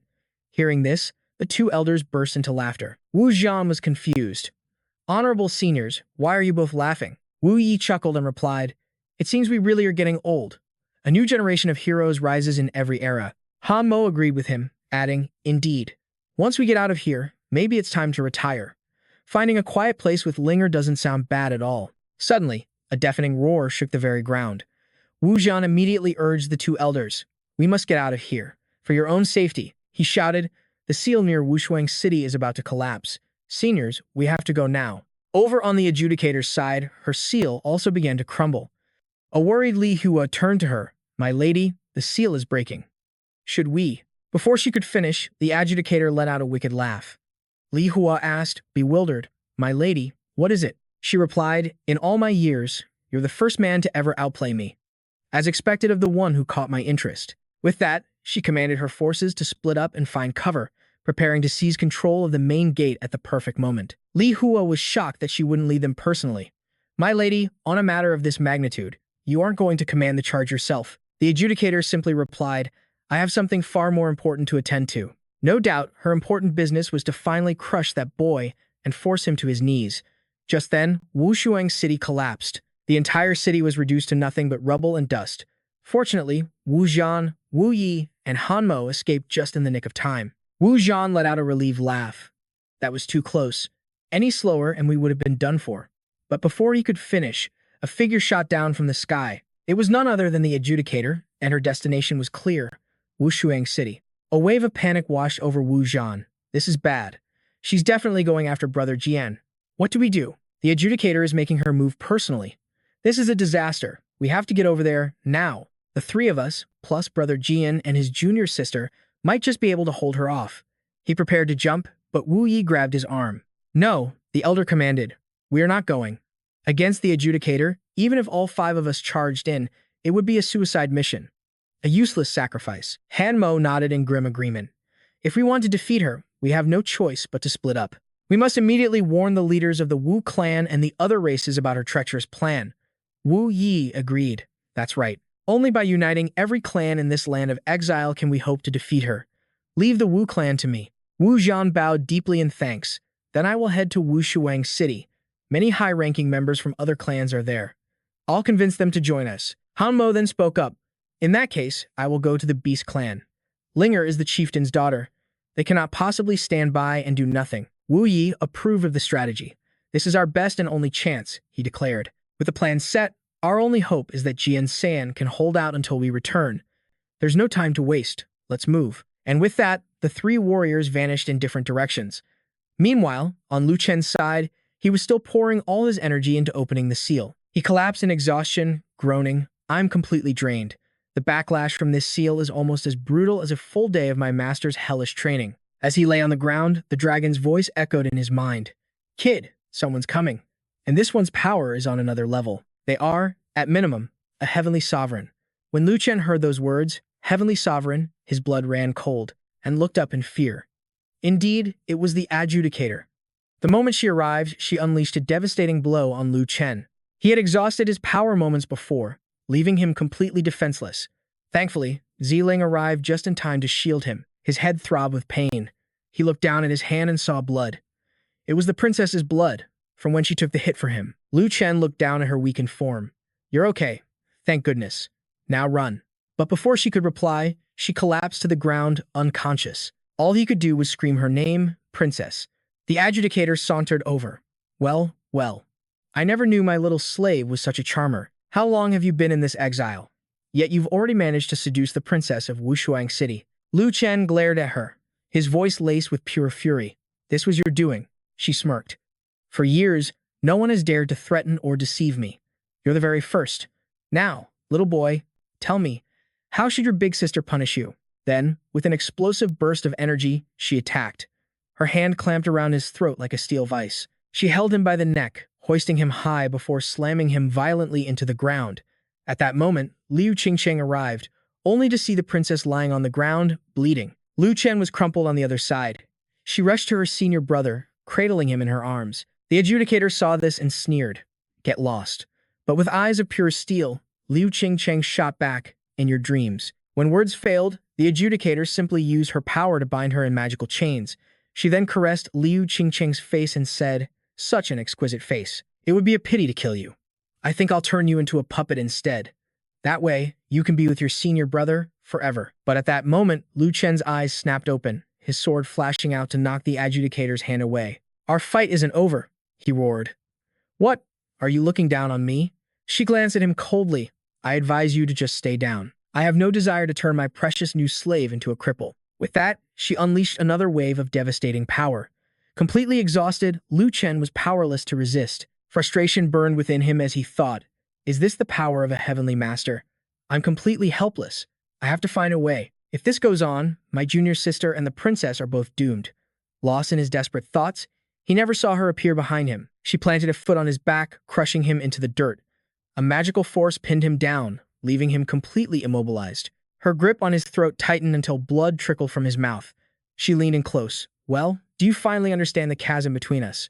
Beg for mercy now, and I might consider letting you keep your consciousness when I turn you into my puppet." From afar, Liu Qingcheng charged forward, shouting, "Let my senior brother go." The adjudicator casually swatted her aside, sending her crashing into a tree. Seeing this, the exhausted Lu Chen cried out, "Junior sister." The adjudicator loomed over him and asked, "I'll ask you one last time. Will you submit to me now, or must I break you until you finally submit?" Hearing this, he summoned his last ounce of strength and spat directly in her face. As it dripped down her cheek, Lu Chen sneered. "Pfft, I have no interest in an old hag like you. You're wrinkled and saggy. Stop being so disgusting." The blue dragon, watching from the sidelines, gasped in horror. "It's over. You've really angered her now. He's done for. This time, he's truly finished." She heard his insult, her eyes narrowing into deadly slits. "If you hate me so much, then words are useless. As for whether I'm wrinkled and saggy, you can experience it with your own body. Consider it my farewell gift to you." With that, she placed both hands on his chest, beginning a dark ritual to siphon all the power from his body. She screamed, "Die," as his very consciousness began to shatter into a million pieces. The dragon panicked. "It's over. The boy's spirit is starting to dissipate. At this rate, I'll be destroyed along with him. What do I do?" But then a brilliant golden light suddenly flashed into existence. The adjudicator continued to destroy the boy's mind. She let out a maniacal laugh. "Little boy, you are mine." Once it was done, she said, "It's been a long time since I felt this satisfied. I guess this little brat is finally dealt with." She stood and walked towards Liu Qingcheng and the princess. She planned to turn them both into her puppets as well. She continued, "I'll turn both of these girls into puppets, especially the princess. She'll be the perfect tool to threaten the people of the Peerless City." A voice suddenly echoed from behind. "Hey, does a grand heavenly master like yourself plan to just walk away after bullying a junior?" She spun around, shocked to see him standing there. "Impossible. How did you get back on your feet?" "No, this aura. You're not him." "Who in the world are you?" He replied calmly. "Who I am is not important. What's important is that you bullied my disciple. So, I can only return the favor and bully you in return." Wu Zhan watched the scene from a distance. The entire sky suddenly blazed with light. "Oh, the shattered heavens have been mended." Liu Qingcheng sat, shielding the princess behind a large rock, and she thought, "Is this really my senior brother? This overwhelming presence, it's like he's become a completely different person." Finally, his transformation was complete. The adjudicator seethed with rage, grinding her teeth as she asked, "You, what have you done?" "I suffered through 1,000 torments to break that seal. What kind of cursed artifact did you use to lock the exit again? I was one step away from freedom. I will let no one stand in my way, not even you. I will show you no mercy, even if it means I have to kill you. As she spoke, she unleashed an attack, but it had no effect on him. Hearing her vow to kill him, he just scoffed. Kill me? You're just a frog in a well. The Arbiter's eyes narrowed. What did you say? The senior brother smirked. Allow me to show you the world outside that well. The Arbiter sensed he was plotting something, and while she was lost in thought, Ying Xia, using Lu Chen's body, slammed a kick right into her stomach. He then summoned an explosive flame in his palm and, without hesitation, hurled it straight at the Arbiter. The blast sent her spiraling uncontrollably into the sky until she vanished completely from sight. Ying Xia watched with satisfaction. Heh, she really flew far. Just then, Qing Cheng approached. Senior brother, are you all right? Ying Xia looked surprised by her arrival. Oh, and you are? Ah, you must be the junior sister that kid is always talking about.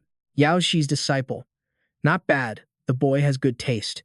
Very nice, and quite curvy. There's hope for my grand disciple's lineage yet. Qing Cheng didn't seem to notice anything was wrong. Brother, what's gotten into you? Please be serious. From another dimension, Lu Chen watched his master in disgust. Can you be decent for 1 second? How am I supposed to face my junior sister after this? Ying Xia let out a wicked laugh. You'll lecture me on how to pick a wife for my own disciple? You caused this huge mess, and I haven't even settled the score with you yet. Now shut up and stay put. Lu Chen knew his place in his master's power.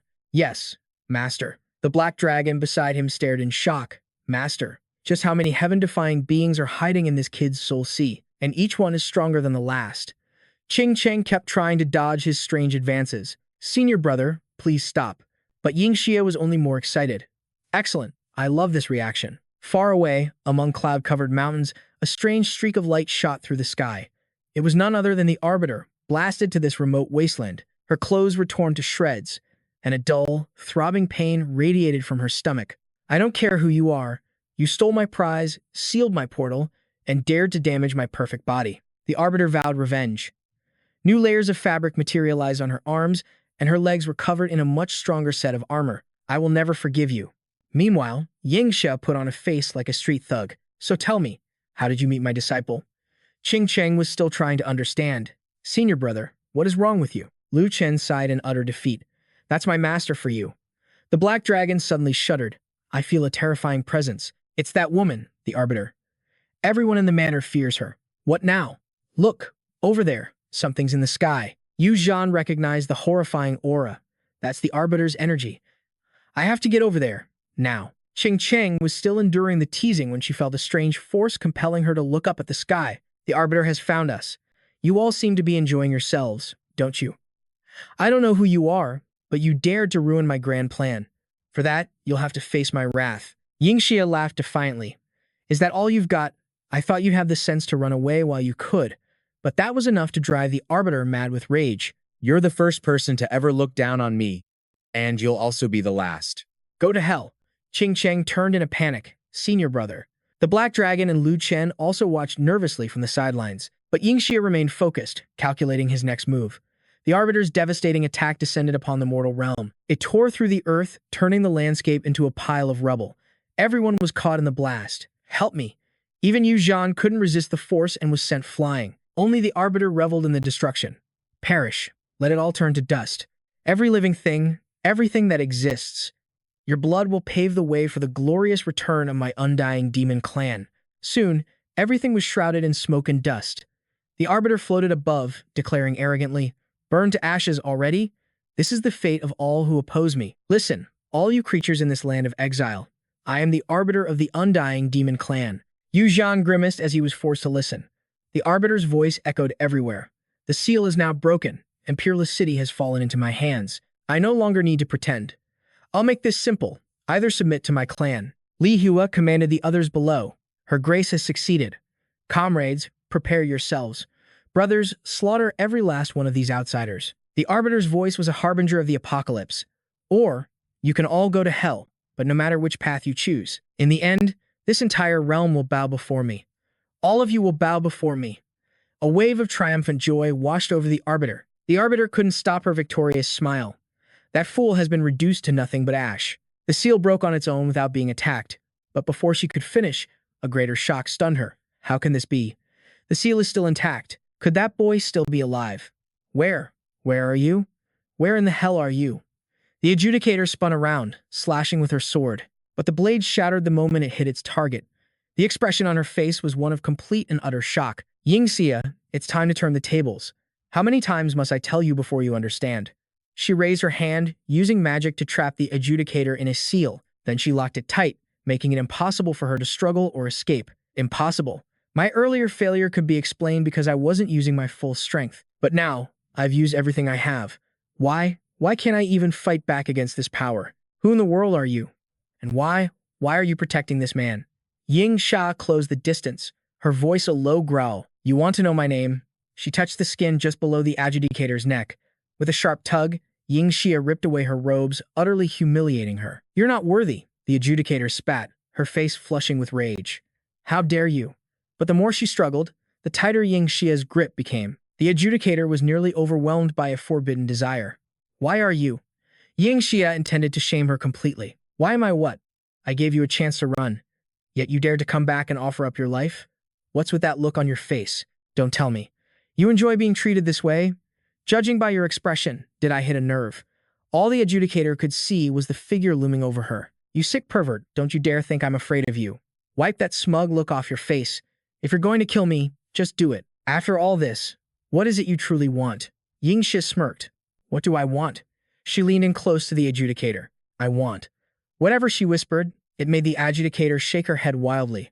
Impossible. I refuse. Ying Xia's hand tightened around her throat. You don't have the right to refuse. This is for my disciple. Whether you agree or not, you only have one choice, and that's to agree. The adjudicator knew she had been backed into a corner. Damn it. The adjudicator struggled against the seal, but her powers were completely suppressed. In the end, the adjudicator was forced to retreat. Don't think you can order me around just because you're stronger. Hey, kid. The next time we meet, you won't be so lucky. Lu Chen was on edge. Master, she got away. Aren't we going after her? Ying Xia's expression turned unusually serious. Go after her for what? If she ran, let her run. She can't stir up any more trouble anyway. There are far more important things to do. Why waste our time on her? But Lu Chen was still confused. Master, what do you mean? Ying Xia stared off into the distance. That so-called immortal demon clan. I don't think they need to exist anymore. It's time for their entire clan to be wiped out. As for the one who dared to threaten you, he's the one who deserves to die most of all. Meanwhile, Li Hua had arrived, his voice dripping with menace. Where have you merfolk hidden your last elder? Speak now, or don't blame me for what happens next. The merfolk clan chief didn't say a single word. You dog. Even if I'm dragged to hell, I will never betray my people. Li Hua drove his blade straight through the chief's body. I will not ask a second time. All you other races, take a good look. This is the price for defying the will of my immortal demon clan. The holy sovereign was terrified, but he couldn't stay silent. Your immortal demon clan is barbaric. Sooner or later, you will face divine retribution. Li Hua moved to kill him as well. If retribution is coming, you won't live to see it. Why don't you go find out in your next life? A voice echoed from behind him. You must be Li Hua, right? Li Hua glanced around, completely bewildered. Jian-san. So, Lady Adjudicator succeeded. No, that's not right. Even if you were turned into a puppet, you shouldn't be here. What are you trying to do? Where is the Adjudicator? Ying Xia was thoroughly annoyed by his attitude. She abandoned you and ran for her life. Now, no one is coming to save you, and it's your turn. For luring my disciple into the land of exile, and for threatening him to work for you. This is a debt you'll pay with your life. Li Hua searched his memories. He concluded this person had to be an absolute fool. Kid, you're quite the actor. You almost had me scared there for a second. If I didn't know how deceitful you are, I might have fallen for it. You think you have the right to challenge the Adjudicator. I don't know what Lady Adjudicator sees in a punk like you that she'd let you off the hook time and time again. Fine. I don't know what tricks you use to escape her, but this gives me the perfect chance for revenge. Today, I will settle the score for Hong-Er. Ying Xia finally spoke. Aren't you afraid of actually dying? You think those pathetic parlor tricks can stand against me? Watch closely. This is what true power looks like, you insect. An overwhelming pressure crushed Li Hua, forcing him to his knees. What? Ying Xia took a steady step forward. You members of the immortal demon clan are so pathetic, yet so confident. What power could you possibly possess that compares to mine? Li Hua began to tremble with fear. Impossible. How can this man be so strong? He desperately cried for help. Guards, over here, stop him for me. Ying Xia looked down at him, her voice dripping with contempt. You're a nobody who loves to act tough. You really get into character, don't you? Try using that pathetic brain of yours for once. If you can't figure it out, allow me to give you a hint. I walk right in through the front gate. Now think. What do you suppose happened to all your little guards? Images of his fallen men flash through Li Hua's mind. No way. That's impossible. An entire army. Taken out by him in complete silence. In just moments, he scrambled backward, trying to flee. I can't win. There's absolutely no way I can win against him. I can't die here. I absolutely cannot die here. But the other clans surrounded him, blocking his escape. Li Hua was consumed by pure panic. What do you think you're doing? Get out of my way. Don't think for a second that I'm afraid of you. Ying Xie slammed her fist into his back. Still acting so arrogant at a time like this? You just refuse to learn, don't you? I was originally just going to eliminate you and get revenge for my disciple, but you were so foolishly arrogant you lost your mind. You can't even grasp your own situation. In that case, I'll be merciful. Before I put you to sleep, I'll teach you the meaning of humility and how to properly apologize. She turned to the old man. You, what's your cultivation level? He clasped his hands respectfully. This humble one is nothing compared to the young hero. I am but a lowly saint lord, not worth mentioning. Ying Xiao wanted everyone to take part in punishing Li Hua, a saint lord. A bit low, but one kick from you should be more than enough for him. He tried to murder you earlier, but he failed. Let me be clear, you don't get to take his life. However, you do get to give him one solid kick. Don't worry, I've already calculated it. This kick will only break his ribs and puncture a lung. He won't die from it. Not right away. The Saint Lord hesitated. Young hero, such an act. This is. Ying Xia cut him off. Enough with the pleasantries. I'm asking you, do you want this revenge or not? If not, I'll find someone else. Li Hua still had the nerve to make threats. You dare. If you lay a hand on me, the adjudicator, he will never forgive you. The Saint Lord ignored him, landing a brutal kick. Can't you just die quietly without mentioning the adjudicator? You're at death's door and you still run that mouth of yours. If I didn't deliver this kick today, how could I avenge my clansmen who fell by your hands? Ying Xia laughed, clearly enjoying the show. Now that's the spirit, old man. That's the energy we need. The Black Dragon was speechless. Kid, does your master normally have such twisted hobbies? Lu Chen looked away, completely embarrassed. I don't know anything. Don't ask me. Li Hua was already a broken mess. Kid, you win this time. Just kill me. Get it over with. Ying Xia grabbed him by the hair. Your attitude has improved, but it's still not good enough. Your debt isn't paid yet. Not even close. We'll take our time. No need to rush. Now, all the brethren of the Merfolk clan who were murdered. Step forward. One stab each. Stick to the spots I've marked, don't miss. Burning with hatred, the Merfolk raised their blades. You dog, Li Hua. Your day has finally come. You took our clan leader. Today, we will tear you limb from limb, he pleaded obediently. I was wrong. Please, my lords, have mercy and spare me. And then, only the wretched screams of the dog Li Hua remained. After that, everything fell silent beneath the night sky. Li Hua seemed to have completely lost his mind. Finish me. I'm begging you. Ying Xia had helped everyone release their pent-up hatred. Ah, it seems everyone has gotten their revenge. Looks like you finally learned a little something about humility. Good boy. Li Hua could only repeat the same words. Finish me. I'm begging you. But I haven't had my turn yet. As her power flared, everyone watched in shock. Is that divine fire? Ying Xia's eyes burned with contempt for Li Hua. Don't you worry. I have perfect control.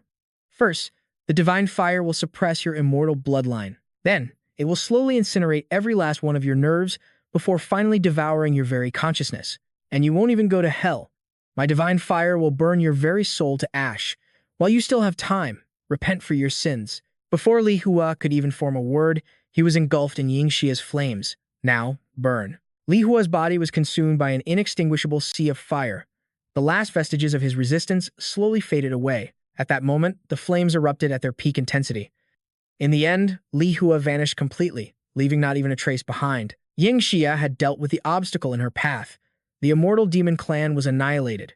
The seal would soon be broken. Hurry and lead your tribes. Freedom is calling to you. The Saint Lord knelt in gratitude. Thank you, hero, for saving us. Somewhere in a forest, Ying Xia suddenly remembered. Crap. I was having so much fun, I almost lost track of time. Lu Chen didn't understand what she was doing. Master, where are you rushing off to? Ying Xia replied. I'm not going anywhere. I'm in a hurry to save you. Hearing this, Lu Chen was stunned. Save me. Ying Xie flopped onto the grass. I took over your body and used power far beyond its limits. If I don't release it soon, your meridians and your cultivation will be permanently damaged. You'll be completely crippled. Lu Chen's eyes widened in horror.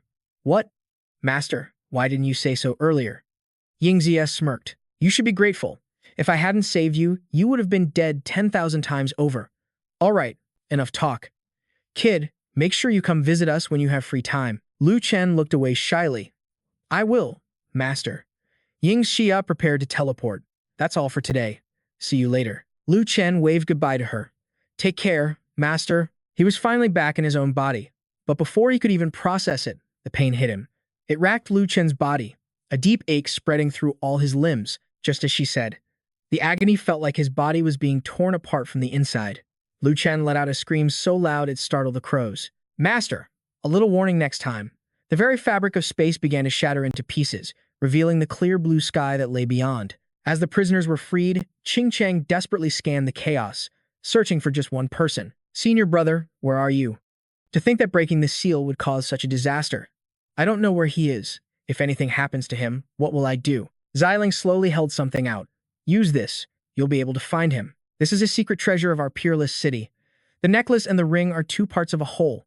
It's how I was able to follow you into the sealed dimension. Qing Cheng took it, finally understanding. All right, there's no time to waste. Senior brother, wait for me. Meanwhile, Lu Chen was still trapped and helpless. Damn it, Master. You never said breaking the seal would cause an apocalypse like this. I'm dead. This is it. I'm really dead meat this time. Four Saints Mountain. So this prison was floating above Four Saints Mountain all along. No, this isn't the time to think about that. It's about to hit. Just then, Qing Cheng finally found Lu Chen. Senior brother, take my hand. But debris falling from the rift struck her arm. Lu Chen was powerless to stop it. It's over.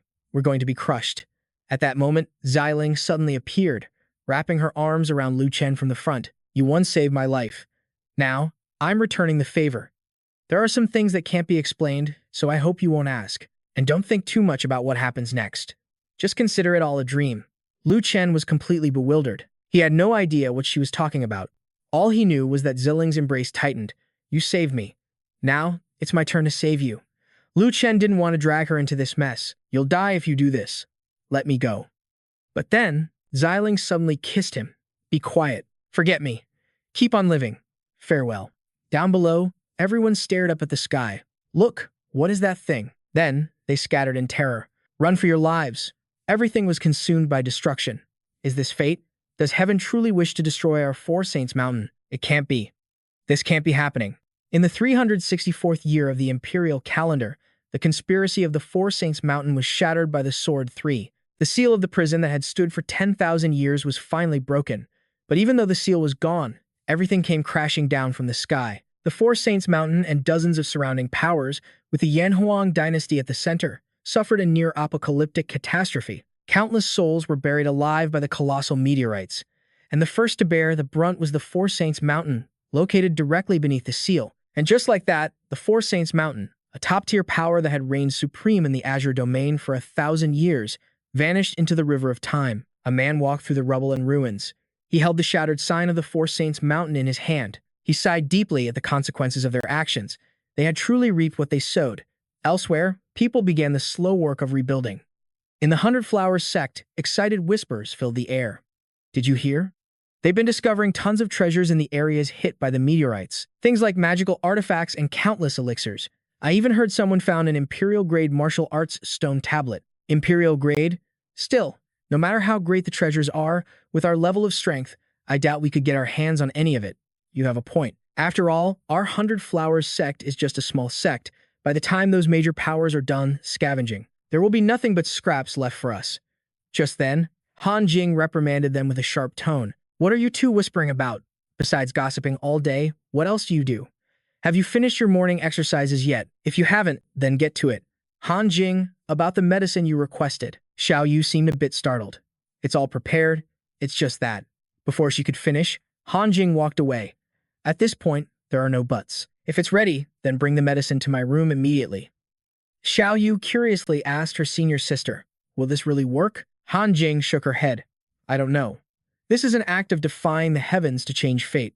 Whether it succeeds or not is beyond our control. All we can do is try our best. The rest depends on this man's own fortune. That night at the Hundred Flowers sect, Han Jing finished her work. This is all we can do for now. We've done everything we possibly could. From here on, it's all up to him. But Xiao Yu couldn't shake her doubts. Senior sister, I don't understand why we have to go to such lengths for a complete stranger. We even used the precious life-varying pill. Han Jing cut her off. To cultivate immortality is to cultivate the body, but also the heart. Have you forgotten what Master always taught us? Saving a single life is worth more. 1,000 years of cultivation, you say? Xiao Yu, my dear junior, you're still so young. Come now, you've worked hard today. Let's see if the kitchen has anything left for us. Xiao Yu shot Lu Chen an angry glare. That useless man. My senior sister wasted so much effort and precious resources to save you. If you dare die on us, I'll never forgive you. Han Jing's voice called from the other room. Xiao Yu, what was that you said? Flustered, she rushed outside. I said, I'm coming. But in that very moment, Lu Chen's fingers twitched ever so slightly. Han Jing tried to calm her down. Xiao Yu, stop frowning now. Be good. I'll make you my special fresh flour noodles later. At that, Xiao Yu threw her arms around her senior sister. You're the best, senior sister. Han Jing wasn't used to this display. All right, let go now. What will people think? Just then, at the main gate of the Hundred Flowers sect, the gates were suddenly blasted open. An arrogant voice echoed through the courtyard, dripping with contempt. You two hussies dare stand in my way? The great Xiang Kun? Get your sect leader out here right now. You're not moving? Fine by me. You can stay and entertain my brothers instead. How does that sound? His lackeys snickered and jeered. Brother Xiang is unstoppable. Of course, Brother Xiang gets to enjoy these two beauties first. It's not your turn yet. Xiang Kun postured smugly. What's the rush? The Hundred Flowers sect is filled with women. Why squabble over these two? Once we take over their entire sect, all of these women will be nothing more than toys for us to play with. Then, you can do whatever you want with them. I guarantee it'll be more fun than any pleasure house. So listen up, brothers. You better give it your all today. Whoever performs the best gets first pick of the women. You hear me? Han Jing could no longer stand by. Who dares trespass on the grounds of the Hundred Flowers sect? At that exact moment, Xiao Yu sent Xiang Kun flying with a spinning kick. Han Jing joined the fray to teach him a lesson. Driving her own foot right into his face, she landed perfectly, balanced on a single narrow post. I wondered what mighty expert had arrived. But it's just you, Xiong Kun of the Ghost Wolf sect. All of Han Jing's disgust was aimed squarely at him. It seems you prefer to do things the hard way. I already warned you what would happen last time. Yet you still dare to show your face here. The Ghost Wolf sect is supposed to be a great and reputable clan, yet they have a disgrace like you among their ranks. My advice, take your pack of dogs and get out of the Hundred Flowers sect now. Otherwise, don't blame me for what happens next. But Xiong Kun was completely unfazed, feisty, vicious. I like a woman with spirit, and today, I will make you mine. A flicker of shock crossed Han Jing's face. How dare you? You've brought this upon yourself. Then allow me to clean house on behalf of the Ghost Wolf sect. Now go to hell. But just as she moved, Xiong Kun tossed something into the air. You want my life? First, take a look at this. Han Jing caught the object, feeling a sense of unease. What is this? The official seal of the Ghost Wolf sect. Xiang Kun gloated, a smug grin spreading across his face. Did you really think I'd be foolish enough to come here unprepared? Let me be blunt. I am here on the direct orders of my master. To recruit you. Today, you've refused my polite offer. Tomorrow, our iron boot will come down and crush your entire sect. So I'll ask you one last time. Will you surrender and obediently serve my brothers? Or will we hunt you down to the last woman? Just then, Xiao Yu's voice cut through the tension. You're just a fox borrowing a tiger's power. Don't think we're afraid. Senior sister, you can't trust this scum. The orders have to be fake. Who cares about the Ghost Wolf sect? Let's just end him now and deal with the rest later. But Han Jing stopped her. No, that seal is most likely real. We can't kill him. I've heard rumors for a while now that the Ghost Wolf sect plans to take advantage of the fall of the Imperial dynasty. They want to use this chaos to build a new empire, to establish their own dynasty. Right now, they hold all the cards. Even if we don't think of ourselves, we must think of our junior sisters. Forget the Ghost Wolf sect's master for a moment. Their sect's power, even before this, was something we couldn't hope to match, from what I know. The Ghost Wolf sect has more than one emperor-level master. They also have 9 masters at the King realm, and countless experts below that. If a war breaks out, the Hundred Flowers sect will be wiped from existence in an instant. If that happens, if all our junior sisters die because of us, how could we ever face our master in the afterlife? Xiang Kun stepped closer to Han Jing. Looks like you're not so stupid after all. Go on. Say it. I can tell from your expression you've already made up your mind. So, will you be on top tonight, or will I? Han Jing couldn't bring herself to say the vile words he wanted to hear. Xiang Kun pressed her. Speak up. The great Xiang is losing his patience. With great difficulty, Han Jing forced the words out. I will serve you tonight. But suddenly, a new voice cut in. Who the hell is this guy? What century are we in? How can someone this stupid still exist? Han Jing flinched in surprise. He's awake. One of the henchmen pointed. Brother, this kid looks like a complete moron. Does the Hundred Flowers sect even have men? Xiang Kun was just as confused. No, the Hundred Flowers sect only accepts female disciples. This kid can't be one of them. He doesn't look friendly. Let's see what he's up to first. Lu Chen looked around, dazed. All right, who's the genius that made my nose bleed everywhere? Step forward and show yourself. It couldn't have been you ladies, could it? You're the one who gave me the life-restoring pill. Han Jing stammered, completely baffled. Huh? What are you talking about? Lu Chen's words tumbled out in a rush. You foolish girl.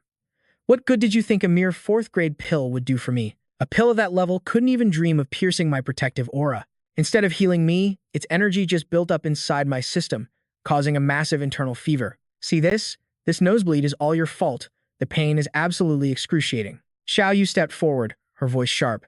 That's enough out of you. We saved your life, and all you can do is complain. We should have just left you to rot in the wilds. My senior sister dedicated 4 months to nursing you back to health, and instead of gratitude, you blame her. Lu Chen's eyes flew open, utterly stunned. No way. I was out for 4 entire months. My junior sister, the princess. What happened to them? He grabbed Han Jing's shoulders desperately. Wait, let me ask you. When you found me, were there others nearby? 2 young women, one taller, one shorter, and their faces. A mocking laugh echoed from the side. It was Xiang Kun. Who's this moron? Get out of my sight. Don't interfere with my business. Han Jing tried to shield him. This doesn't concern him. I'm warning you, don't push your luck. But her words only fueled his threats. I am pushing my luck. So what? Are you trying to bring disaster upon your Hundred Flowers sect? Only then did Lu Chen finally take in the scene around him. It was clear this woman was in serious trouble. His urgent mission was finding his junior sister and the princess. But this woman had saved his life. A debt like that had to be repaid no matter what. He reached for something at his side. You're Xiang Kun, I presume? It seems you have some disagreement with this young lady. Unfortunately for you, she saved my life. A debt of life must be repaid. However, I'm on a tight schedule with a critical mission. I don't have time to waste on you. So here's the deal. End your own life. Make it quick and painless. Consider that a gift of my mercy. To Xiang Kun, these words were the ultimate humiliation. You little brat. Say that again if you have the guts. This arrogant fool is signing his own death warrant. Han Jing and Xiao Yu watched on, their hearts pounding with fear for him. Oh no, this is bad. Why is he being so reckless? Lu Chen just sighed. It seems you've refused the easy way and chosen the path of pain. You're a cultivator, yet you're drowning in killing intent. It's time to put you to sleep, permanently. A flicker of disbelief crossed Han Jing's eyes. Xiang Kun's power. It should have been just a step below my own. Yet this man took him down in a single blow. Xiang Kun's followers were just as stunned. Senior brother. How could he? Our senior was just one step away from the nascent soul realm. And he was cut down in a single strike. Just what is this guy's background? Who is he? Lu Chen slowly advanced on them. Who am I? You don't need to know. And you're not qualified to know. Listen up. By my usual standards, every single one of you should be dead right now. But I have urgent matters to attend to, so I'll spare your worthless lives. I'll give you a choice. Die with him. Or disappear from my sight. At his words, they scrambled to flee. Yes, sir. We're gone. This guy's a monster. With that, Lu Chen vanished. He reappeared at the last place he remembered. Is this the impact crater?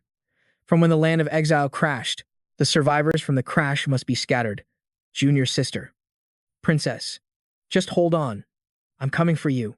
Xiao Yu rushed over to Han Jing, out of breath. Senior sister, we've packed everything. All the other sisters are packed and ready to leave. We need to leave now, find Master, and figure out our next move. Senior sister, are you even listening? Only then did Han Jing snap out of her daze. Huh? What is it? Xiao Yu looked at her, deeply concerned. Senior sister, what's wrong with you? Han Jing's mind felt distant and foggy. It's nothing. Just. So much happened today. I'm a little tired. Xiao Yu's eyes narrowed playfully. Senior sister, you're not thinking about that ungrateful jerk, are you? Though she denied it, a faint, dreamy smile graced her lips. Don't be ridiculous. We were just strangers who crossed paths. I saved his life, he returned the favor, and that's it. There's nothing more to think about. Come on, we have to get out of here before the ghost wolf sect shows up. Behind her, Xiao Yu muffled a knowing giggle. I know. But do you think he'll ever come back? Han Jing deliberately changed the subject. I have no idea. Why are you asking so many questions? But little did they know. Watchful eyes followed their every move. 5 days later, in a bustling inn, one topic dominated every conversation. Huo, it's been years since you were last here. We have to catch up. You first, what's this news about the Four Saints Mountain? If we're talking about that, then we have to talk about one man. A young warrior who was the sole cause of the Four Saints Mountain's destruction. They say the third sword master fought for justice in the land of exile. He didn't just break the ancient seal. He annihilated the entire immortal demon clan. What incredible power! But his actions are what caused the land of exile to crash into our azure domain. In the blink of an eye, the heroic third sword master became public enemy number 1. And what's more, based on his methods. Rumor has it that this legendary hero and the infamous Lu Chen are one and the same. Lu Chen nearly choked on his drink. Oh, this is just perfect. Not only have I found zero trace of my junior sister or the princess, but my identity gets exposed to the entire world. Now I'll have to fight my way through every major power in the region. Just my luck. Can a guy get a moment's rest? Although, this might not be entirely bad. After these last few days of recovery, more than half my strength has returned. Not only that, but thanks to my master's possession, I can feel the faint signs of a breakthrough. Fortune within misfortune, blessings in disguise. I hope I can find my junior sister and the princess without any more trouble. Suddenly, a harsh voice cut through the air from outside. Get lost. All of you. Scram. Can't you see we're escorting prisoners? Curiosity piqued, Lu Chen decided to investigate. He weaved through the crowd to get a closer look, and his eyes widened. Isn't that the young lady from before? What's going on here? Lu Chen tapped the person next to him. My friend, who are these people? They're acting so high and mighty. The man looked him over. Young master, you're not from around here, are you? You don't even know the Ghost Wolf sect. The guards shoved Han Jing and Xiao Yu forward, shouting, Hurry it up, you demonesses. The man then explained everything to Lu Chen. The Ghost Wolf sect is the biggest power in these parts. After the land of exile fell from the sky and destroyed our old dynasty, they took control of this entire region. Lately, they've been recruiting soldiers like crazy. They must be planning to build a new empire. The people they're escorting, he added, they look like cultivators, too. Truly, these are troubled times. Cultivators really have a powerful aura. If I hadn't been blinded by love back in the day, who knows? I might have been a hero by now. He sighed, full of regret. Hearing this, Lu Chen knew. This was his fault. It seems the guy I killed that day was also from the Ghost Wolf sect. They probably tried to force the girls to join them. And when I killed their man, they were captured as a result. It looks like I ended up hurting them instead of helping. Wait a minute, he thought. This might actually be a good thing. Right now, everyone suspects that I am Jian San. If I reveal myself now under my true identity, I might be able to clear up some of that suspicion. Lu Chen's appearance began to shift. He had made his decision. Seeing him step forward, a Ghost Wolf sect disciple reacted. Huh. Kid, you're in my way. You got a death wish? Lu Chen simply raised his sword. Just blocking your path. Don't be so loud. When I take your life in a moment, it'll be too late for complaints. A gentle breeze rustled the falling leaves. A guard standing nearby felt a strange sensation. Huh? Where did my hat go? Lu Chen didn't say a word, standing perfectly still. And then they saw it. A single drop of crimson blood fell from his sword. It had already passed through all of their heads, and they never even knew. The townspeople screamed in terror. He's a murderer. Run. Xiao Yu couldn't even process what had happened. Senior sister, what just happened? How did they all fall down in an instant? Han Jing was utterly speechless. This man is no ordinary expert. Why would a master of this caliber want to save us? Just then, Lu Chen spoke. What's wrong? Just going to stand there? Or did you not want me to save you? Han Jing and Xiao Yu gasped in unison. That voice. Xiao Yu blurted out the first thing on her mind. You ungrateful jerk. Lu Chen flicked her on the forehead. You silly girl. Is that any way to talk to your savior? Even if you won't call me your benefactor, a simple thank you wouldn't hurt, would it? Xiao Yu pouted and ran to Han Jing. Senior sister, he hit me. But Han Jing was not as impulsive as her junior sister. Xiao Yu, don't be rude. If this young master hadn't intervened, I fear we would have met a terrible fate. Now, thank him properly. Lu Chen chuckled. No need to be so formal. It was nothing, really. I'm just repaying you for saving me before. Han Jing gestured for all her fellow disciples to bow to Lu Chen. This is what we should do. These are all our junior sisters from the 100 Flowers sect. Young master, may we ask your name? Lu Chen shook his head. Forget it. This isn't the time. We need to leave this place. More people from the Ghost Wolf sect will be here soon. Lu Chen knew what she was thinking. My surname is Lu. And don't worry, the entire Azure domain is my backyard. I can go wherever I please. A mere sect from a fallen dynasty is nothing to be concerned about. Xiao Yu rolled her eyes in disgust. What arrogant words. The Azure domain is your backyard? Not even a 3-year-old would believe that. If you don't believe me, Lu Chen said with a smirk, I'll show you. Waiter, bring tea for the young ladies and 2 pounds of donkey meat. Oh, and there's a child here, so hold the wine. Do you have anything a little kid can drink? Xiao Yu stomped her foot, furious. Who are you calling a child? I'm not a kid anymore. Seizing the opportunity, Lu Chen teased her. Oh, is that so? Because from where I'm standing, you look pretty flat. Xiao Yu blushed with a mixture of shame and anger. Flat? Wait, where are you looking? You pervert. Meanwhile, at the Ghost Wolf Sect headquarters, a subordinate rushed in to report. Master Tuo Hai. The brothers escorting the 100 Flowers sect disciples were all killed by an unknown assailant. Master Tuo Hai, the sect master sent me. He asks that you take charge of this matter. Siang Tuo Hai frowned, his voice cold. Insolence. How dare you shout so loudly before my son's memorial tablet? Now speak. What did you say happened to the disciples escorting those wretches? The man repeated his report. After they entered the city, a young man suddenly appeared and ambushed the prison cart. Moreover, according to a disciple who went with Brother Xiang to the 100 Flowers sect, he said the attacker looks exactly like the man who murdered him. Rage flared in Tuo Hai's eyes as he crushed the cup in his hand. What? So, he's the one who killed my son. How dare they invade the territory of my Ghost Wolf sect to steal my prisoner? The man's rage seemed to shake the very air. Master, spare me. I only came to deliver the message. Tuo Hai began his hunt. Today, I will have my revenge in blood. Prepare to die. Meanwhile, the young women of the 100 Flowers sect were captivated by Lu Chen's stories. Big brother, what happened next? What did you do after you left the Golden Wing Holy Dynasty? Lu Chen happily recounted his tales, not leaving out a single detail. After that, things got really boring. So I went to the Sword Emperor Palace for a few days, bullied their disciples, and casually concocted some saint-grade elixirs. But after a few days, I got bored again, so then I... Huh? What's wrong? Was Lu Chen unable to even pour his own wine? Hey, waiter, we're out of wine. Don't just stand there, bring another round. But the waiter's attitude was odd. My deepest apologies, esteemed guest. I truly don't dare. Lu Chen found this strange. Don't dare, what? The waiter felt a terrifying killing intent. It seems someone is looking for you, sir. You should probably handle that business before you continue drinking. The once bright sky suddenly went dark as Tuo Hai summoned a storm.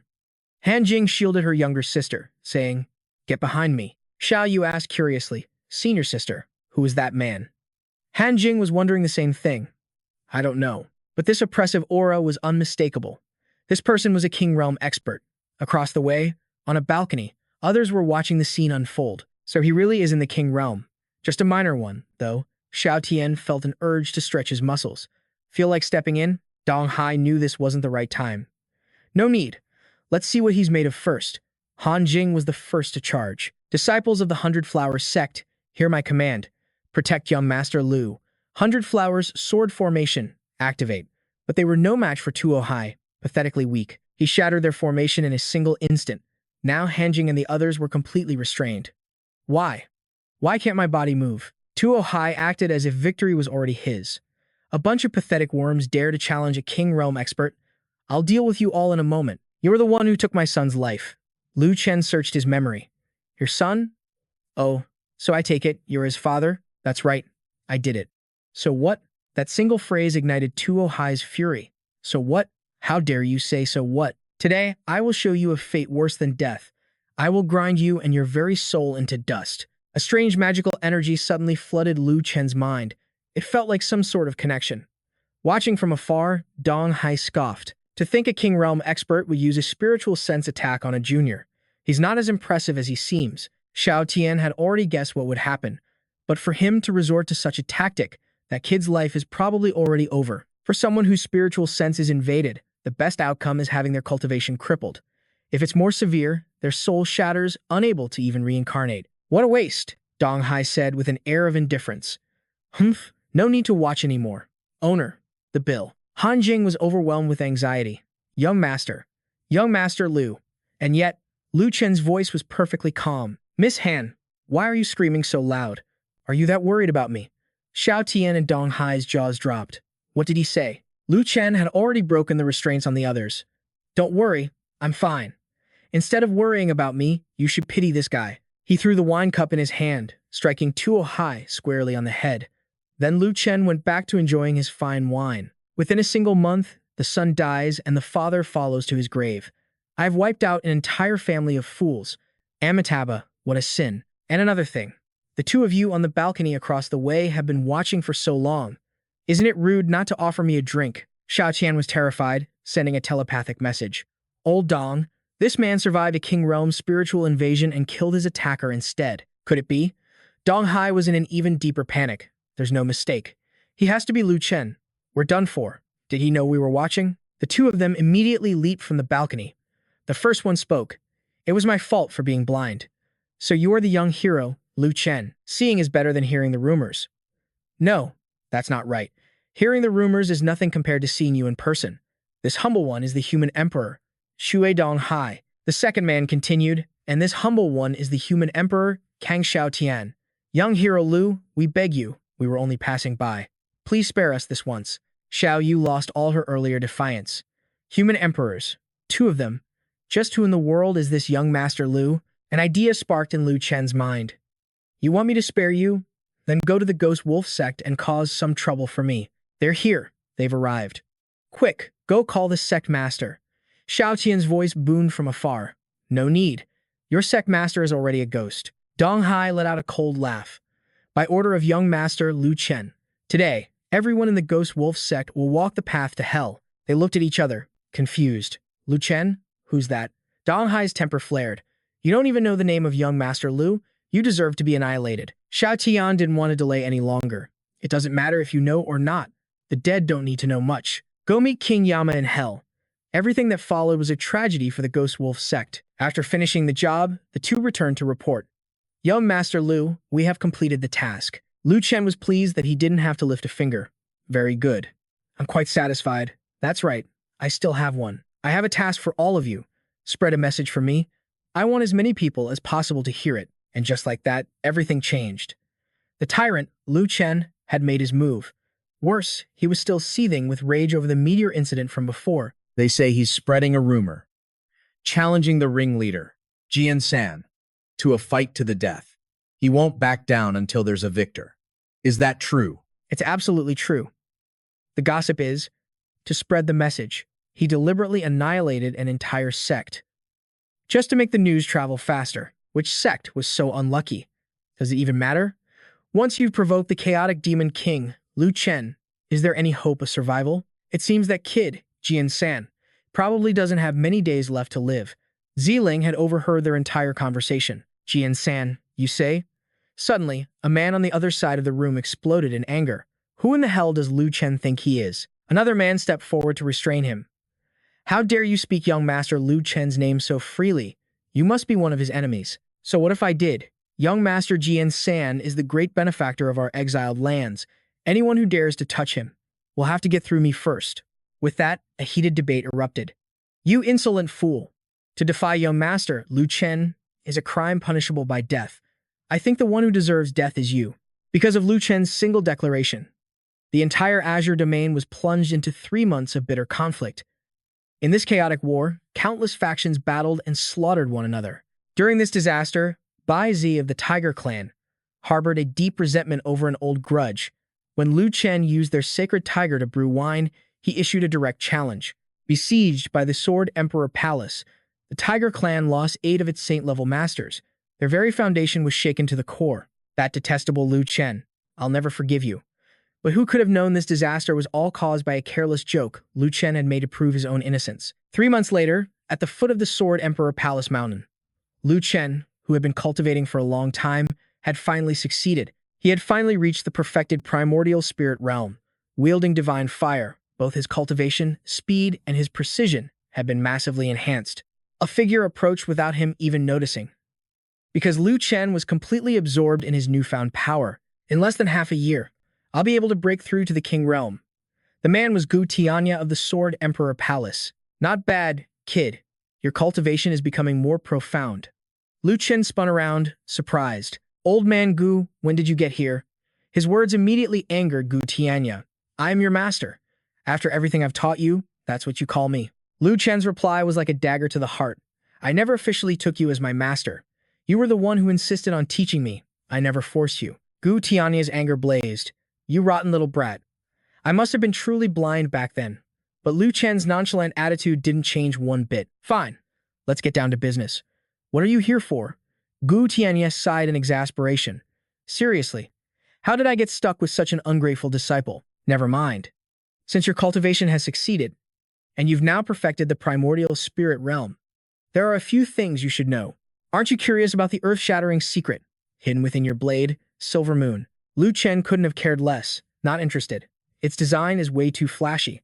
I barely even like using it. Gu Tianya nearly coughed up blood from pure rage. You little brat, you really live to push my buttons, don't you? But Lu Chen was already trying to send him away. Look, I have more important matters to deal with.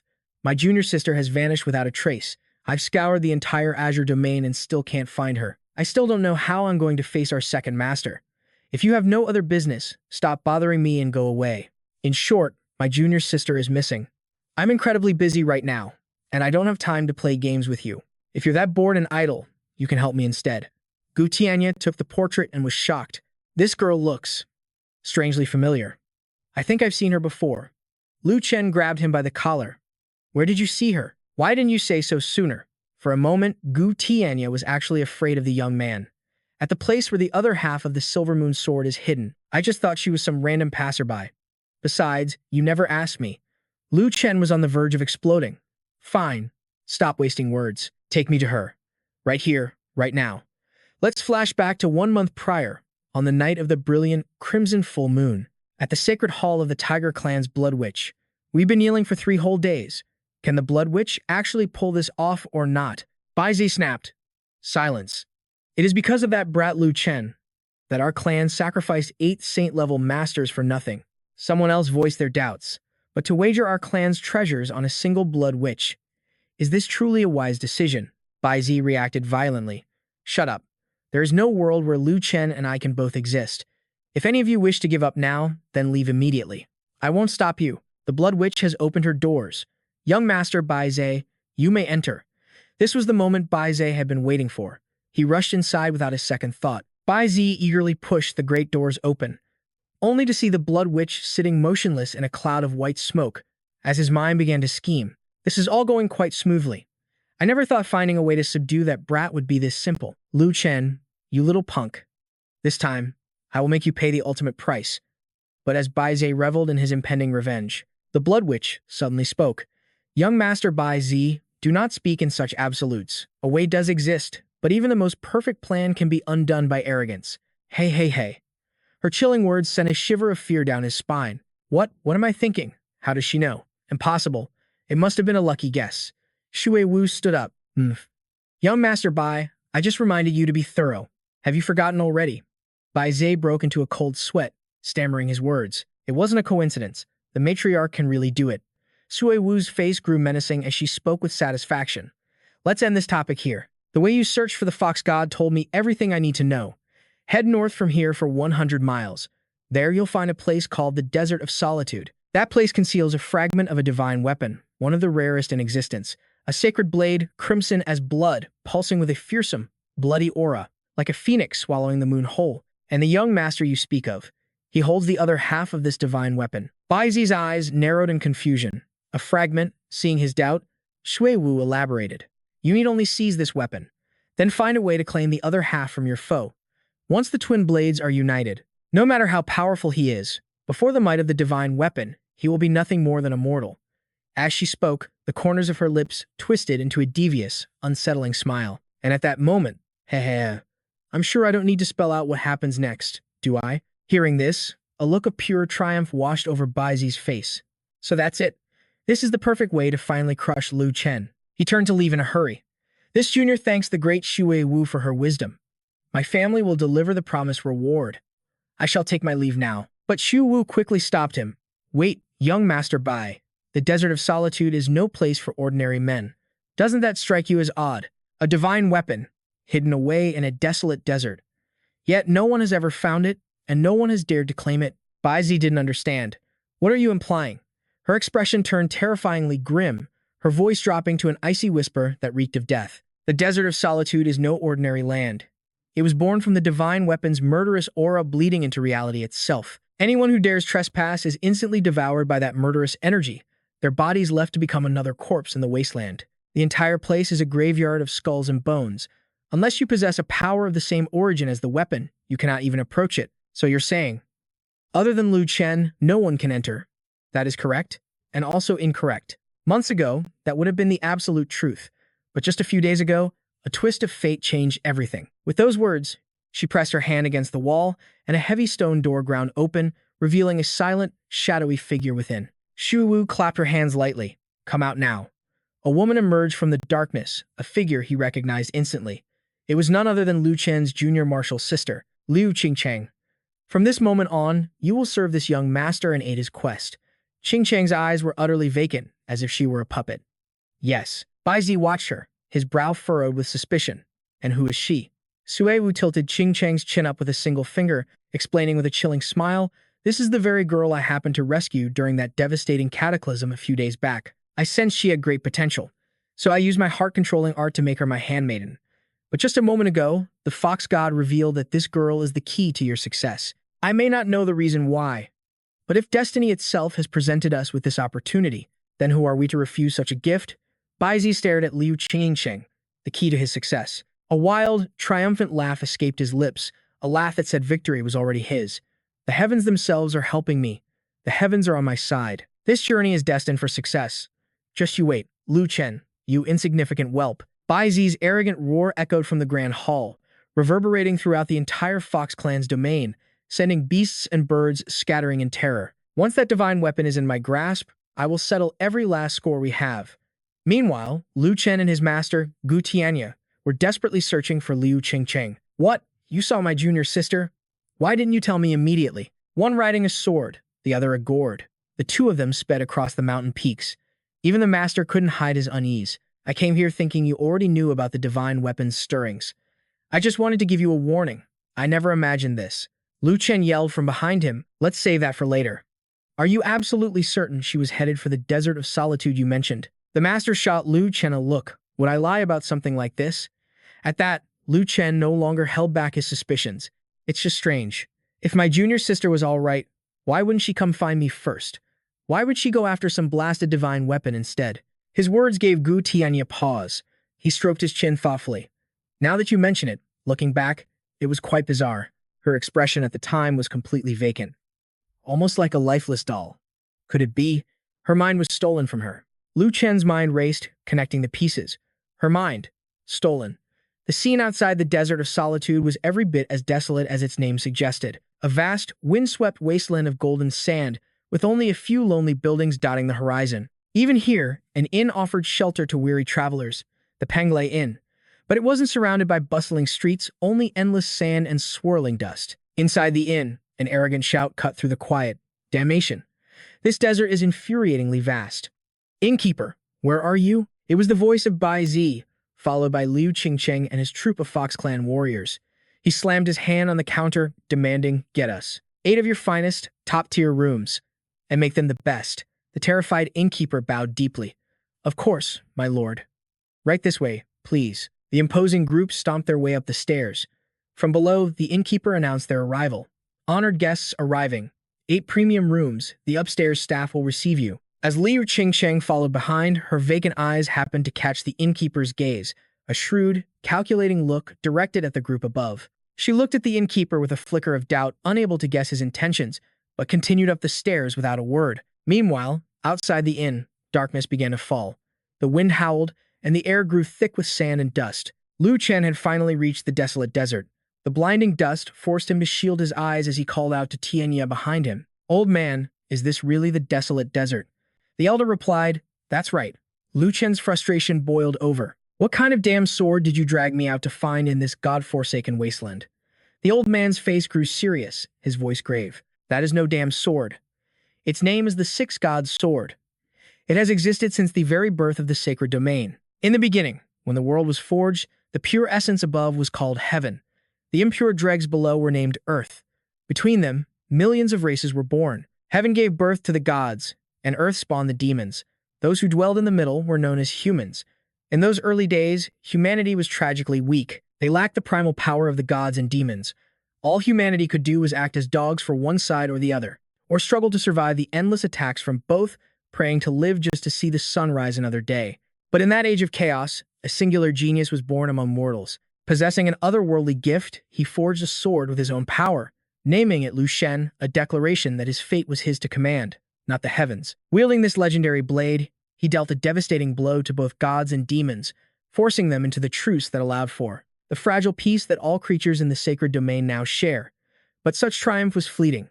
After all, to slay a god is to defy destiny itself. This legendary hero passed from the world 10,000 years ago, but before his death, he split the sword in two to keep its immense power from falling into darkness.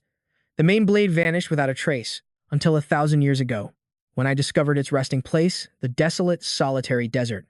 As for the other piece, it is the very sword you carry now. As Tianya finished his tale, Lu Chen finally understood the ancient origins of his treasured blade. So, that's the truth.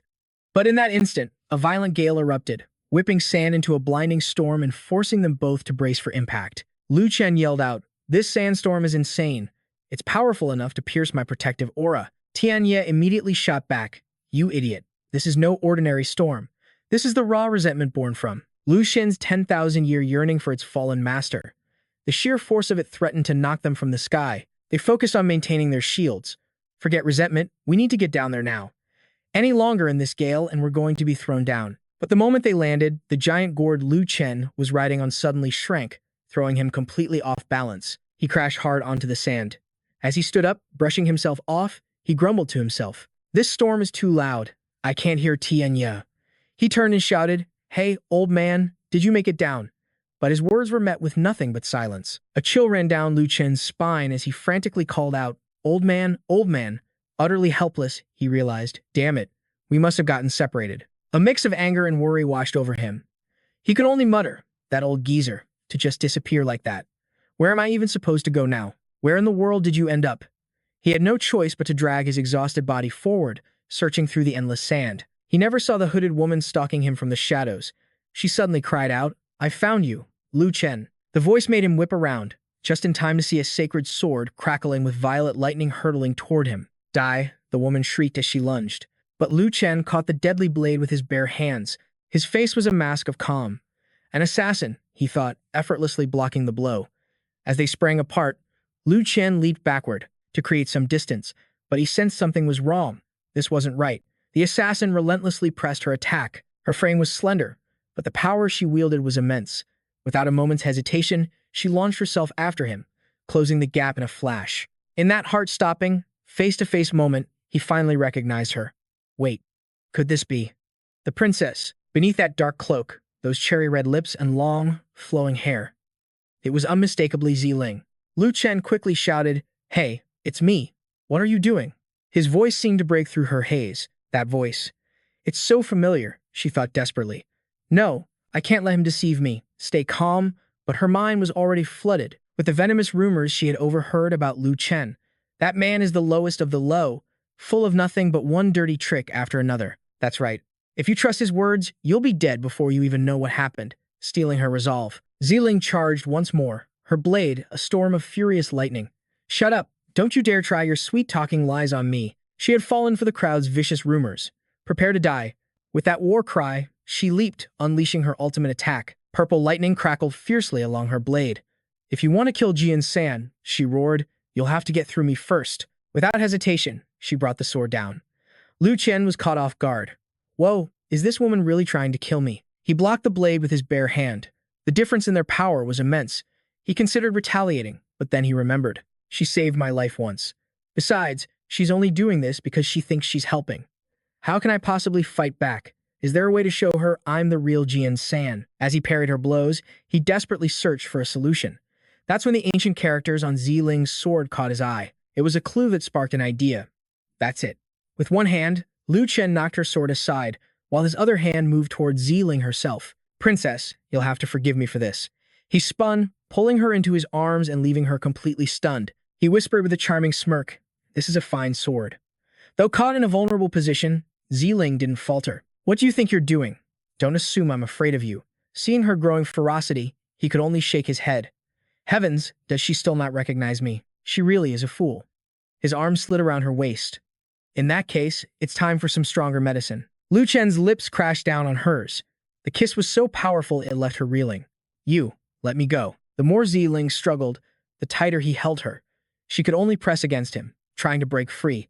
Lu Chen leaned in and whispered into her ear, "You wanted me to believe our last encounter was a dream. But this is one dream I never want to wake up from."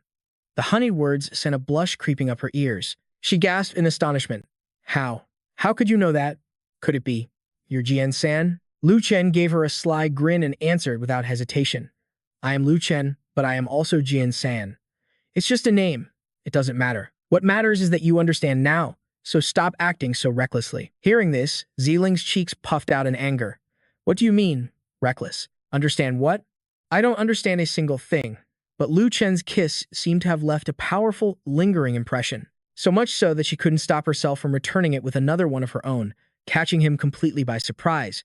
Ziling wrapped her arms around Lu Chen's neck as he tried to explain. "Wait, I only did that because I had to. Don't be rash. If you keep this up, I will." As the kiss ended, a deep blush spread across his face. He could only steal a shy glance at her. But for her, it wasn't enough to release all the longing and frustration in her heart. Ziling buried her face in his chest, her shoulders shaking with sobs. I thought I would never see you again. There. It's all right now." He sighed, holding her close to comfort her. But he had no idea that far away, someone was watching their every move. The Blood Witch, Shu Wei Wu, saw everything unfold. My, what a touching reunion. She pushed her hand through a magic mirror, a bloody aura emanating from her fingertips.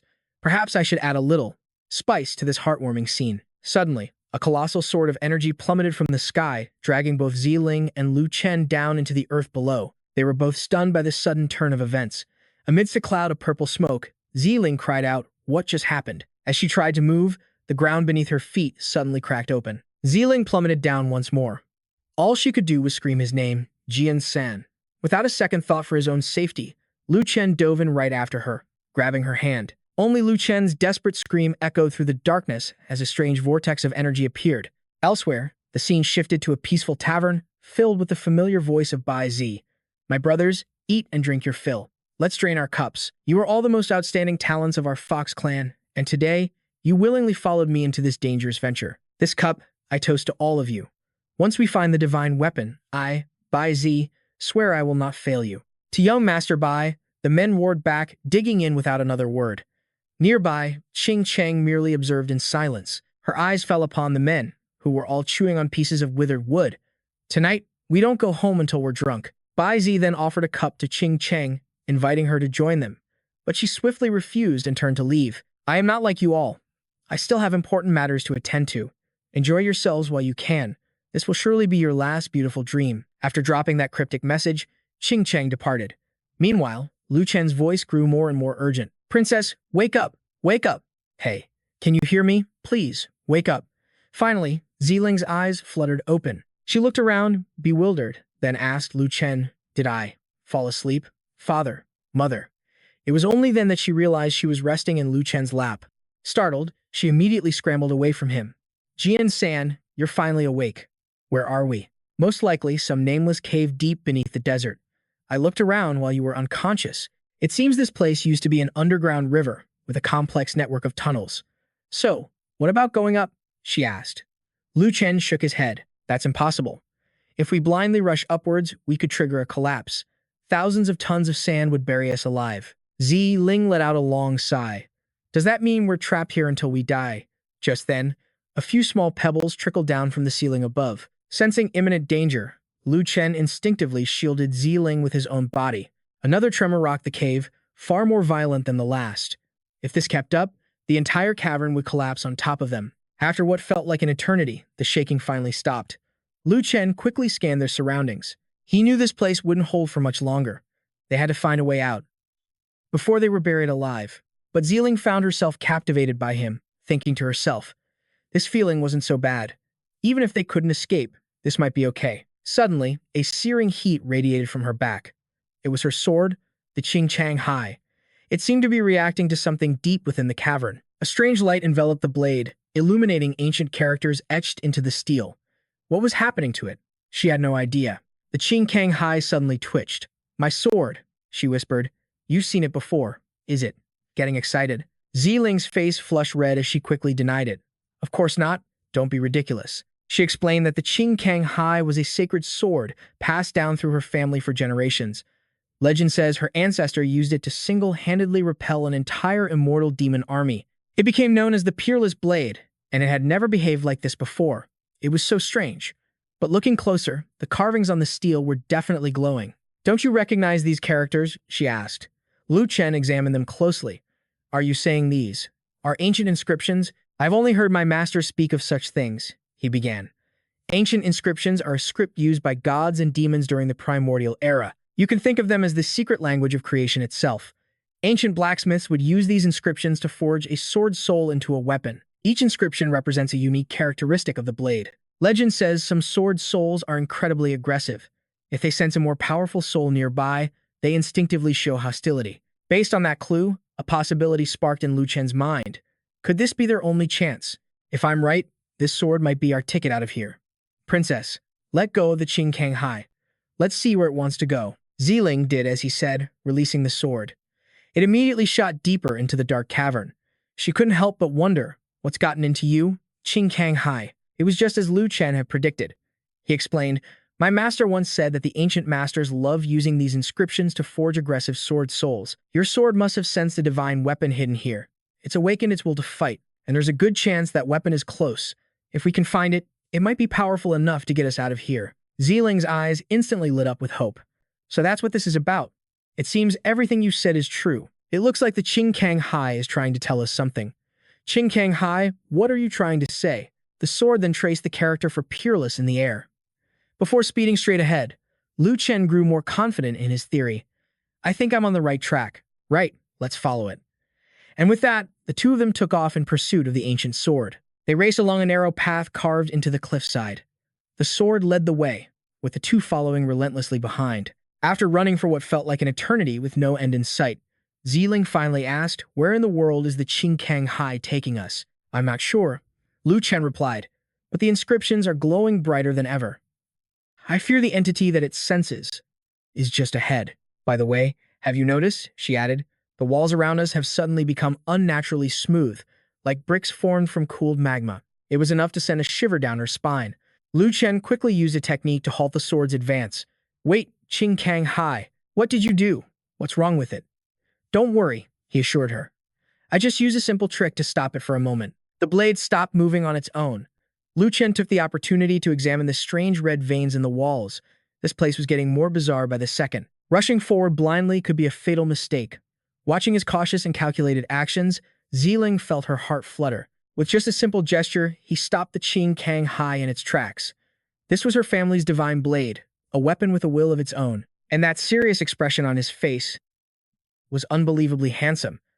The more she looked, the more her own body seemed to burn with a strange heat. But when Lu Chen turned to face her, she quickly looked away, pretending nothing was wrong. It's just, I have a question for you. Back in the desert, were you the one who kissed me? Meanwhile, high above the ground, Qing Cheng was putting a grand formation into place. The blood sword seal was nearly complete. With all her strength, she unleashed its power directly into the earth. Deep below, Lu Chen and Ziling felt the ground tremble once more. They both looked around in alarm. It's starting again. And this time, it feels much stronger. Above them, Qing Cheng's seal began to whip up a massive sandstorm. A series of massive explosions rocked the caverns below. The force was so great it warped the very surface of the desert, completely obliterating the landscape. A few moments later, the violent shaking finally ceased. It's over, Ziling breathed. That one lasted even longer than the last. What could be happening on the surface? Just then, A crimson light suddenly materialized right beside them. Lu Chen recognized it instantly. "What is this?" Ziling asked. On the wall beside them, a crimson blood sword seal had appeared out of nowhere. Lu Chen immediately investigated the strange mural. It definitely wasn't there a moment ago.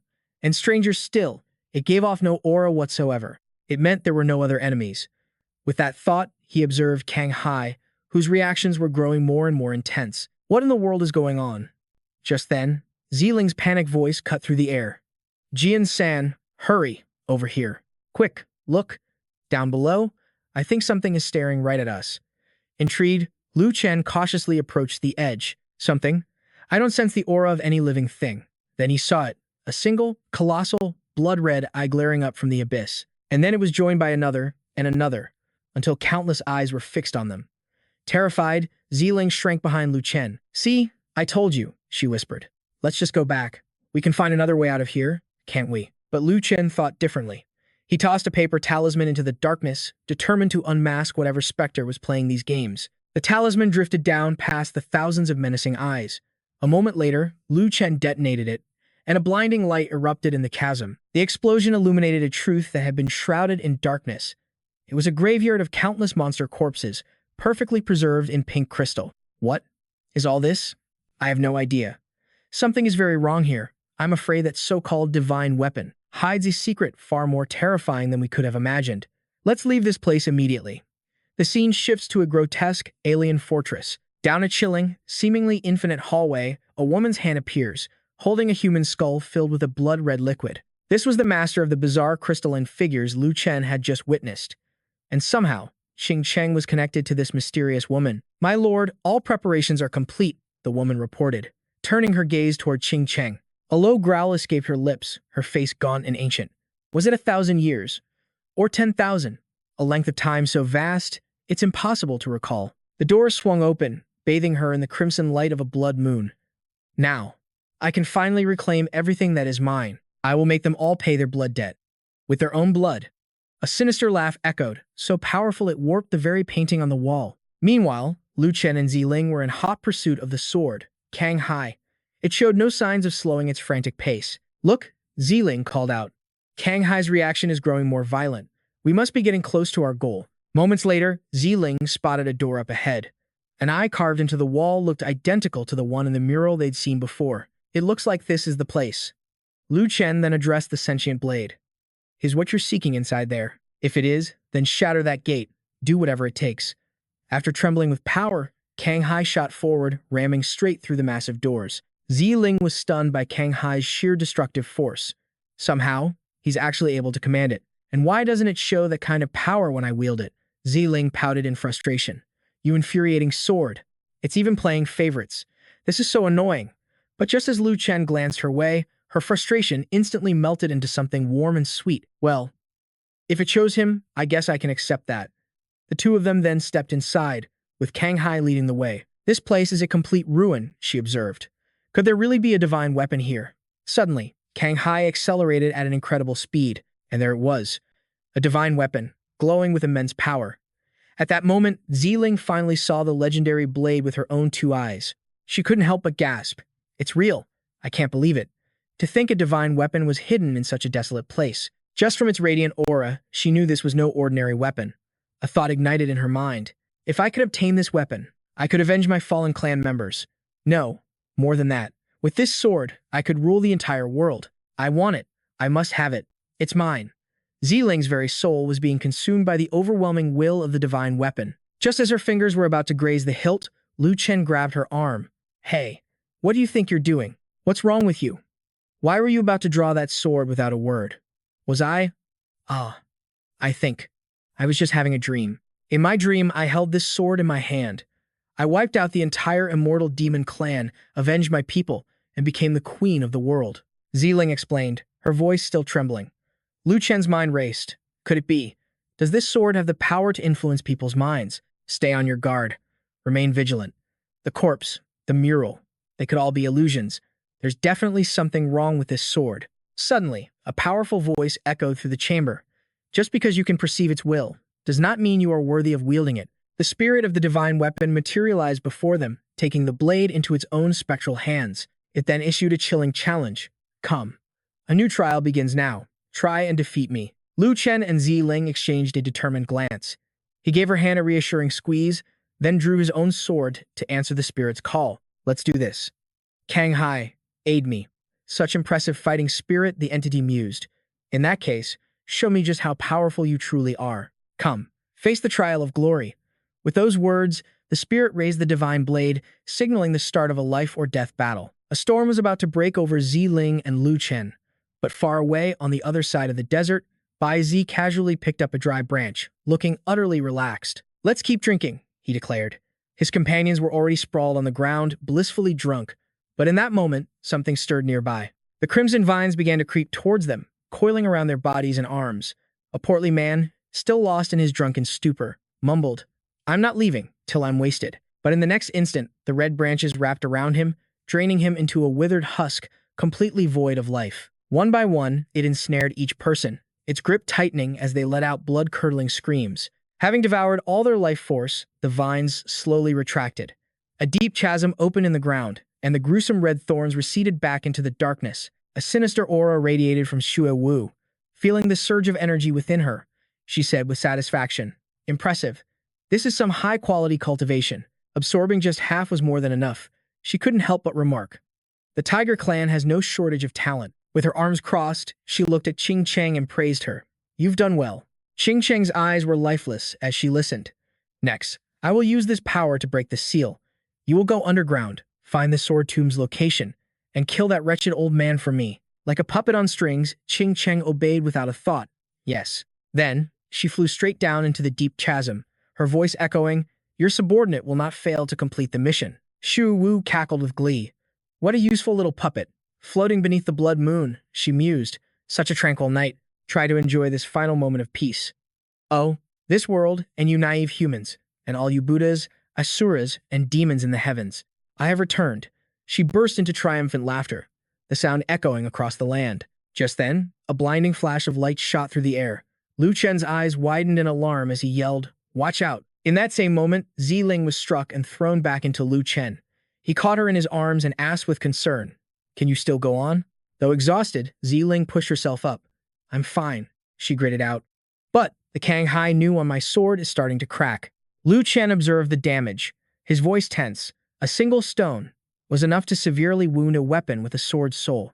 Is this the legendary Lu Chen?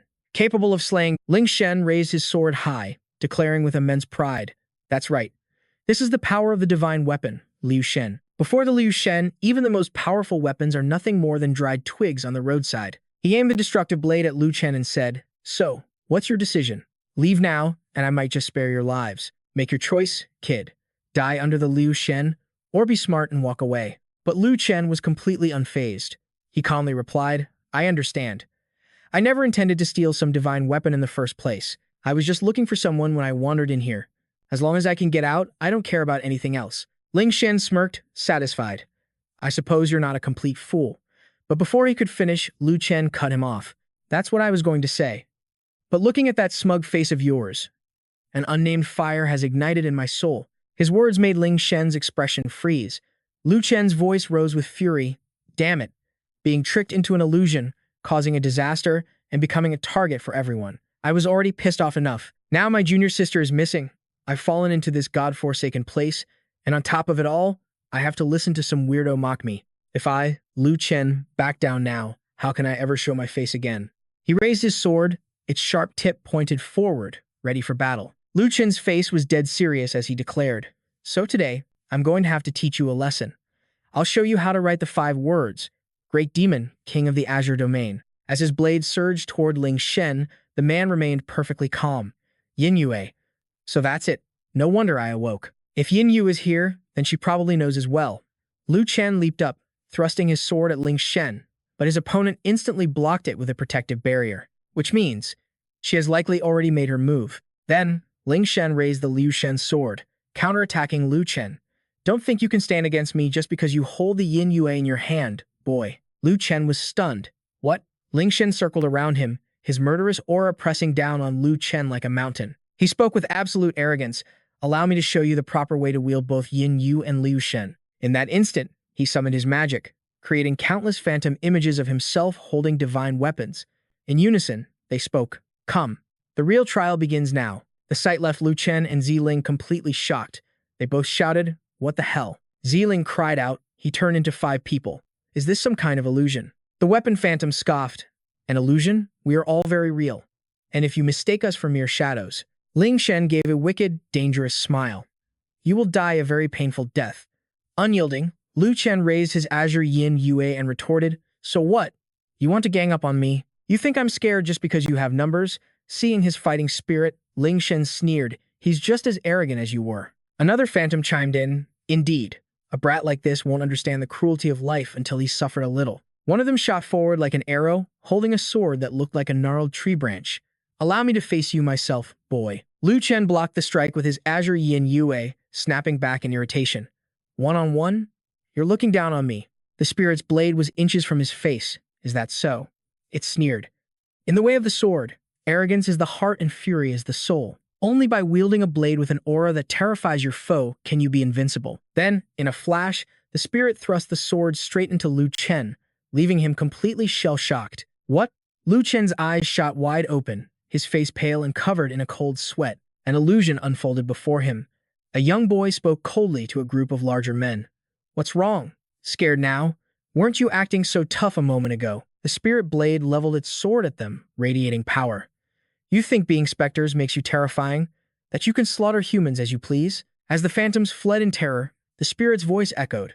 "Today, a debt of blood must be paid in blood." Lu Chen's hand grasped the silver moon sword, his breath catching in his throat. It was just a vision. He was filled with doubt. No, that wasn't right. The sensation was too real, as if he were living it himself.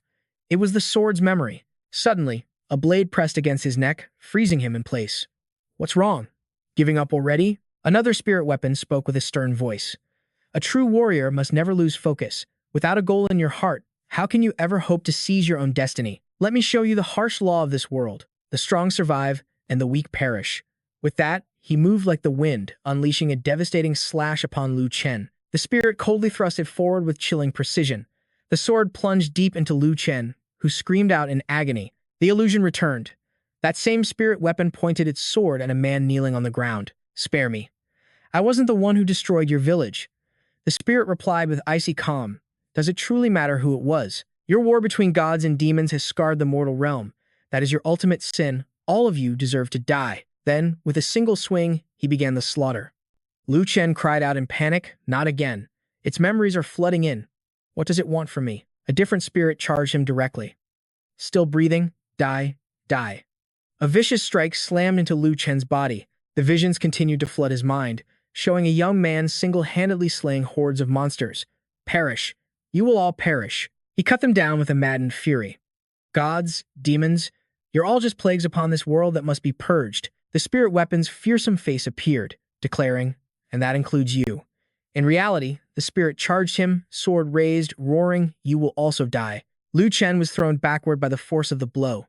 He gasped for air, wondering, "What in the world is happening to me? If these are just memories, why does it hurt so much?" He recalled a wise figure appearing before him, saying, "But now, an extraordinary genius has been born among humanity. He possessed unparalleled talent, and with his own power, he forged a divine sword, naming it Lu Chen. Its name meant, 'My fate is my own, not heaven's to decide.' In time, this man and his blade dealt a catastrophic blow to both gods and demons. That is how the azure domain of today came to be." Lu Chen whispered softly, "Could it be?" A hand reached out to him. "Kid, if it's too hard, just give up." The spirit weapon tried to help Lu Chen up, speaking earnestly. "Whether you refuse to accept this or have other goals, you must let them go. Even the noblest intentions will eventually twist into rage and desire. Don't become like me, waiting until it's too late to feel regret." Lu Chen was stunned. "You mean?" Then, a smile spread across his face. "I see now. So that's what this is all about." He pushed himself to his feet, his resolve hardening. "Let's go again." Elsewhere, across a vast desert, a cocoon floated in the air, wrapped in crimson tendrils that pulsed as they drew blood from the earth. A powerful tremor shook it from within. Meanwhile, back in the dark abyss, Lu Chen spoke with an icy calm. "Come on, show me everything you've got." Ziling was left speechless. The spirit weapon's face showed a hint of helplessness as it sighed. It raised its sword, its voice grim. "If you insist on being this stubborn, then don't blame me for what comes next." He kicked off the ground, rocketing toward Lu Chen. A massive shockwave of power erupted. The sword came crashing down in front of Lu Chen. Suddenly, his eyes shot wide open in shock as another vision consumed him. The spirit weapon was on the ground, lying at a woman's feet. He struggled to speak. You use me. Why? His face was a mask of pain and acceptance. Never mind. I should have known the answer all along. I was too young, too reckless, blinded by my own hatred. To die by your hand, I accept it. Just don't get too comfortable. Before he could finish, her blade ended his life. Snapping back to reality, Lu Chen let out a terrible scream, collapsing to the ground in agony. The other spirit weapons watched with disappointment and regret, so he still failed. It seems he's not the right candidate after all. Let it be. They can go now. The soul spirit, who had been watching in silence, suddenly moved his hand, planting it on the ground. With sheer persistence, Lu Chen forced himself up again, his voice steady. Again. The other spirit weapons stared in disbelief at the sight, but the soul spirit simply smiled, satisfied. Lu Chen grinned with bravado.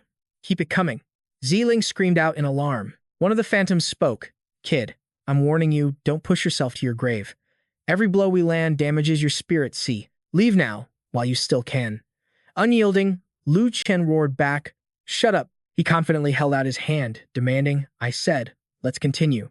Hearing this, the soul of Lu Chen finally answered his call. Very well, so he pressed on. But the dark-eyed clone was stunned. The ponytail one challenged him. You still wish to continue? Are you not afraid his very soul will shatter? The other shot back. Haven't you realized it yet? He looked at Lu Chen and explained. That last assault did absolutely no real damage to his spiritual sea.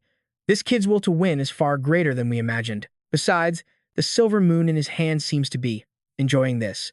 The purple-haired clones and the spirit of Lu Chen stood ready for battle. They all declared in unison, Brat, you brought this upon yourself. The smallest clone charged forward. Let's see just how long you can endure this time. Seeing this, Lu Chen just smirked and met the challenge head-on. He threw the clone aside, declaring, Me? Lose to you? Don't be ridiculous, which shocked him completely. With a decisive strike, Lu Chen ran him through. Vanish. Witnessing this, Ling Zi cheered. He did it. He took one down. One of the clones panicked. He defeated our youngest brother. The one beside him was calmer. It's not surprising. He was the weakest of us, after all. Another clone spoke up. So, it seems you found your own resolve. Let's see just how unshakable that conviction truly is. With that, he lunged forward, yelling, Perish. Lu Chen gave a cunning smile. Conviction? Don't insult me. You're nothing more than a slave blinded by hatred. Lu Chen sliced through his body and scoffed. Your hatred has made your footwork chaotic. How could you possibly defeat me? Another clone charged, roaring, Brat, you dare to destroy them? You deserve to die. Lu Chen calmly pointed out, Where exactly are you aiming?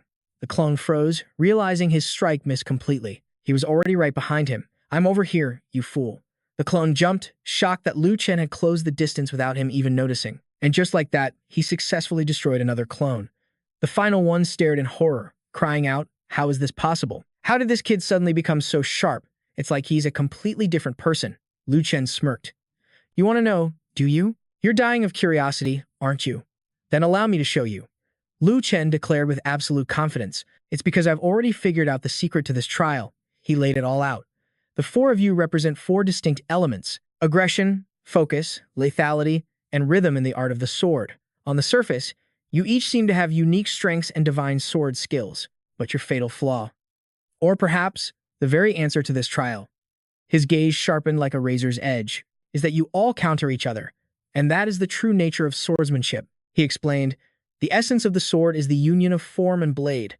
No matter how profound the art, it cannot escape this foundation. Too much aggression leads to flaws in technique. Too much focus leads to openings in one's tempo, and a style that is overly lethal sacrifices focus, losing its rhythm. Lu Chen revealed the core reason. Therefore, the one who can defeat you is not me. It's yourselves. Hearing this, the two remaining figures listened, completely stunned. After he finished, the spirit of Lu Chen asked in awe, The only ones who can defeat us are ourselves. He then burst into a delighted laugh. Well said, Brat. Well said. He recalled the remaining clones, saying, It seems there's no need for any further tests. Truly, every generation produces its own prodigies. This trial, you have passed. The power of Lu Chen now belongs to you. The spirit began to warn him. However, you must be careful. I fear that. But before he could finish, a blinding flash of light streaked past. leaving Lu Chen, Ling Zi, and the spirit of Lu Chen staring in stunned silence. At that moment, Liu Qingcheng was being controlled. She plunged her sword into the spirit, saying, "My apologies for interrupting, but I will be taking this sword." Seeing her like this, Lu Chen cried out in alarm, "Junior sister." His mind flashed back 14 years, to when he was just a boy. A servant was bowing low. "Please wait a moment, I will inform the master immediately." A frail old man instructed him, "Chenner, I'll be right back. Master Liu's estate has many rules. You wait right here and don't wander off." He replied with childish innocence, "I know." The moment the old man left, his demeanor changed completely. As the old proverb goes, when the general is in the field, he need not obey the emperor's command. He scampered off, thinking, "Who cares about Master Liu? I'm going to have some fun first." Suddenly, a sound caught his attention. He wondered, is that a zither? He saw a little girl practicing the instrument. Her eyes met his, and she noticed him too. She stood and asked, "Who are you?" He stammered in reply, my apologies." But before he could finish, she spoke with a bright smile. "You must be the young master my father mentioned was visiting today, right? It's so nice to meet you. My name is Liu Qingcheng." Her energetic greeting left him a bit flustered. "Huh? You know who I am?" But her only reply was a radiant, sunny smile. Back in the present, her voice was cold as ice. "My apologies for interrupting your conversation, but I will be taking this sword." The spirit turned, slowly recognizing her aura. You are." Lu Chen screamed, "Junior sister." She reacted with cold indifference to his cry, asking, "Do you know me?" Her words made his entire world freeze. Just then, Ling Zi stepped in to explain. "Have you forgotten? He's your senior brother, Jian San. And I am the princess of Wushuang City, Guy Lingzi. Don't you remember? We broke the seal together once before." Hearing Guy Lingzi speak stirred something within her. Jian San. Guy Lingzi. Those names are so familiar. I think I'm starting to remember something. Guy Lingzi pressed on. "Really? I told you. I knew you wouldn't forget. Just think a little harder." But before he could finish his sentence, she cut him off. "Enough, you foolish woman. Stop wasting your breath." Guy Lingzi was left utterly confused by her words. Liu Qingcheng's voice dripped with scorn. "You're truly naive, aren't you? Did you really not realize I've been toying with you this entire time? What senior brother? What princess? Can't you read the room?" Her words left the other girl speechless. She stepped on the spirit's essence and declared, "I came here for this." Her voice was laced with mockery. "There's a limit to how clueless one can be. You foolish woman." Qingcheng's bizarre attitude completely baffled Ziling. "What are you talking about? Have you completely forgotten us?" Feeling a deep unease, Lu Chen finally stepped forward. "That's enough. Don't you get it yet?" But Ziling just stared back with a bewildered expression. "Get what?" He then stated firmly, "It seems our junior sister doesn't recognize us at all. I fear there's something else going on here. What in the world is this situation?" The dragon soul suddenly appeared, warning him, "Kid, this is the soul control technique." That's right. When someone is under the soul control technique, their original personality is sealed away. Right now, she isn't your junior sister. She's a brand new persona, molded into existence by the caster. Since Ziling couldn't see the dragon's soul, she asked in confusion, "Whose voice was that?" Lu Chen quickly deflected. "Just a friend. Don't worry about it. Just listen." So if what this friend says is true, what are we supposed to do? At this, the dragon's soul continued its explanation. "This old woman never speaks carelessly. This is undoubtedly the soul control technique. You must be careful, boy. The soul control technique is no ordinary spell. Acting recklessly could permanently damage her original personality." Lu Chen asked with grave seriousness, "Then tell me, how can I break this spell?" But even the ancient spirit was at a loss. "That, I do not know." It explained that the soul control technique was an ancient art lost to the world for countless years. Forget about me. Even the elders of my clan might not know how to dispel it. However, with mind control spells like this, if you can reawaken her original personality, you'll have an 80 or 90% chance of breaking it. Correct. But you must be fast, and you must be precise. It's best to jolt her awake in a single instant, because if you alert the caster, you might never get another chance. Hearing this, Lu Chen knew he had to take a gamble. He strode towards Qingcheng and shouted, "Hey, woman, I don't care if you want to steal my sword, but you're being far too arrogant. You think you can just take it without even asking me?" But she merely glanced at him, unimpressed. "And do you have the right to object?" As she spoke, demonic energy erupted around Lu Chen. "The right? Why don't you use your own eyes and see for yourself?" This scene shocked both the dragon's soul and Ziling. "Kid, what are you doing? This is bad. Are you trying to use brute force? Didn't I just tell you that could damage her original self?" Ziling tried to calm him down. Brother, calm down. Your friend just warned you about this. Don't do this. However, Lu Chen immediately cut her off. Quiet. I know what I'm doing. His aggressive move made Qingcheng uneasy. Damn it, looks like this one's going to be trouble. He advanced on her step by step. Well, do you still think I'm some nameless weakling you can ignore? I wasn't using my full strength before. That was merely out of respect for the Guardian. After all, he was kind enough to bestow this divine weapon upon me. I couldn't just shamelessly strike him down. But don't you dare think I'm weak. If I wanted to, crushing you would be as easy as flipping my hand. This direct threat finally forced Qingcheng to act. Brat, what do you want? If you want to play rough, then I'm not afraid of you either. Yet, Lu Chen showed no fear before her challenge. Play rough? Don't misunderstand. I have no intention of fighting you, as long as you agree to one thing, a simple handshake. This sword is yours. How about it? His sudden change of tactics stunned everyone. Ziling and the Dragon Soul cried out in unison. We told you to be gentle, but not to just let her go. Exactly. If we miss this chance, we might never get another one. But Lu Chen simply turned and gave them a smirk. His confident attitude seemed to make Ziling realize something. Their hands drew closer and closer. Qingcheng gloated internally. Success. He's nothing but a brute after all, and a naive one at that. Suddenly, Lu Chen's hand shot past hers, a triumphant smirk spreading across his face. Gotcha. You foolish woman, did you really think I was just going to shake your hand? My real target was this. This little charade is over. In a shocking move, Lu Chen's hand landed squarely on her chest. Foolish woman, wake up for me. A memory from long ago resurfaces. The first time they ever met, I'm also happy to meet you, kid. But in that moment, he suddenly lost his footing, stumbling forward, right into Qingcheng. Everything happened so fast that neither of them could react. A few seconds later, a dazed Lu Chen sat up. But then, he felt something strange beneath his hand. Could this feeling be? He realized he'd accidentally touched a very sensitive place. So embarrassing. Are you all right? But we can't just lie here like this. Let's get up. That was an accident. I hope the young master can forget about it. Let us start over. My name is Liu Qingcheng, hello. Of course, my name is Lu Chen, it is a pleasure. As these memories flooded back, tears streamed down Qingcheng's face. Her past was finally whole again, and she threw herself into Lu Chen's arms, holding him tight. At the same time, the cocoon hanging in the sky began to stir. Cracks started to form across its surface, revealing a small fissure. From within, a pair of long, slender legs emerged, as the cocoon split wide open. Shockingly, a woman was hidden inside. Back in the cave, Lu Chen gently reassured the trembling Qingcheng. You're finally awake. You really scared me to death. Using that technique was a huge risk. I had long forgotten that memory. If not for the last trial jogging my memories of the past, I'm afraid it would have been lost forever. Seeing them so close made Ziling burn with jealousy. Lu Chen quickly pulled his hand away. Now that you are awake, we can. But suddenly, Qingcheng grabbed his hand again, her face blushing with shy reluctance. Senior brother, if it's all right, you can leave your hand here a little longer. Her words made Lu Chen freeze for several seconds. Luckily, Ziling stepped in to stop them. I object. Qingcheng asked softly, Princess, why are you here too? Well, this place is. Ziling quickly explained, forget that. Seeing as you just woke up, I'll let it slide. But this is the only time. But she wasn't done, turning to ask him. Senior brother, what does the princess mean by that? He could only force a weak laugh. It's nothing. She's just joking. Don't take it seriously. Suddenly, the ground began to tremble violently, as if a great force had been unleashed. Rocks rained down from the ceiling above, but after a few minutes, the shaking gradually stopped. Is it over? The quakes just keep getting stronger. When will it finally end? The soul sword then revealed.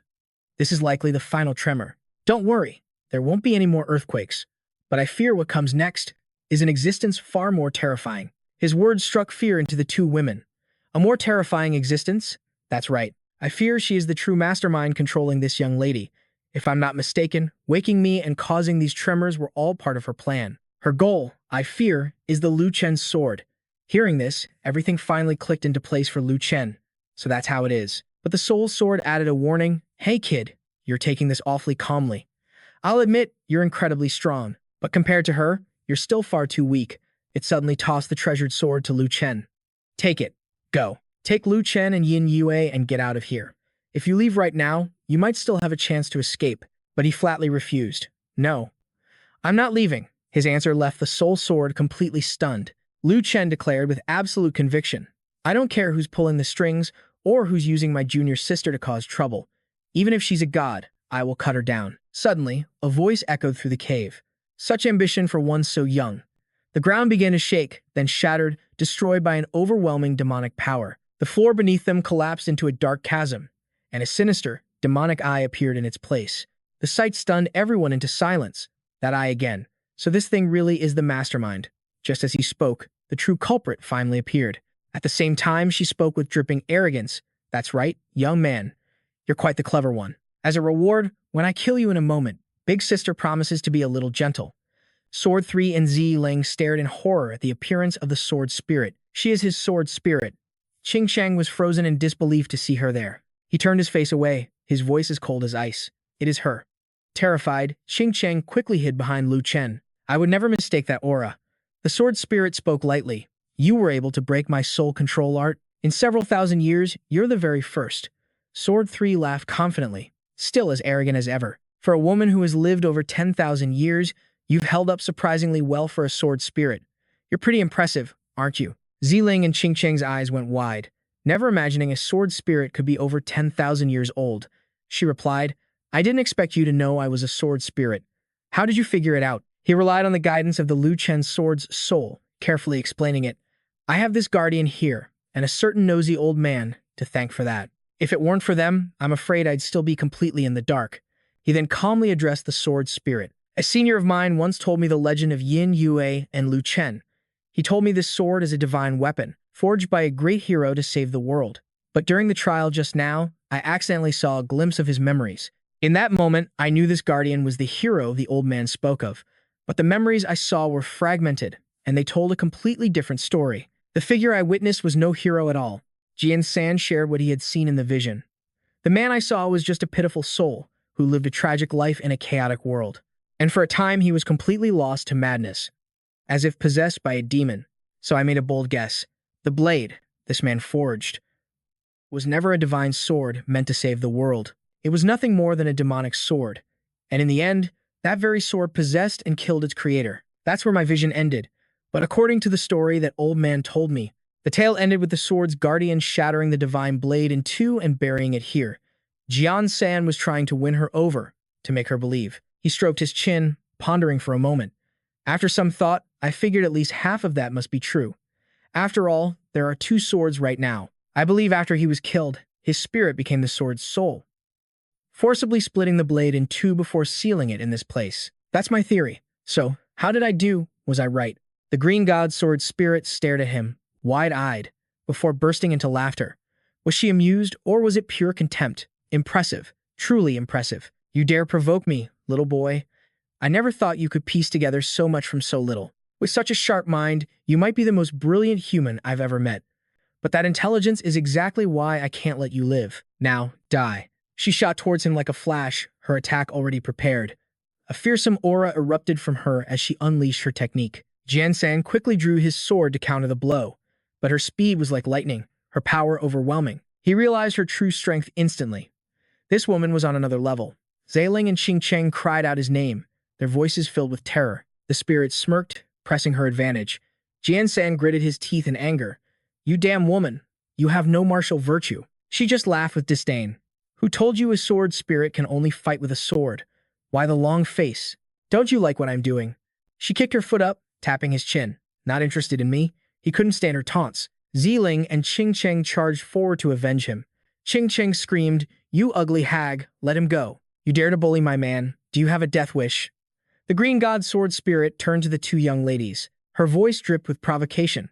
This is a game for adults. Why are children getting involved?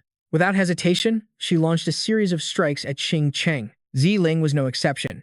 She tried to draw her sword to defend herself, but the sword spirit's power was immense. Seizing complete control, the spirit declared, The game ends here. As a warm-up exercise after my recovery, you've all fulfilled your roles quite well. Her confident aura sent a chill down everyone's spine. She pointed her blade at them, her voice cold. But now, your purpose is served. Prepare to die. She unleashed hundreds of sword projections that whistled through the air toward Jian San and the two girls. Their eyes widened in horror. We're done for. In that critical second, Jian San yelled out a warning. He dove forward without hesitation, shielding the two girls with his own body. The sword spirit sneered. Trying to run? It's not that easy. She aimed her attack directly at Jian-san, cutting off any chance of escape. She declared with absolute certainty, "There's nowhere left for you to run." She launched another devastating barrage at them. "Die, little boy." The two girls cried out in fear. "Brother, she's terrifying. It's over." "I can't dodge this," he thought, bracing for the impact. But miraculously, he found himself still standing, panting heavily. "I'm still alive?" Jian-san rushed to check on the two girls. By some miracle, they were completely unharmed. He was stunned. "We're all okay." Could it be? He turned around and saw the sword projections had pierced a different soul. It was the green god, sword, spirit, the male one. Dozens of blades had run him through, and his breathing was faint. Jian-san rushed to his side. He tried to keep him conscious. "Hang in there. Just hang on until I deal with her." But the green god's sword was in agony. He struggled to speak. "It's too late." He looked at Jian-san. "Your analysis was correct. Indeed, my personal vendetta is about to let her destroy the world. But you only knew half the truth. It's true that I forged this blade because my family, my entire village, was wiped out in a demonic war." The green god's sword remembered the image of Yin Yue, confessing everything.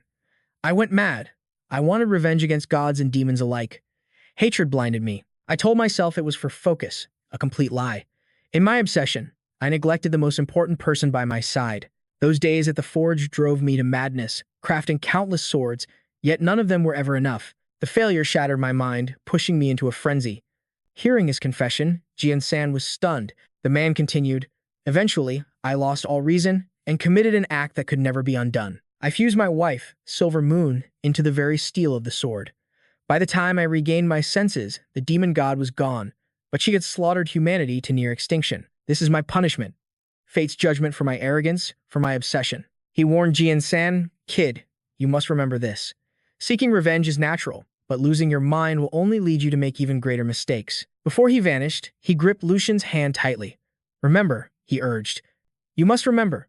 Don't be like me, living with regret until the very end." He tried to lean in, to whisper his final words, but he was out of time. His hand fell limp, dissolving into light as his entire being faded away before Lu Chen's very eyes. Seeing this, Lu Chen's sword spirit sneered.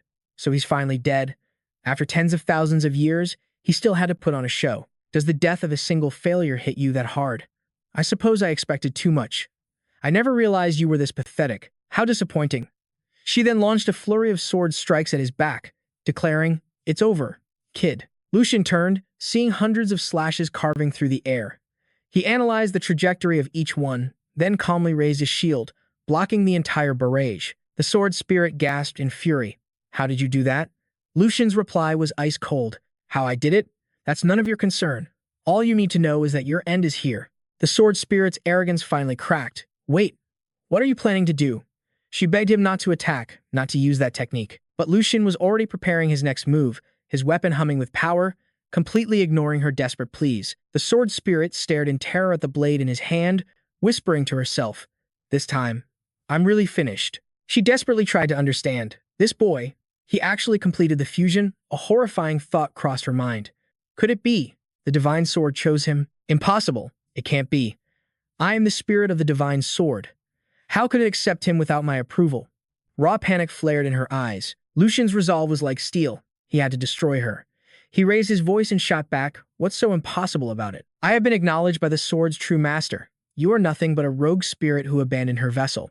In the end, you are nothing." He aimed the tip of the divine blade right at her, threateningly.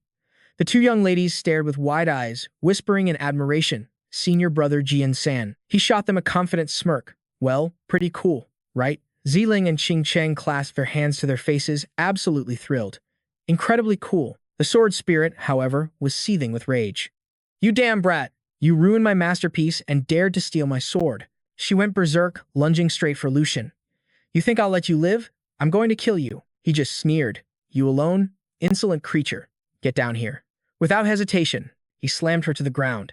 "A mere sword slave dares to defy the will of the master? Kneel before me." Compelled by his power, she fell to her knees, her mind reeling in disbelief. How could this be happening? How is this possible? Lu Chen pressed his foot down on her head, looking at her with pure contempt. "In the end, you're just a pathetic little sword soul, and I am now the master of this blade. How could you ever dream of defying my will?" She shrieked in fury. "You damn brat, don't get so cocky." She was becoming completely unhinged. I betrayed my last master, and I can do the same to you. You're still just a kid. I've already won." And with that, she invaded his body, forcing her way into his consciousness. She gasped suddenly inside his mindscape. "I made it in." She let out a wild, mocking laugh. "You're nothing special after all. Your mental shield isn't even as strong as his was. This is perfect. This way, your body will be mine as well. This time, I will burn the entire world to ash." But before she could even savor her victory, his voice calmly echoed through the void. "Oh, is that so? Weren't you just wondering how I managed to block your attack?" She froze. He prompted her. "Turn around and see for yourself. The answer is right behind you." She slowly, cautiously, glanced over her shoulder. The color drained from her face. "What is this?" Before her stood a group of imposing figures. Who are you people?" Yao Shi spoke first, her voice laced with annoyance. "To think we were all summoned in such a hurry for a piece of trash like this." Seeing her belittle Lu Chen, Keiro offered a gentle defense. "My disciple's current strength is still developing. Facing her alone was a bit much. Try to understand." Meanwhile, Su Yingxia glared at the black dragon. "Little dragon, is this the one who was bullying you?" It nodded. "Yes, mistress, that's her." The sword spirit stood frozen, gripped by a sudden, overwhelming fear. "These women, what are they? Why? Why am I so afraid of them?" She began to tremble uncontrollably. "No, absolutely not. I am a being that slays gods and destroys demons. How can I be afraid of mere mortal women?" And in that instant, all four of Lucian's ready for battle. "All right, let's finish her. We don't have time to play these games. It seems everyone is eager, so let's end this together." A storm of techniques rained down on her, and terror finally filled her eyes. Impossible! The attacks descended with absolute killing intent. She couldn't accept this fate. "I am a divine assassin, an ancient celestial weapon. How could it end like this?" Defeated, she collapsed to her knees, groveling. "I was wrong. I beg you, great immortals, spare my life. I surrender. I won't ever dare again." Meanwhile, outside, the desert sands swirled into a blinding storm. Skulls were piled high like mountains. Suddenly, a raspy voice cut through the wind. From a pile of rubble, a hand burst forth. He gasped for air, relieved to escape that monstrous place. Lu Chen scanned his surroundings. Where am I?" Just then, he realized he was in a vast, empty desert. Her desperate cries echoed in his mind. "Lu Chen, I surrender. Please, I beg you, spare me. I'll be your slave, your workhorse, anything. Just let me live." Hearing this, his four masters shared a look of satisfaction. Su Yingxia smirked with delight. "Remember, you're the one who offered." A glowing seal materialized on her palm, and in a flash, she pressed it onto the assassin's forehead. "The seal of binding words," she explained. "It has recorded your vow. Not that we need anything from you. After all, you're pitifully weak." Then, Su Yingxia stated her terms. "However, I do have a suitable job for you. What do you say? Are you willing?" The assassin's expression turned serious. This subordinate is ready to listen. Su Yingxia delivered her command. "From this day forward, you will serve as a handmaiden to my disciple. You will attend to his every need and protect him with your life. If even a single hair on his head is harmed, I will hold you personally accountable." The Grand Master's gaze fell on Lu Chen, leaving him utterly bewildered. He stammered. "Wait, Grand Master, a handmaiden, but why?" Seeing his reluctance, Yao Ji and Kei Yiro immediately scolded him. "You dare to complain? Just think about it.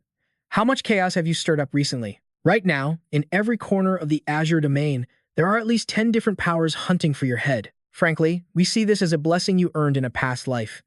Hearing that, Lu Chen could only scratch his head and laugh sheepishly. "Well, I guess that's true." Kiyiru saw his reaction and snapped. "And you have the nerve to smile? You're not a child anymore. Have you ever stopped to think what would happen if we couldn't reach you in time, and you faced another ambush like today's?" He nodded, admitting his fault. "Third, Master is right. This disciple was wrong." Su Yingxia cut them off. "All right, that's enough. This handmaiden may be dim-witted, but her power is at least passable. Let her stay by your side and ensure your complete safety." Lu Chen glanced over at the woman, who was now staring at him intently. A commanding look from Su Yingxia made Lu Chen jump. She immediately dropped to her knees, calling out, "Master." She then took his hand, about to kiss it as a pledge of her fealty. "I offer you my absolute loyalty. Please, accept this humble servant." But before her lips could touch his skin, he yanked his hand away. "What is this?" His Grand Master shot him a sharp glare. Seeing her displeasure, he immediately changed his tune. "In that case, I will respectfully accept. Thank you, Grand Master, Second Master, Third Master, and Fourth Master." Lu Chen then bowed deeply. This disciple will respectfully obey your command. In a forge filled with gleaming blades, a voice echoed with frustration. This one's useless. And this one is garbage. A man raged amidst a chaotic pile of swords. None of them are right. Overwhelmed with fury, he slumped down in despair. Why? I've consulted thousands of renowned masters. Why can't I forge a single worthy blade? Does heaven itself conspire against me? Seeing his anguish, a woman came to his side, her voice soft.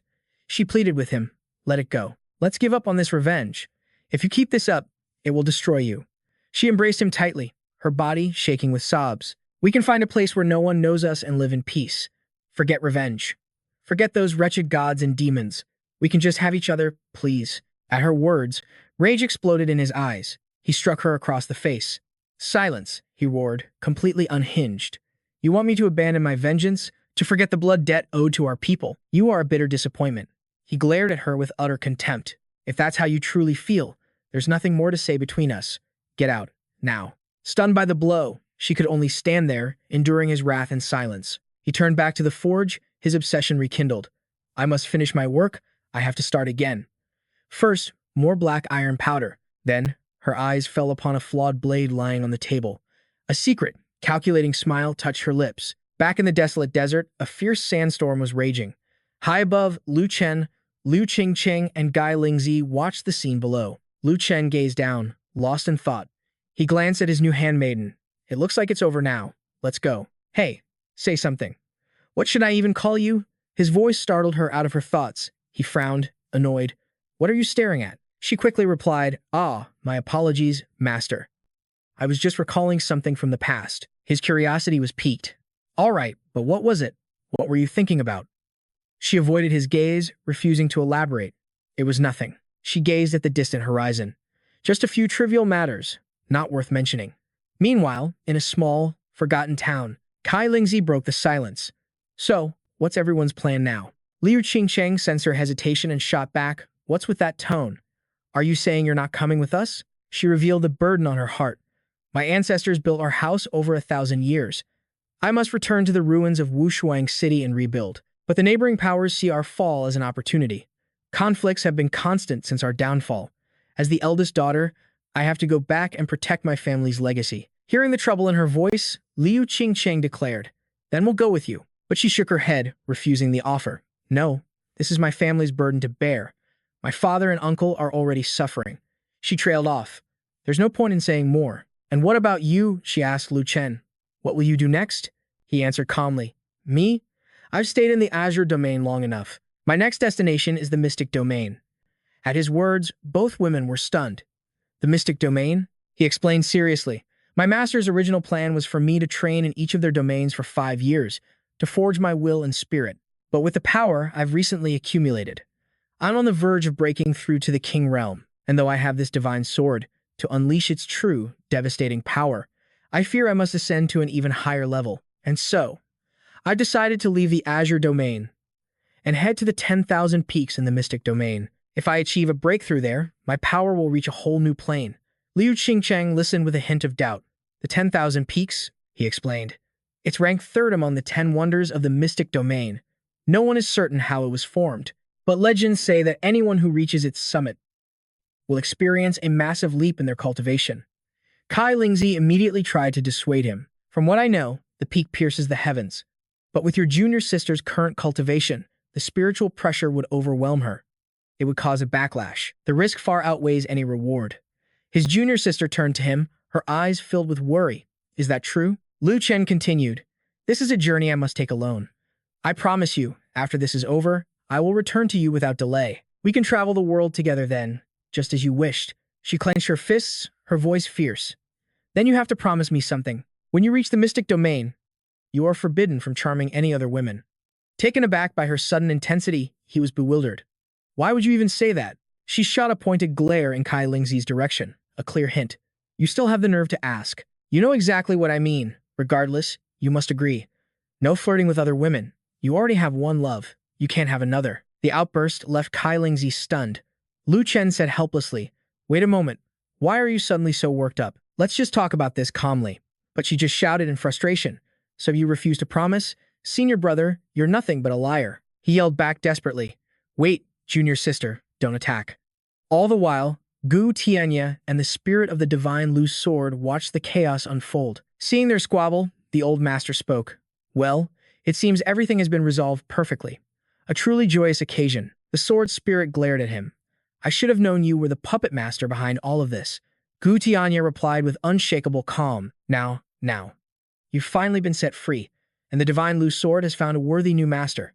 Isn't this a happy ending for everyone involved? With this resolution, surely you can now enter the cycle of reincarnation with a peaceful heart, can't you? Hearing this, the spirit paused. You have a point. But before I pass on, there is one last thing I must ask you. Was everything that happened part of your grand scheme from the very beginning? The old master stroked his beard.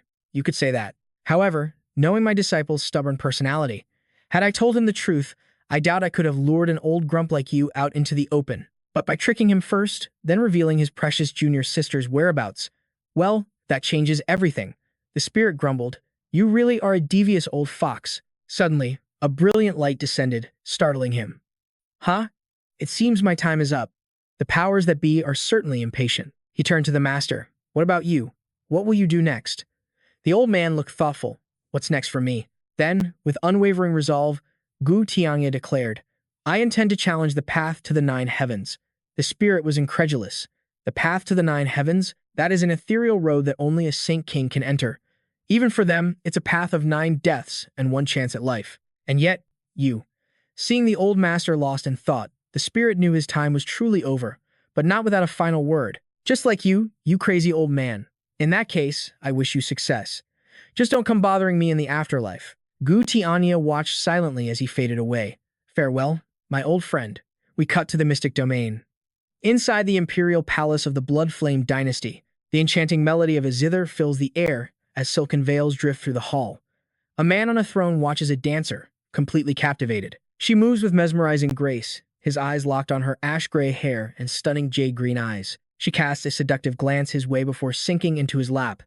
Having the beauty in his arms, his excitement grows. He leans in to admire her up close, but suddenly, she brandishes a hidden dagger, and in a flash, she lunges to assassinate him. The palace erupts into chaos. Assassin. An attempt on the emperor's life. Guards, seize her. Do not let her escape. Light the signal fires. Lock down the city.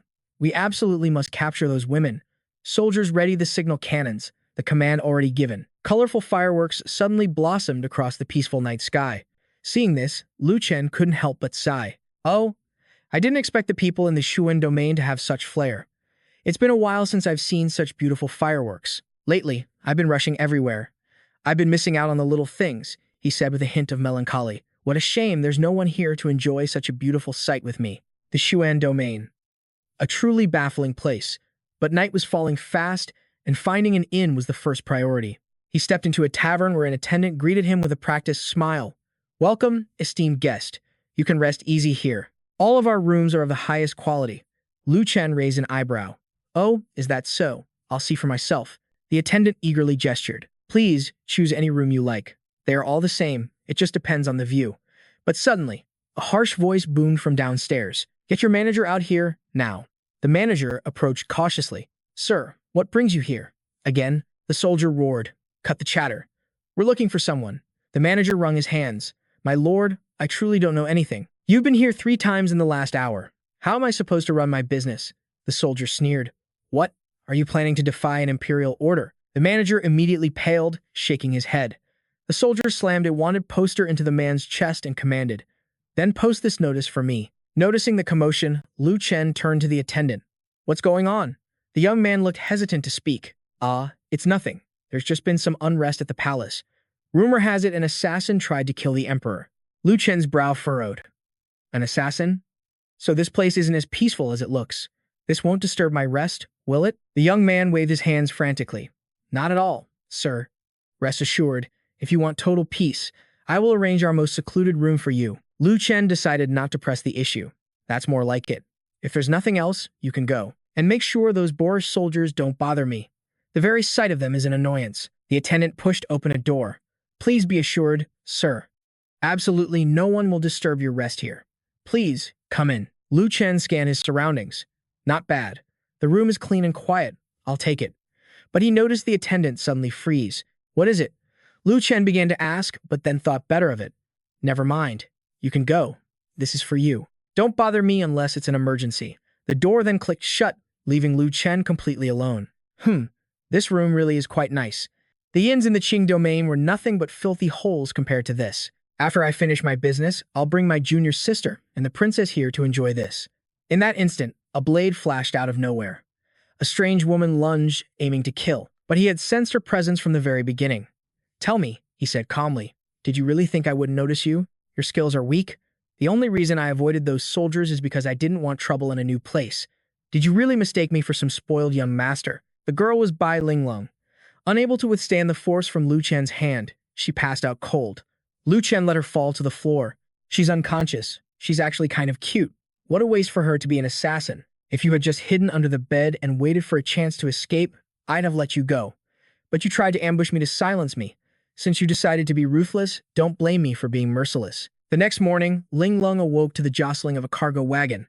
Lu Chen had brought her along. So, you're awake? Linglong's eyes burned with hatred. Don't think these ropes can hold me. Lu Chen just chuckled. Don't even bother struggling. This is a divine artifact from the divine sword palace of the Qing domain. Unless you're at the peak of the Qing realm, you have no hope of escaping. Linglong refused to listen, thrashing wildly. Impossible. I will never forgive you, you scoundrel. At that moment, Lu Chen showed his face. Little girl, who are you calling a scoundrel? Such disrespect towards your new master puts me in a tough spot. I advise you to be quiet, or don't blame me for being impolite. In truth, Lu Chen had no interest in mistreating a woman like her. Lu Chen, don't scare her, a voice chimed in. To think, such a weak assassin is actually worth a holy artifact. You people in this Xuan domain really are rich fools. Linglong suddenly looked confused. A holy artifact? You don't actually believe the Blood Flame dynasty will keep their promise, do you?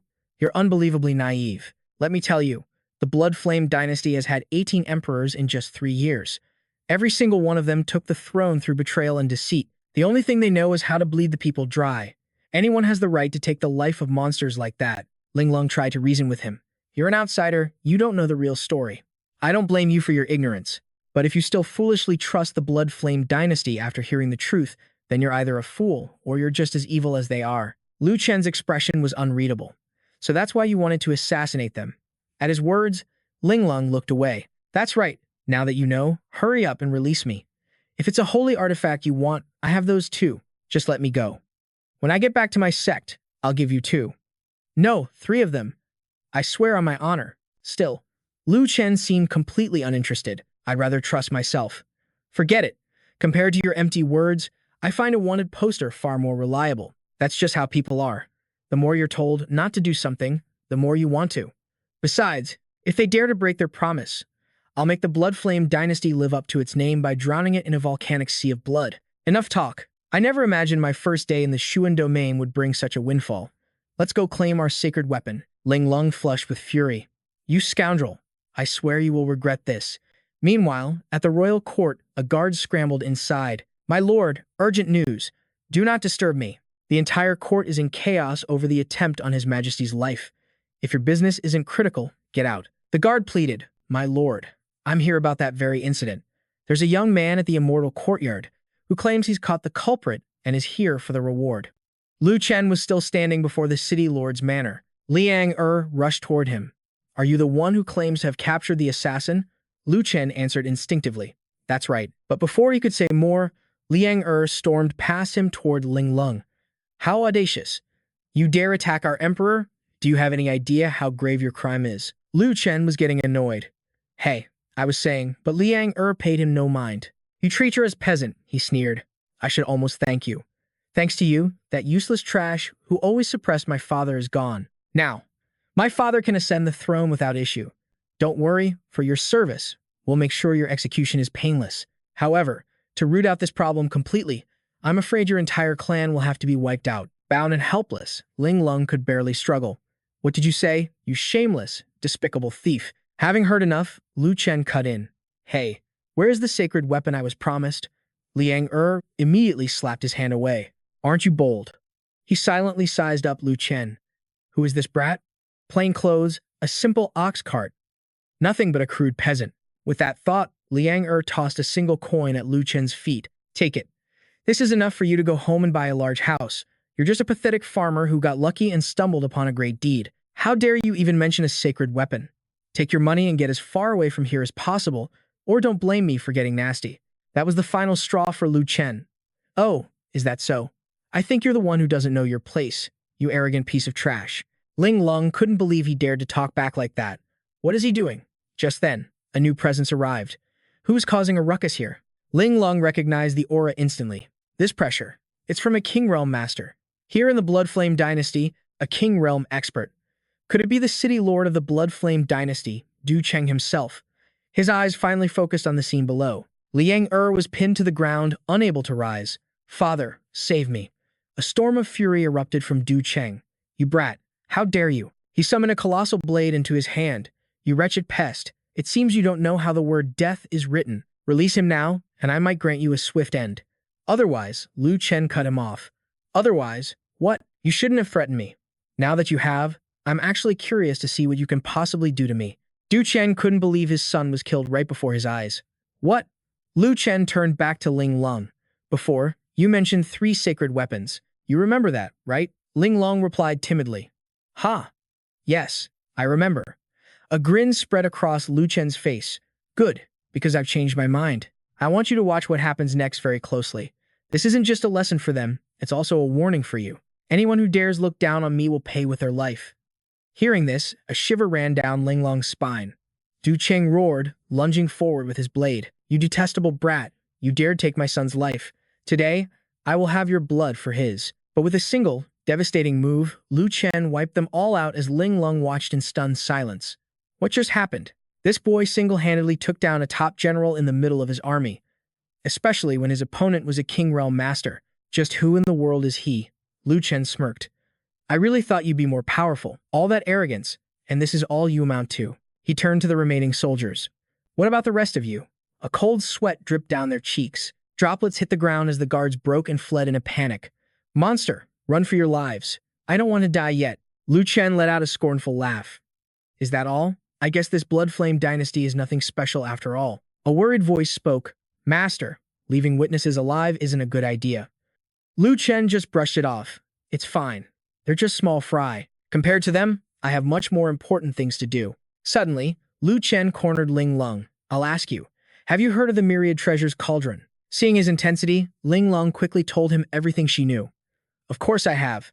The Ouyang family that controls the cauldron is preparing for its opening, which happens once every 15 years. Everyone in the entire Xuan domain knows about it. A flicker of excitement crossed Lu Chen's face. Perfect. That's exactly where I'm headed. So, are you going to lead the way? It doesn't matter if you don't. I'm confident that after my little display, the Crimson Flame Empire wouldn't dare refuse me. I'll just trade you for another sacred artifact. What do you think? Ling Lung knew she was out of options. Fine. I'll agree to your terms. Is that what you want to hear? Suddenly, Lu Chen gripped her shoulders. You said that of your own free will. 2 sacred artifacts, plus you as a guide. I didn't force you. Don't even think about backing out later. Ling Lung avoided his intense gaze. In that case, let's prepare to leave. After I guide you, I still have to report back to my sect. Lu Chen wanted to settle one last thing. Not so fast. There's one more piece of business to handle. He left an IOU for the Crimson Flame Empire. This will make them remember. They still owe me a sacred artifact. A wicked grin spread across Lu Chen's face. Yes, master. I've been waiting for you to give this command. People of the Crimson Flame Empire, listen closely. The woman standing before you is the sword spirit Ling Lung, and this is her master. Young Master Lu, today you broke your promises and violated your oaths. By the laws of heaven, your entire clan should be annihilated. But Master Lu is merciful and will spare your lives this day. But remember this, the Crimson Flame Empire is now in his debt. You will deliver what you owe him when he comes to collect. Afterward, Ling Lung led Lu Chen to a place called the 10,000 Weights Peak. It represented the crushing power of countless mountains with 81 levels in total. 81 levels, 81 layers of suppressive force, mountains stacked upon mountains. But the 10,000 Weights Peak wasn't actually a summit. It was just a name for its immense pressure. In reality, the 10,000 Weights Peak is a cave, and no one knows how it was formed. Its origins are a complete mystery. Ever since the Ouyang family discovered it thousands of years ago, the peak has remained under their protection. The most bizarre thing about this place is the unique spiritual pressure of the 10,000 Weights Peak. If you travel from the top down, you won't feel a thing. But the moment you try to climb up from below, you'll feel an endless, crushing force. With every level you ascend, the pressure intensifies, as if the cave itself is trying to drag you back down. Without the Ouyang family's secret medicine to protect your body, this pressure would cripple you for life at best, or at worst, transform you into a twisted, immortal beast. You would be trapped inside the 10,000 weights peak forever, your soul never finding peace. This is the 10,000 weights peak. Of course, for every level you climb, you can absorb that spiritual pressure and make it your own. Typically, reaching 30 levels is enough to grant you a unique aura, known as the King's Aura. Once you possess this power, even as a new king-level warrior, you'll become a standout among your peers. But throughout history, forget 30 levels. Anyone who could climb just 10 levels was considered a top-tier existence. As for everyone else who tried, they either ended up crippled, wasting their God-given talents, or they remained trapped inside forever as lonely, wandering spirits. So, do you still want to attempt this challenge? Ling Long glanced over at Lu Chen. I'm talking to you. You should just give up quietly and take me back to my sect. Then we can. Hey, where did he go?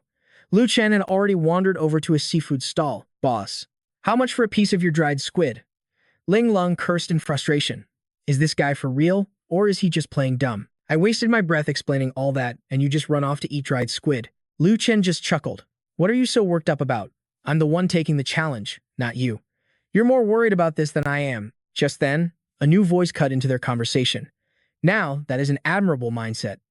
I, May, am truly impressed by such composure. My friend, you are not only handsome, but you also possess the aura of a dragon among men. You must be at least 90% confident you'll conquer this challenge. I don't believe I caught your name. Before he could reply, Ling Lung interjected. Your young master Mei Xiao of the Mei family. Mei Xiao made no attempt to hide his identity. I am. And how should I address this lovely lady? The girl bowed her head respectfully. Ling Lung of the Dangsen sect, at your service. Lu Chen watched, intrigued by the exchange. Who is Mei Xiao? Ling Lung whispered, just loud enough for him to hear. You really don't know? He's a very big deal. In the Xuan domain, the Li, Qin, Lei, Mei, and Ouyang families are known as the five great families. Among them, the Dao sect, founded by the Dao child of the Li family, is the #1 sect in the entire Xuan domain. Mu Ling of the Qin family is a true child of heaven, rumored to have slain a dragon when he was only 7. The Ouyang family is one of them too. The family's young lady, Yue, and her brother, Yang Huang, are both exceptional talents. Plus, since they control the 10,000 weights peak, it's no exaggeration to call them the #1 family in the Xuan domain. And this Mei Xiao is the most outstanding warrior of the younger generation among all 5 great families. So now, do you understand who you're dealing with? He preened at her words. Young lady, you flatter me. I am truly humbled. Today, just like the two of you, I am merely an ordinary person here to challenge the 10,000 weights peak. Before the might of this mountain, we are all insignificant. Such empty titles mean nothing. Lu Chen finally spoke up. Yeah, well said, kid. That's some pretty good humility you've got there. Hearing this, Ling Lung flared up beside him. Hey, what do you think you're saying? If you offend the Mei family, it won't end well for either of us. Hurry up, you can still apologize. But Lu Chen replied coolly. Apologize? For what? He's a remarkable talent. I was even planning to make him my final disciple. An honor like that is something I wouldn't normally offer. Ling Lung touched his forehead, confused. Are you feeling all right? Mai Xiao isn't like the Imperial Bloodflame sect. He's the real deal. Mai Xiao quickly cut her off. Miss, you're mistaken. If this gentleman dares to speak this way, he must be an extraordinary person himself. My current skills are thanks to countless masters. What's the harm in having one more teacher? However, accepting me as a student won't be easy. You'll have to prove you have real power, brother. I wonder if you'd be willing to display your talents and broaden my horizons. Ling Lung was frozen between fear and confusion. Lu Chen, on the other hand, was brimming with confidence. Fair enough, he said.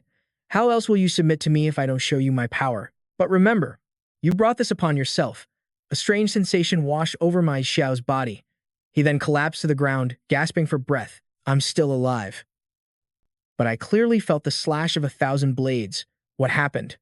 Lu Chen then explained everything. That was an illusion technique.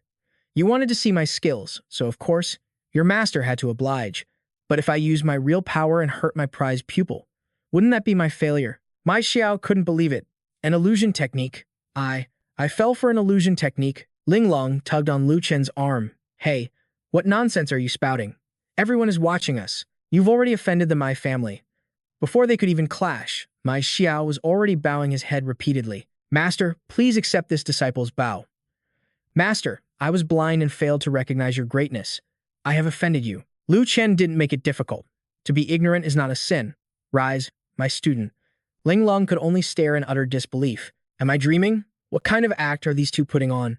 Am I the one who's crazy? Or are they? Or has the whole world gone mad? Chapter 146. Old Master Ouyang checked on the situation. Is everyone here yet? His subordinate rushed to report, Sir, of the four great families, only young Master Mai has arrived.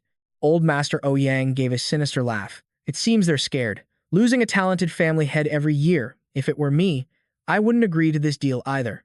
At this rate, when will we have enough? He muttered a name under his breath. Tina. Tina, take my hand. It's useless. Go, just go. The bracelet in Old Master Ouyang's hand suddenly shattered into pieces. Just then, Nina approached. Father, is it time to begin? Aren't you finished yet? She stopped in her tracks. Father. Suddenly, Old Master Ouyang called out another name. Tina. A hint of sadness crossed Nina's face. Father, are you thinking of Mother again? Old Master Ouyang realized his mistake. I was lost in thought again. I'm sorry, my child. Nina held no resentment. It's all right. Have some tea to calm your nerves. Old Master Ouyang refused. No, that's fine. I have to preside over the Ascension ceremony. We can worry about drinks later. Nina's gaze shifted elsewhere. Father, for this year's Ascension ceremony, perhaps you should let me preside. Hearing this, Old Master Ouyang was completely stunned. Nina continued, My brother is absent, and you don't seem well today. I'm 18 now. It's time I shouldered some responsibility for the family. After a moment of hesitation, Old Master Ouyang chose to trust his daughter. Very well, I'll leave it in your hands. Taking on the heavy duty, Nina declared, Everyone, listen to my command. The myriad weight ascension ceremony begins now. You few, clear the path immediately. The rest of you, prepare the secret medicines for our guests. Regardless of their status, you will not be careless. Old Master Ouyang watched intently from behind. So similar. She looks so much like her, Tina. She truly resembles her more and more as she grows. Nina stood before the entire crowd. Honored guests, welcome to the Ouyang family. Greetings, everyone. I am Nina. Lu Chen was captivated by her beauty. Wow, this girl is gorgeous. Mai Xiao added, Indeed. That's Damien's younger sister, Nina. Ling Lung was also surprised. They say the Ouyang family has two great treasures. One is the myriad weight cauldron, and the other is this young lady. Seeing her today, her reputation is well-deserved. Nina ordered her subordinates, It's about to start. Return to the ship. Her tone shifted, addressing the crowd. I don't need to state your reasons for coming here. You're all here to challenge the myriad weight cauldron. You surely know the benefits it brings and the agonizing pain of failure. Therefore, I advise you all to just go home today, lest your lives end just as they begun. To fall into a miserable state. No one wants that fate. What is this woman saying? Old Master Ouyang didn't care, letting her continue. Nina went on, The myriad weight cauldron does not accept the weak. There is no room for regret. If you insist on proceeding, don't say I didn't warn you. Everyone reacted furiously. What are you saying? Do you really think we're all useless? The Ouyang family is so arrogant. Who do you think you're looking down on? That's right. Damn you. You're looking down on us. Us? You should be worried about how we're going to deal with your Ouyang family. Hearing this, Lu Chen sensed a much deeper plot was unfolding. Nobody agreed to let this happen. Another voice shouted. That's right. I'm leaving today, no matter what. Below, a strange power began absorbing the magical energy from the crowd. This had to be the work of Old Master Ouyang, as expected of my daughter. You've done well. Despite the despair in her heart, Yui had no choice but to obey his command. If you all insist on this foolish path, then the Ouyang clan will no longer stand in your way. And in that very instant, the world itself began to tremble. What's happening? The ground is splitting open. A gaping chasm swallowed everyone whole. The trial of the undying crucible had officially begun. Lu Chen watched in shock.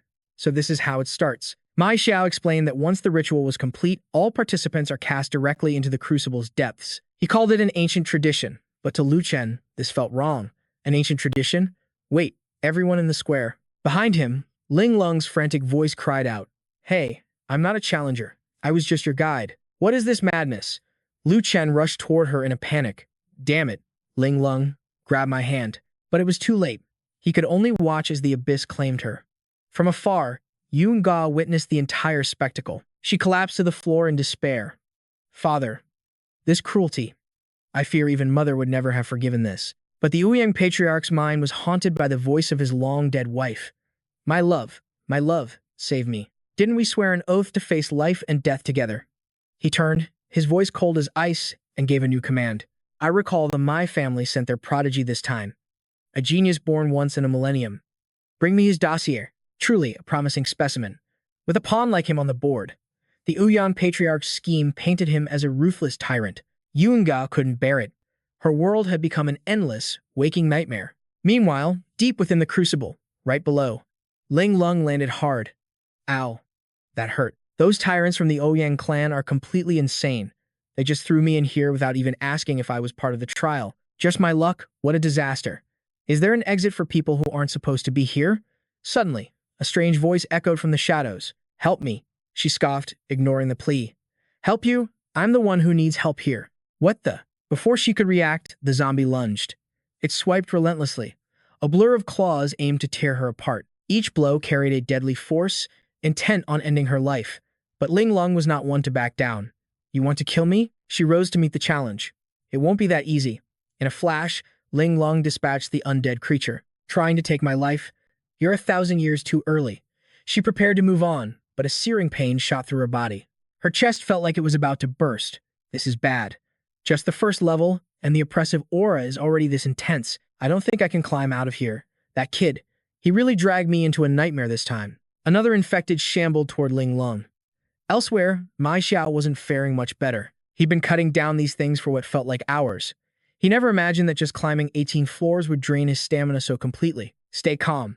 I just need to make every strike count, absorb this floor's oppressive energy, and keep moving. It should be manageable. Then, a vile miasma appeared, just like the energy the Ouyang clan had harnessed. Its target, the corpses of the fallen zombies. In an instant, it forced them back to unlife. Severed limbs reconnected, creating horrifying new forms, completely healed and ready to attack again. Mai Xiao's eyes widened in horror. What is this sorcery? Back with Lu Chen, he was simply whistling a calm tune. Then, he opened his crimson eyes and glared at the horde. A wave of terror washed over them, and the zombies scrambled away in fear. Lu Chen let out a satisfied chuckle. Now that's more like it. Even the undead should know who to fear. Just then, Lu Chen appeared. Master, I've completed my investigation. Lu Chen had just finished scouting the area. It seems this place is far more than a simple cavern. I flew a great distance, but saw no one else. Lu Chen pressed him. Not even a trace of Ling Lung or Mai Xiao. Lu Chen could only shake his head. Nothing. I scoured every corner, but I couldn't detect their life force at all. Lu Chen fell into deep thought. That's strange. Mai Xiao is exceptionally skilled. It's possible he's already climbed to a higher level, but Ling Lung, even at her best, she could probably only clear 5 floors. Why is there no trace of her? Lu Chen seemed to have a theory. My lord, I suspect this is not a physical space. The only reason I can reach you is because of the soul contract that binds us. Lu Chen began to understand. You're saying this is a dimensional rift, and everyone has been isolated from each other. If that's the case, waiting here is pointless. If Ling Lung succumbs to the oppressive energy and passes out, she'll be torn apart by the undead. And as I recall, the rule of the Crucible is absolute. Unless a challenger forfeits out loud, no one will come to their aid, whether they live or die. Find the Ouyang family. Force them to send reinforcements. Back on Ling Lung's floor, monsters were closing in, ready to devour her, but a savior arrived just in time. It was Yunga. With deadly silk threads summoned from within her own body, she began to tear the beasts apart. A moment later, the monsters were completely wiped out. Yunga finally looked over at Ling Lung, relieved she had made it in time. In a sun-drenched field of flowers, a child cheerfully held up her creation. Big sister, look at the flower crown I made. Ling Lung's face lit up with pure joy. Wow, it's woven so perfectly. It's beautiful. The little girl said, if you like it so much, I'll put it on for you.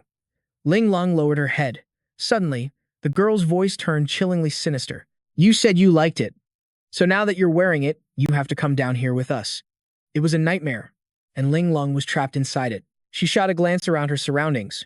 Where am I? Is this a room? I clearly remember falling to the lowest level of Mount Van Trong. No matter where this is, I have to find that kid first. Otherwise, I don't think I can hold on for much longer. The moment she stood up, Ling Lung collapsed. What is happening? Has the suppressing power still not faded? Just then, Yunga brought in a medicinal tea. You should go back to bed. The suppressing power of Mount Van Trong won't disappear in an instant. If you force yourself to use your strength, You'll be crippled in less than 15 minutes. Ling Long stared in shock at the woman before her. It's you. I remember you're the young mistress of the Ouyang family, Yunga, right? She nodded. That's correct. This is the Ouyang estate. I gave you our family's secret elixir and brought you here. Ling Long was overcome with gratitude. So, you saved me. Thank you. I truly mean it. It's only because of you that I managed to survive. Your methods might be a little rough, but you came through and it counted, which proves you aren't so bad after all. Yunga coldly turned and walked away. Are you done talking? If there's nothing else, go back to bed. The less you talk, the faster you'll recover. Ling Long didn't call after her. What's with her? What a strange woman. It was true, though. Talking too much made Ling Long's head throb. Yunga gently closed the door, torn by her decision. Mother. Forgive your daughter. I just couldn't stand by and watch any longer. A voice echoed beside her. Couldn't stand to watch what? Her father's expression was darker than usual. Yunga stammered. Father, why are you here? Elder Ouyang's eyes were piercing. This is my house. Am I not allowed here? But more importantly, you're hiding something from me. Yunga couldn't meet his gaze. No, I'm not. Elder Ouyang's voice was heavy with suspicion. You're not? Really? Seeing her expression, he dropped the act. Very well. I just hope you don't end up like your older brother. Your brother once led his men into the mountains to save someone. I was lenient because he was young, with plenty of time ahead of him. I even made excuses to the 4 great families, saying we'd send aid if called upon. But now, time is of the essence. A mistake like that can never happen again. If you follow in your brother's footsteps, forget me. Even your mother would never forgive you. Do you understand? Now go and deal with the woman in that room. Yunga couldn't believe her father knew. Yes, I understand, father. Meanwhile, Lu Chen continued to ascend to the higher levels. Was the sword he was riding finally cracking under the extreme pressure? Lu Chen's voice was strained. I'm reaching my limit. Lu Chen himself was finding it hard to continue.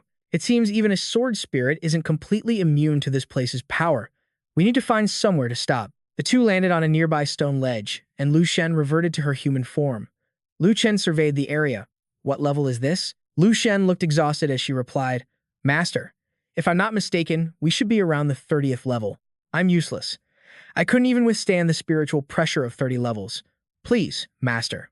Lu Chen placed a hand on Lu Shen's shoulder. Don't say such things. I'm going to transfer some of my vital energy to you now. Focus on circulating it. I might be a bit reckless, but I always take good care of my own. Now, don't move. Concentrate on circulating your energy. Alone, Mai Tiu was facing an entirely different threat.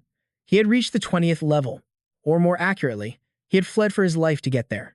Mai Tiu was desperately trying to escape from a monster that resembled a disc. Damn it, this thing is completely indestructible, and it keeps absorbing the corpses of the monsters I kill along the way. He was now on the 23rd level.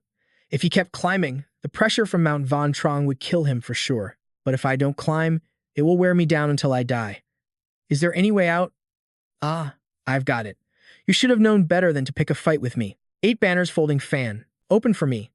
A series of blades connected by chains shot out from Mai Tiu's fan. He used them to propel himself to a faraway spot. Come and get me if you've got the guts. Mai Tiu used the vines to climb higher. How naive. He then used his chain blades to slice the vines below him, tightly wrapping the monster in them. Go to hell. If I can't kill you, then I'll just have to throw you away. Get lost, you ugly beast. An arrow from Mai Xiao shot straight for the monster's head as he leaped down the stairs. It's finally over. But it seems Mai Xiao had miscalculated. The monster was still standing, completely unharmed. No way. Just what is this thing? This can't be real. Meanwhile, following her father's orders, Yu Mei returned to the resting chamber. Ling Lung couldn't understand why she had come back. Tears streamed down Yunga's face. I'm sorry. Forgive me. She suddenly closed the distance, plunging her sword straight into Ling Lung, who stood completely defenseless. Ling Lung collapsed, unconscious. Back to Lu Chen's journey. What floor are we on now? Lu Chen spoke. Master, something is definitely wrong with this place. We haven't seen a single contestant on our way up. Judging by the spiritual pressure, we should be around the 50th floor. Lu Chen's brow furrowed. The 50th floor already. Hold on. Down at the bottom, I just assumed we hadn't met anyone because this place was so massive. But from up here, you can see the terrain gets narrower the higher you climb. It makes no sense that we still haven't seen a soul. Lu Chen grew curious. Could it be that all the others have turned into monsters? Lu Chen shook his head. No, that's impossible. For every single contestant to have failed, especially Mai Xiao, that kid could clear 20 or 30 floors without a problem. We were just speculating when suddenly Lu Chen cried out, "Master, look, quick, over there. It's a sword mark." Lu Chen was stunned. Was that there when we came up? Abruptly, the massive rock shattered, and Lu Chen sensed something was very wrong. "Master, is there something invisible under there? A monster?" Lu Chen disagreed. "No, if my earlier theory is correct." Lu Chen gripped Lu Shen in his sword form. "The secret of the Myriad Peaks summit is this." With one mighty slash, Lu Chen struck down. The person who emerged was none other than Mai Xiao. "Master, Master, you're finally here." Lu Chen asked with concern, "Are you all right?" Mai Xiao had barely managed to escape that creature. "Yes, it's nothing serious. But what is going on?" Lu Chen was in surprisingly good spirits. "It's all thanks to your battle earlier. It's how I confirmed that something was off about this place. The Myriad Peaks summit itself is a special area veiled by spatial magic. I searched the entire base before, but I couldn't find anyone. However, the power of your last attack was immense. It faintly tore through the spatial fabric, which I happened to see, confirming my suspicions." Mai Xiao pondered this for a moment. Spatial magic. I've never heard of such a thing. Even the clan seniors who challenged this summit in the past never mentioned it. Lu Chen gazed upwards. "It seems this place holds far more secrets than we imagined.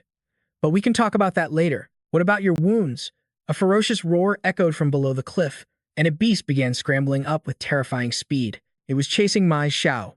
Damn it, that relentless ghost. How in the world did it follow me here? It seemed Lu Chen understood. So this is the thing that wore you down to this state. Mai Xiao had clearly been through a desperate battle. "Yes, Master, be careful. This thing can regenerate infinitely. It's incredibly hard to deal with. It seems to absorb the energy of monsters around it. The more you fight it, the stronger it becomes. We should figure out a way to lose it rather than face it head-on." But before Mai Xiao could finish, Lu Chen acted. "Lu Shen, drain it dry." And just like that, the monster became a feast for Lu Shen. Mai Xiao couldn't believe his eyes. What? The beast was being devoured piece by piece, becoming a delicious meal for the sword spirit. The very creature that Mai Xiao was powerless against. How is this possible? Lu Chen's solution was always simple. It's just a monster that knows how to absorb energy. You just have to destroy it faster than it can absorb. Is that so difficult? That evening, in a cell of the Ouyang family, Ling Lung awoke in a cold sweat. "I'm still alive." Yunga had been there with her the entire time. "Now that you're awake, come with me." Ling Lung hated being controlled. "First you save me, then you try to take my life. What twisted game are you playing? What's with that tone? Where are you going?" Yunga calmly walked towards the door. "The truth. If you want to know it, then follow me." On this day, 15 years ago, the Myriad Peaks summit trial began on schedule. That time was like the thousands of years before it, as generations of challengers began the test. Everything started as it always had. We helped countless contestants, as always. We distributed medicine, as always. But one woman changed what as always was meant to be. She found a gravely injured contestant, but as she moved to save him, he ambushed her, leaving her with severe wounds. Ling Long was baffled. An ambush? But wasn't he badly injured? Why would he attack the person trying to save him? Yuma continued. He thought that by taking our family's secret medicine, he could charge to the top and withstand the summit's pressure. He wanted to conquer the Myriad Peaks summit. In the end, we found his corpse around the 10th floor. In reality, our secret medicine only prevents the summit's pressure from invading the body, if used. The potion is designed to absorb the peak's crushing pressure, but doing so would create a violent conflict inside the body, leading to a death with no grave to mark it. Lin Long cursed inwardly. That absolute fool. It's one thing to bring disaster upon yourself, but she's dragging everyone else down with her. Yunga stood before a solid wall. The woman who was ambushed and gravely wounded. That was my mother. This is her tombstone. Lin Long was completely lost. You brought me here to clean a grave. But how does this relate to the truth? Yunga drew her sword again. You'll understand in a moment. And you're not the only one. I'm also searching for an answer, and that answer was right here.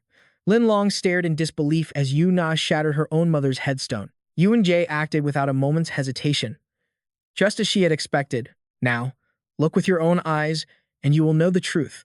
But Lin Long couldn't see anything out of the ordinary. The truth lies within the grave. What on earth are you talking about? Meanwhile, Lu Chen handed a vial to Mai Xiao. Drink this. Trust me. This is called Thunder Accumulation Liquid, a specialty of the Azure Domain. Within half an hour, you should be fully recovered. Mai Xiao immediately drank the entire potion. Thank you, Master. But, Master, what is on your mind? Lu Chen laid out his thoughts. I was just thinking. You're a local of the profound domain. What do you know about the 10,000 layers peak trial? Though confused by the question, Mai Xiao explained.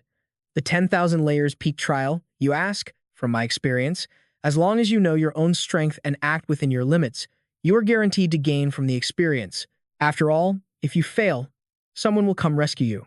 That's why I see this trial not as a test of strength, but as a test of one's own inner desires. Lu Chen flashed a sinister grin.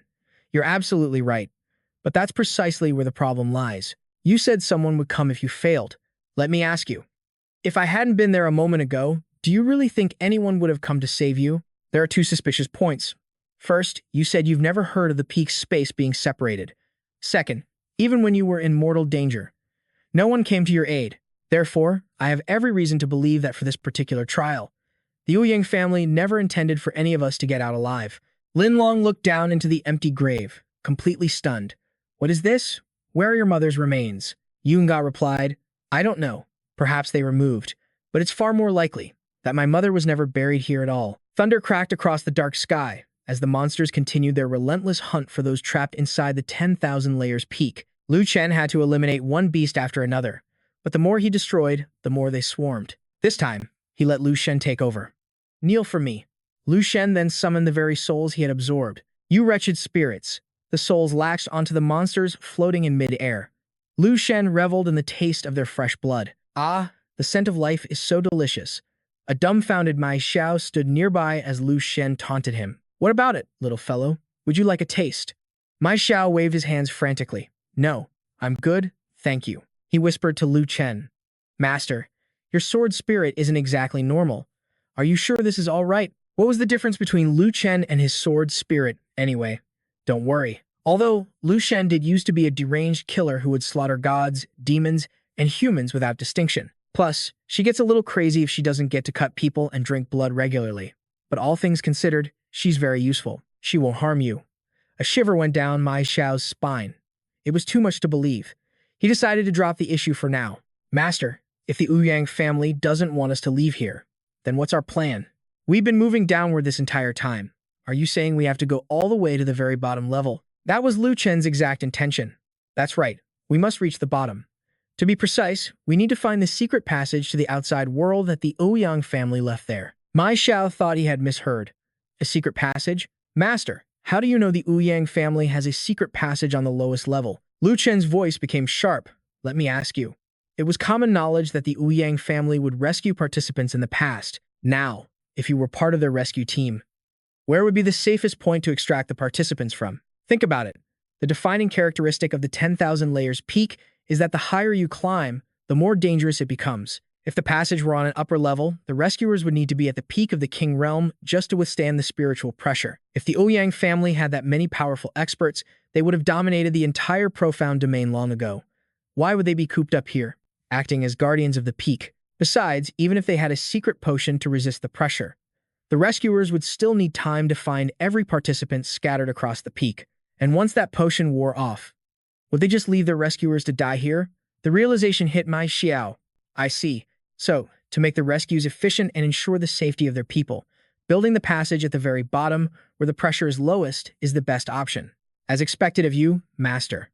To figure out so much in such a short amount of time is incredible. Lu Chen smirked with satisfaction. It was nothing. But talking about it now is pointless. Words alone won't get us out of here. But that was all just speculation. I'll only know for sure when I reach the very bottom. Another growl echoed from beneath the stairs. Lu Chen signaled his team. The monster is back. Lu Chen, Mai Xiao, we're charging in. Meanwhile, on a sun-drenched island in the middle of the ocean, Elder Ouyang was on a nearby island when a subordinate rushed in to report. Master, the kid from the Mai family. He escaped. A moment ago, a strange power appeared and pulled him right out of this dimension. The mutated beast that followed him was also destroyed by that strange power. It appears someone rescued him. Elder Ouyang remained unfazed. It doesn't matter. What is the status of absorbing the other's spiritual power? The subordinate's face filled with anxiety. The others, their spiritual power. Elder Ouyang's patience was wearing thin. The subordinate had no choice but to confess everything. The combined spiritual power from the others doesn't even meet 2/3 of the plan's requirement. Master, we've taken down every contestant we could handle. Please, just give us more time. But Elder Ouyang clearly had no intention of waiting. I told you before, you had one day to gather all the spiritual power. And what happens if you fail? The subordinate pleaded desperately. Forgive me, master, spare me. But Elder Ouyang was not a merciful man. If I spare you, who will spare my Chinger? Needless to say, the man's fate was sealed in that instant. Elder Ouyang gave the order. All of you, follow me to the bottom of myriad peaks. If we don't gather enough spiritual power today, his fate will be yours. Suddenly, a crippling pain shot through his body. Stay back. Don't come near me, Elder Ouyang muttered. Chinger, do you truly require the spiritual power of that my family boy? Why won't the power from others suffice as long as we meet the total amount? So that's how it is. I understand now. Elsewhere, Ling Long had been brought to a new location. Hey, are you certain this is the place? Yunga had been observing for a long time. There's no mistake. There are a total of 3 paths down to the valley floor. 2 of them are used daily by the clan. The remaining path is a secret known only to the elites of the Ouyang family. After my mother's incident, he sealed this path completely, and yet he posted an unusual number of guards here. So, it's highly likely my mother's relic is hidden at the bottom of myriad peaks, right at the end of this path. Ling Long asked skeptically. I understand. But resurrection? Is something like that really possible? Yunga shook her head. I don't know. She began to sadly recount her story. When my mother had her accident, only my father was present. Since that day, he's been very strange. After burying her, he always said she was right beside him. He would even frequently relay messages from my mother to us. The most important part is that the things he said were secrets only my mother and I knew. Or they were secrets between my mother and my older brother. My brother couldn't stand the situation, so he left in a rage and never returned. A shiver went down Ling Lung's spine. Are you saying your father is possessed by your mother? How have you been able to endure this for so long? After all, they are the only family Yuinga has left. He is still my father. And besides, if you could resurrect the most important person in your life, who wouldn't try? It wasn't just my father. I also thought about how wonderful it would be if I could truly bring my mother back. If it were you, Ling Lung, wouldn't you also try to resurrect someone so important? Yu Mega continued her story. Before this trial began, Father told some of the clan to enter the valley floor, saying he wanted to conduct an inspection to open the peak. In the end, not a single person who went down returned alive. They were all murdered by my father. When their remains were found, their spiritual power had been completely drained. They had become dried-up husks. But my father claimed it was a necessary ritual to resurrect my mother, and this trial is no different. That's why I've been struggling so much internally. I can't harm others to achieve my own goals. Do you understand? Ling Lung, of course, understood her heart. I do. That explains why you saved me. Look on the bright side. You've already made the right choice, haven't you? Besides, let me tell you, your family made a huge mistake with this trial. They let someone incredibly dangerous into the valley. I don't know the full details of his plan, but with that living king of hell down there, your father's scheme is doomed to fail. I'm absolutely sure of it. Yunga made her way along a small path on the wall. Below, 2 people were still standing guard. Yunga suddenly stopped. Wait, over there. It's just 2 guards. If we rush them, it shouldn't be a problem. Ling Lung prepared her concoction to use on them below. The target was the 2 guards. Why are my eyes so blurry? I'm so sleepy. Even Yu Na was completely surprised. Your methods are quite professional, aren't they? How did you get so good at this? Ling Lung laughed. You want to know? I'm not telling you. Following Lu Chen to the lower level, Mai Xiao felt a distinct change. The heavy pressure of the mountain was gone, and his body felt much more at ease. Master, what is it? Lu Chen found it strange. It's too quiet. After that final ambush on the 8th floor, we haven't encountered any more of those monstrous freaks. Mai Xiao found it perfectly normal. Isn't that a good thing? This way, we can find the exit without any obstacles. Lu Chen didn't see it that way. The quieter it is, the more likely something is wrong. Besides, on our way here, I couldn't sense the aura of a single contestant. I'm afraid the other contestants are nearly all dead. In a situation like this, the quieter it became, the more certain he was of the danger, especially since he couldn't feel the aura of any other contestant on the path here. It's likely the other contestants have already been wiped out. For the creatures at the bottom of the valley to also vanish completely, something is terribly wrong. Model. Suddenly, Lu Chen captured an intruder. Eavesdropping is one thing, but planning an assassination is a fatal mistake. You little rat, go to hell. Before Lu Chen or Mai Xiao even noticed him, the man was pierced through the heart by Lu Shen's strike. Master. Mai Xiao was standing right beside him. When did this assassin even get here? I didn't sense his presence at all. Thank you for saving me, miss. If not for you, I would be a dead man. Lu Shen flashed a mysterious smile. If you want to thank someone, thank my master.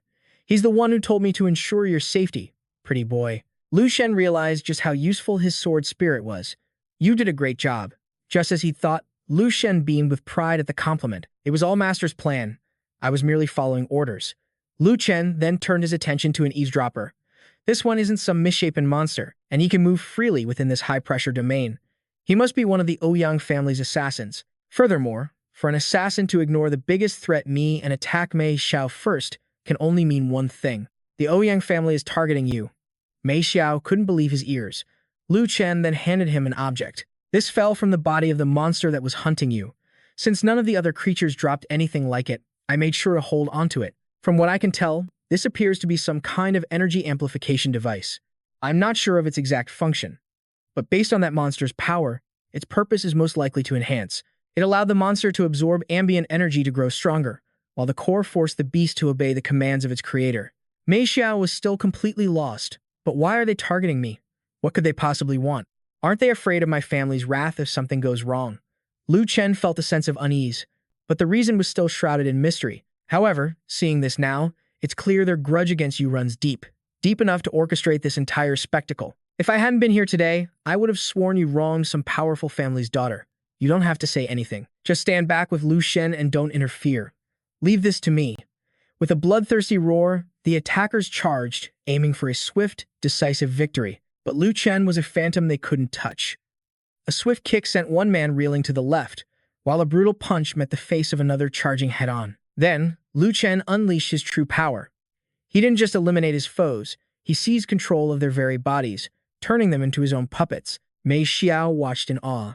Incredible. As expected of Master. Even his hand-to-hand combat is flawless. One lone survivor struggled to his feet. Before he could even lift his head, Lu Chen was on him.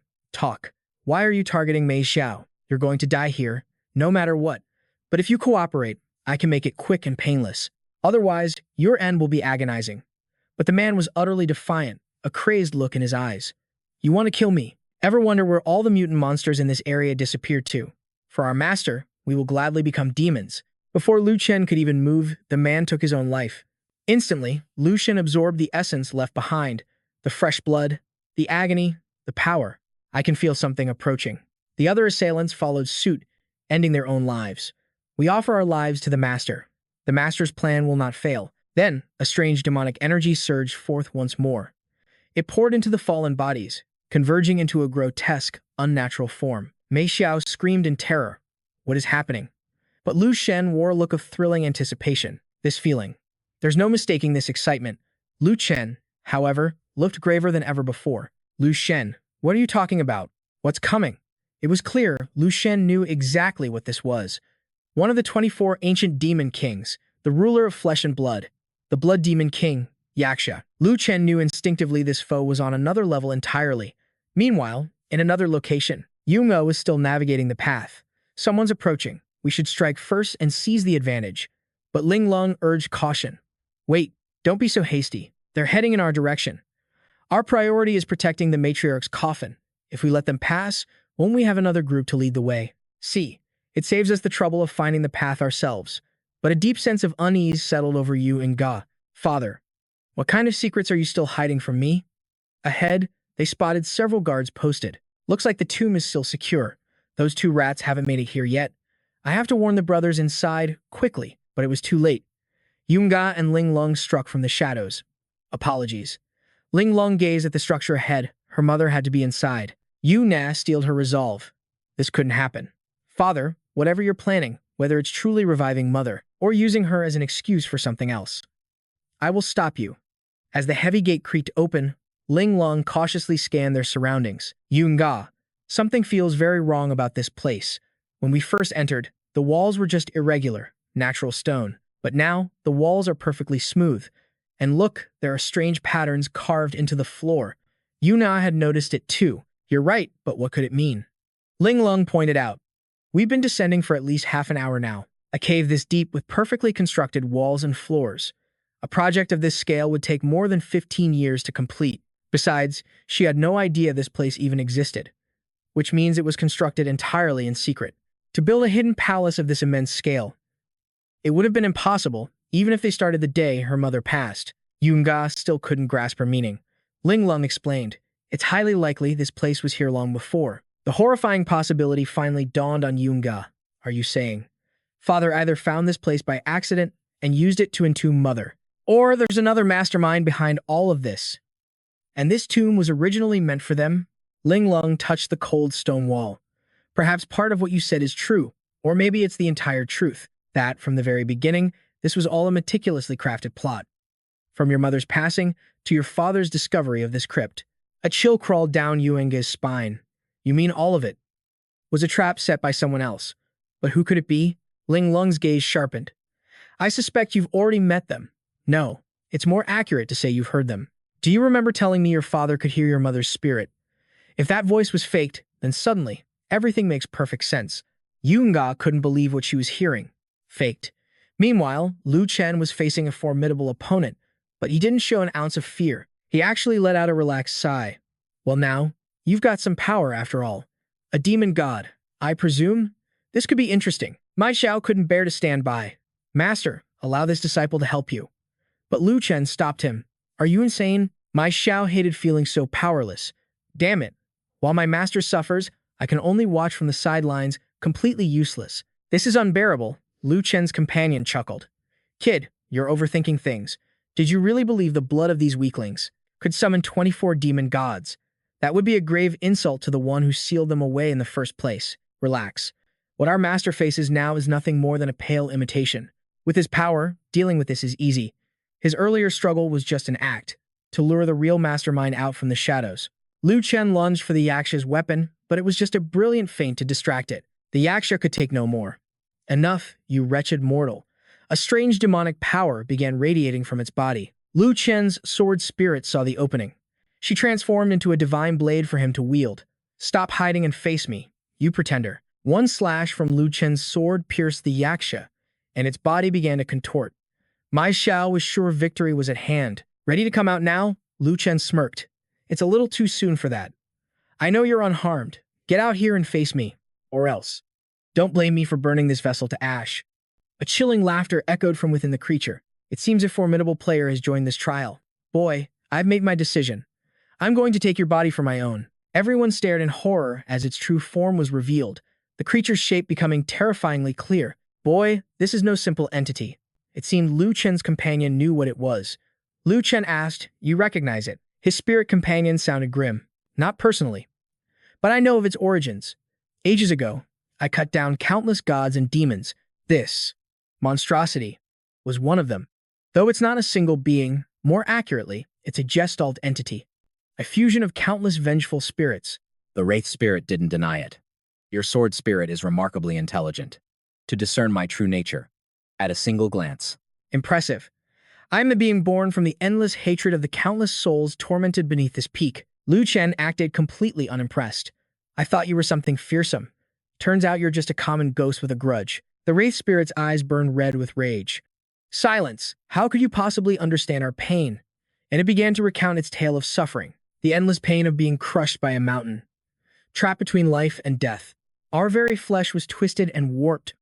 Our souls ground into dust. What could you possibly understand about that? I will unleash this agony upon all of you. And the wretched Ouyang family. And every single person in this world. You will all feel my suffering. You will feel, oh, you are suffering. And I will begin. With you, the hour of awakening is at hand. The chamber was flooded with grotesque spirits. Mai Xiao cried out, Master, what are these ghosts? Lu Chen's voice was firm. Don't panic. The Wraith spirit's grin stretched from ear to ear. Crush them all. An overwhelming force slammed down on them. Mai Xiao couldn't take it. We're on the lowest level. How can the spiritual pressure be this powerful? Lu Chen shouted a warning. Mai Xiao, hold your breath and circulate your energy. Don't let the pressure devour you. In the next moment, they were all dragged into a chasm that opened beneath them. Back with Ling Lung, her group was still looking for an escape. Look, there, we're getting out. There's no mistake, something has to be in there. But Yunga had finally reached her limit. Father, what secrets were you hiding? Was everything Miss Bai said actually true? Please, don't let this be another mistake. They stopped abruptly in front of a coffin. What in the world is this? Lying inside was a body that looked exactly like Yunga. She rushed forward to see and collapsed to her knees in absolute shock. Mother, why would father entomb you in a place like this? What is he really up to? Suddenly, Ling Lung's voice cut through her thoughts. Yunga, look over here. Look at these tubes. It looks like they're channeling spiritual energy directly into the coffin. Is your father really trying to revive your mother with this power? But just pumping in spiritual energy won't bring someone back to life. There's no way your father wouldn't know something so basic. Tears streamed down Yunga's face. To desecrate her remains like this? This isn't love. It's nothing but torment. Mother, I will set you free now. Yunga summoned her myriad sword art, taking aim at the parasitic tubes clinging to the coffin, but a powerful force intercepted her attack. That technique, the myriad sword art. Could it be her father? Elder Ouyang's face contorted with rage, furious that his own daughter would dare to call him father. Silence, you insolent whelp. You still dare call me your father. Yunga pleaded. It's not what you think, father. Please, just listen. I've heard enough. You're just like your brother, a pair of ungrateful brats who could never understand my suffering. I will not allow anyone to take her from me again. Not you, and not the heavens themselves. Sensing Elder Ouyang's murderous intent, Ling Lung whispered urgently, Hey, this situation has gone south. Maybe we should fall back for now? Jade Swan's lips parted, her voice firm. Run? I've been running for 15 long years. I won't run anymore. Even if I'm destined to fall here today, I will fight until my very last breath. With that, Jade Swan unleashed her sword dance, clashing directly with Elder Ouyang. Their eyes locked. In an instant, both unleashed the myriad sword technique, a clash to decide the victor. Ingei's storm of blades flew with incredible speed. The two techniques collided, filling the air with a deafening shriek of steel. Trapped inside the coffin, the blonde girl was paralyzed. But she could sense everything. Tears streamed down her face. But Old Master Ouyang had no intention of stopping. He glared at Ingei, his voice dripping with venom. Die. Ling Lung could stand by no longer. She leaped into the fray. You're the one who belongs in a grave. But before she could even act, the Old Master had her by the throat. So you're the one who turned my daughter against me. Everything changed the moment she saved you, you wretched girl. I'll send you to the afterlife myself. Ling Lung's breath grew short, her vision blurring. She could only manage a weak cry. Help, Lu Chen. I'm not going to make it. Just as hope faded, a familiar voice cut through the chaos. Careful now, you're about to fall. She blinked open her eyes, the voice coming from above. Lu Chen descended like a meteor, crashing directly onto Old Master Ouyang. The sudden impact broke the Old Master's grip, freeing Ling Lung. She was overjoyed. You're really here. You heard my call, you came to save me? This is amazing. A white-haired figure landed beside Lu Chen. He was shocked to find Ling Lung there. Ling Lung, why are you here? Wait, weren't you all coming to rescue me? While my master fought that resentful spirit, we were dragged into its domain. We ended up falling here somehow. What happened to you? Ling Lung hesitated, at a loss for words. But that wasn't important now. Lu Chen was gravely wounded and unconscious. What happened to Lu Chen? I'm not sure. Maybe it was the spirit's mountain body technique. It summoned a crushing force down on us. To protect me, my master took the brunt of the attack. That's why he's like this. Just then, in the heat of the moment, the resentful spirit appeared once more. This boy is finished. Ding Wanzhong's 80-layer mountain technique is crushing his very being. Not even a reincarnated god could survive this. Once his spirit breaks and his soul scatters, his body will be mine. The resentful spirit then turned its attention to Enga. Well, if it isn't the young miss of the Ouyang clan, no wonder you don't recognize me. This is our first proper meeting. But how about this? The spirit shot towards her father and began to possess his body. The process sent waves of agony through him. Old Master Ouyang's body convulsed violently. Just as the possession was complete, the light in his eyes had vanished and his voice was alien. So, do you recognize me now, my dear daughter? Enga was frozen with terror. It was you. In that instant, everything clicked into place. Rage burned in Enga's voice. It was all you, from the very beginning. You deceived me, and you deceived my father. For my mother, he would have done anything. He would have fought the entire world for her. And you used that. I will never, ever forgive you. With a furious roar, Ingei unleashed her powerful sword dance technique, aiming directly for the possessed Old Master Ouyang. Get out of my father's body, you parasite. A parasite. A terrifying smile twisted the Old Master's lips. He instantly erected a powerful barrier, deflecting every single one of Enga's attacks. The real parasites are your Ouyang family. Ingei stared, confused by the spirit's cryptic words. The spirit continued its chilling monologue. For generations, your clan has used the Myriad Peaks Summit to lure countless seekers of fame, only for them to be lost forever. And in the end, your family built its prestigious reputation as a great and noble clan.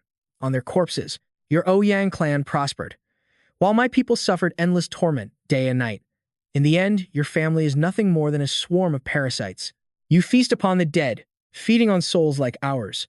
For that, I will have my revenge. I will make every last member of your clan my eternal slave, and the first to fall was your mother. She blindly trusted the puppet I controlled. How utterly naive. As the horrifying truth crashed down on her, Yuna's burning rage morphed into sheer terror for her family's fate. The vengeful spirit sneered, "But I do have her to thank, for it was through her that I controlled your father and seized your entire Ouyang clan. I suppose I should thank her properly." Hearing the spirit's chilling laughter, something inside Yunga snapped. "You monster, I'll take your life."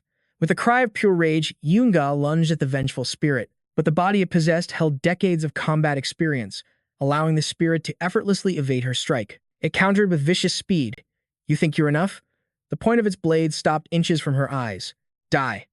But before the killing blow could land, another blade deflected the attack. It was Mai Chu, arriving to aid Yunga. He drew his trident and roared. "I don't know what's going on here, but you're a schemer who hurt my master. A demon like you can't be allowed to live. Yunga, I'm here to back you up." The vengeful spirit merely chuckled. "You two alone. Why do you think I've spent decades pouring my power into this place?" With those words, the spirit began to absorb the body of Yunga's mother from within the coffin. Its form instantly began to twist and warp. "Now that I have a true vessel, combined with the endless spiritual power I've gathered, you two are nothing to me." Elder Ouyang's body had become a grotesque, hulking monster. Determined to end it, Yunga once again unleashed her sword dance technique. "I'll drag you to the grave with me before I let you win. Give me back my father." Just then, Mai Tu and Ling Lung flanked the creature from behind. "Let's attack together."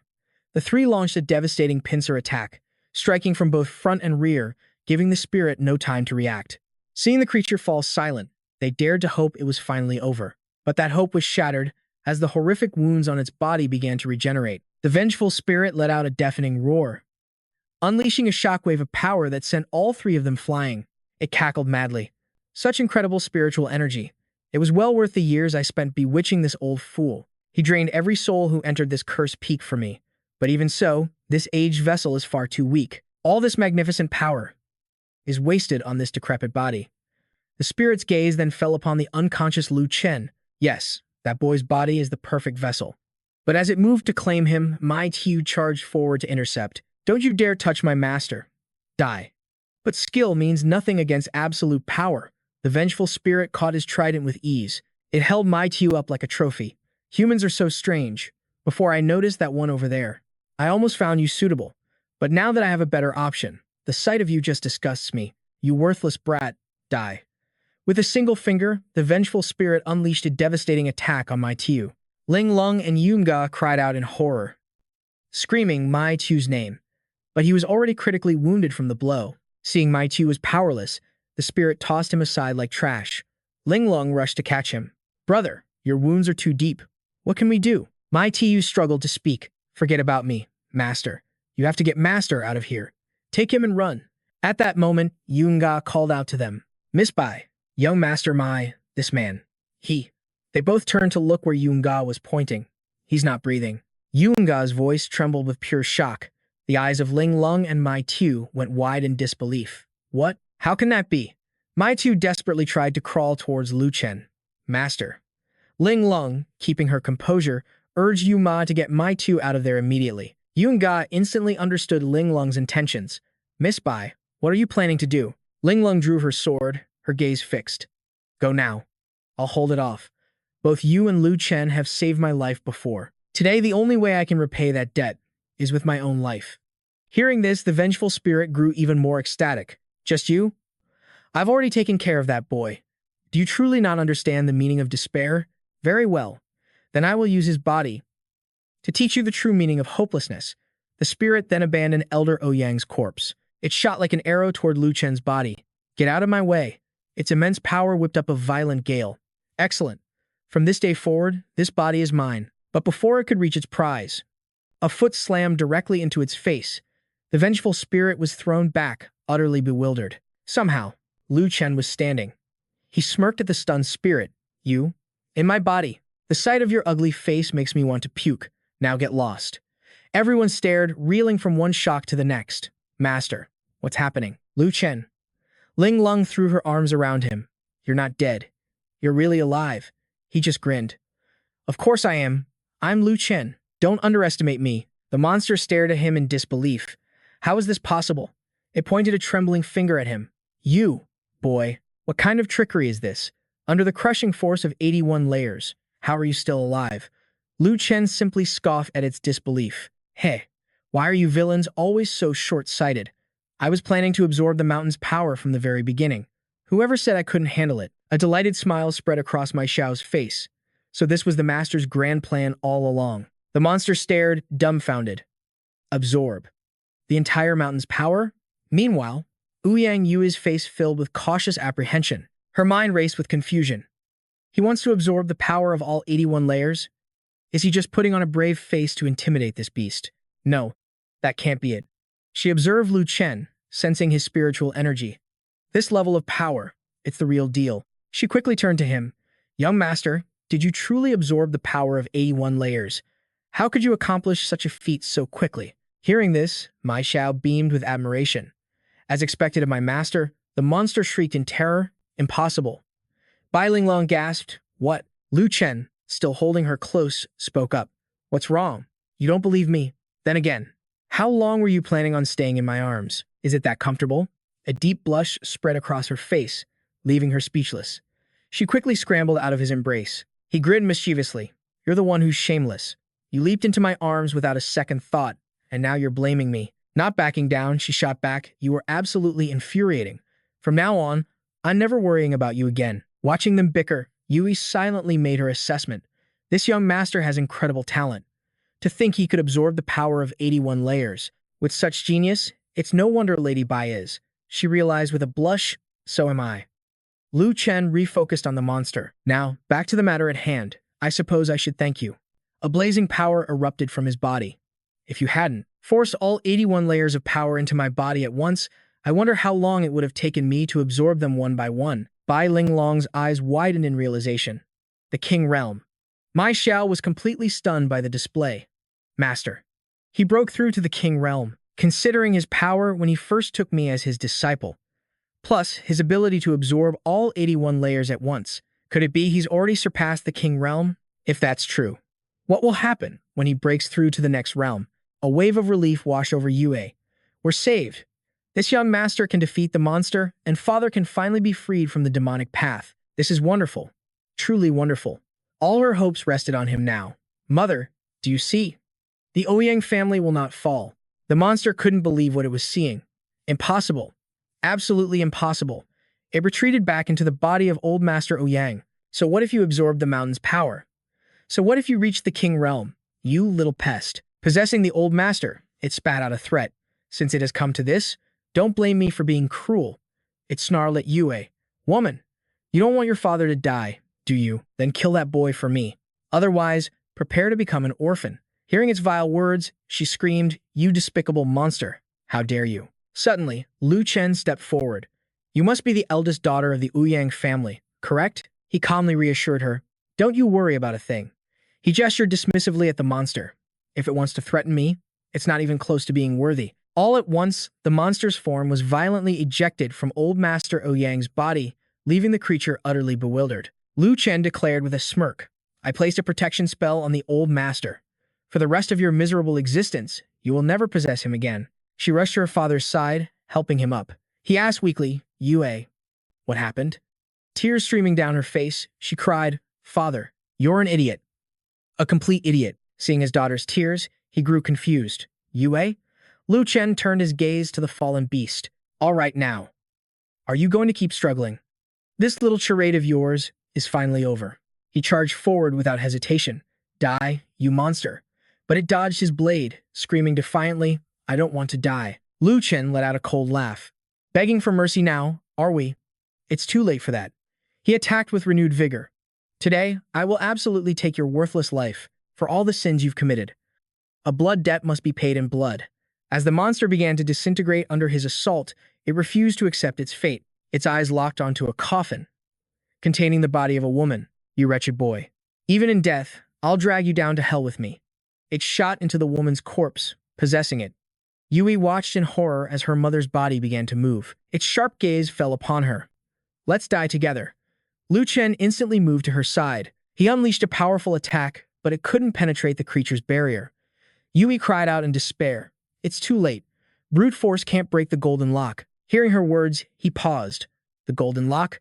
Yui explained frantically. This is urgent. Young master, can you restrain her movements for now? We have to get out of here first. Lu Chen immediately summoned 2 swords. Lu Chen, restrain her. He plunged one of the blades into the coffin's seal, but even that wasn't enough to hold it back. He quickly gave the order. Fall back now. Everyone immediately fled the chamber. The possessed creature watched them flee. It cackled madly. Run. Go on and hide, you wretched boy. They ran until their lungs burned. Finally, they couldn't go another step and stopped to catch their breath. Bai Linglong. Mei demanded, Jade, what is going on? Why are we running? That guy was clearly no match for Master, yet we're the ones fleeing with our tails between our legs. I don't get it at all. Lu Chen shot a piercing glare at Jade, his silence a question in itself. He finally stood and asked, What's the real story here, Lady Ouyang? Tell us. She confessed, her voice laced with guilt.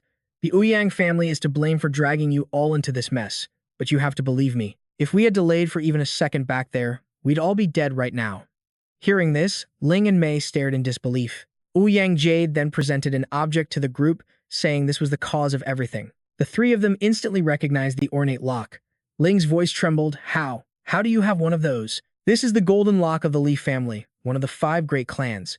Jade explained her mother was a Li, not a direct descendant, but a master lock forger. She, her mother, and her sisters each carried an identical golden lock.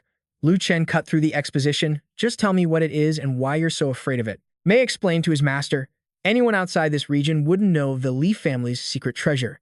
It looks simple, but its power is immense. It's not a divine weapon meant for slaughter. Instead, when its host is attacked, it absorbs the power of that attack, silently taking the burden for its master. But if the host dies, the lock shatters, releasing every last drop of stored energy. He listened, still a bit confused, then stopped her. So what you're saying is, it's a life-for-a-life weapon. Jade confirmed his theory. One side of the lock is bonded to the host.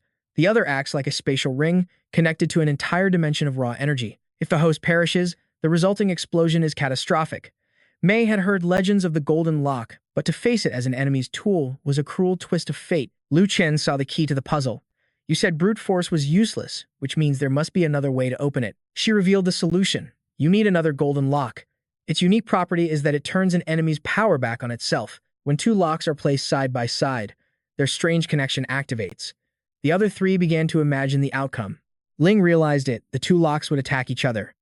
It would create a self-devouring, endless cycle, a true stalemate. Hearing the word stalemate, Lu Chen's eyes widened in sudden understanding. Just then, a thick, pink smoke filled the air. Everyone grew dizzy, their vision blurring as an overwhelming drowsiness washed over them. Even Lu Chen felt its effects, but he recognized it immediately. This is the pollen from the bewitching herb of 100 Flowers Valley. The young lady sighed in admiration, as expected of a King Realm master. I even enhanced the fragrance, yet you're still conscious. She then turned to him, thanking him for saving her clan and vowing to repay him, even if it meant becoming. Lu Chen shouted, realizing her true intention. You're planning to go in there alone. She was stunned that he knew, but tried to persuade him. There's no problem in this world that can't be solved. His 5th master's words echoed in his mind. He remembered Qing Yin's lesson. The so-called unsolvable paradox doesn't truly exist. The world uses the term for mundane matters, but they fail to see that everything in creation has a counter. What they call a paradox is merely a lie they tell themselves. The young lady agreed with his master's wisdom, but she couldn't drag innocent people into her family's war. With time running out, she couldn't see another way. Hearing him call her a good person, and that if things were different, she'd be his ideal type for a date, she was completely taken aback, her face flushing a deep crimson as she stammered. He yelled, cutting through the awkward moment. Forget all that. Have you thought about how your 2 unconscious friends will feel? His words made Jade hesitate. Lu Chen staggered to his feet. I didn't tell you my master's story to make you emotional. I told you because she was right, and now I'm going to find the solution. He moved closer, reaching a hand out to reassure her. Trust me. But just as their hands were about to touch, she whispered, I'm sorry. She then downed the entire vial of sleeping potion and, before he could react, pressed her lips to his, forcing the liquid into his mouth. Lu Chen's mind went blank. Jade pulled away, explaining, "The Ouyang family has harmed too many people. I don't want anyone else to risk their lives for our sake. It's better if I die. Let my death bring justice to the innocent souls my family has wronged." He collapsed to the ground, speechless. As she turned to leave, she said, "You are a good man. If not for this terrible fate I carry, I would have gladly been yours." And then she was gone. Back in the monster's chamber, the two powers were locked in a stalemate. The creature cursed, "Your cheap tricks are nothing." It was about to hunt them down when it froze, stunned to see Lady Ouyang return alone. "You can't see them again," she said. She declared, "I will be the one to end you." The monster let out a shrieking laugh. "You? Don't be a fool. Your entire family belongs to me. They are my slaves. I will not let you escape." Jade narrowly dodged a vicious strike, but the monster teleported behind her in a flash, landing a brutal blow that sent her staggering. But she knew it had fallen right into her trap. As long as it kept injuring her, her death wouldn't matter. The golden lock would do the rest. The monster blocked her sword swing, sneering, "A little bit of skill." But then it was thrown back by a powerful counterforce, the sword slicing into its arm. The creature stared in disbelief, scanning the young lady. It finally understood. "You're using your own life force to charge that lock. But you don't know the secret of this body, do you?" It sneered inwardly. "Once the lock is activated, I'll simply escape. By then, this body will be useless to me, and I'll just find a new vessel." The monster drew its own blade, already plotting its escape and its next ambush. The monster gloated, sensing victory was at hand. It lunged toward Enga, intending to end her life. Its blade sliced into her arm, drawing blood. But Enga managed to land a clean strike of her own. They clashed head-on, pure hatred in their eyes. Suddenly, the creature fainted, swiping at her head, but she dodged just in time. Their palms slammed together. The sheer force of the impact sent them both flying backward. In that same instant, both Inge and the monster produced an eternal gold lock.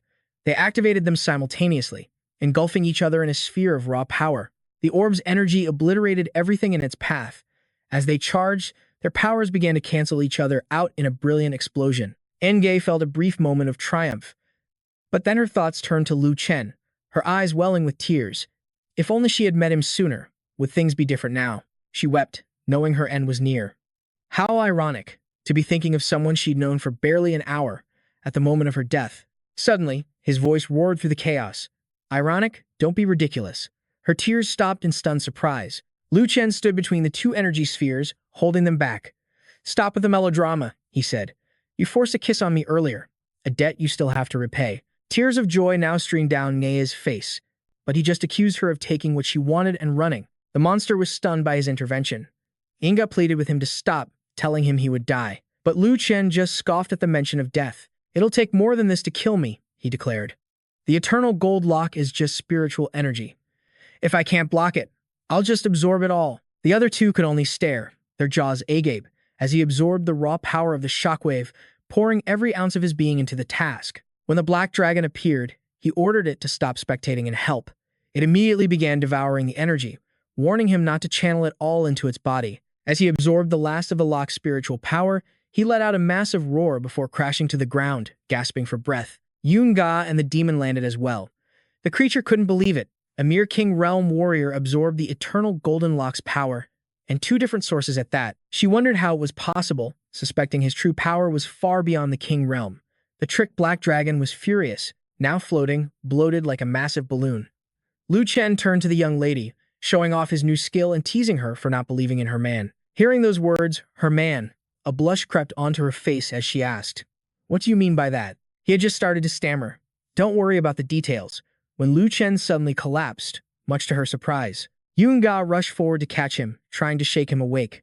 She guessed he had pushed himself too far, absorbing all that power. The young lady of the Ouyang family was beside herself with worry when suddenly he reached up and stroked her hair, telling her he knew she cared deeply for him. "I don't want to be the good guy here," he said, "but you really are incredibly stubborn."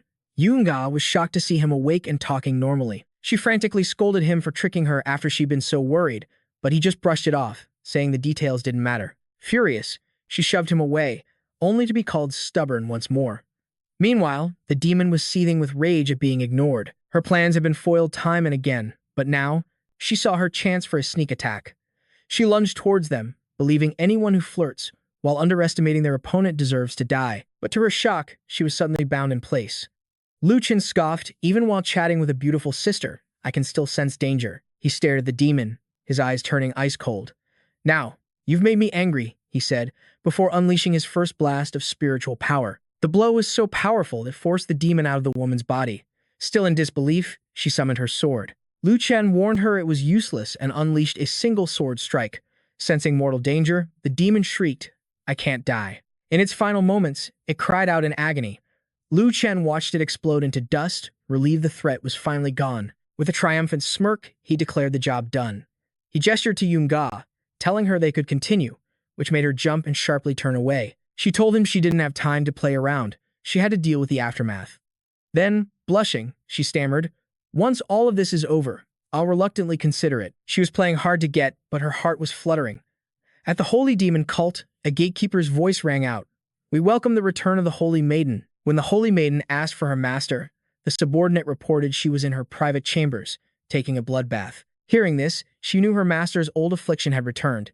She immediately leaped away to find her, telling the others to go on ahead. Elsewhere, a man held a rope, ready to punish prisoners, listing their countless atrocities across the kingdoms. Their deaths would be unmourned by anyone. But today, he announced, "You are all free." The mysterious figure released their chains one by one, but reminded them that freedom comes at a price. He pointed to a frail old woman and declared that whoever killed her would be truly free, with the full backing of one of the prisoners spoke up, seeing the simple task. "It's just a pledge of allegiance," he sneered. The old woman just stood there, coughing weakly, as the prisoners charged toward her, ready to kill. But suddenly, she looked up, her eyes glinting with a razor-sharp light. It was as if she'd been waiting for them to get close. In the next instant, two of the prisoners were drained of their blood. The other prisoners stared in horror at the sudden, gruesome scene. Her shriveled hands became smooth and youthful as she fed. Veins bulged on her face before she transformed into a stunning beauty, sighing that the prisoner's blood was as sweet as ever. This was the holy master of the Holy Demon cult. She glanced at the remaining men and asked, "Who's next?" Perched on a rooftop, Tai Yan watched the carnage unfold as her master slaughtered innocents amidst a symphony of screams. The Saint Lord was intoxicated, feasting on fresh blood. Suddenly, she felt a gaze upon her, wondering who it could be. As her disciple descended, she was startled when her master asked why she had returned so soon. The young woman hastily bowed, reporting she had heard the master was performing a bloodbath ritual. But the Saint Lord simply brushed it off. She dismissed it as unimportant, reminiscing about the old days when she invested everything into alchemy to build an empire, only for it all to be shattered by an exploding furnace. The furnace's flames had invaded her very blood, causing her to age rapidly. Now, she needed to drink fresh blood every month just to maintain her form. It was this tragedy that led her to the sect and her current status. Her disciple, however, seethed with frustration, asking why they couldn't just bathe damning city in blood for revenge. Her master's voice turned deadly serious. If she dared to touch anyone there, she would be beheaded on the spot. Tai Yan fell to her knees at those words. The Saint Lord explained that someone there had saved her life, a debt to her own master and grandmaster as heavy as a mountain. She ordered her disciple to remember, "No one touches the people of that city. If they must, kill them discreetly." Suddenly, her master smiled. "However, I have found someone for you to test your skill." The moment the Ouyang family was mentioned, she knew. They were one of the 5 great clans of the Shuan domain, guardians of the myriad-layered peak. Her master sneered, telling a laughable tale. Under the guise of a challenge, the Ouyang family had been secretly harvesting the spiritual power of the contestants. The other powers wanted them annihilated, but feared wasting their own strength. So, they came to the Holy Demon sect. The disciple immediately accepted the mission. Her orders were to eliminate Yunga and her father. As the Saint Lord gave her final instructions, a heavy rain began to fall. Tai Yan would carve fear into the hearts of the Ouyang family, making the name of the Holy Demon sect echo across the entire Shuan domain. 3 days later, Bai Linglong sat by a window, playing a flute. Hearing a noise, she looked up, surprised by the unexpected visitor. When a voice called out, Yunga seemed just as curious. But upon realizing it was the young lady of the Ouyang family, she composed herself. Yunga teased her for being so mysterious, admitting she was moved by the beautiful flute melody. Flattered, Linglong offered to play another. She boasted that she knew more than just Oriel's flight, claiming to be a master of the Song of Slaughter. In a flash, a hidden projectile shot out from the flute's end. It struck Yunga, who barely had time to register what happened. Linglong's eyes went cold. "Who are you? Why are you disguised as Yunga?" The imposter was shocked she'd been discovered, admitting Linglong was smarter than the rumors suggested. Linglong simply replied, "It takes one to know one." She then pointed out the fatal flaw. The song was from the desolate wastes, a place the real Yunga, who had never left the Shuan domain, would never know. Realizing she was caught, the assassin declared she hadn't come alone. She lunged forward, grabbing Ling Lung to hold her in place for her master. Weapon in hand, Tai Yan leaped from the shadows, causing Ling Lung to panic. With the clash of steel, she braced herself for death, but when she opened her eyes, she was unharmed. A familiar sword had blocked the fatal blow. She turned to see the real Yu Enga, desperately calling for her help. As the two sides prepared to clash again, Ling Lung warned that their opponent's strength was no joke. Yu Nga knew, but said they had to hold on. This was a critical moment, as Lu Chen was currently absorbing spiritual power from Mei Xiao. Hearing the name Young Master Lu, Tai Yan's interest was piqued. Yu Nga was shocked she knew about the infamous tyrant of the Qing domain. The assassin licked her lips. "Oh, I more than know him. We share a deep and bitter hatred." With that, she lunged at the Ouyang family's lady again, but Ling Lung leaped in to assist. She mused that arriving early is never as good as arriving at the perfect time. Tai Yan swore that after finishing Yu Nga, she would hunt down and kill him next. But she was met with a scoff. "You think you can kill young Master Lu by yourself? You must be dreaming." She was stunned to feel the immense spiritual power radiating from her opponent's weapon, realizing her own attacks were having no effect. Tai Yan smirked. A while ago, that might have been true, but now that she had reached the King realm, crushing them would be as easy as squashing an ant. Both Yun Ga and Ling Lung felt their defenses crumbling. With their swords cracking under the strain, they knew death was imminent. But even then, a single thought echoed in her mind: "Lu Chen, don't come here." Miles away, he felt a sudden sense of dread. Hearing her desperate warning to run, he knew exactly what he had to do. Meanwhile, the two women continued their hopeless battle against the disciple of the holy demon sect. Yuna's sword was kicked from her grasp, and she was seized by the hair. Tai Yan raised a dagger, a crazed smile on her face, ready to deliver the killing blow. Then, she cackled, "I'll go find Lu Chen." But suddenly, the dagger was knocked from her hand, leaving her completely stunned. A familiar silhouette stood on the rooftop, his voice laced with ice. "Let her go, or you will regret it." The two battered women looked up, their faces filled with pure joy. They rejoiced as Lu Chen had finally arrived. The assassin's expression turned grim, but then twisted into an unreadable smile when she confirmed his identity. She sneered, mocking his weak aura after hearing him hyped up so much. With a flick of her wrist, she triggered a massive explosion around them. "Let me remind you," she declared, "there are levels, even among King Realm experts." She was certain her power far surpassed his. Seeing this, Ling Lung and Yu Inga realized in horror that just as Tai Yan was showing off, another voice cut through the air. "You know, that's the most human thing you've said all day." They looked over to see Lu Chen casually eating a huge pile of steamed buns. "I agree," he said. "There is indeed a difference between those in the King Realm." Seeing him there, the two women wondered who the figure on the roof had been. Just then, Mei Xiao stepped out from the shadows to introduce himself. He explained that when his master emerged from seclusion, he was starving, so he posed as him to buy some time.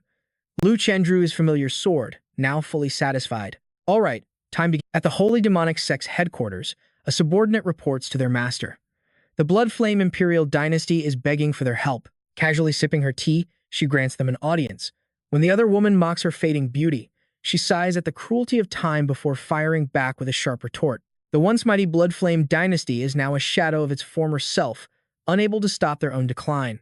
Though annoyed, the woman steers the conversation back to the main point. They must act first and seize the 10,000 Peaks Summit. They cannot let the four great families annihilate the Ouyang clan. Sensing her urgency, the Holy Demonic Sect Master opens a spatial gate. She orders them to follow, declaring she will handle this personally. Meanwhile, Lu Chen is locked in a fierce duel with Tai Yan. She leaps into the air, preparing to unleash a devastating strike, but he calmly parries the blow. Another attack is effortlessly blocked.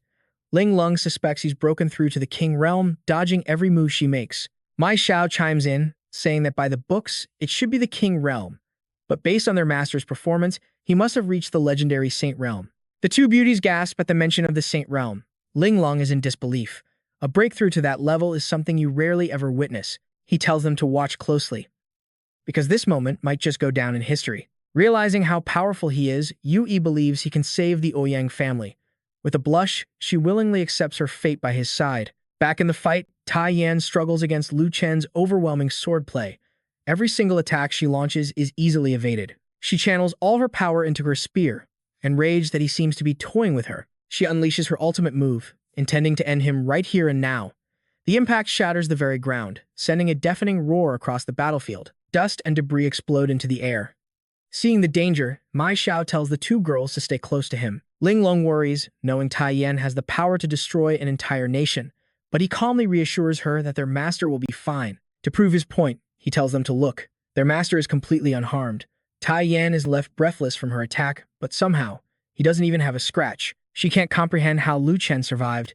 He casually dusts off his clothes, seeing her spirit is broken. He even tries to console her, saying she's better than the other fools he's faced, but his words only deepen her shock. Defeated, she collapses to her knees in despair. Mai Xiao runs up, asking what's wrong with her. The master's simple reply, her spirit is shattered, but their moment of peace is short-lived. Suddenly, a voice echoes, impressed that someone actually defeated Tai Yan. The newcomer possesses an overwhelmingly powerful water-based aura. The two sect masters from before have arrived. Tai Yan's master sizes up the situation, deciding Lu Chen is finally a worthy opponent. Tai Yan's despair instantly turns to arrogance. With her master here, she's certain the Ouyang family and Lu Chen are both finished. Mai Xiao and Ling Lung warn them to back off, revealing their master is on the verge of the Saint Realm. But they are all stunned when he tells them to get back. He can sense this woman's aura is extraordinary. Even for him, this will be a grueling battle. He advises them to hide at the base of the 10,000 Peaks summit. Understanding the gravity of his warning, they agree to leave immediately. The woman with the holy demonic sect master recognizes Lu Chen. He's the one who arrogantly invaded her territory before. Asked if she knows him, she spits that he's an enemy of the Blood Flame dynasty, the man who killed their previous emperor and grand general. She urges the holy master to kill him, promising immense rewards and the title of state preceptor. But Tai Yan's master hesitates. She seems to realize something. Then suddenly drops to her knees, bowing deeply. "Greetings, martial uncle," she says, introducing herself as Ren Xiao. Her own disciple, along with Ling Lung, Yu Yi, and Mai Xiao, are completely floored by this revelation. Lu Chen himself has no idea what's happening. Ren Xiao apologizes for startling him, explaining she was once a member of the Pill Alliance city. After being injured, their shared master took great care of her, and often spoke of him, so she knows exactly who he is. The pieces click into place for Lu Chen.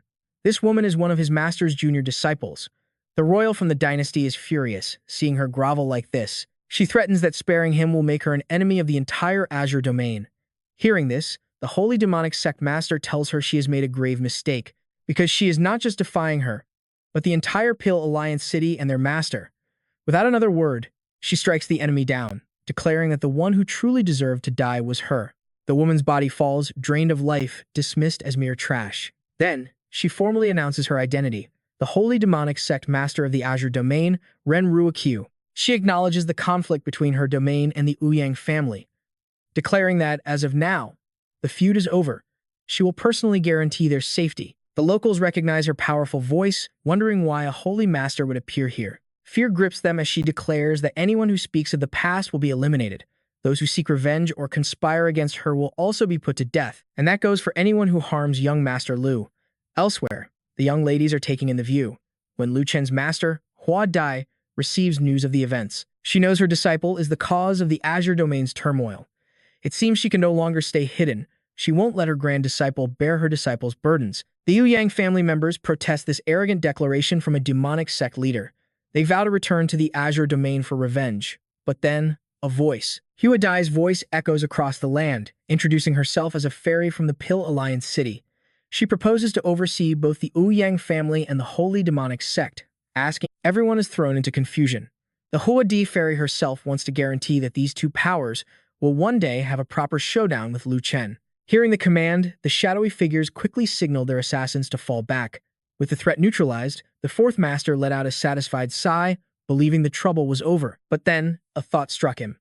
His voice boomed across the Qing domain, a sharp rebuke for Lu Chen, summoning him to his side immediately. The disciple's voice echoed back, filled with reverence.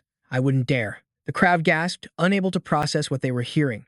Realizing he was not only the great demon lord of the Xuan domain, but the revelation was an absolute shockwave. Amused by her disciple's obvious terror, she promised to pay him a personal visit in the near future. Utterly humiliated, Lu Chen could only look up and agree.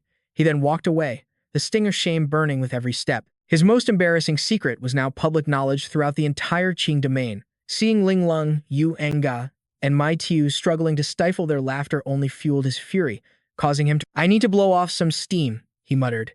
He turned his glare toward Ren Ruoqiu and her disciple, summoning them with a chilling command. Ignoring her disciple's desperate pleas, The master simply addressed him softly as martial uncle. When Lu Chen sneered, asking if she meant to stop him, she demurely replied, "I would never dare." Tai Yan watched in bewilderment. She had never seen her master act this way before. In the next moment, both of them were dragged into a dark detention room. "Scream all you want," Lu Chen declared. "No one is coming to save you." A worried Tai Yan clung to her master, terrified of the dark fate that awaited them. Hearing Lu Chen's wicked threats, a deep blush crept across her face. She held her master tightly, stammering out a desperate warning. Seeing her disciple's defiance, the master whispered for her to simply endure it. But the young woman continued her warning. "If you dare lay a hand on us, then in 18 years, our son will hunt you down for revenge." The blank look on his face only made her panic even more. Tai Yan explained her flawless logic. He was taking his anger out on them. But if he did the unthinkable, their son, born 18 years from now, would create a tragic tale of patricide. Surely that would stop him. Lu Chen was utterly speechless. "It's a shame you're not a comic artist," he deadpanned. "What kind of bizarre fan fiction logic is that? I don't get it at all." When she asked if that meant he wouldn't touch them, he simply gave a mysterious, non-committal reply. His hands suddenly wrapped around her slender, supple waist, and Tai Yan's mind went blank with flustered panic. But instead, he tossed her toward a massive millstone. "Start grinding," he ordered. "The fourth master loves candy gourds, so you're going to make maltose." He then cracked a rattan cane against her rear. "And make sure both types of candy are handcrafted perfectly. They're a gift from Master Butterfly Fairy." Renruoxiu couldn't believe this was his punishment, but he knew she'd had the same wild thoughts as her student. When confronted, she frantically denied everything, claiming she'd never presumed to guess her martial uncle's intentions. Listening from outside, Ling Lung and Yu Enga were at a loss for words. Who knew the Saint Lord of the holy demonic cult could be so twisted? As he continued to bark orders at the two candy makers, nearby, Lady Ouyang's heart began to pound in her chest, wondering if a similar fate awaited her and him. Night after night, Tai Yan seethed with resentment as she was forced to work. 3 days later, her fury hadn't faded. She swore she would never forget this humiliation. When Renruoqiu saw him preparing to leave, she offered to accompany him to see her master, but he flatly refused. She had to agree. Bringing her 2 disciples along would be far too cumbersome. Besides, having members of the demonic cult tailing him would be too obvious. He then turned his attention to her exhausted disciple. "You should probably get your bones realigned after grinding malt for 3 days and 3 nights. With the ship's sails catching the wind, they exchanged their farewells. Just before he left, she handed him a small bell. "If you are ever in need, sound this, and our sect will come to your aid." Without hesitation, Lu Chen accepted the offer, and so they parted ways once again. As he left, he overheard them asking about Yunga, wondering where she'd been these past few days. But little did they know, she was watching from the highest tower of the castle. Her heart ached with regret as his ship sailed away, her confession left unspoken. Her father, Master Ouyang, wheeled himself over, his eyes knowing. "You can't bear to see him go, can you?" Yu Enga blushed, telling her father, "I'm just grateful for his help." He gently cut her off. "A father always knows his daughter's heart. Do not let our family's duty chain you here," he told her. "If what you feel for him is real, then you must go and find your own answer." Hearing her father's complete understanding, tears began to stream down her face. He had seen how happy those 3 were on their journey. He wanted his own daughter to experience the world and forge her own destiny. But Yunga couldn't bear to leave him, running back into his arms. Stunned by the sudden embrace, he paused for a moment, then affectionately called her his little fool. "Just come back to visit," he said, "once you have found the life you truly desire." As they shared this heartfelt moment, a flock of birds circled overhead, a clear sign of a blessed future. And with that, she finally accepted the proposal from the people of Danming City. This legendary city was the heart of alchemy. From common remedies to powerful elixirs for cultivators, 80% of the entire domain's supply came from the 5 great alchemy clans residing here. Because of this monopoly, the status of Danming City was unmatched. Not even the most powerful sects in the Shuan domain could compare to its influence. And the founders of these 5 great clans, they were all, in a way, disciples of the Butterfly Fairy. They were called disciples, but in truth, they began as mere assistants she took on during her alchemy sessions. After years under her tutelage, they each went on to establish their own powerful sects. Lu Chen finally arrived in Danming City, the familiar, incredible atmosphere washing over him. He was practically bursting with pride after being praised as the 4th master's disciple, but his thoughts quickly turned to Mai Tiu. Ling Lung suddenly realized it too. He'd said he was just grabbing food, but that was over an hour ago. A knot of worry formed. What if something had happened? Just as the words left her lips, Mai Tiu appeared, clutching a scroll in his hand. "Master," he gasped. "Something big is happening." "What is it?" Lu Chen demanded, as Mai Tiu struggled to catch his breath. Taking the notice, he glanced at the contents, his eyes widening in disbelief. It read, "On the night of the full moon, the 15th of next month, here in Danbing City, the #1 genius alchemist of the Lan clan, Lan Yi, will make her appearance." When they heard the news, it struck Ai Ling Long and Lu Chen like a bolt of lightning. Mai Xiao nervously recounted the woman's immense talent and legendary achievements to his father. The head of the Mai family, Mai Suo, felt a deep sense of shame. Then he pointed to the seal of the flower butterfly fairy, realizing the duel had been arranged by the Grand Master herself. Lu Chen fell into thought. A duel arranged by his master, and it was alchemy, no less. Ling Long then asked Mai Xiao why. As a member of a prominent family, his cultivation was only He explained that he had no talent for it. His alchemy classes were boring, and his only real skill as head of the Mai family was fighting. She called him a lopsided student, worried Lu Chen would be all alone, but he just calmly said he was already done for. Never having seen alchemy before, Ling Long was completely shocked. He explained that as a kid, his master rarely ever checked his homework. When he wasn't searching for herbs, he was concocting pills, so he spent most of his time slacking off and reading ancient texts. For instance, he learned to brew wine. The disciple was worried for her master, who was still smiling, because this woman in blue was incredibly dangerous. Since childhood, she had been the nightmare of the 5 great clans. Every single rising star of his generation had been tormented by her. She had committed countless cruel acts he didn't dare recall. The moment Lu Chen understood the situation, his disciple dragged them away at top speed. Because of her personality, he had suffered a crushing defeat. As Lu Chen stood lost in thought, a voice suddenly mocked him for showing up here. A pink-haired woman said it had been a long time. She told the man beside her how her former fiancé was slaughtered with his entire family over a few jars of wine. Lu Chen felt unlucky, running into this woman the moment he set foot in the Shuan domain. She then whined to her new lover, demanding he get revenge for her. She was dead set on seeing Lu Chen die. He warned her not to let her new man die too, and that it was best not to start trouble. Otherwise, he'd make her a widow a second time. Her lover immediately lunged at him, declaring his arrogance would be met by the might of a king. Seeing the man wouldn't listen to reason, Lu Chen was ready to put him to sleep permanently. But Mai Xiao suddenly leaped in to intervene, surprising his master. He declared that in Pill City, he would handle this kind of small fry. He would bring honor to the Mai family, so his master needn't worry. Then, with a single strike from his fan, he effortlessly finished his opponent. Lu Chen smirked as the woman stared in disbelief at her dead lover. He then said he had warned her, but she refused to listen, making him question the trust between people. She was in shock, unable to believe what just happened. Meanwhile, his face was radiating killing intent. When his disciple asked what to do with her, Lu Chen said they would study her fate.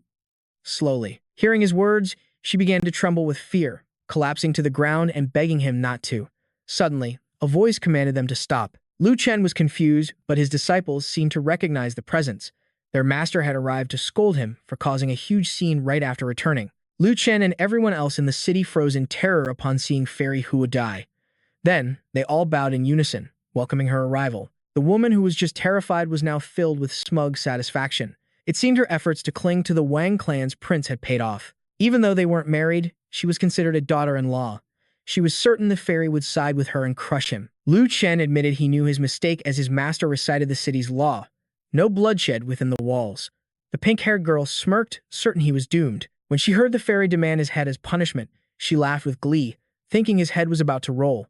She stared at that alchemist's hand. She even wrote a script in her mind, but Fairy Hua Dai only flicked his forehead, warning him that if he caused more trouble, he'd get no dinner. The pink-haired woman couldn't believe it. A single flick on the head, and it was over.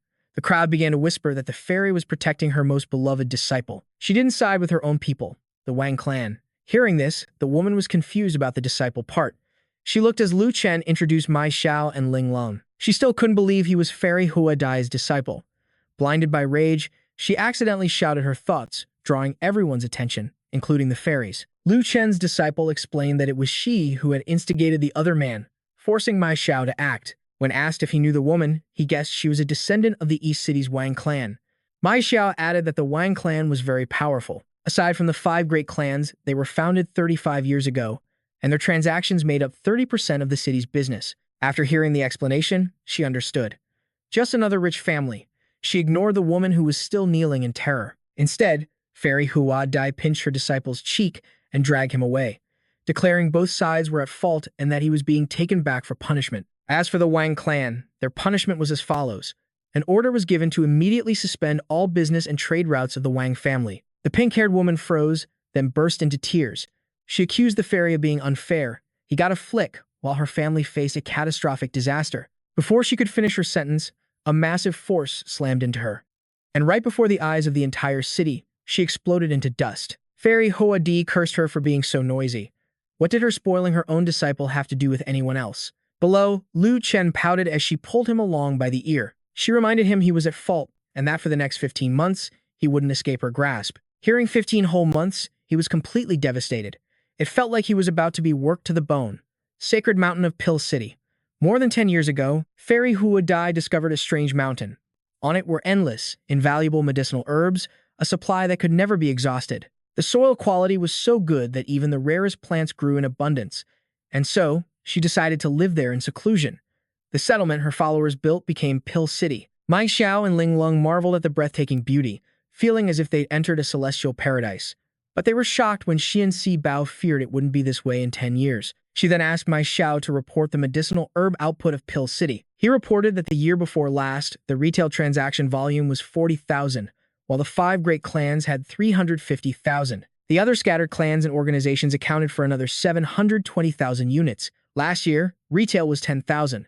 The 5 great clans were 320,000, and the scattered organizations were 1 million. Ling Lung was stunned by the incredibly high transaction volume, but she was even more shocked to learn this didn't even include the rarest alchemical pills. Huadi explained that this place was well cared for, receiving spiritual energy from Lu Chen's grandmaster every single day. The young man revealed a critical piece of intel. The transaction output of smaller organizations and the remaining clans had skyrocketed by over 40% in a year. Their elixirs were cheap, but the quality was far from guaranteed. They once held a tiny market share, but their growth rate in recent years has been explosive. There's an old saying, bad money drives out good. The elixir problem in the city was becoming just as serious. Originally, Mingdan City focused on production to build a stellar reputation and prove its strength, unlike these groups who churn out inferior goods just to seize market share. Mei Xiao pointed out how she could use this situation to ban them entirely. For the young man, the idea struck him like a bolt from the blue. He realized it wasn't just a few rogue actors. Daring to pull something like this meant they were anything but simple. Lu Chen understood his master's meaning. Someone was pulling the strings from the shadows. She also added it wasn't a single person. They were likely colluding. Her words couldn't erase all doubt, and the 4 of them fell silent as they flew towards the villa. The servants in the distance had overheard the fairy's teaching. The true purpose of medicine is to save lives. Even immortals only have one life, the most precious thing anyone possesses. Huadia continued, an item that can save you in a critical moment will naturally attract countless greedy eyes. Afterward, she descended to a warm welcome from her disciples. But she continued to teach the 3 of them, explaining that whoever controls Mingdan City essentially controls the very lifeblood of the demon domain. In the future, their life and death could be manipulated by the city, leaving them powerless to resist. Such a huge prize would naturally attract those who would secretly infiltrate and corrupt it. The 3 finally understood why the fairy had been so harsh with the Wang clan. It was a pretext to dismantle their entire network. Wiping out a single clan wouldn't solve the root problem. The Wang clan had grown powerful over the years, and their heir was plotting to usurp her authority. But the Li clan still remained. Tomorrow, it could be the Zhang clan, then the Chen clan, all rising up. To truly clean house, they had to purify all of Mingdan City. It was time to seize back control once and for all. Hua Dai's desire to rely on her prized disciple surprised him greatly. As a leader, she could easily be targeted for making such a move. Ling Long and Mei Xiao realized the earlier announcement was just a pretext, giving Lu Chen the legitimate authority to command everyone's obedience. She laid out the entire scenario for him. In 15 months, he would become the youngest 9th-grade alchemist, a master second only to her own existence. After that, he would defeat the city's #1 genius. Then he could rightfully become the master of this domain. Next, he would revoke the alchemy rights of every clan and establish an elixir alliance to manage everything. Hearing this brilliant plan, the other 2 high-fived in excitement. Since Lu Chen was starting from nothing, she just needed to tighten his training regimen, giving them no time to rest. He grew frustrated, refusing to let them have their way, and slumped to the ground. When this plan inevitably infringes on the clan's interests, they won't submit knowing an immortal is behind it. A civil war in Mingdan City would be a minor issue. The real fear was that someone else with ulterior motives would take advantage of the chaos. The master agreed with her disciple's logic. It's not the thief you fear, but the fact that they're always watching. Ling Long and Mei Xiao's faces paled, realizing this mission was far beyond their abilities. Seeing her disciple knew she already had a plan, She beamed with joy. The boy truly understood her. But when his master mentioned finding a teacher and the need to study hard, he dreaded another long-winded old man from his childhood who would talk his ear off. The new alchemy instructor slowly appeared.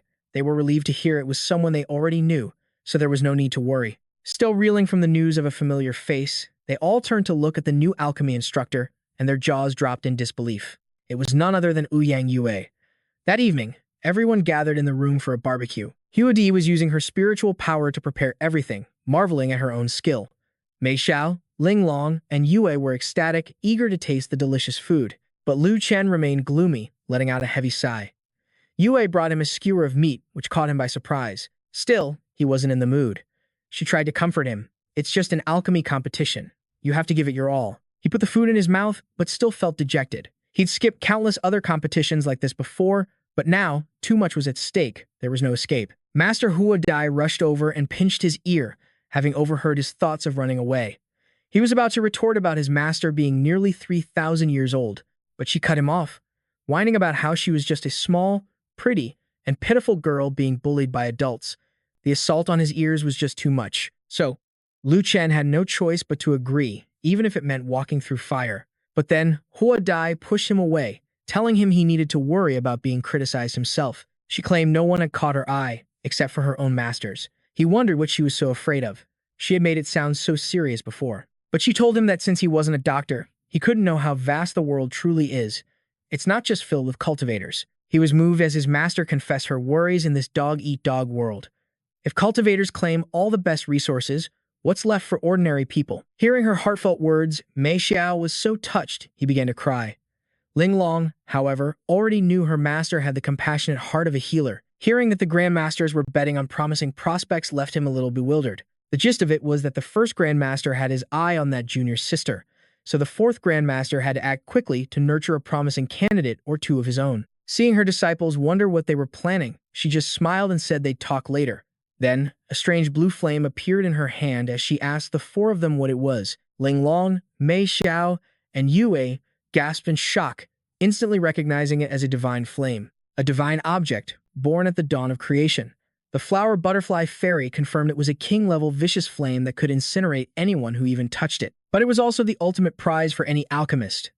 If its temperature could be controlled, it could refine pills to a level of perfection that most alchemists could only dream of. Mai Xiao realized this must be why she accepted the alchemy duel. It was all to pass the divine flame to Lu Chen. Yunga understood the plan as well, but worried it was too soon given his current strength. Taming a divine flame was incredibly dangerous. Ling Long was fiercely against it too. The fairy's intentions were good, but she refused to let them gamble with his life. And so, the three of them knelt together, pleading with the fairy to reconsider.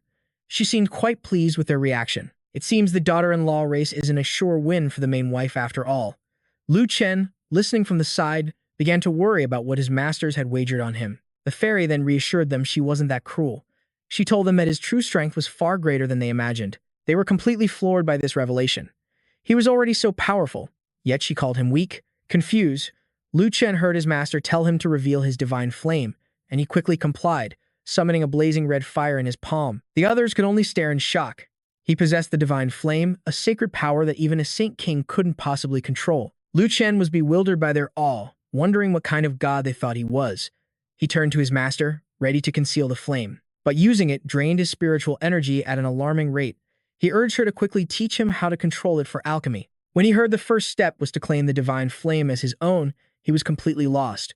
She explained that using the flame as a weapon was simple, but using it for alchemy, to control its heat, infuse it into medicine, and maintain a perfect temperature at all times, his current skills were far too crude. The fairy's gaze grew serious. She insisted Lu Chen had to temper his physical body first, and she knew a sacred training ground that could help, the Flame Valley. Flame Valley was located in the northwest of the Shuan region, a top-tier power comparable to the Imperial Sovereign Sect and the Boundless Palace. The climate there was scorching, giving birth to an incredibly intense law of fire. This law manifested as fiery particles that filled the air. Forging one's body with these particles had a tremendously powerful tempering effect on a warrior's physique. Because of this, cultivators from Flame Valley were known to have far stronger bodies than those from any other faction. And due to their unique geography, no other power could even begin to match their research and mastery over fire. Hua Diep continued to explain that because of this, they would know better than anyone how to fuse the divine flame into his body. There was no place more suitable for a cultivator to train their body than Flame Valley. Furthermore, those who possess a divine flame often undergo a special tempering, and to achieve a deeper fusion, one absolutely required the secret divine power of Flame Valley. As she said this, both Mai Xiao and Lu Chen were stunned. A secret? Divine power? A flicker of lightning reflected in Hua Diep's eyes as she spoke with gravity. Heavenly lightning. Just as she spoke, a ferocious bolt of lightning tore through the sky behind her. Heavenly lightning. One of the creator gods. The reason Flame Valley could gather so many flames, and why they have burned for centuries without fading, is because its unique terrain naturally attracts this heavenly lightning. The valley is shrouded in perpetual thunderstorms, constantly bombarding the mountainside, ensuring the flames never die and creating a truly legendary landscape. Lightning is a superior element to fire, and heavenly lightning shares the same origin as the divine flame. To temper one's body twice with heavenly lightning. There could be nothing more perfect. Lu Chen felt as if he'd been enlightened, finally understanding the path forward. Hua Diep's excitement grew as she spoke. The Ouyang family had deep connections with the master of Flame Valley. Plus, with Jade Swan being a high-level alchemist herself, she could be a great help to him there. Jade Swan readily agreed with a simple yes. After explaining everything, Hua Diep darted inside like a cheerful child. My part is done, and I'm tired. You all eat. I'm going to rest. Despite her playful demeanor, Lu Chen and Jade Swan still treated her with the utmost respect. Dongqing simply replied, understood. The night was deep and silent under the bright moon. The only sound was the wind as everyone slept soundly, except for Lu Chen, who sat on the roof, gazing at the sky. He seemed lost in his own world, so deep in thought that he didn't notice someone approaching from behind. A voice cut through the silence. What is it? Still awake? It seems like something is weighing on your mind. It was Jade Swan's familiar voice. Not exactly, he replied. It's just that, I feel. Our master is acting strangely. Her behavior today was too hasty. If it was just about the supply rights for medicinal herbs, there would be no need for such urgency. Besides, the competition is still a year away, Jade Swan thought to herself. Hearing his words, a seed of doubt was planted in her heart. You're right. The fairy's words today were strangely numerous. The more he voiced his thoughts, the more confused he became, his brow furrowing deeply. Besides, my 5 masters in the 10 domains each command their own sect. For any matter, big or small, they only need to say the word. But this time, Master would rather send me than ask the other 4 for help. Could there be a hidden truth she can't speak of? Lu Chen muttered, running his hands through his hair in frustration. Some things are impossible to figure out when someone is determined to hide them. What in the world is going on? I've racked my brain, but I can't solve this riddle. What kind of trouble has she encountered? Yu wondered, watching him and clenching her fists. Hey, she called out softly. Listen to me. Lu Chen finally turned to look at her, and the words caught in his throat. Then, under the brilliant light of the full moon, with the grass and trees as their witness, Yu leaned in, cupped his face, and gave him a breathtaking kiss that he never saw coming. It was a deep kiss, so profound they could feel each other's warm breath. After what felt like an eternity, their lips finally parted. She hid her face, blushing furiously. There. That's the date I promised you. I hope it helps you get your spirits back. Lu Chen was still reeling from the shock. Before he could even form a sentence, she had already turned and leaped from the rooftop. Her voice floated back. We have to be up early tomorrow, so go to sleep. 1,000 question marks exploded over Lu Chen's head. He scowled in confusion. A date means we have to kiss? Do I really look like that kind of pervert? He immediately jumped down after her. Hey, Miss Yu, are you really a noble lady who's never left her home? Did you misunderstand what a date is? She replied smugly. What? We already kissed. Are you still not satisfied? Don't tell me you want more. Lu Chen panicked even more. Wait, let me explain. My legendary reputation is on the line. If this gets out, how will I ever flirt with girls again? He quickly corrected himself. How will I maintain my image in the martial world? Their commotion was loud enough to attract Huodai's attention from afar. Luer. Everything is riding on you now, she thought. The fate of the mystic domain. No, the future of all 10 domains rests on your shoulders. Elsewhere, the scene shifted to a desolate, gray landscape. The air was thick with a foul stench of rotting corpses. Restless souls wandered the streets in a truly tragic and horrifying spectacle. The next morning, a massive airship soared over the mountains, leaving the sacred Dammon Peak behind. The vessel was colossal, looking as if it could traverse thousands of miles in a single journey. Lu Chen's voice echoed across the land. Master, that's far enough. Your disciple bids you farewell here. Aboard the airship bound for Flame Valley were Mei Xiao, Ouyang Yu, and Bai Huadai waved to her disciple. her mind heavy with unspoken thoughts. Lure, she whispered to the wind. It's all up to you now. With a worried gaze, she watched the airship tear through the sky, riding the clouds like a bolt of lightning. Once again, everyone on the ship was treated to the magnificent view of the sacred Danman Peak.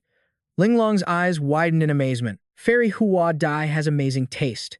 This ship she personally chose is so majestic. Mei Xiao nodded in agreement. Of course. My Mei family is a renowned clan, after all. And since it was a request from Fairy Hua Dai herself, we naturally brought out our finest airship. Yui, meanwhile, was calculating their travel time. We're moving fast. It looks like we'll reach Snowwind City by dusk. At her words, Linglong and Mei Xiao stared with wide eyes. Snowwind City? Why are we going there? Lu Chen sat casually on the ship's railing, explaining with an air of authority. Flame Valley is scorching hot all year round. If we go there suddenly, never mind us, even this wooden airship wouldn't be able to handle it. Therefore, our first stop has to be Snowwind City. We need to acquire some glacial water and apply a layer of fireproof oil to the ship before we can dare to enter Flame Valley. Linglong looked at him with pure admiration. Oh, I see. But then, a thought made Lu Chen frown. Still, we shouldn't have needed an airship for this trip. There's clearly a transportation array. What is Master thinking? I have a bad feeling that something unexpected is going to happen on this journey. The airship truly rode the wind, and in a flash, the warm, fresh air of the sacred peak was replaced by a biting cold and thick snow. Mei Xiao saw the first snowflakes fall and shouted, Master, we're here. Snowwind City is right ahead. Let's go. Peeking through the mist, Snowwind City came into view, causing Linglong to gasp in awe. Whoa, what a beautiful city. It's made entirely of ice. It's absolutely breathtaking. Mei Xiao proudly explained, this isn't ordinary ice. The city is built from mystic ice, reinforced by the internal energy of its ruler, Lady Shui Mei. It absorbs spiritual energy year-round. Any attack below the Saint King realm is completely useless against it. As the airship began its descent into the city, a powerful surge of dark energy suddenly washed over them. The aura startled Lu Chen, but he was the only one who seemed to notice it. Everyone else was oblivious. Linglong and Mei Xiao were still busy marveling at the splendor of the mystic ice city. Let's land the ship quickly, they shouted. I can't wait to see the sights of this city. All right, Lu Chen replied, but then his expression hardened. Wait a minute, something's not right here. He instantly summoned his sword spirit. Lu Chen, he commanded, what do you sense? Liu Chen knew it instantly. Something was terribly wrong with this city. Just as he suspected, a wave of confusion washed over everyone on the ship. What is this unsettling feeling? He pointed below, issuing a command to his sword spirit. Go. Shatter this cheap illusion. Understood. The sword spirit erupted in a fiery aura. With razor-sharp eyes, it lunged forward, wielding the divine sword of Chen. It unleashed a god-slaying slash. The entire blade materialized in a flash of light. An immense pressure exploded outwards, striking the very heart of the formation. In response, the violet light flared with incredible intensity. The impact was like two meteors colliding, stunning everyone on board. What? Mei Xiao cried out in alarm.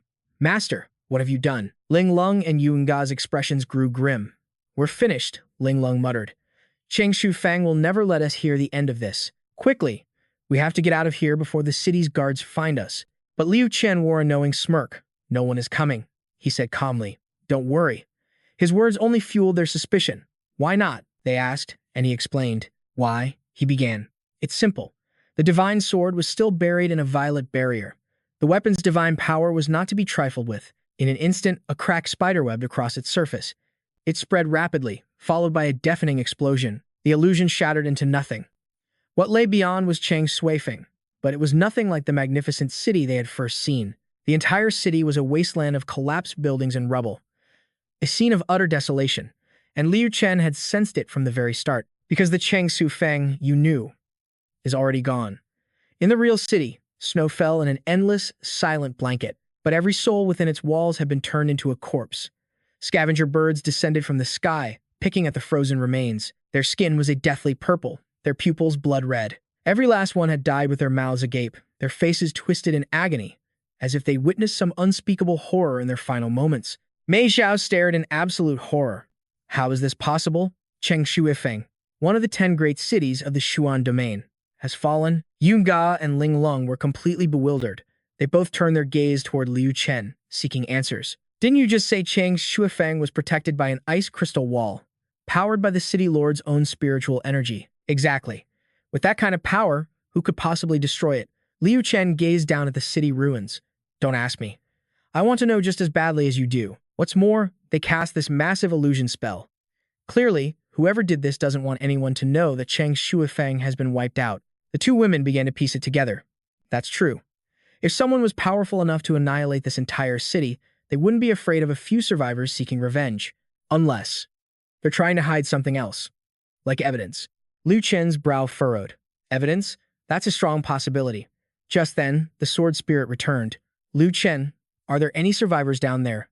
I can't sense a single living soul. The culprit has likely fled, and it seems they've wiped away every trace of their presence. Liu Chen paused, calculating their next move. All right. Mei Xiao, take the ship down. Understood. With that, the airship descended toward the ruined city. The others grew anxious. Are we just going to announce our arrival like this? Isn't it too conspicuous? What if the killer is still down there? Liu Chen's expression turned serious. No.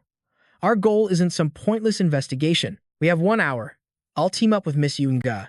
Mei Xiao, you go with Ling Lung. We move in groups of 2. Our priority is finding the ice-ling water and the heat-resistant paint. That's more important. His plan reminded everyone of their original mission for coming to this city. So that's the plan, they murmured in understanding. As soon as the airship touched down, Liu Chen gave his final instructions. If you don't find the materials within 1 hour, return to the ship immediately. No delays. Your safety is the top priority. The others replied in unison. Got it. And with that, the teams split up, each heading in a different direction. Their mission began. Liu Chen and Yunga moved as one team. Everywhere they went, the streets were littered with the dead. Each frozen body seemed to hold 1,000 untold stories, silent testaments to the horrors they must have faced. They even saw a small child, forever held in its mother's embrace. They had died, huddled together, and the sight struck a chord deep within Yunga. The roads were lined with these lonely figures, abandoned beneath the falling snow. Liu Chen finally broke the silence. Don't look, he said sternly. Focus on moving forward. Our target is the heat-resistant paint. Yunga stammered, right, got it. They spoke as they ran. Did Mei Xiao tell you where we might find these materials? Yes, she replied. Probably in the workshop, in the eastern part of the city. It's over there. The heat-resistant paint is a specialty of Cheng Shuifeng. That's the only place it's made. It should be easy to spot. She pointed towards a building with a large smokestack from which a faint wisp of smoke was still rising. At her words, they broke into a sprint toward it. All right, Liu Chen said.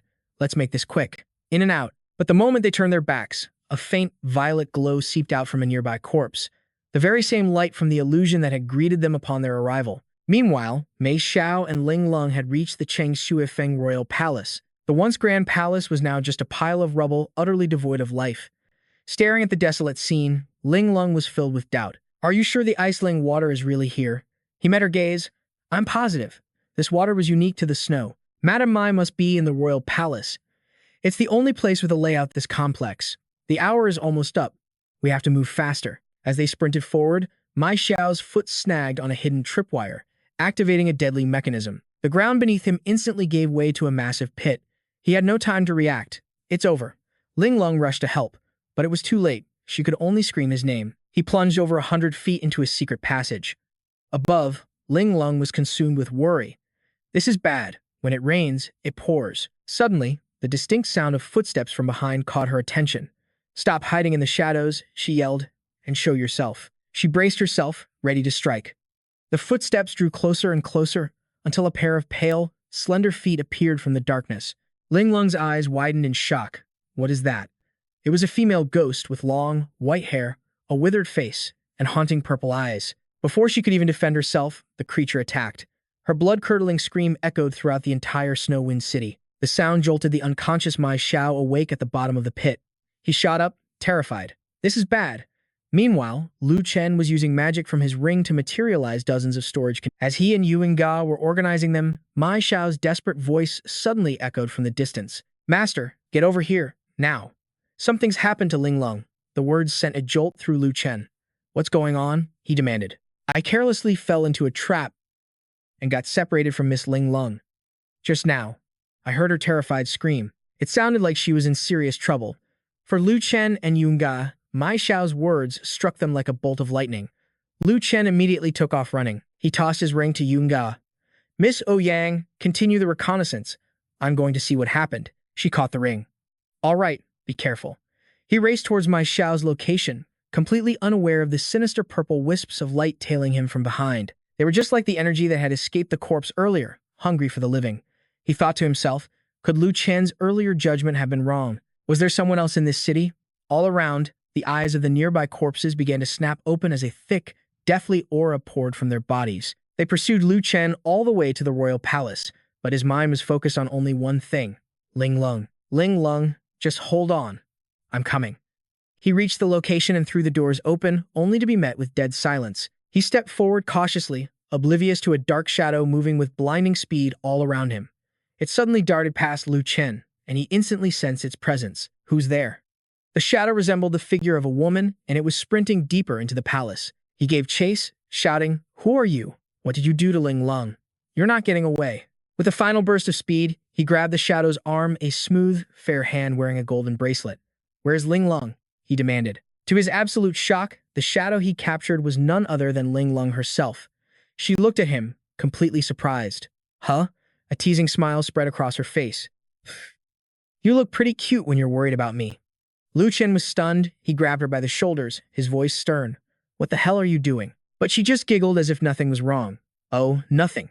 I was bored, so I thought I'd play a little prank on you guys." Then she put on a pouting, coy expression. All right, it was my fault. I was wrong."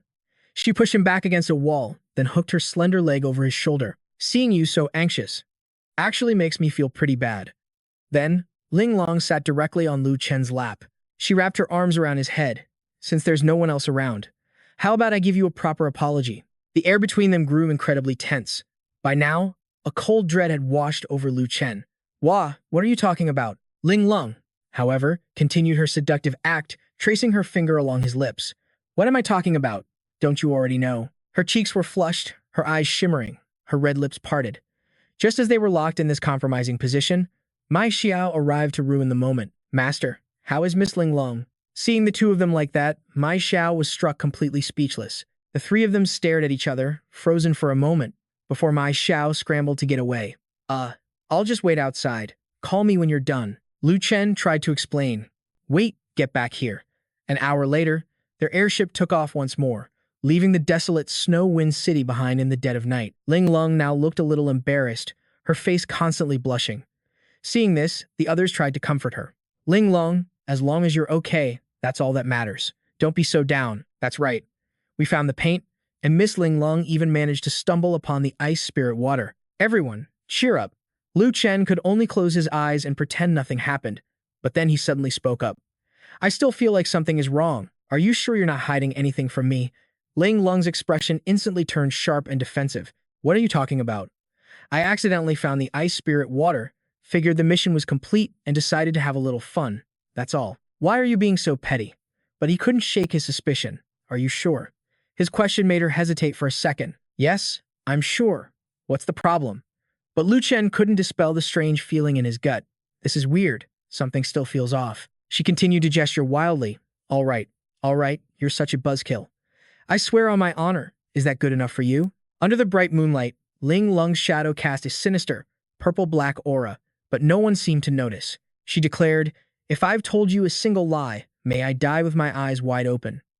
She spoke with a demonic expression, her pupils glowing a terrifying crimson. In a distant place known as the Cursed Realm, where a ghastly aura of death filled the air, a great gate creaked open, unleashing the stench of corpses. A tall, hooded figure emerged, as a crowd robed in black knelt before its immense shadow. "My lord," the experiment was a resounding success. "In less than 2 days, Azure Snow Peak in the Mystic region has completely fallen." The towering shadow seemed to have no face, like a walking, talking robe. "Oh, and how is the contagion spreading?" The figures below reported, "Please rest assured, my lord. I have already scattered the other test subjects throughout the Mystic region. We've already caught the attention of the Butterfly Fairy. It won't be long before news of Azure Snow Peak's fall gets out. When that time comes, the plague will surely spread with every investigator who arrives, infecting all 10 regions." The one they called Master let out a chilling laugh. His form was bizarre and unsettling. "Excellent, truly excellent." An image of the Adjudicator suddenly appeared in his hand. "You call yourself the Adjudicator, but in the end, you still made the wrong move. You sealed us here all those years ago, but did you ever imagine that in this twisted place, we would evolve to a level you couldn't possibly fathom?" He clenched his fist tightly. "This time, It's not just you and your immortal demon clan. All 10 regions will kneel at the feet of our cursed realm. Ha ha ha. With that, he vanished into the shadows, leaving behind only the deathly aura that forever haunted this dark land. The next day, late at night, Lu Chen's airship was still cruising towards Flame Valley. The night sky was a beautiful canvas of shimmering stars, and a perfectly round, bright moon. The sight made Yunga's eyes sparkle as she whispered, "It's so beautiful. Come look. It's absolutely breathtaking, completely different from seeing it from the ground." But Lu Chen's brow furrowed, a cloud of unease spoiling the moment. "I still think something is off with Bai Linglong. It's not in her nature to be so reckless and ignore the atmosphere. That's the first thing. And second, besides her, this whole affair has gone too smoothly, so smoothly that it's making me extremely uncomfortable." As he finished, Yuga frowned as well. Come to think of it, she didn't eat dinner either. "It seems like she's been avoiding us ever since we got back." Lu Chen was surprised.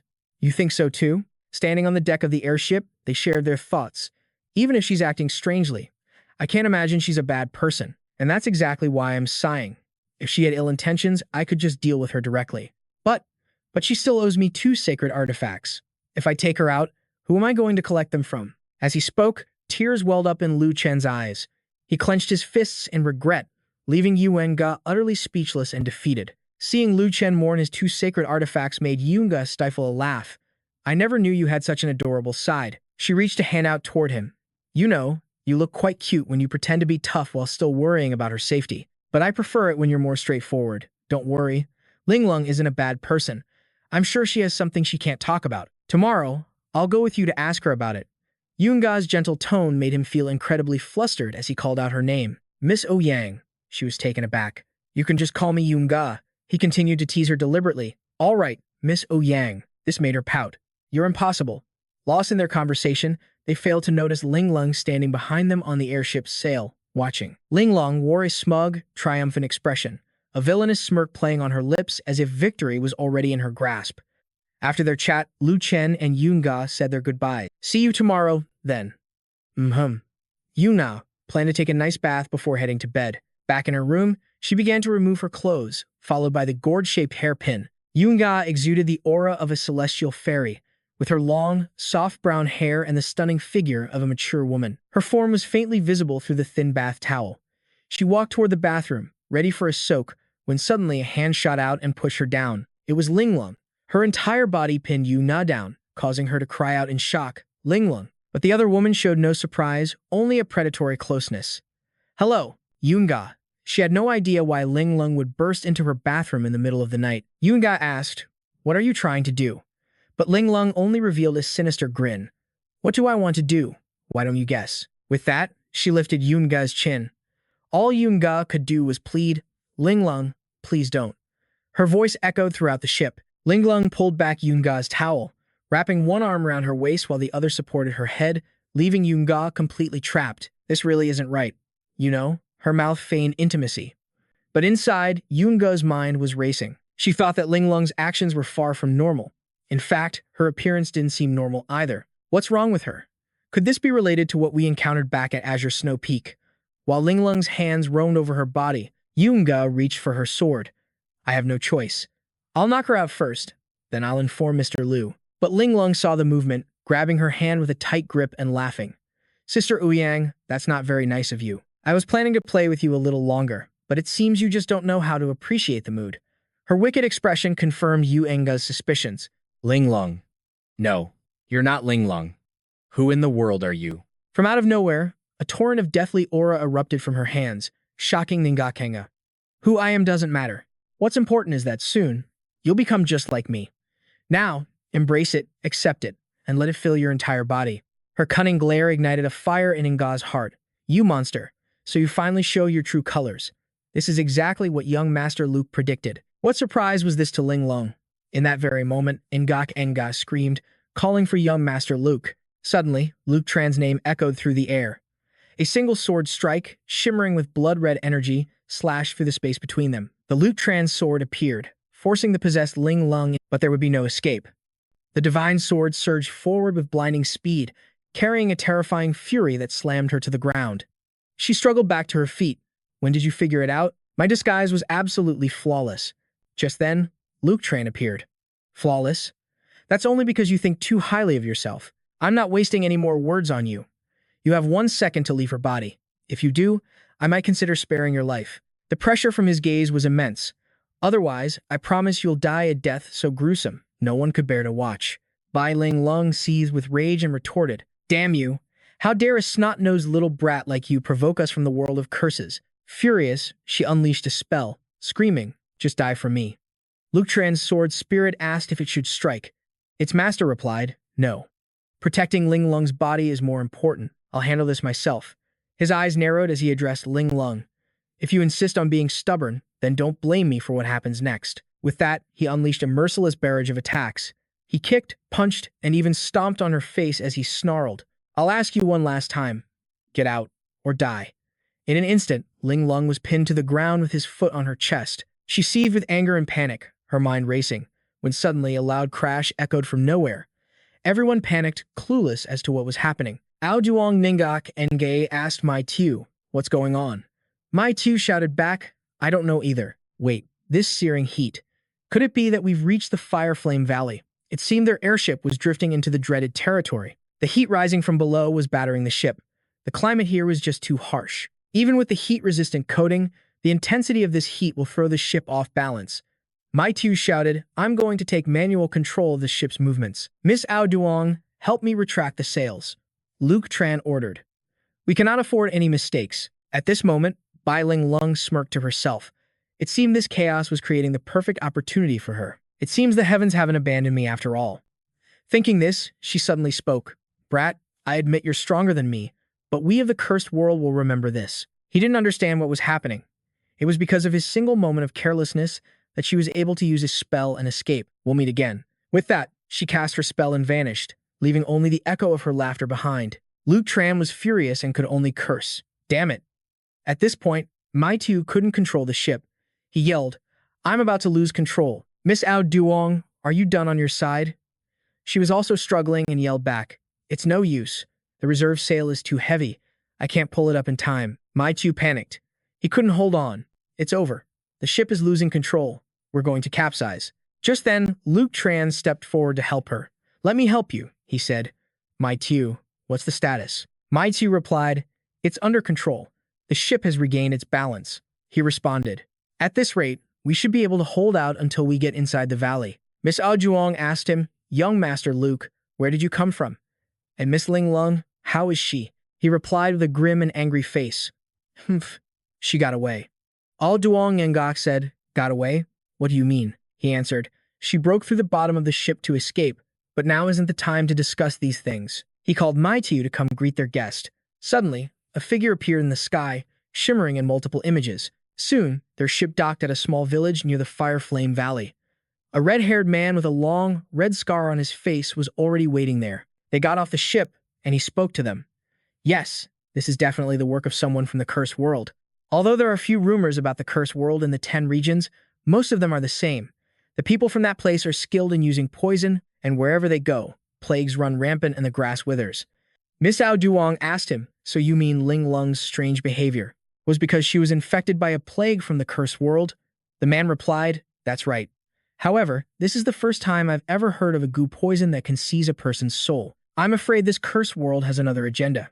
But please, rest assured, the 3 of you are honored guests of our Fire Flame Valley. Young Master Mai's father is also a longtime friend of our Valley Master, and this incident happened within our valley. We will definitely bring the infected young lady back for you. Please rest assured." Lu Chen laughed and replied, "That won't be necessary. This matter isn't that simple. I believe there is a deeper issue here. It would be better to plan for the long term." In another place, a man was digging for stones when he suddenly saw a girl lying on the ground. It turned out to be Bai Ling Lung. He kindly approached to check on her. "Miss, are you all right?" She said to him, "Young master, please save me." She was a cultivator who stumbled into this valley by mistake, her mind completely overwhelmed by the scorching heat. "Young master?" Before he could speak, she latched onto him, her voice desperate. "Young master, I can't take this anymore. You have to help me. My life is in your hands now. Just save me. And this body is all yours." All he could say was, "Miss, you've gone too far." Her expression changed in an instant. "You don't believe me? How annoying." Later that night, inside their tent, Lu Chen remarked, "This place truly lives up to its name, a land forever engulfed in flames. Even this late, It feels like dusk. Mai Xiao added, the strange landscape of Fire Flame Valley is considered one of the 10 great beauties of our Xuanhuang domain. If it ever rained here, the water would instantly vaporize, creating a scene straight out of a celestial paradise. A scorching hot paradise, that is. Hearing this, Miss Ouyang's face fell. I really envy the two of you. You still have the heart to admire the scenery. I can only worry about what's happened to Linglong. Seeing her distress, Mai Xiao tried to comfort her. Miss Ouyang, please don't be so sad. But her thoughts continued to spiral. How can I not be sad? At the base of the 10,000 peaks, Linglong faced life and death with me. Now she's afflicted with a cursed poison. How could I not be worried? Mai Xiao said, I truly don't understand. Young Master Lu, why did you refuse help from the people of Fire Flame Valley earlier today? Do you really not care about Linglong at all? Lu Chen replied, if she could be saved, I wouldn't hesitate. But this situation is not that simple. As he spoke, a purple wisp of energy materialized on his hand. Back on the ship, when Linglong fought me, she left something behind inside my body. Some sort of toxin, which I've already managed to extract. Suddenly, Bai Linglong appeared right beside Miss Ouyang. She spoke with a seductive whisper. That's right. Master used a lot of force when he sucked it out of me. Would you like to try it, too? Miss Ouyang's face turned beet red. Use a lot of force? Lu Chen snapped. What are you two thinking? Linglong, stop your nonsense and get back here. Honestly, what goes through your minds all day? She and I are connected by our souls. I naturally transferred the pathogen from the spiritual plane. The word suck was simply a figure of speech. Mai Xiao and Miss Ouyang finally understood. Oh, so that's what happened. Miss Ouyang coughed to hide her blush and quickly changed the subject. Let's get back to the real issue. What happened after you extracted it? Lu Chen's expression turned serious. I studied the pathogen closely. It appears to have a consciousness of its own, and an incredibly strong desire to reproduce. When it first infected my hand, it was merely a tiny speck, but in just half a day, it had already grown to this size. So I began to analyze its very composition. I was determined to find a weakness. And just as I'd hoped, before dinner tonight, after trying 72 different methods, I finally discovered its fatal flaw. Mai Xiao and Miss Ouyang gasped in surprise. A weakness? He nodded. Correct. Divine fire. Do you remember what our master used to say? Divine fire is inherently violent by nature, a power born at the very dawn of creation. Therefore, it stands as a supreme force in the natural order of things. Against a pathogen like this, destroying it is as easy as flipping a hand. With my current power, incinerating the pathogen with divine fire is no problem. But I'm limited to only incineration.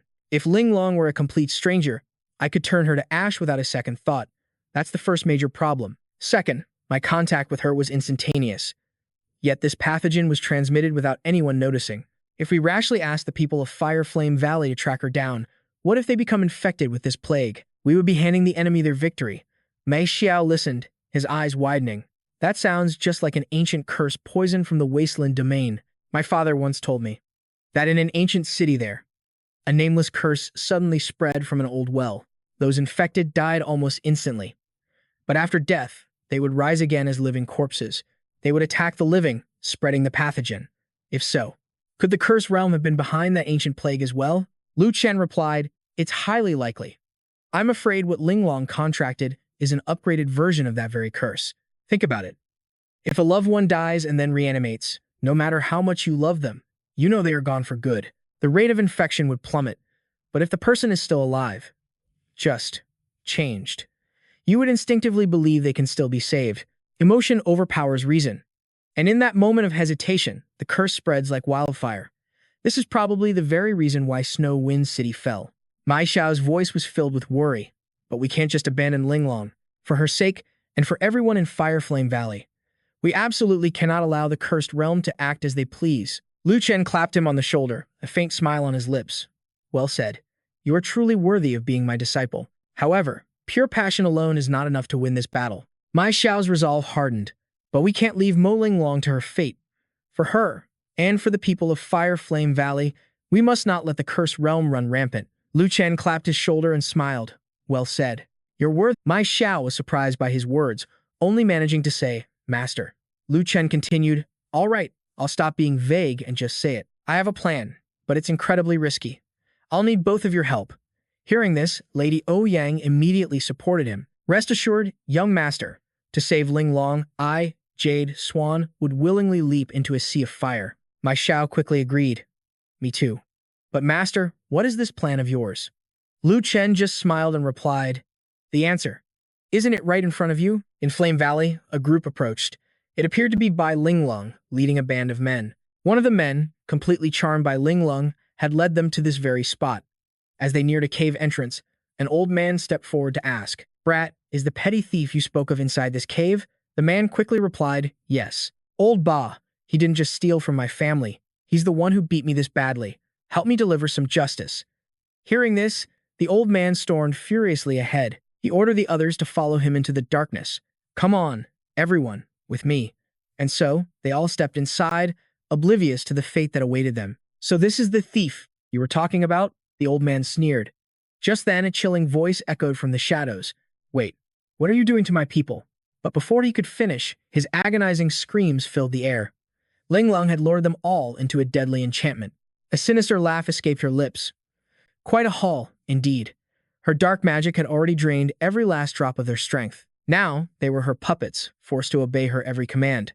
One by one, they knelt before Bai Linglong, chanting, We greet the matriarch. She turned to the man who brought them here and said, You've done well. We must expand our clan.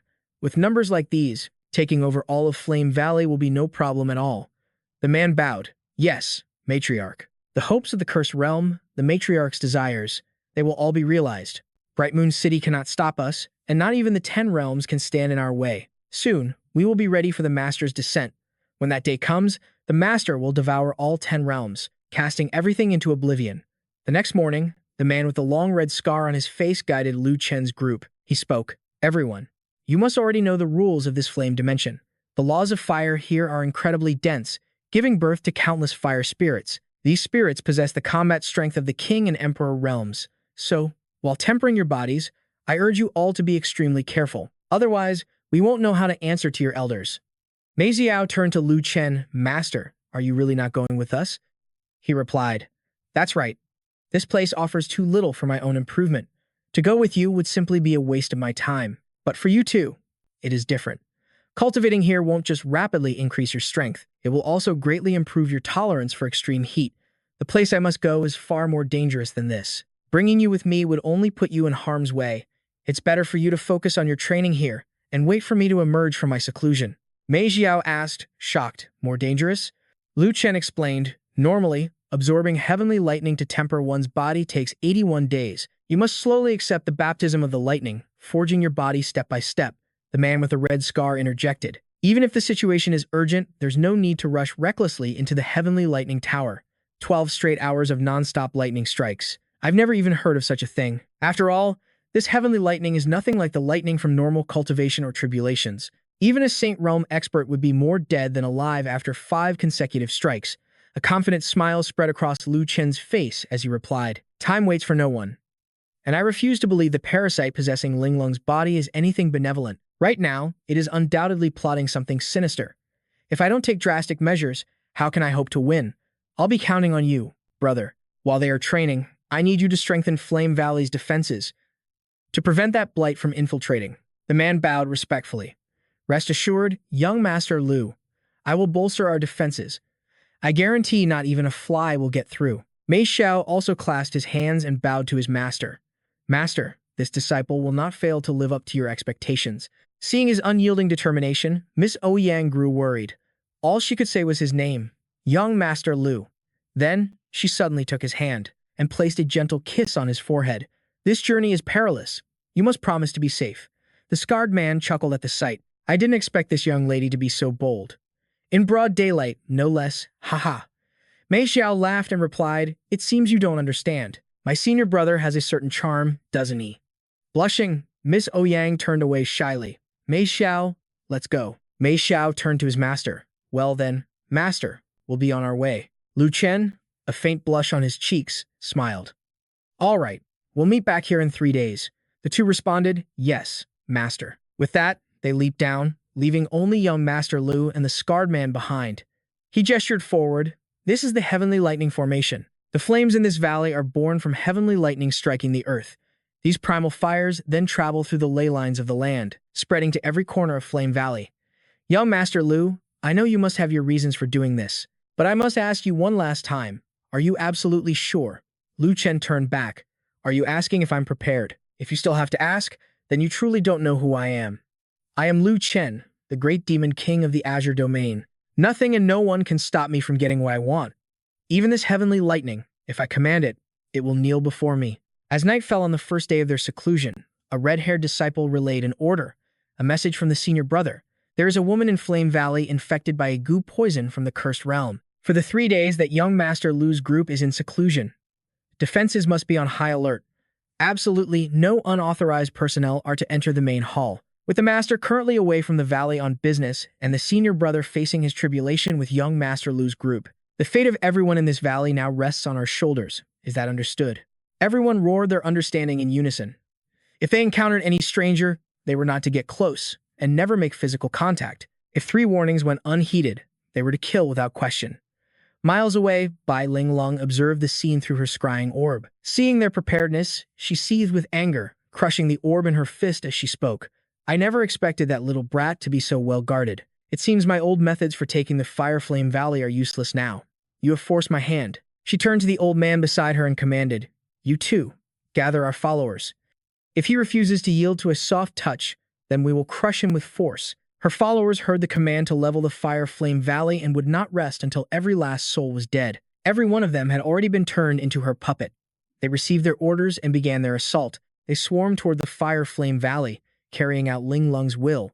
Meanwhile, inside the Heavenly Thunder Pagoda, Lu Chen was undergoing his own trial. He let out a scornful laugh and said, So this is the legendary Heavenly Thunder.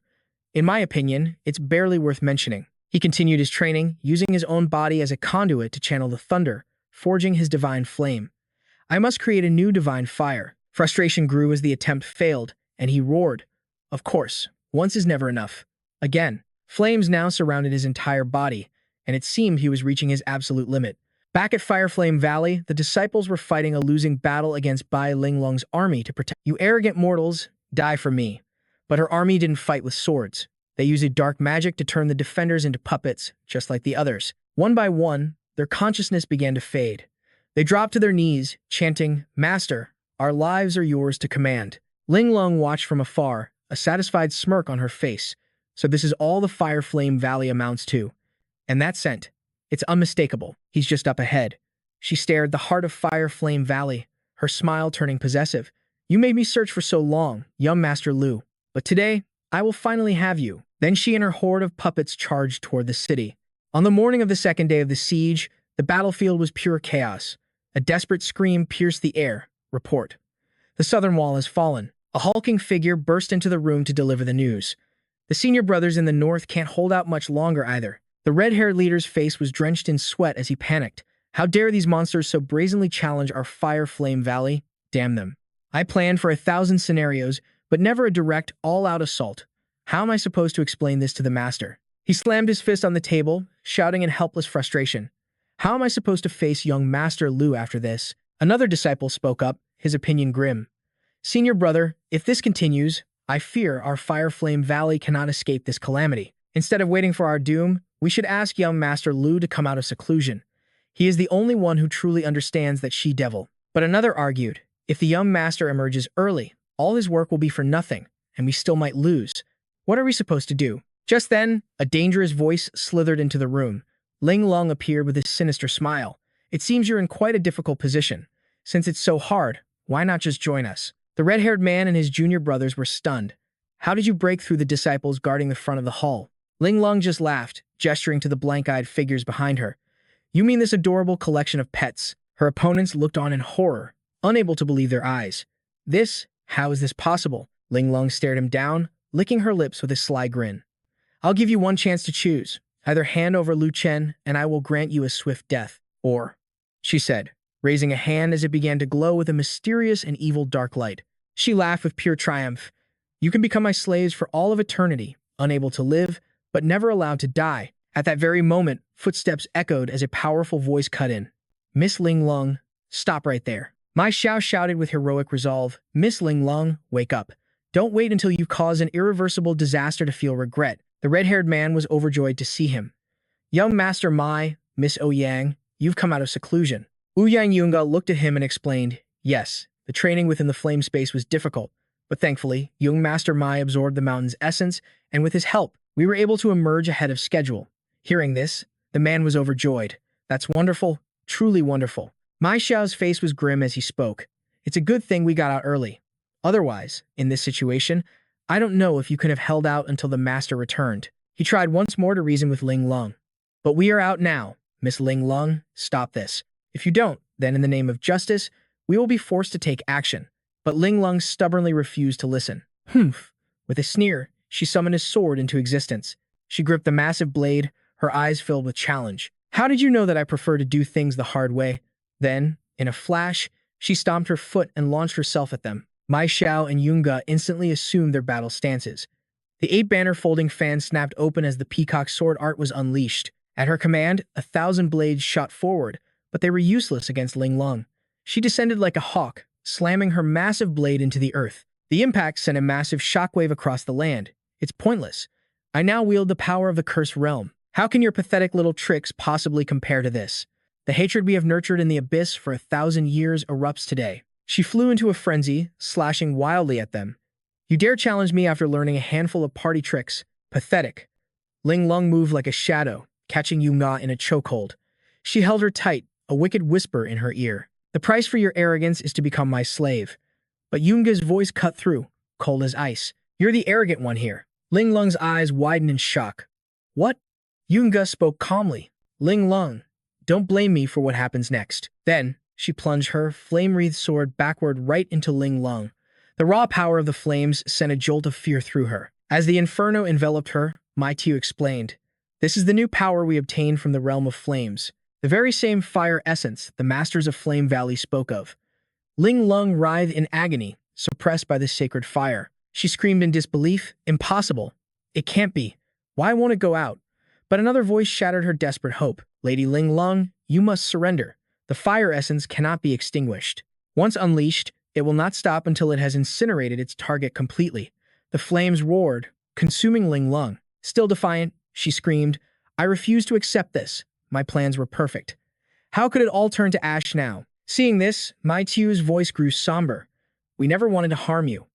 Our true goal was to use this sacred fire to purify the darkness within you." The fire essence seared away the dark power corrupting Ling Lung, but her spirit remained defiant. "I will never die. Never."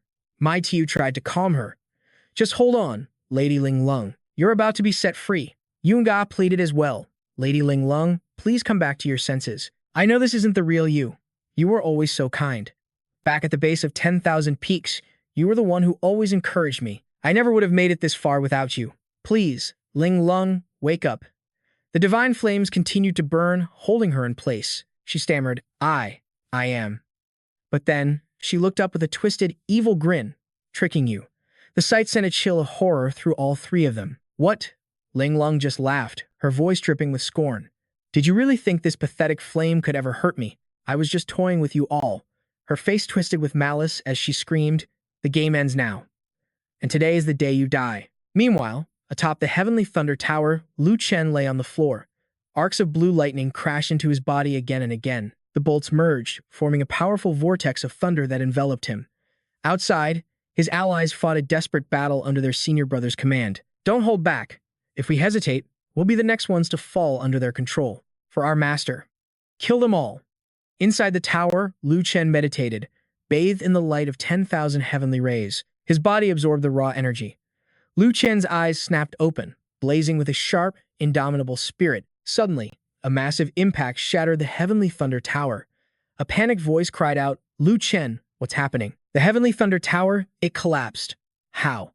The commander saw the destruction and roared out an order. "Young Master Lu is still in there. All of you, clear this rubble. We have to get young Master Lu out." But he was so focused, he failed to notice an enemy sneaking up behind him. My chance. But just as the assassin struck, a massive burst of flame instantly incinerated him. The red-haired man froze. What was that? A flame? No, this isn't any ordinary fire. Divine fire? This is divine fire. At that moment, powerful footsteps emerged from the smoke. Lu Chen's eyes were open, brimming with immense power and authority. Young Master Lu. Young Master Lu, he did it. He used the heavenly thunder to forge the divine fire. Lu Chen's form swelled, transforming into a giant. His aura was overwhelming. The others erupted in cheers, seeing him emerge.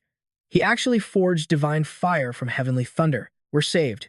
This is incredible. Lu Chen raised his hand, summoning forth new weapons and said, "Take these and use them to fight back." Countless flaming swords materialized in the hands of his brothers in arms. What? What are these? Lu Chen explained, "I have imbued these blades with my fire. Even if they strike our comrades, they will not cause fatal harm. In fact, this sourceless flame will seep deep inside them and burn away the toxins controlling their bodies." Below, a fallen warrior stirred, his consciousness returning. The red-haired man gripped his new sword, his spirit renewed. Incredible. With these, we don't have to hold back anymore. Brothers, let's charge. The small dragon at his side spoke up. This should make the frontal assault much easier for you, my lord. Lu Chen narrowed his eyes. Right. Now, only she remains. Back inside the temple, the scene was grim and horrifying. Bodies lay strewn across the floor. Suddenly, a vicious beam of purple energy lashed out, slamming into Mai Tiu and sending him crashing to the ground. Seeing him fall, Yunga cried out in worry, "Young Master Mai, are you okay?" She caught him as he fell. Mai Tiu struggled to speak. "I never imagined the power of this ancient poison was so devastating. I absorbed the very essence of 10,000 peaks, yet I'm completely powerless against her." As he finished, Mai Tiu coughed up a mouthful of fresh blood. Ngok Nge cried out in panic, "Young Master Mai." But suddenly, Box Lin Lung pointed her sword directly at her. She sneered, "You must have heard the commotion outside. I suspect that Brat has overcome the heavenly tribulation and forged the divine fire." Bok Lin Lung continued, "Now that it has come to this, I will give you two choices. 1. Obey me quietly. Let me use you as a host to absorb your power, making it easier to deal with that boy." But Nakai defiantly cut her off. "Save your breath. I will never submit to your will. Do what you want. Kill me if you must." Seeing her defiance, rage twisted the villain's features. "Then you can join your junior sister in hell." Just as the blade was about to strike Ngok Nga, it suddenly shattered, broken by the force of the fire god, leaving its wielder stunned. She recognized that power, the divine fire. Bok Lin Lung thought to herself, could he be here already? Just then, Lu Chen appeared, rushing to Mai Tiu's side. He quickly said, "Master, save your strength. Let me heal your wounds now." Mai Tiu grasped his hand, his eyes filled with hope. "Master, I always believed that as long as you came, everything would be all right. I never stopped believing, and now you are here." Both Mai Tiu and Ngok Njia were overwhelmed with emotion, leaving him speechless. But suddenly, a strange light entered Mai Tiu's eyes as he spoke. "Master, why waste your effort healing me? Wouldn't it be better to just give me your power directly?" Behind them, the villainess fanned the flames. "Did you really think I came unprepared? Boy, I'm not some cliched villain who would naively wait for a hero like you to show up. I assimilated both of them long ago. Everything you just saw was merely an act put on for your benefit. The divine fire you suffered so much to obtain will now become mine." She laughed triumphantly, "And soon, this entire world will belong to me." But Lu Chen remained perfectly still. A smirk played on his lips as he said, "Is that so?" He then unleashed the divine fire, engulfing Njok Nga in flames. She screamed, "It is too hot. Master, save me." He grabbed Mai Tiu by the throat and said, "You are certainly a cunning schemer, but it seems you do not truly understand the level of the great demon king of the Qing domain." His words left her stunned. "What?" He replied calmly, "Do not worry. Next, you will experience my true power with your own body." An immense aura of divine fire erupted from Lu Chen. The scene shifts to a frozen land, where an urgent voice calls out, "Lady Hua Diep, over here." She immediately asked for a report. "What is the situation? Have you found anything?" A white-bearded elder reported, "The situation is highly unusual. Ice Snow City was built in an extremely cold region, yet these bodies are decaying horribly. It seems less like an ancient poison and more like someone is deliberately draining the nutrients from these corpses." Hearing this, she seemed to understand. Draining nutrients? Could it be him? She recalled a man with bloodthirsty eyes and dark, sinister power. Suddenly, someone approached and whispered, "If it truly is that great lord, isn't that young Master Lu?" Hua Diep's face filled with worry. Chenner is about to face grave danger. Back with Lu Chen, the battle was still raging. He and Bok Lin Lung traded blows relentlessly. They were evenly matched, each recoiling from their last devastating strike. Now, they stood atop the camp's main tent. Her sword was cloaked in a wicked power, while the Lu Chen sword in his hand radiated a pure, divine energy. In a flash, they clashed once more, sending a massive shockwave through the area. Those below could only watch in awe. Incredible. This level of power. Even a battle between kings, no, emperors wouldn't be this intense. Their spirits ignited, and one shouted, "Brothers, charge with me. If young Master Lu is fighting this hard, we cannot fall behind." Instantly, the crowd surged forward, attacking the mind-controlled puppets. High above, the clash of titans continued. Suddenly, she vanished and reappeared behind his right flank, catching him by surprise. Bak Lin Lung prepared to strike, a perfect chance. But before she could move, he blocked her attack. He kicked her hard, sending her reeling. She demanded, "What did you do to me? What was that numbing sensation just now? When did you drug me?" Lu Chen simply smirked. "It seems you do not fully understand Lin Lung's body, the life gate. Have you ever heard of such a thing?" She repeated doubtfully. The life gate? She wondered. Could this brat actually know where this woman's life gate is located? Impossible. A cultivator's life gate is only known to themselves and their master. How could he possibly know? He answered her unspoken question. "It is true. I do not know her life gate. But the first time we met, to prevent her from waking up and fighting back, my lord, I was trying to find her vital point. But I accidentally discovered a far more sensitive spot on her body. Just the thought of it sent a shiver through her. A sensitive spot, she realized with a tremor. And that's why, right now," Lu Chen answered. "That's right. No matter how powerful you are, your body is always honest." Lu Chen then gave the order, "Crush her mercilessly for me. Buy me some time." Lu Chen immediately obeyed. The possessed Bai Linglong charged forward, speaking with contempt. "A mere sword spirit dares to oppose me. You're asking for death." But suddenly, her sensitive spot was touched, and she cried out in alarm. "Wait," Lu Chen replied. "I'm here to play with you." She felt something making contact with her body, but she was powerless to resist. A wave of excitement hit her. "Don't touch me there. I'm going numb." "What are you doing? Stay away from me." Lu Chen closed in, caressing her and making her entire body tremble. He toyed with her relentlessly before flinging Linglung's body away, leaving her helpless. It was a truly despicable move. She was still dazed from the assault. He seized the opportunity to summon his divine flame. Once the convergence was complete, he raised his hand high and declared, "Now, give Linglung back to me." He unleashed the attack, causing a massive explosion. He rushed toward the aftermath as the crowd roared, "Young Master Lu has won." But his punch was stopped cold by a shield. He was confused. "Wait, this isn't right. What is that?" His eyes widened in shock. "What is happening?" She had erected a shield just before he could land the final blow. She gloated, "It seems you know very little about me. As long as there are still people here, whose bodies contain the goop poison, I can never truly be destroyed." Watching as the poison was absorbed from the remaining survivors, she continued, "You will never be able to kill us. Besides, you must be tired, right? Fusing with the divine flame and then fighting at such a high intensity. Your stamina must be nearly depleted." He was being backed into a corner. She screamed, "Come on, let's keep fighting. I want to see what runs out first, my goop poison, or you. And this time, I won't let you pull any of your dirty little tricks." She was now covered in armor and slammed into him with brutal force. "You're finished this time, kid." He was sent flying back. She charged again, mocking him. "What's wrong? Where did all that bravado go? Fight back." But he could only defend against her relentless onslaught. The possessed Linglung taunted him, "Your stamina is draining away, but my goo poison is endless. How can you possibly fight me now? You're struggling just to keep up with my speed." Lu Chen's gaze was razor sharp. She unleashed another attack. "You're weakening. It's over for you." The blow sent him hurtling through the air. Lu Chen slammed hard into the ground. The crowd cried out in despair. "It's over. Young Master Lu." He struggled to sit up. "My stamina is completely drained, as expected of the world-creating divine flame. Even at the king realm, I can't maintain this power for long. This is a huge problem." Suddenly, an encouraging voice echoed in his mind. "Chenner, do not give up." Startled, he called out, "Master?" He replied helplessly, "I'm at my limit this time. Without the divine flame, I can't defeat this poison creature. But if I use the flame, my body can't keep up. Right now, I don't know how to solve this dilemma." Huo Di instructed him through telepathy. "The key isn't how you use the divine flame's power. You're focusing too much on its strength, and you've missed the most crucial information. All the goo poison can do is control Miss Bai's physical body. But there are things that exist beyond the physical, aren't there? The purpose of refining the divine flame is for alchemy. Against the goo poison, its only role is purification. Remember that? Don't confuse your priorities." Understanding dawned on him. "I see. The divine flame is just a tool. Purifying the poison in Linglung's body and actually defeating her are two different things." "That's right.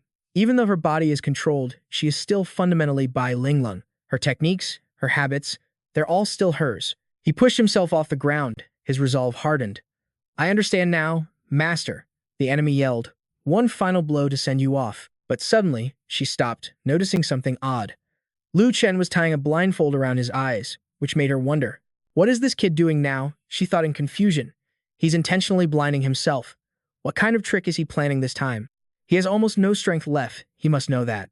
Playing cheap tricks on me won't work. So what is he really trying to do? Lu Chen was calmly focusing his spiritual energy. She calculated. Whatever. Victory is already mine. He's out of stamina. What can he possibly do? One more attack, and he's finished. Lost in thought, she didn't realize his attack had already reached her. She panicked, wondering if it was a coincidence or an illusion. How did his movements become so much stronger? How is this possible? No, wait. It's not that his speed has increased. He had already appeared behind her. She spun around in terror. It's that he's predicting my every single move. She swung her sword at him, filled with disbelief. He dodged it. He landed a powerful kick that took her by complete surprise. How? She lunged at him again. He evaded every one of her attacks, making her frantic. He's not a god. How can he always predict my direction and intentions so perfectly? The onlookers began to whisper amongst themselves. So strong. He's predicting all of her moves. How is young Master Lu doing it? Does he have the power of foresight? Model. Xiao spoke up. No, Master didn't predict this. He just understands Miss Bai completely. His words left everyone baffled. He explained that while their time together was short, they had already stared death in the face many times. On their journey, Master and Miss Bai forged an incredible synergy, a bond that none of them could possibly grasp. What he was doing now was an act of faith, a testament to the connection they'd built. By blindfolding himself, he was heightening his senses to their absolute limit, relying on instinct and a perfect understanding of his opponent to face Miss Bai. Mai Xiao declared with certainty, if we win today, it won't be some cheap trick. It will be a victory born from the bond between Miss Bai and our master. Master, you can do it. He poured all his faith into this fight. He absolutely had to save Miss Bai. This battle was no longer just about her, it was a fight for the very survival of the mystic domain. Lu Chen drew the Six Gods' sword. He swung the blade with a mighty roar. Now is our chance. To end it all, he charged toward her and issued a command. Divine fire, purify her. A monstrous entity ripped itself from Bai Linglong's body, shrieking, Enough. I will not die by your hand. As it tried to escape, it roared. My mission is not yet complete. I cannot fall here. But Lu Chen sensed its retreat. You're not getting away. The creature seized control of its puppets, and the servants swarmed forward to block his path. In an instant, he was completely surrounded. The entity taunted him. Kid, I'd love to see how much strength you have left after purifying all this trash. Farewell, little boy. The next time we meet, you won't be so lucky. Suddenly, a new voice cut through the chaos. Oh, is that so? Just an insignificant pawn from the cursed realm dares to run its mouth so arrogantly? She scoffed at the creature, calling it a clown. Lu Chen tore off his blindfold, his eyes wide with disbelief. It's you. It can't be. Why are you in the mystic domain? The Arbiter? She gave him a look filled with hidden meaning, as the people below erupted in shock. The Arbiter, the leader of the immortal demon clan, who was supposed to be sealed in the mystic realm. When did she get out? They didn't have the spiritual power to fight her now. She drew her sword, issuing a challenge. All right, little boy, the nuisance is gone. So, should we get down to business, or have a little fun first? Mai Xiao immediately stepped in. Who is this demoness? If you want to touch my master, you'll have to get past me first. Lu Chen ordered them back. Enough. Take Linglong and get out of here. You are no match for her. Go. Warn everyone else in the valley. Tell them to run as far as they can. Divine fire erupted around his body once more as he said, Let me handle her. She replied with a smirk. Handle me. Those are big words. She lunged forward in a blur. Kid, do you really think your body in its current state can do anything? She struck a pressure point on his body, sending waves of agony through him. If your master hadn't stepped in back then, you would have died 10,000 times over. Learn your place, you worthless brat.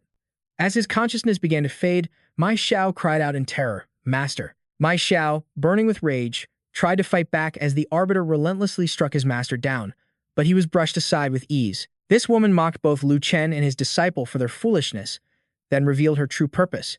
She wasn't here to kill them, but to fulfill a contract. The Arbiter declared she was not their enemy, but if they truly wished to die, she would gladly oblige. That night, in the shelter for the puppets, the wounded were tending to each other's injuries. Lu Chen was grievously wounded, lying motionless on a bed. Suddenly, his eyes shot open, and he awoke with a scream, yelling at the Six Gods' spirit as he remembered the Arbiter, only to clutch his broken body in overwhelming pain. He quietly assessed his wounds. All of his vital points had been struck. He wondered why he wasn't dead. A voice told him it was because she didn't want him dead, leaving him completely bewildered. The arbiter sat casually sipping tea and explained, "I've already cleared your meridians. The battle earlier infected you with a plague. Although the divine fire can purify you, it would take too long." She claimed she helped so he could get to Ning City faster. Lu Chen had to admit she was right. His body felt surprisingly light. Still, he got out of bed and demanded to know her true intentions, making it clear that his gratitude wouldn't erase the debt from the mystic realm. In a flash, she was upon him, her hand wrapped around his throat. She slammed him back onto the bed, snarling, "If it weren't for that woman from the Su clan, you would already be a corpse." Hearing the name Su, he was taken aback. He was shocked to realize she meant his grandmaster. The arbiter sat down again, explaining how his masters held back that day, allowing her to pinpoint his vital points. Her actions had nothing to do with Lu Chen himself. She stated coldly, "I am not a good person." Her words left him stunned. The woman finally got to the point. "Have you ever heard the name, the Cursed Realm?" The name sent a jolt of shock through him. It was from a time so long ago. The memories were a hazy blur. The ancient immortal royal capital was once harassed by a group of heretical cultists. After receiving the news, the arbiter led her grand army to wipe that filth from the world. The cultists harbored a deep hatred for the immortal demon clan. Their plan was perfect. They just needed more time. Sword in hand, she approached, finding a lone survivor of the demon sect. She mused that he was quite skilled, but that's all he was. To dare trespass in the territory of the immortal demon clan was pure arrogance. The man screamed about some woman's betrayal, declaring that they were already resigned to death as he began to hurl insane curses at the immortal clan. But his arrogance was short-lived, for he had drawn the wrong kind of attention. The adjudicator seized him by the throat, furious at his belief that no one would dare challenge her. Then, she tore open a black hole to imprison the remnants of the sorcerer cult, making them an example for any who would spy on the immortal demon clan. The cultists were sucked into the abyss, screaming in confusion. The adjudicator's voice then boomed, a declaration for the entire world to hear. She vowed to forever seal anyone who dared to trouble the immortal demons, telling them to scream and cry all they wanted. Their wails of despair would serve as a warning to all. But just before being sealed, a dark cultist cried out a name, "Huadi, save me." Elsewhere, Fairy Huadi was traveling with her subordinate when she came to a sudden halt. Her subordinate noted they'd already passed the divine temple. The abrupt stop made him stumble, and she quickly apologized for being lost in thought. Then her expression turned grave as she uttered a name, Heiyun. If it was truly him, she would personally free the adjudicator. She recounted the tale of how she'd sealed the sorcerer cult remnants in a spatial rift she discovered. But fate had a twisted sense of humor. She was accidentally trapped in an illusionary realm, which created flaws in the seal. Otherwise, she'd never have resorted to calling it the Cursed Realm. Lu Chen figured this whole mess was her fault. She failed to clean up her own mess, and now she wanted him and his master to do it for her. Hearing this, the adjudicator scoffed, saying the 10 domains were filled with slaves whose lives meant nothing. But she warned him that today's poison was just a test. If a deadlier version spread to the Xuan domain, could he truly protect everyone he cared about? Suddenly, she threw open the door, revealing Mai Xiao and Ling Lung, who came tumbling in from their eavesdropping. Before leaving, she warned Lu Chen that the matter was complicated. She had told him everything she knew, so now the choice was his. Then she soared into the sky, calling out that if he made his decision, he should go to Ning City. The Cursed Realm's rift was there, and she vanished before he could say another word. The two approached his bedside. Mai Xiao asked, "Master, are we really going to follow that woman's orders?" He confirmed he would go, but not with them. He would go alone. Leaving them behind to care for Ling Lung was a shocking decision. He urged them not to delay, but to help him pack, for he would depart at dawn. In the bustling heart of Ning City, a woman in small, tattered clothes arrived at the main gate. She remembered the fairy's words, that Lu Chen's next destination would surely be here. Lan Yi clutched her gourd flask tightly. She wanted to see if he was truly worthy of being her rival. Meanwhile, at the Ning family estate, rain fell as candles flickered within. 3 mysterious cultists were performing a ritualistic formation. Watching them was the head of the Ning family, Ning Guangdong, calmly sipping his tea. He observed their work with a keen eye. Suddenly, a monstrous form appeared from a tier in space within the formation. Heiyun of the sorcerer cult had arrived. He was surprised to have been summoned. The old patriarch Ning Guangdong approached, offering Heiyun a cup of tea. Despite being busy, he had answered the call, but he immediately got to the point, asking the old man why he was summoned. The Ning patriarch stated frankly that their poison had been neutralized by someone from Flame Valley. 5 days ago, several alchemy grandmasters passed through Ning City. They were heading towards Ice Snow City. His sources confirmed it was Fairy Hua Dai's group. Their goal was to investigate the massacre that destroyed Ice Snow City.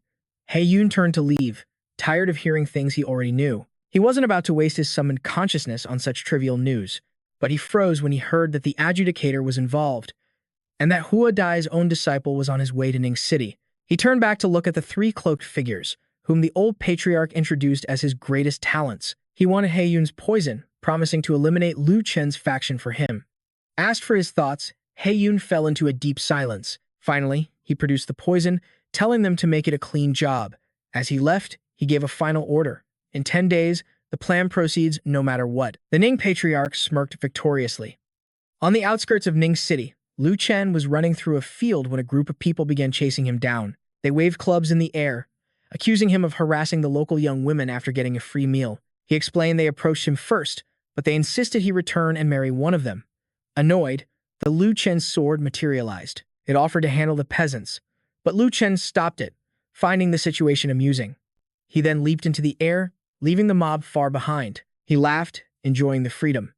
It was always fighting and training, but now he finally had time to just run. Suddenly, a sharp pain shot through him. That woman's attack had been powerful. Though the wound healed, a phantom ache remained. In that moment, Lu Chen sensed something was wrong. As he landed, 3 cloaked figures appeared. The 3 brothers of the Ning family radiated killing intent now that they had found their target. They immediately detonated a massive spell formation. The villagers who had been chasing Lu Chen were instantly incinerated. Lu Chen summoned his sword, Intent, shocked by the sudden carnage. "Who are you?" he demanded. They simply asked back, "Are you Lu Chen?" Then, in unison, they lunged, declaring it was the day he would die. Lu Chen was forced to battle all 3 at once. He wondered what power could send assassins of the Saint King realm after him. Still, he smirked confidently. These grunts were nothing to him. Lu Chen was about to say more, but in just a few short seconds, he turned to see the puppets completely incinerated, leaving him confused. A woman, Lan Yi, appeared with a scornful look on her face.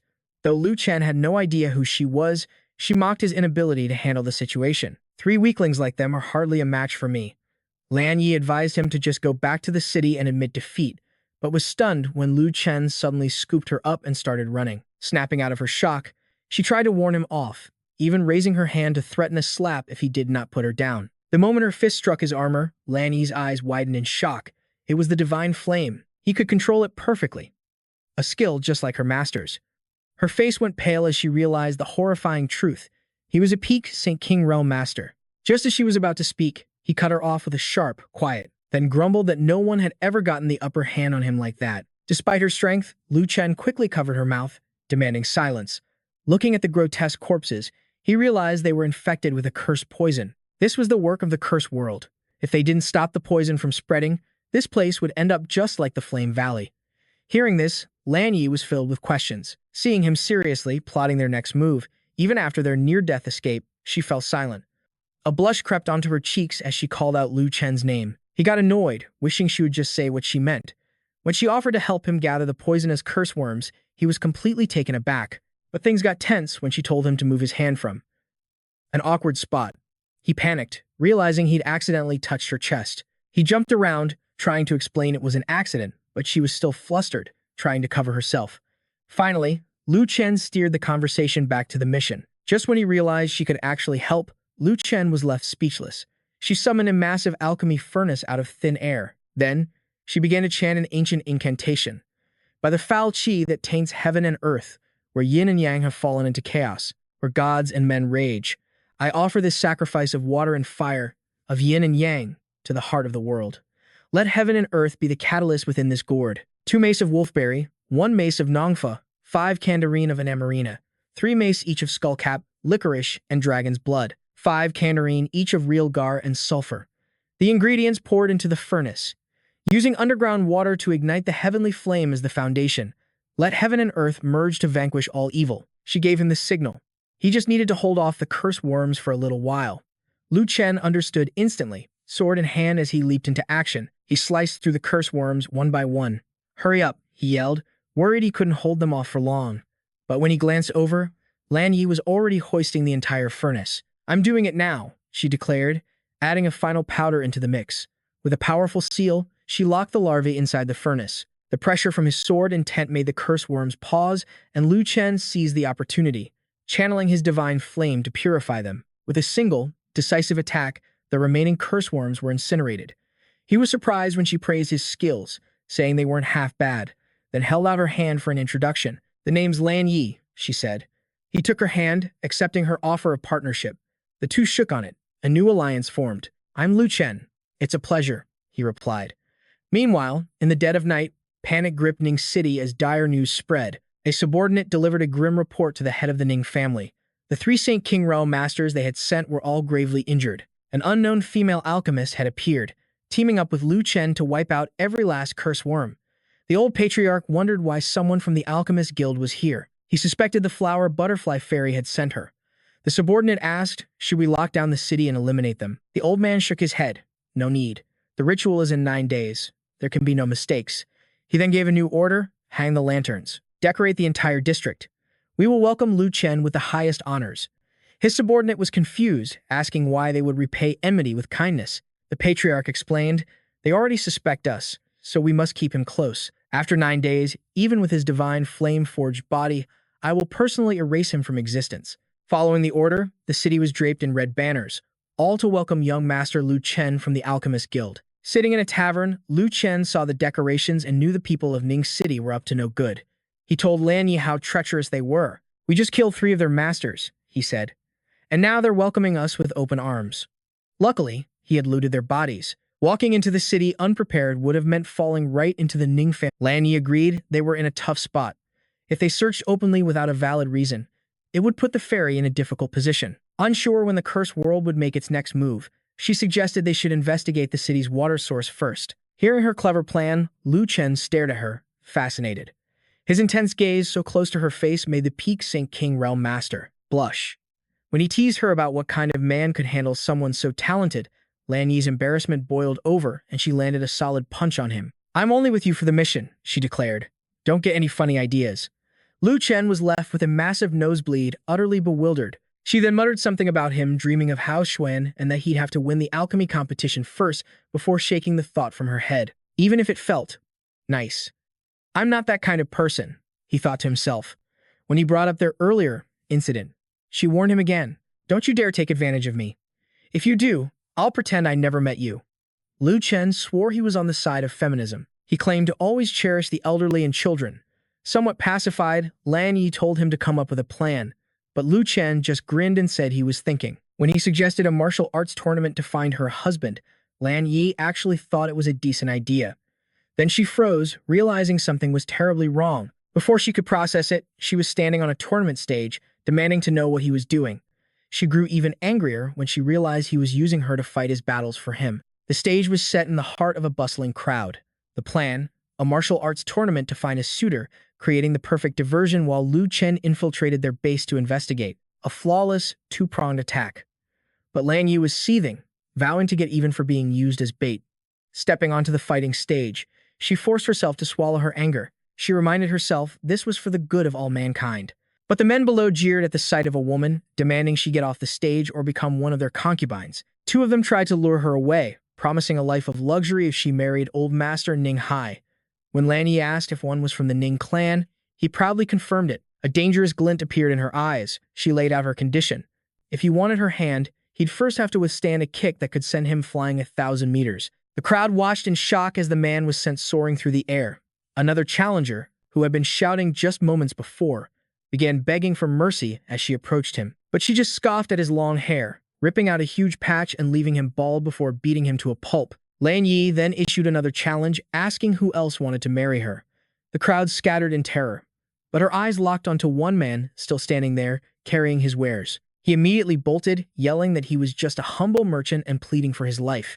From a nearby rooftop, Lu Chen observed the entire situation. He had to admit, she was a great actress and had completed her mission perfectly. Now, it was his turn to move. He had to find out what Ning Cheng was hiding. He moved like a ghost, leaving no trace behind. In an instant, he vaulted over the wall of a nearby estate. After checking a pawn and finding nothing, a flicker of doubt crossed his mind. He submerged his entire hand, trying to sense anything unusual. But he recalled sensing no curse energy when he arrived. He was certain the adjudicator hadn't deceived him. Still, he couldn't find the spatial rift. His gaze shifted to the only area he hadn't searched yet. At his master's call, Lu Chen's subordinate appeared in a flash, ready for his orders. He ordered his man to follow the spirit stones and track the energy signature, while he went ahead to investigate the old mansion. Before leaving, he promised he would return quickly.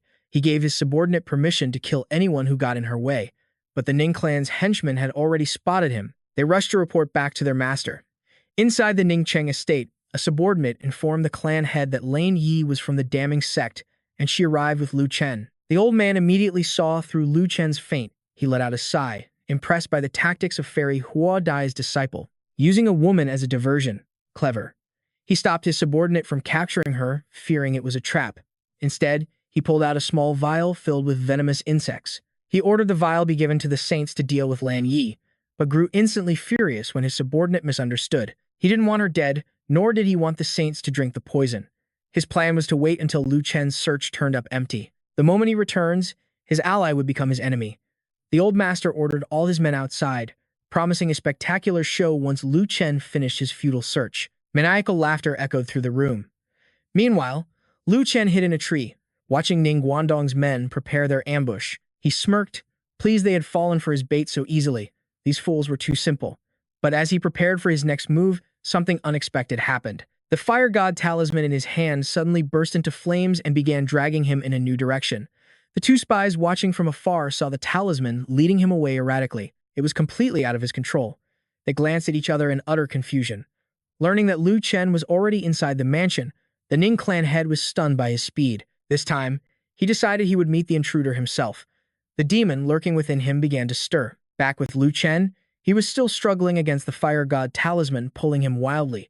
Seeing its frantic behavior, he suspected it had discovered something important. Suddenly, the talisman stopped in front of a wall and unleashed a massive explosion, blasting something hidden within. Lu Chen was shocked by its sheer destructive power. The blast was enormous, completely obliterating the wall. And what lay inside was even more shocking. He realized it was a spatial rift. But just as he confirmed it was hidden here, a strange shadow appeared right behind him. Touching it, he could feel its instability and realized it was just an illusion. A question raced through his mind. How did someone from the illusion world bring poison here? How did the Ning clan create this illusion? He had no clues. Then he caught a strange scent, a scent he vaguely recognized from somewhere. As he tried to pinpoint the memory, an assassin crept up behind him, ready to strike. His instincts screamed danger at the last second, but it was too late. Lu Chen felt the cold steel of the old man's blade slice into him. The black dragon cried out in alarm, asking if he was okay. Wiping the blood, Lu Chen dismissed it as just a scratch. They both felt this enemy's movements were disturbingly stealthy. Defeating him would be a serious challenge. Lu Chen wondered how an enemy could sneak up behind him completely undetected. His skills had to be above the saint level. Otherwise, that last attack would have killed him instantly. He knew for certain something was very wrong with this foe. Ning Guangdong sneered, mocking him for flinching from a single blow.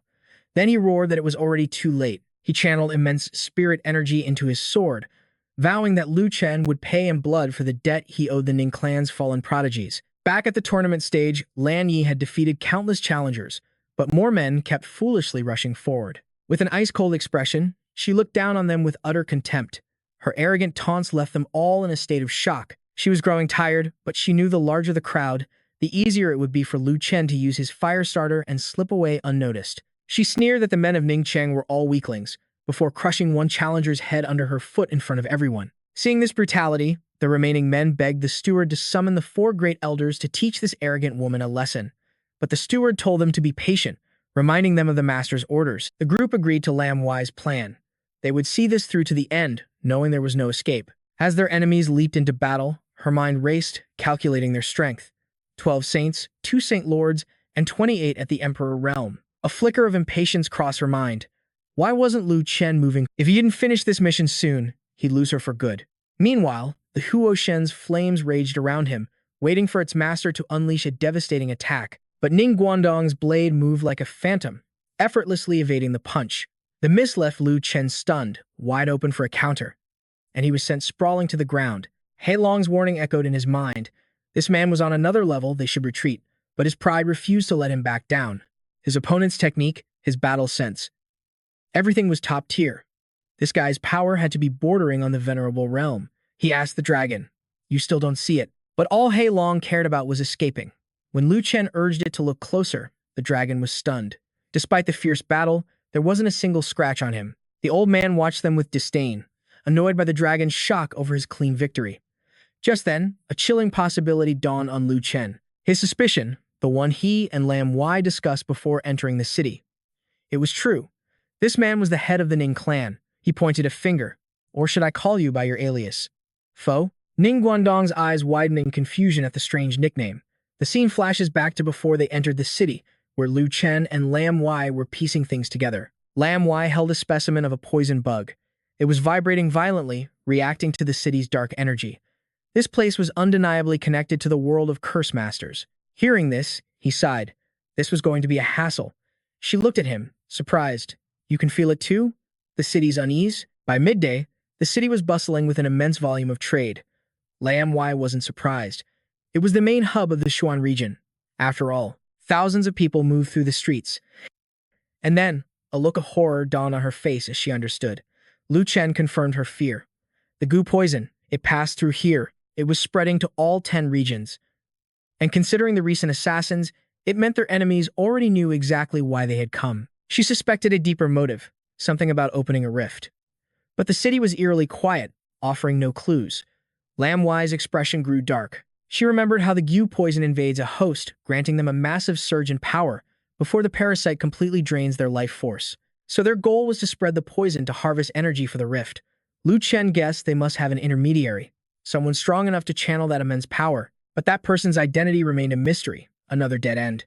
And how could a plague of this scale have been kept secret for so long? The situation was critical, so why hadn't they made their move yet? Why were they waiting to perform some kind of ritual before attacking? He was caught off guard when Lam Wai told him to listen closely. I have a plan, she began, then paused, seeing the look in his eyes. He had already figured it out. Ning Guangdong burst into maniacal laughter. Impressive. As expected from the followers of the butterfly fairy. You've guessed everything correctly. My agents are everywhere, scattered across all 10 regions, he gloated. Every single moment, they are spreading my curse for me. And I know who you are, he sneered at Lu Chen. You released everyone from the mystic realm. And now your precious Wushuang city has become a catastrophe. They've declared war on the 10 great sects. And the infection rate in your own Qing region is now the highest of all. The words hit Lu Chen like a physical blow. He froze. War with the 10 sects. A surge of pure rage coursed through him. He slammed his fist into the villain's face, sending him crashing down. Shut your mouth. You dared to touch the people of my region. I'll kill you. But the man just grinned smugly, completely unharmed. It's no use, he taunted, pointing to his own heart. I am the human goo, the very core of the poison. I control every infected soul in the 10 regions. This immense power was a gift. Lu Chen couldn't believe his audacity. The man's very existence was a threat to the 10 regions. Scorned and underestimated, Lu Chen didn't hesitate. He unleashed the Huoshin's flames. The old man was bewildered by the attack. What are you doing? Lu Chen's voice was cold. I never said I was a hero. If I can't kill you, I'll just burn you to nothing. His foe was furious at the insult. You wouldn't dare, he shrieked. But Lu Chen just scoffed. Watch me. You threaten me. There's nothing I won't do. As his arm was completely incinerated, the man began to panic. You'll regret this, he screamed. You brought this upon yourself, was Lu Chen's only reply. He moved in to finish the job, but a hand suddenly grabbed his wrist, stopping him. A new figure appeared, Shaman He Yun. He knew his grand plan was falling apart. Lu Chen instantly recognized the aura of goo poison, another master of the curse arts. He released his grip, turning to the still-burning Ning Guangdong. Stop with the theatrics, He Yun chided. I'm following the plan. Ning Guangdong shot back. Lu Chen overheard them mention possessing some girl's body. His curiosity turned to dread when he realized they hadn't performed the final ritual yet. It's because you arrived, the shaman said, and brought the perfect vessel with you. Their target was the young and gifted master, Lam Wai. They couldn't choose him because of the Huoshen's divine fire. He prepared to attack, determined to shatter their plans. Your opponent, he declared, is me. But to his shock, the curse master effortlessly shattered the Huoshen's flames. You are mistaken, He Yun said coolly, before sending Lu Chen flying with a single blow. Your true opponent is me. The scene shifts to a local shop. A man argues with the shopkeeper over the low price offered for a fur coat, a gift from the Ning clan. Suddenly, the door creaked open and 3 figures entered. They approached the man and bowed. We have confirmed it, Your Highness. It is just as you said. The shopkeeper, annoyed by the haggler, simply gestured to his men. Then, he personally grabbed the man's arm and snapped it with a sickening crunch for wasting his time. I don't have time for these petty games, he said, his voice dripping with ice. Then, he channeled his spiritual energy, engulfing the broken arm in flames. Another subordinate brought him a cup of tea to calm the general's temper. With a single, ice-cold glare, he ordered the screaming man to get out of his sight. Back at the Ning estate, Shaman Heiyun unleashed his terrifying power. The very ground shattered beneath him, and Lu Chen was caught directly in the blast. He took a painful punch to the gut, but afterward, he looked delighted. Having captured one of the voodoo cultists, he grabbed the man's hand, intending to burn him to ash. He unleashed a powerful blast from his divine flame. Dusting off his hands, he thought the job was done, but was stunned to see his enemy completely unharmed. The flames were utterly useless.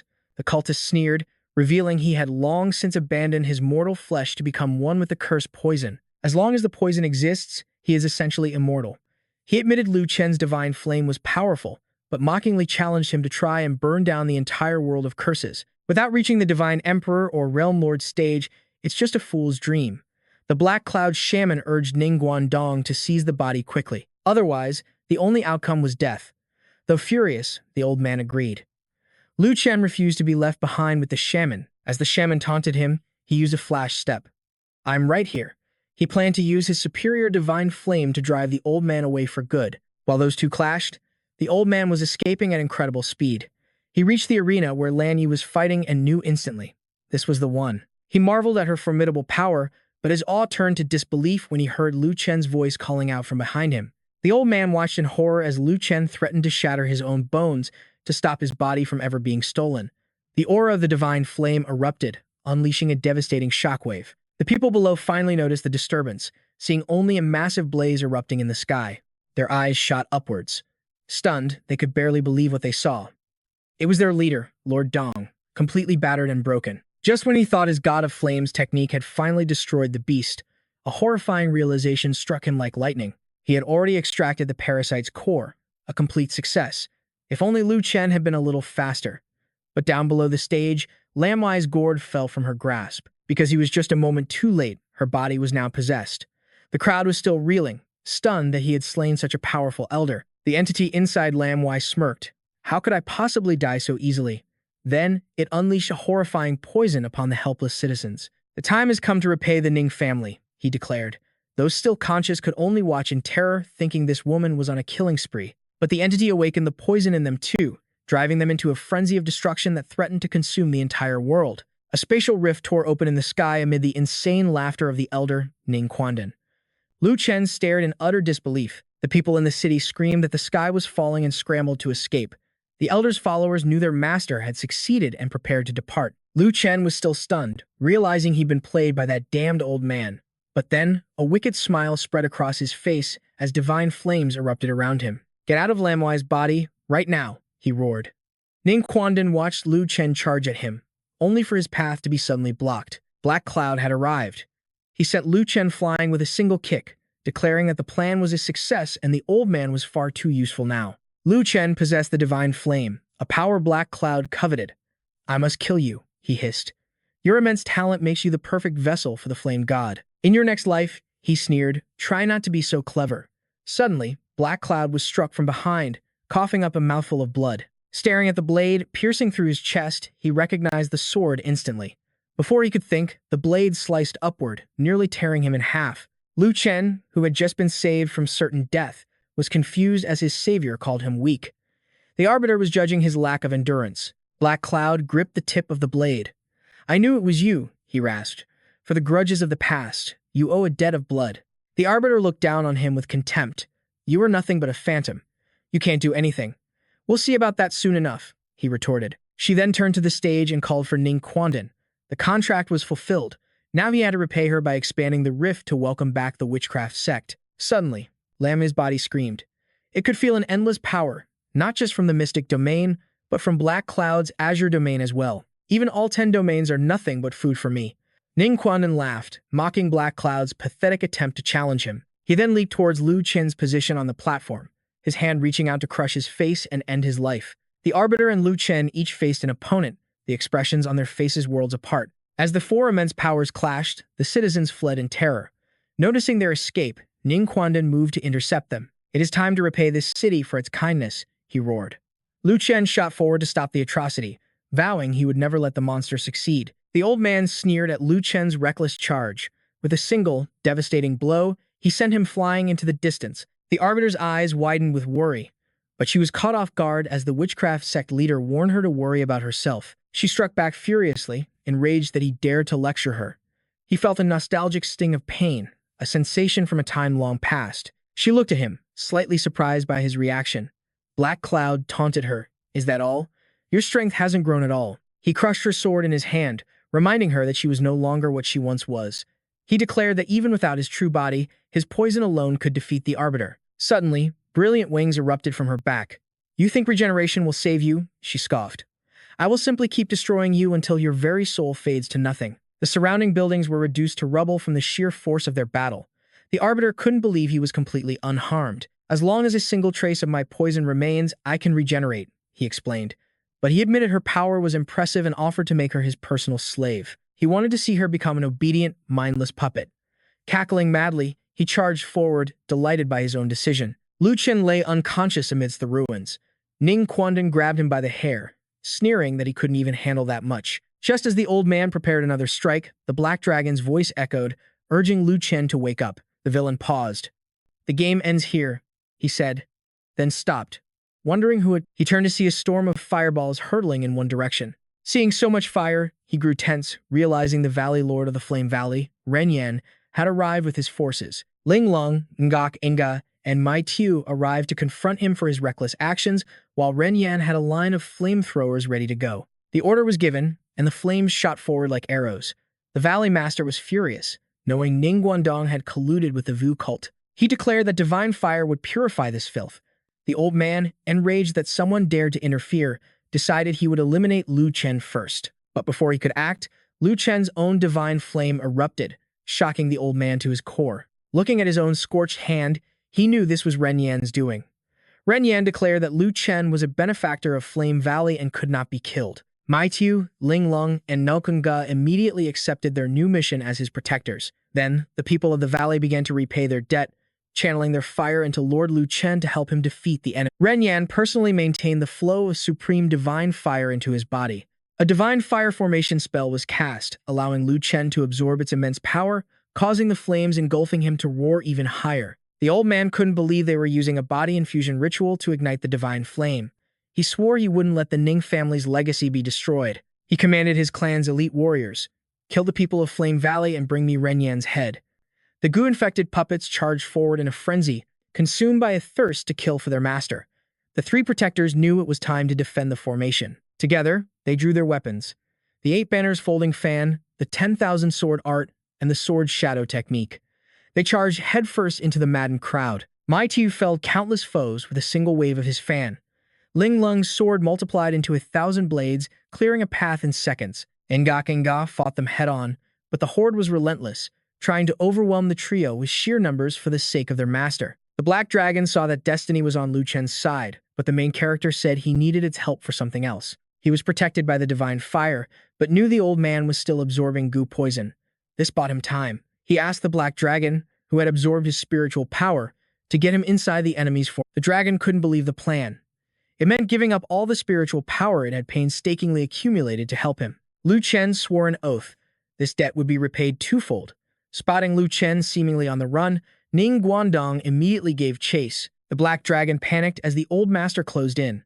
But suddenly, an unknown force struck, blocking the old man's path. The adjudicator screamed for the dragon to get Lu Chen away now, all while locked in a fierce battle with a warrior known as He Yun. Watching them fight, the dragon urged Lu Chen, "Don't you see? Everyone is risking their lives for you." Below, Ren Yan and the valley members strained to maintain the fire formation. Tears streaming down its face, the Black Dragon pleaded, "You have to win this battle." Even the adjudicator above was taking a beating. The Vu cult master ordered Ning Guangdong to kill Lu Chen, who gathered his goo worm power for a final, decisive strike. In the midst of the battle, Mai Ti realized in horror that their enemy's life force was being drained. Ling Lung and Nakinga saw it too. They knew the goo poison was strengthening the horde. Seeing the endless wave of enemies, they feared this was the end. But then, a massive explosion sent the frenzied horde flying. Before they could figure out who did it, 3 figures from the Imperial Court appeared, ready to help drive back the mob. The men from Ming City had no idea who these newcomers were who dared to interfere with their plans. The general sneered, "You want to know who we are? Very well. One man announced himself as Great General Zhang Wu Shuang. The other was Zhao Fugui. The last, a woman, refused to give her name, saying they weren't worthy of hearing it. Hearing these legendary names, the crowd was stunned. They were figures who had supposedly abandoned worldly affairs long ago. The three confirmed they no longer meddled in the world, but their enemies had provoked the wrong person. They moved to help Lu Chen's allies to their feet. The saintess said the pleasantries were over. It was time to show them the fate of those who make the wrong enemies. The clash of steel echoed across the battlefield. The six heroes began to utterly dominate the goo-poisoned soldiers. The saintess focused her power for a devastating blow, calling for Wu Shuang and Fugui's aid. Behold, the secret art of the Gouge Holy Land. A colossal sphere of energy formed above them. They unleashed the primal chaos, demon-breaking art, a technique that could purify even bodies corrupted by goo poison. It completely obliterated the entire frenzied horde in a flash of light. All the while, Ren Yan's fire formation continued to burn. Mai Tu enlarged his fan, shielding Ling Lung and Ngok Nga from the blast. They stared in awe at the senior's primal chaos demon-breaking art. Mai Tu couldn't even comprehend its power. A single attack that could shake the Starfall Palace. His master knew some truly terrifying people. Suddenly, the three legendary figures descended, asking if he was Mai Tu. The general told him to go aid Lu Chen, even handing him a new sword. He was utterly bewildered. The general mentioned His Majesty and the Phoenix Eye Formation stone, but the saintess cut him off, saying they had to move now. On my count of 3, you charge. Ling Lung and Mai Tu quickly thanked them for their incredible support. One of Lu Chen's friends was now heading towards the formation. As the saintess and another amplified the spell, Lu Chen himself appeared behind them. The primal chaos, demon-breaking art grew even larger, followed by a deafening explosion.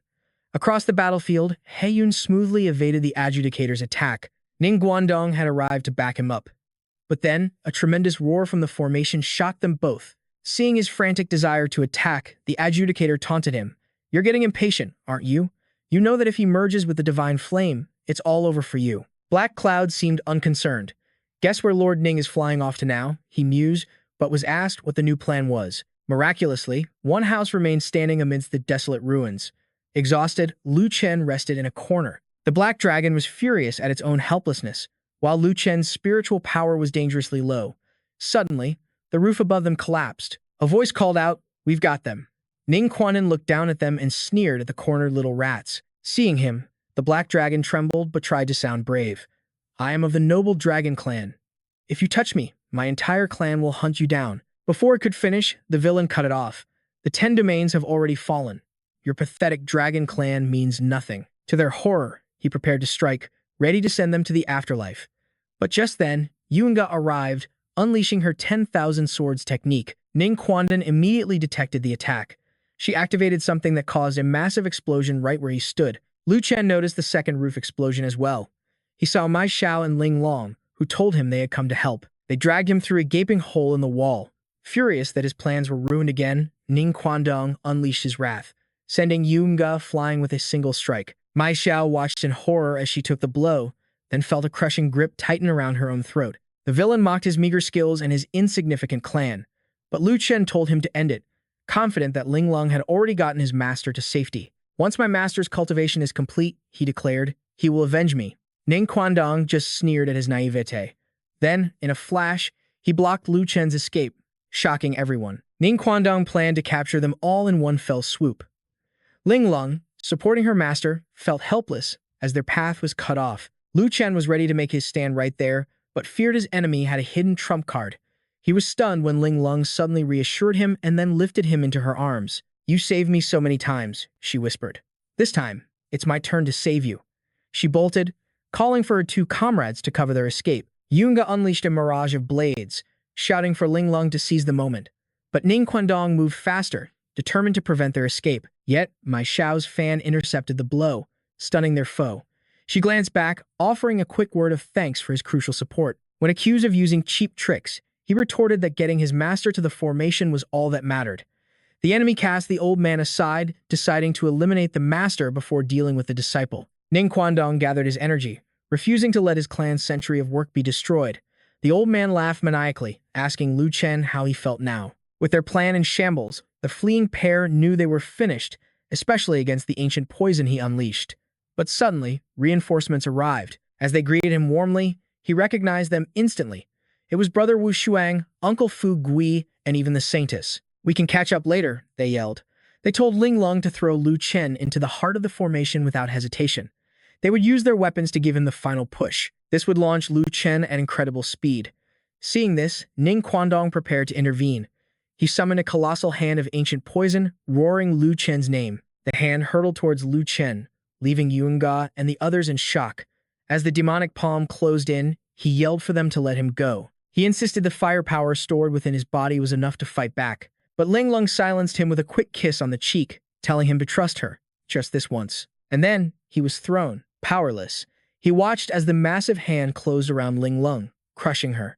He screamed her name in pure terror as he flew into the formation's core. Her name was the only sound he could make. The moment he made contact, the fire god within him erupted into a blazing inferno. Ren Yan knew they had succeeded. "Don't let your guard down," he commanded, channeling the full power of the fire seeds directly into Lu Chen. Lu Chen's body fused with the divine flames. A burning hatred took root in his heart.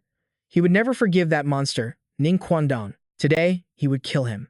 He would keep his promise. The cultivators maintaining the formation erupted in cheers. They had actually pulled it off. Seeing Lu Chen's explosive power-up, they knew he would be the one to wipe out their enemies.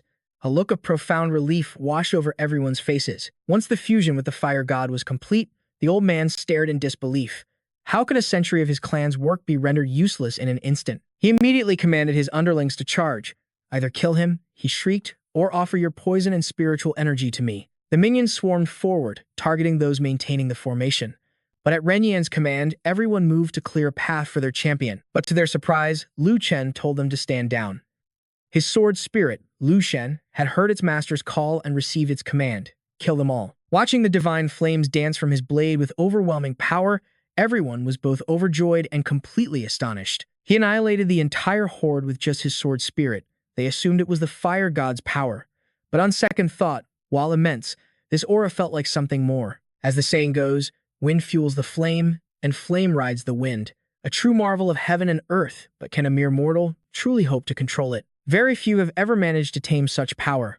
Ren Yan sighed in amazement. The young man's future was truly limitless. Ning Quandong was stunned that the fire god's power had erased his forces in a blink of an eye. But he believed there were other ways. This was merely the beginning. He continued to absorb even more power. Lu Chen appeared before him, his voice dangerously low.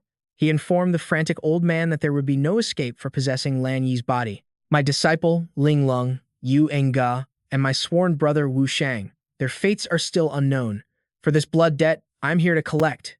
With interest, his hand clamped around the man's throat as divine flames erupted. "How does this feel?" he sneered, promising there would be no quick death. He would let the divine fire burn through every single meridian until the man was a withered husk.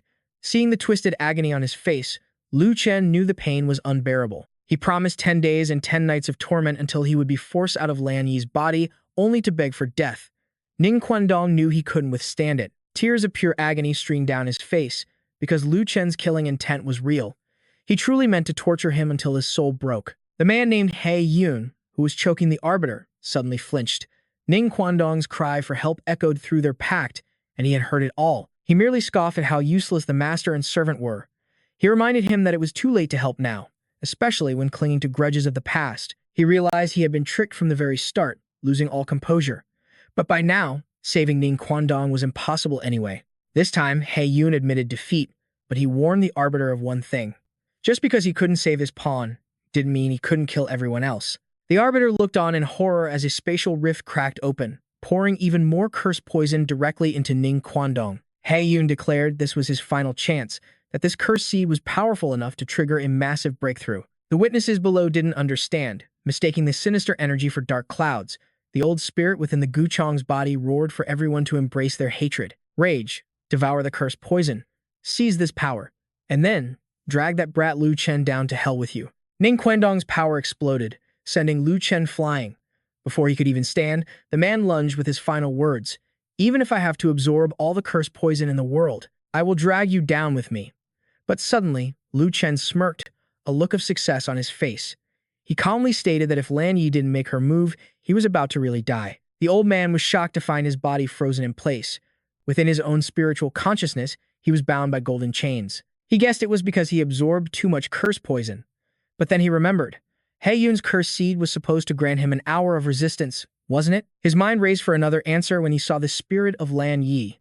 He couldn't believe his eyes, certain he had already taken over her mind. "I am not so foolish as to be controlled like a puppet," she said. Before they even entered the city, Lu Chen had been floored by her risky plan. She wanted to let the man possess her body. Lan Yi guessed they would immediately try to activate the rift, and the only reason for the delay was that the ritual wasn't ready. Either that, or the host body couldn't handle the strain of the cursed poison's power. Lu Chen had to admit their enemies might not be that stupid, but if her plan worked, it would minimize casualties and resolve the entire crisis. Still, he hesitated. She explained they could use their enemy's arrogance against them. Since they had no idea she was immune to their poison, Lu Chen was left with no choice. Lan Yi then said with a hint of sorrow, "One life to save millions. How could I not make that choice?" Her confession made Lu Chen reflect.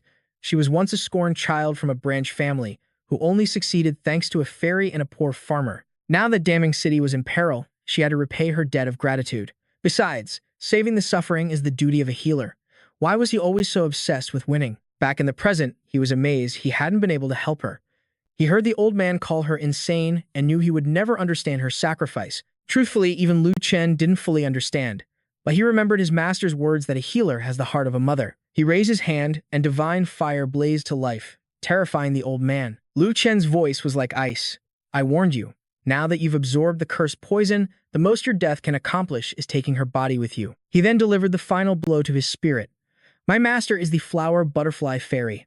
As long as Lan Yi's consciousness is preserved, her revival is not out of the question." In that moment, the old man knew he had no other choice. The instant Ning Quandong chose to enter her body, he had fallen completely into their trap. As Lu Chen's spiritual presence began to expel him, he wondered how his enemy had even gotten inside this space. The old spirit begged him to stop, claiming it was all a charade that only he and Lan Yi knew about, before coughing up a mouthful of blood. He couldn't accept that after a lifetime of scheming, he was the one who had been outplayed. Lu Chen answered his rage with a punch to the face. "So what?" Lu Chen demanded. "You tricked Ling Lung and the others into a trap. If I don't scheme against my enemies, who else should I scheme against? You even dared to threaten my friends and family by taking them to another realm. That is an unforgivable sin." Witnessing all of this, Lan Yi realized the flower butterfly fairy had other intentions. Lu Chen wasn't as heartless as he appeared.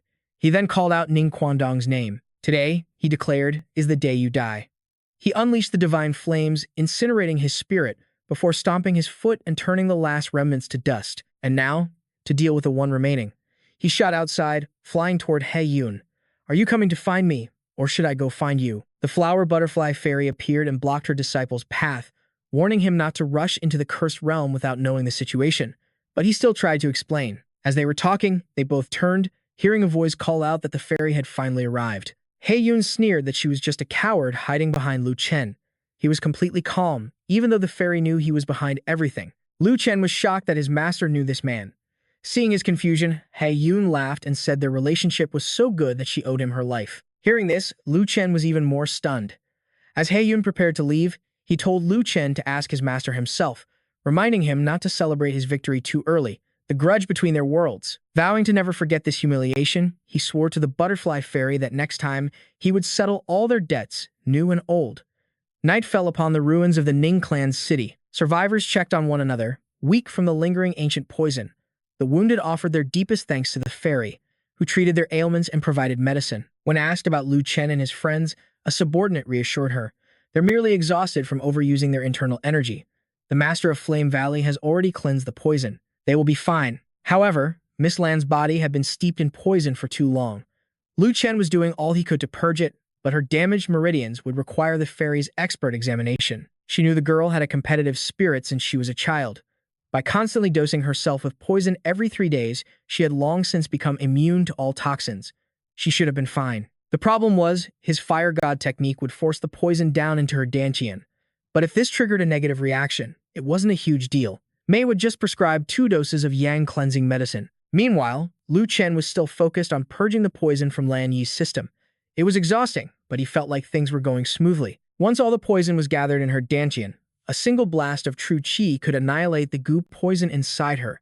He told her to relax, warning her that he was about to begin. This time, the fire god technique blazed to life, revealing the crystalline core of the goop poison. A wave of heat washed over her, and her mind grew hazy and confused. Seeing her condition, he urged her to hold on as he had now reached her dantian.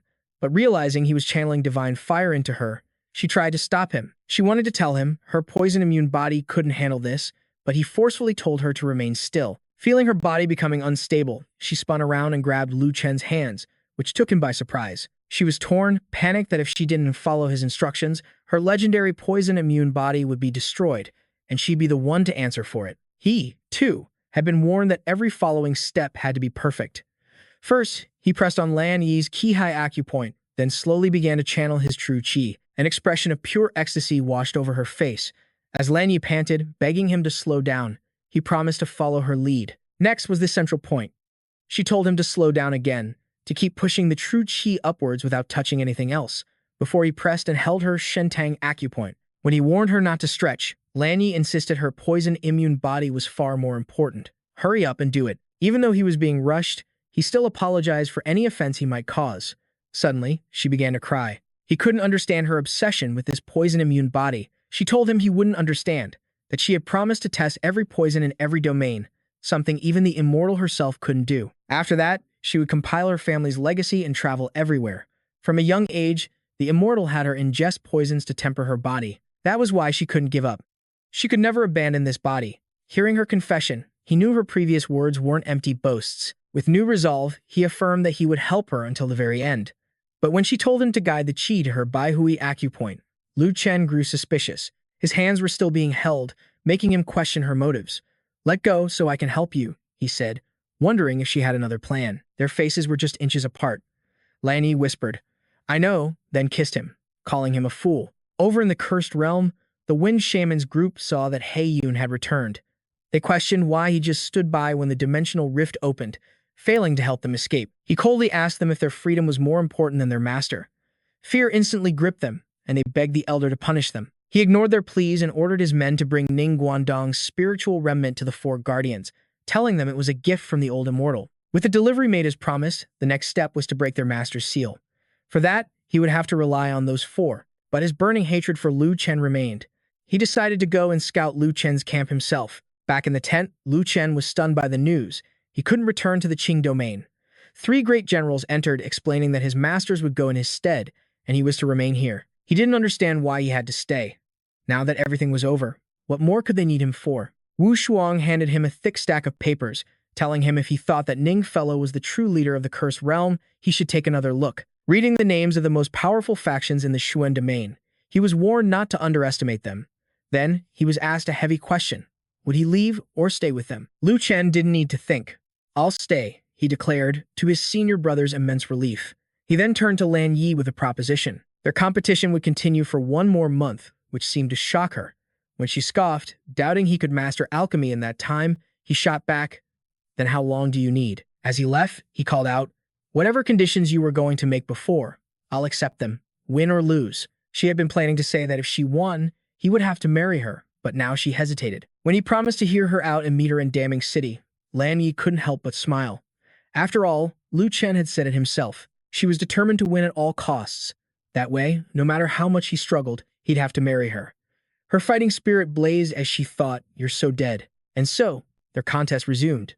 Meanwhile, Wu Shuang's faction and the cursed faction gathered massive armies for an all-out war. The Hanya dynasty's subordinates had all been defeated, but their leader refused to accept it, desperately drawing on his goo poison over and over. Lu Chen still allowed him to make the first move. His opponent called him arrogant and tried to control him with insects, which actually surprised him. The fire god was unleashed once again, engulfing a huge swath of land. Something was off about this guy, but it seemed Lu Chen already knew that. When the blinding light faded, he opened his eyes, feeling deeply confused. He was standing in a bizarre place, with no idea where he was.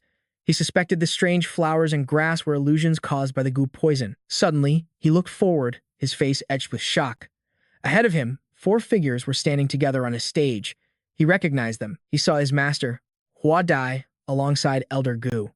Lu Chen was confused, but then he recognized the man's younger face from the portrait in the hall. A voice told him to stay silent and watch them. The fairy's master was furious, accusing her of bringing an outsider here after he'd taught her everything he knew, but she insisted she had done nothing wrong. Listening in, Lu Chen realized the old man had to be his master's own master. Down below, Hua Dai reminded him of his very first lesson, to prioritize saving the lives of all under heaven. She couldn't believe he'd become this monster. Her words only enraged him. He transformed into a giant, roaring that she never understood his teachings and would never surpass him. Lu Chen watched, a cold dread creeping into his heart. He knew the old man truly intended to kill his master. Without hesitation, Lu Chen dove down, shouting for his master. But he was suddenly left gasping for air as the illusion shattered. His eyes widened in shock as he passed right through his enemy. It wasn't teleportation. It was an illusion, some kind of ghost technique. The enemy knew he witnessed that scene. "The end is coming," he rasped, leaving Lu Chen utterly confused. Before collapsing, he warned, "When she returns, everyone must die." Meanwhile, at Fairy Hua Dai's residence, she gazed out her window, only to have her quiet moment cut short. Someone called to her. 4 figures appeared, reminding her it was time to leave. That night, Lu Chen had told them something important, but Wu Shuang and the others refused to mobilize their forces based on what they called a mere dream. Hearing that, Lu Chen demanded to know what they meant before sprinting away. He tried to find his master, but his martial uncle stopped him, saying he was afraid it was too late to see her. Lu Chen was stunned to hear that 4 fairies had just entered the palace, but no one knew where Hua Di had actually gone. They urged him to stay calm, warning that if this news leaked, the entire region would fall into chaos. Wu Shuang began to speak again but was silenced with a gesture. Lu Chen realized his master had her own reasons for leaving, and that too many things were happening at once. The situation was far from simple. They all agreed to his plan, to investigate discreetly and adapt, sending scouts to avoid alerting their true enemy. Lu Chen announced they would split into 3 groups. 2 of them would continue to clean up the remnants of the cursed world. Their mission was to support his master's people. They were to report what they could, conceal what they must, and leave the rest to Mai Xiao's team. Ling Lung and Yue were assigned to scout Zhao province. They were ordered to maintain a low profile and attract no attention. The 2 of them looked at him. "And what about you?" Just as he was about to answer, the tent flap flew open. Lu Chen pointed to his junior sister, announcing he would take her to the 9 Heavens ancient path to find Elder Gu. Upon hearing the name of that place, his 2 martial brothers were horrified.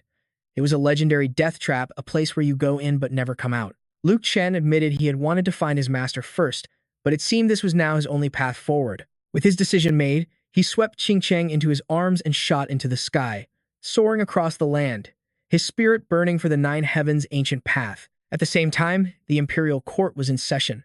An official reported that the exiled Lion clan was now working with other factions to attack their lands. Another official reported that in the south, the treacherous heretical cults, long thought defeated, were showing signs of an uprising. The 2 ministers argued before the empress, each demanding their crisis be handled first. Qi Yiro simply asked if there was anything else. The court officials were stunned into silence as she dismissed them all. A eunuch announced a letter had arrived, but she calmly replied, "I already know." She then looked outside to another woman who seemed just as troubled. Yao Si asked her senior sister, "Is this place being targeted, too?" Hearing this, Yiro dismissed her attendants. "Is there any word from Hua Dai?" The answer she received was a solemn no. Her junior sister reported that Jian Qingyan's evil sword seed was reacting more violently than ever. The same was happening with Su Yingxia. Malicious incidents were cropping up everywhere. Yiro said she'd already heard about the counterfeit banknote scandal at the Su family's trading house that caused a massive uproar. She confessed she couldn't keep up with all the problems, big and small. Yao Xi admitted she felt the same overwhelming pressure. It's like someone is pulling the strings behind it all. Hearing her sister list the disasters befalling their comrades, Yao Xi came to a chilling conclusion. "You mean, the ancient demon race is involved?" Yiru confirmed it was a strong possibility. Perhaps they, too, have discovered clues about what is about to happen. Seeing the worry for Hoa Di on her sister's face, she cursed. Those beasts were sealed away, yet they still refused to lie down. She then asked, "So, how do we handle this?" "Right now, we have no choice," Yiro replied. "We must trust Chenner to handle the front lines while we figure out a solution." All their masters were placing their hopes on that one disciple. At that very moment, he and his junior sister had finally arrived. Qingcheng stared into the void. "Lu Chen, is this the 9 Heavens ancient path?" "But there's no road." He immediately denied this. "The path is always right in front of you," he explained. "It all depends on your perspective." She praised her senior brother's insight as a pathway materialized before her. She was in awe, never imagining it would be forged from a river of stars. She wondered how he knew of this place. He told her his 5th master had mentioned it once while forging a weapon, but he never thought he'd actually see it. But the important question is, how do we enter? His words surprised his junior sister. "But we've already arrived," she said. "We just have to jump down, right?" she said, reaching out to touch a floating stone. As she did, a strange sensation suddenly washed over her. Lu Chen saw she was in trouble. This chaotic energy, if it kept assaulting her, she'd be destroyed. He immediately pulled her into his embrace. "Stay with me," he urged. When Ching Cheng asked what was happening, he explained, "This entire place is filled with wild, primordial spiritual power. Entering this place is a death sentence. In their world, spiritual energy pools everywhere, born from the raw power of colliding stars. But this primal energy is wild and untamed. For any normal cultivator, a single touch means certain doom." Knowing Lu Chen was protecting her body, Ching Cheng feared her very soul would be obliterated. Seeing the chaotic power, she asked her senior brother how they could possibly cross. He explained that under normal circumstances, only a master at the Saint King realm could dare to enter. But during this special period, there must be a way. This was why Anhei had urgently summoned her, though she still didn't understand the full picture. When he told her not to blame their master, her confusion only grew. But seeing his junior sister's concern for the world's dire situation put his heart at ease. He took her hand and declared it was time to move out. She grew flustered, especially when he mentioned this feeling reminded him of the girl, Dan Mingcheng. To be precise, it was when he channeled the primal spiritual power into Dan Mingcheng. Now, Ching Cheng had to desperately transfer that same power to Lu Chen's vessel. The three of them had to constantly burn their energy to survive. If they could just hold out until they found that old master, they might just make it. Lu Chen was thrilled by his junior sister's praise. In just a few months in the Wasteland domain, he had learned so much, but explaining it was another matter. His junior sister brought up his promise not to flirt around. So where exactly did this strange energy transfer technique come from? He immediately swept her into his arms and leaped onto a floating rock, telling her to focus on what was important. Bounding from stone to stone, they pressed forward together. A wave of relief washed over them as they reached their destination. Just ahead, something was radiating a brilliant light. Seeing her senior brother buckling under the immense spiritual pressure, she urged him to quickly transfer it to her. But just as he warned her to brace herself, a massive explosion shattered the stone steps before them. Lu Chen was utterly exhausted, and Ching Cheng wasn't faring any better. She desperately clung to his collar, both of them racked with unrelenting pain. He could feel the overwhelming spiritual energy in this place. A mere 100 steps felt like half a century had passed. She confirmed she could still endure it. It was agonizing, she admitted, but she could handle it. Seeing her in so much pain filled him with worry. When he suggested letting Ching Cheng rest on the sword, Lu Chen's vessel immediately obeyed its master's will. But her mind instantly jumped to some scandalous ideas, and she vehemently refused, leaving him completely bewildered. Though still worried, Lu Chen was stunned when his junior sister insisted she could take it, and then sealed his lips with a kiss. He felt his body grow lighter as the spiritual energy transferred seamlessly. He had no idea how this was even possible. She explained that transferring by mouth was further from the Dantian. The energy would dissipate more before entering his system, making the process gentler. Then, she called Lu Chen's vessel over to transfer energy to her as well. The two women grasped hands, beginning the flow of power. Lu Chen turned away, but couldn't resist sneaking a peek. When he heard her call out, "Master," he blushed, thinking they were doing something intimate, only to be mercilessly pushed aside. He realized his junior sister's jealousy was a terrifying force. As two strange kids watched them, the chaotic spiritual energy suddenly stabilized into a usable form. It seemed like a waste not to use it for body tempering. The two newcomers, Yuying and Fengling, were clearly plotting something, and both of them reveled in causing mischief. He asked Ching Cheng if she was absolutely sure about this. And then, their lips met once again. She savored every moment of her senior brother's kiss. Lu Chen whispered that it was almost done, and that it was time to go. But suddenly, his seemingly weak junior sister stumbled, feeling unwell. He immediately handed her to his vessel, ordering it to carry her on the sword. The two sisters were shocked when he sensed an approaching presence, something other than a seeker of the nine heavens' ancient path. Seeing two streaks of light in the distance, he knew they had arrived. But he was met with two familiar faces, burning with the intent to kill him. He recognized them instantly, Ning Guangdong and Li Hua. As they launched their attack, Lu Chen drew his sword to fight back, utterly confused by the situation. Something was terribly wrong. These two should be dead, their souls scattered to the winds. They couldn't possibly be here. Ching Cheng demanded to know what kind of demons they were, telling them to reveal their true forms. Fengling just sneered, telling her not to shout so loud. Yuying sighed dramatically, saying it had been ages since they'd met such a lively group. When her friend offered to give them a trial, Fengling called her generous. As he demanded to know why they were there, Lu Chen's vessel warned him that their enemies were now on a completely different level of power. How could they possibly know about Ning Guangdong and Li Hua to impersonate them?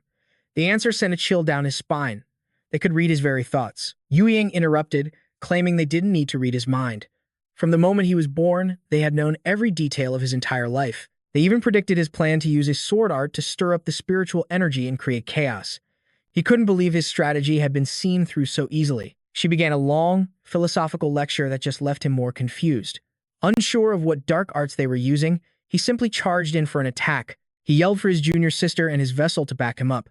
Fengling scoffed, tapping into the power of the ancient road itself, intending to show these fools what true power looked like. He was baffled when she introduced herself with a different name than Yueying had used. She spoke of creation, a power far different from mere transformation. Under her gaze, reality itself bent to her will. Their forms weren't just changed, they were fundamentally rebuilt from their very essence. In a flash, Lu Chen's vessel was transformed into a dagger, while Lu Chen and Qing Cheng were twisted into a bickering couple. Fengling explained the terrifying truth. To be created was to be completely remade, with no memory of what you once were. Then he heard them ask, "Do you understand now?" Having just provoked an immense power, the other three still couldn't accept they had been turned into these monstrous things. Lu Chen watched as two of them began a dramatic introduction. The one with purple hair announced herself as Feng Ling. She was the guardian of ancient divine power, the origin of world order. The other was Yue Ying, the observer of the myriad heavens. She was the witness to great history, and together they were Feng Ling and Yue Ying. They asked for everyone's guidance. Lu Chen was utterly speechless. He then warned his two companions to be on guard, fearing he might transform into something from which he could never return. Yue Ying spoke, assuring them they hadn't come to fight. "Consider yourselves lucky," Feng Ling added. "Not many get to witness this." The trio was suddenly enveloped in spiritual energy, completely bewildered. As they began to fall through the void together, panic set in among the onlookers. Before he vanished, his mysterious guides offered a final piece of advice: enjoy the journey. The longer you can endure, the closer you'll get to the truth you seek. The moment Lu Chen was whisked away, a booming laugh echoed through the dimension. On a distant world, a powerful consciousness stirred, deep in thought. An old man materialized, revealing his true form. He scanned his surroundings silently, then turned his gaze to a different corner of the cosmos. Deep within a raging volcano, a legendary sword lay bound by mystical chains. Here, the fifth master, Jiang Qingyin, sat in deep meditation when suddenly, the sealing chains began to snap. She shot into the air, demanding to know the intruder's identity. Who dares to break the sacred evil sealing ritual? At her command, her disciples' swords flew from their sheaths, merging into one colossal blade. With it, she would execute the fool who dared to shatter her barrier. The attack sent a devastating shockwave across the land. The onlookers below couldn't handle its raw power. Their leader screamed for everyone to aid the Grand Master. Seeing the very earth torn in two, he panicked. He rushed to the Grand Master's side, calling out her name, desperately asking if she was all right. Who could possibly force her to intervene personally? But she ignored the thought, issuing a new command. They had to find Yao Shi immediately and warn the others. As for who was behind this, Qing Yin knew. This matter was too important. She needed to speak with all three of them. The scene shifts to where Lu Chen was thrown. A thick, black smoke blankets everything, blinding him completely. When the smoke cleared, he stared in shock at the bizarre landscape. He had no idea what happened, or where he was. His divine fire wouldn't gather. Something was terribly wrong. He suspected those two had set a trap. For a moment, he even thought he was dead, that he'd been cast into the spirit purgatory. Suddenly, a colossal black dragon materialized before him. It sneered that while he wasn't dead, his drained cultivation made him as good as. For daring to startle him, Lu Chen slugged it with all his might. The creature recoiled in agony. The dragon demanded, shouldn't he show a little respect? Lu Chen realized this wasn't the black dragon he knew. A strange amusement gleamed in this massive beast's eyes. It explained it had chosen a form familiar to him to make communication easier. Lu Chen glared, suspecting it was just those two from before in disguise. But the dragon denied it, claiming to be a mere consciousness here to explain the trial. It then urged him to focus on the matter at hand. It referred back to Lu Chen's fear of being dead, calling it half right. To truly understand, it said, he must first grasp the nature of life and death. The statement caught Lu Chen completely off guard. It began its explanation. All life springs from nothingness, an extension of the void itself. While the spirit may follow the 6 paths of reincarnation, there's no guarantee the self from one life is the same in the next. Then, it brought up Lu Chen's own world, and the great catastrophe it faced. An enemy that was neither person nor thing. If you were to face it with a conventional understanding of life and death, and simply try to kill it, the one who would truly be destroyed is himself. Realizing the dragon knew about the ancient poison, Lu Chen frantically demanded answers. He asked how to destroy it and what that vision meant. But the dragon simply sighed, telling him to find the answers on his own. It then summoned the spirits of those Lu Chen had defeated in the past. The trial would begin with the easiest challenge. He was to cut down an enemy at the primordial spirit realm first. Hearing this, Lu Chen smirked and drew his sword. If his opponent was only at the primordial spirit realm, one slash would be more than enough to end this. But his confidence shattered when his blade struck the enemy, feeling like a mere pinprick against its body. He couldn't believe it. How could he fail against a mere primordial spirit? The dragon's voice echoed, reminding him his cultivation had been completely stripped away. He was now nothing more than a blank slate. With that simple reminder, he finally understood why his divine fire wouldn't gather. But he still questioned the point of a trial based on suppressing his power. Winning was impossible. The dragon repeated itself. The true purpose of this ancient trial was to understand life and death, and how to slay that which cannot die. All things in this world are formed from minuscule particles of spiritual energy. They are created with an inherent order, and therefore, a natural balance. He just had to find the line that represents that perfect balance. Even with zero cultivation, a single strike along that line would be enough. As the dragon demonstrated with a masterful sword dance, Lu Chen could only gape in awe. It was incredible. Then, it was his turn to find the line. He had to practice until he could fell all three spirits with a single blow. The dragon thought to itself, impressed that the boy hadn't been intimidated by its power. Perhaps Elder Gu had a reason to protect him after all, but passion alone did not equate to true comprehension. The boy was clever, but lacked profound wisdom. His perception wasn't keen enough. The dragon was sure he'd fail the first stage, only to have its jaw drop when he actually succeeded. Lu Chen was already demanding the next challenge, leaving the dragon utterly baffled as to how he passed so quickly. It was stunned. This first trial had taken others ages to overcome, yet this boy mastered it in less than a minute. Then, its gaze fell upon Lu Chen's eyes. As the dragon stared intently, Lu Chen grew uneasy, unsure of its intentions. The dragon recognized it instantly. The lingering spiritual senses of the five who had previously passed this trial. Why were they appearing in Lu Chen's eyes? And then it understood how he found the line in under a minute. This was a level of talent that even the greatest geniuses couldn't hope to match. Even Lu Chen was stunned when the dragon asked him who he really was. Meanwhile, on another mountain, the sky turned black as ink as thunder roared. Model, guarding a massive gate deep inside, stood two sentinels. Suddenly, a strange fragrance filled the air, and they both collapsed. The culprit was Hua Diep, who had been hiding just behind them. "It's done," she whispered. Hua Diep darted inside, her mind racing. This was her chance. She had to find a way to get a message to the outside world. But as Hua Diep moved swiftly through the corridors, a stone statue's eyes seemed to follow her every move, watching her from the shadows. Meanwhile, in the nascent soul incarnation realm, Lu Chen was battling three foes when a sudden realization brought a grin to his face. As his enemies lunged forward, he commanded the Black Dragon of the demon tribe to continue the assault. The Black Dragon was stunned. "It's unbelievable," it thought. This kid shattered the nascent soul trial in just 3 days, while his true power was sealed. Now I see why old Gu was so confident. Letting Feng Lingyue Ying bring him to a place like this. This is too easy for him. It's not a real trial. I should just summon a royal realm expert. No, a saint realm expert. After a moment's thought, it laughed maniacally and roared, "All right, little brat. Let's see just how cunning you really are. I hope old Gu wasn't wrong about you." The moment it finished speaking, a new figure materialized out of thin air, Li Hua. Lu Chen was shocked. Where did he come from? The Black Dragon reveled in his predicament. "Come on, kid," it taunted. "Let's see if you can keep your composure when facing a true Saint Realm powerhouse." Hearing this, Lu Chen shot back a question. "You're reading my mind again, aren't you?" The dragon chuckled gleefully. "Minor details like that don't matter. What matters is how you'll survive this next test. Your enemies will only get stronger from here on out. Let's see how far you can get with that suppressed body of yours, devoid of any cultivation." Elsewhere, Liu Qingcheng was tossing and turning in her sleep, trapped in a horrible nightmare. She shot upright with a scream. "Senior brother." Lu Chen was sitting by her bedside, watching over her. As she woke, she saw him holding a cup of tea, about to offer it to her. "You're awake?" he asked gently, but her first thought was for someone else. "Where is senior brother?" Lu Chen replied, "You can't see him for the time being." Hearing that, a wave of suspicion washed over her. Something was wrong. "Wait a second," she said. "You're bringing me tea, but aren't you a sword spirit?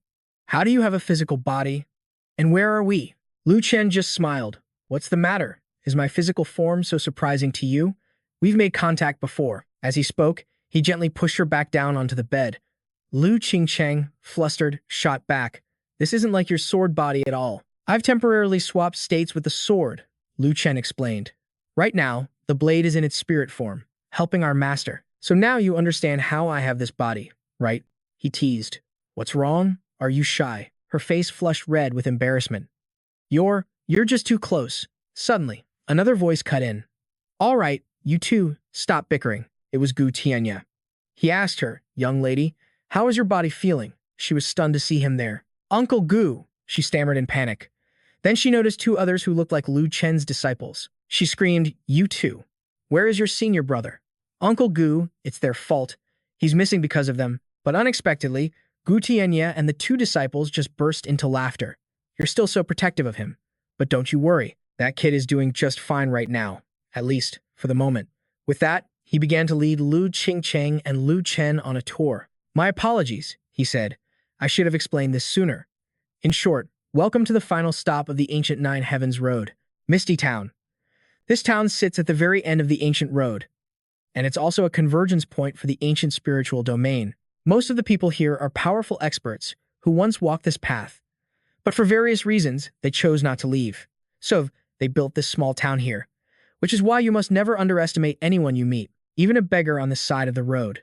Likely has a cultivation level of at least the heavenly sovereign realm. As they walked, an old woman called out to Liu Qingcheng. Young lady, buy a bundle of lekis, she said. They're watered with pure spiritual energy. Incredibly sweet. Liu Qingcheng was taken aback, only managing to say, is that so? She then turned to Lu Chen. So, getting your body back was because of. That's right, Lu Chen confirmed.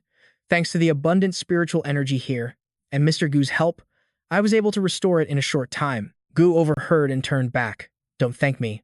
I only helped you restore your body temporarily, to remove you from that brat's consciousness. After all, the trial only permits a single participant. Having you by his side would not have been beneficial. Hearing this, Qingcheng asked, so what is senior brother doing right now? He sighed. He's cleaning up a mess. Both of them were shocked by his answer. He explained, it's true. That's the essence of it. He's cleaning up the mess left by myself and a weaker Hua Diep from years ago. Elsewhere, Lu Chen was locked in a brutal fight with Li Hua, and he was on the losing end. He was being relentlessly beaten. Li Hua threw him from the sky, raked his claws across his chest, and sent him flying into the distance. He staggered to his feet, seething. So, you know how to fight back? 3 of his ribs felt shattered, but the bones in his legs were still solid. The black dragon of the demon clan appeared behind him, its voice dripping with contempt. Kid, is this the true extent of your power? You're as fragile as paper. Tearing with a single touch. Lu Chen stood, clutching his wounded arm. Give me a break, he shot back. If you were in my shoes, fighting a Holy Realm expert with 0 cultivation, you would have died a long time ago. I wouldn't be so sure, the dragon retorted. Like I said before, all things are formed by spirit energy, structured in a precise order. The techniques of a cultivator are no exception to this rule. Your first lesson is to find the true lines of the body, and your second lesson is to find the true lines formed by your opponent's techniques. If you can see the movement of spirit particles, you'll never be at a disadvantage. As it spoke, Li Hua had already circled behind him, preparing a sneak attack, but the black dragon intercepted the blow, continuing its explanation. By the way, though I've borrowed the form of a dragon, my actual cultivation level is also 0. Do you understand? Hearing this, Lu Chen could only manage a single reply. You really are an irritating creature. He turned back to the fight. The true lines, you say? The movement of particles, right? Fine. I'll find them for you. With that, he raised his sword and clashed with Li Hua once more. The dragon's voice began to drone in his ear again. I had my doubts, but you're doing passably well. After all, no one has ever reached this stage in just 3 days. In fact, it's normal to fail completely at this step, even for those who passed. Which one of them didn't spend thousands, even tens of thousands of years? As it was talking, Lu Chen urged it to continue. The dragon snapped back in fury. You idiot, this is a genuine Holy Realm attack. If you keep pushing yourself, you will die. Suddenly, the black dragon noticed something. Wait a second. This kid only has a few scratches. That shouldn't be possible. Thinking back, that last attack from the Holy Realm Master only broke his bones. It wasn't a fatal blow. Could it be? From the very beginning, this kid has been unconsciously sensing the true lines of every attack and avoiding the worst of the damage. What is this kid? With such terrifying combat instincts, I must see how he normally trains. After a moment's thought, it struck Lu Chen's head with its tail. A flood of memories surged forward. These are all of his memories, it thought. That must be his master. There's no mistake. I want to see exactly what his training was like. An image appeared before the black dragon's eyes. A young Lu Chen kneeling before Hua Dai. In the memory, Hua Di spoke to the boy. Stand up, Chenner. Your master Hua Di has never enjoyed fighting, much less holding back. If you continue to be lazy, then I'll have to step in myself. You must keep refining your swordplay. Today, I will be your training partner. After seeing his entire past, the Black Dragon finally understood. From childhood, he was forced to train against overwhelmingly powerful masters. Is this the kind of training a human can even endure? It wondered. To spar with experts of that caliber since he was a boy. Is this kid even human? Maybe he can actually do it. He could be the first person in history to pass the ancient cultivation trial. Elsewhere, a woman approached a grand entrance and a guard announced her arrival. Su, head of the Ocean Clan, has arrived. The woman pushed open the gates. So, everyone's here? Keiro replied, You're finally here. Well, you summoned me in such a rush, Su said. Stepping inside, she was shocked to see Yao Shi. What's going on? She demanded. Didn't we agree that unless it was a dire emergency, the five of us would never abandon our posts, even on pain of death? Keiro pointed to the sky, where a blue triangle of light pulsed. If it wasn't a dire emergency, do you think we would have called you? First, take a look at what Qingyan brought back with her space ring. From within the celestial blue light created by Yiro, something plummeted to the ground. Su's eyes widened in disbelief. This is a remnant of the demon clan. She refused to believe it. How is this possible? The demon clan and the celestial clan were sealed away completely ages ago. The five of us have spent years maintaining the stability of that seal. How could this happen? Kiira's voice was grim. If we hadn't seen it with our own eyes, we wouldn't have believed it either. A new voice cut through the tension. Allow me to explain. From a cloud of purple mist, a woman holding a sword appeared. Simply put, she began, this is part of an arm, severed from a mysterious creature that attacked my sword tomb not long ago. I suspect the demon clan has returned. And that's not all. It was Jian. Everyone was stunned. Why did she have the ruined blade of the demon clan in her hand? Yao Shi and Keiro screamed, the demon blade. Where did you get that? The Su matriarch raised the sword and declared, see for yourselves. That day, after I inspected the seal on the cursed sword's tomb, I discovered something. When I severed my arm, a drop of my blood fell upon the cursed blade, triggering this very situation. With that, she plunged the sword into the creature on the ground. They all gasped as it reacted violently. A shockwave of disbelief hit them as they saw the blade connect with the writhing mass. That's impossible. Yao Shi shouted. Keiro added, logically, a weapon forged by the demon clan should share their very essence. It can't harm a single hair on one of their own. The Su matriarch yelled, then what is Jian Qingyan's real plan? Jian Qingyan explained calmly, it's quite simple. A demon weapon cannot harm a demon. We all know this to be true. But you all saw this intense reaction, didn't you? This is not the remnant soul of a demon. In other words, this thing. The others cried out, what are you trying to say? Su Yingxia stated, it's true. For it to react so violently to a demon weapon, it can only mean it belongs to the angel clan. Yao Shi was confused. You mean this? This remnant is from the angel clan? But no matter how you look at it. In that moment, Keiro finally understood Jian Qingyan's true meaning. That's impossible, Jian Qingyan. I understand what you're implying now. Yiru gritted her teeth in fury. I never thought I'd see this day.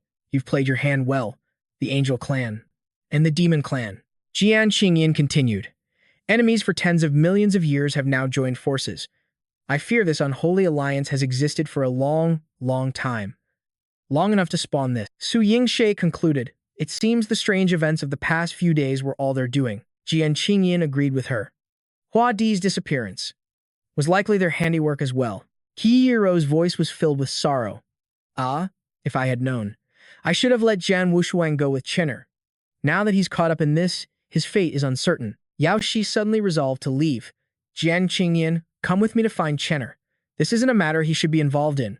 We'll bring him back to the Sword Emperor Palace. As they prepared to depart, Su Yingxia's voice stopped them cold. Wait, they all turned in surprise. Before they could ask, Su Yingxia's sharp, angry tone cut through the air. If you abandon your posts now, aren't you just handing the angels and demons the very opportunity they're waiting for? The five of us carry the sacred mission of the five great sects, to uphold the seals placed on both clans during the Great War, tens of millions of years ago. You all know our duty. With Hua Di missing, the seal she protects is in grave danger. Those two clans are watching our every move. We cannot, under any circumstances, abandon our positions. The seals are all connected, you know this. If Hua Dai's seal is broken, and those clans return to the 10 domains, then nowhere will be safe for Chenner. You must hold your positions. The best thing we can do for Chenner right now is to defend these seals, so the demons and angels can't interfere with his mission to rescue Huadai. Whether he can save her or not, and stabilize the breach left by her seal, it all depends on Chenner now. We must provide him with the best support we can. Hearing her words, the other three reluctantly agreed. She was right. At this moment, they could only place their trust in Chenner. The people of Yuqi will arrive soon to help Yuro hold back the demon army, Jiang Qingyin said. And I will send word to Zhang Wushuang. Whatever weapons or artifacts you need, just ask. This is how it must be. Now, return to your posts. After everyone had left, only Kei Yuro remained. She thought to herself, the Angel Clan and the Demon Clan? Chenner, you are the absolute center of this chessboard now. It's all up to you. Meanwhile, back with Huadai, a frantic search was underway for the gatekeeper who had been fiercely scolded earlier. You useless fool. Find her and bring her back now. But Huadai had already shaken them off, continuing her own desperate search. Next, I need to find TNC's seal. Determination burned in Huadai's eyes. If I can just save him, I won't have to endure this any longer. I have to find him quickly. Swiftly, she took down 4 guards and finally found TNC's body. It was encased in ice, and she had to use her magic to break it. Divine Flame, aid me. But her magic was too weak to shatter the ice prison. It's not enough. I need more power. TNC, I will get you out of there, even if it takes everything I have. I'm so close, just a little more. As she pushed her power to its limit, a voice echoed from the shadows. Huadai, you finally come. You truly are my good little disciple. They had found her. She turned, her eyes widening in shock. It was her master. Huadi was stunned. Her master should be dead. She stammered. You should be gone. Unless, are you TNC? Before she could finish, her master began casting a spell. A cruel smile on his face. Have you ever considered one simple question? In this entire world, does a TNC truly exist? After I learned that the ancient bloodline seal would be passed down to you, the so-called TNC became nothing more than a trap I set just for you. From taking you as my disciple to letting you uncover my secrets step by step, she explained, and finally, letting you defeat me, then using the dark marks to provoke an attack on the immortal demon clan, even your decision to seal them away. The purpose was always to escape the 10 domains and get closer to the seal of the demon and celestial clans. Do you understand now? This ancient goo poison was never a thing of this world. The chaos in Ning Cheng was merely a means to gather enough blood and spirit energy to feed it. Everything that has happened was all in preparation for this very moment.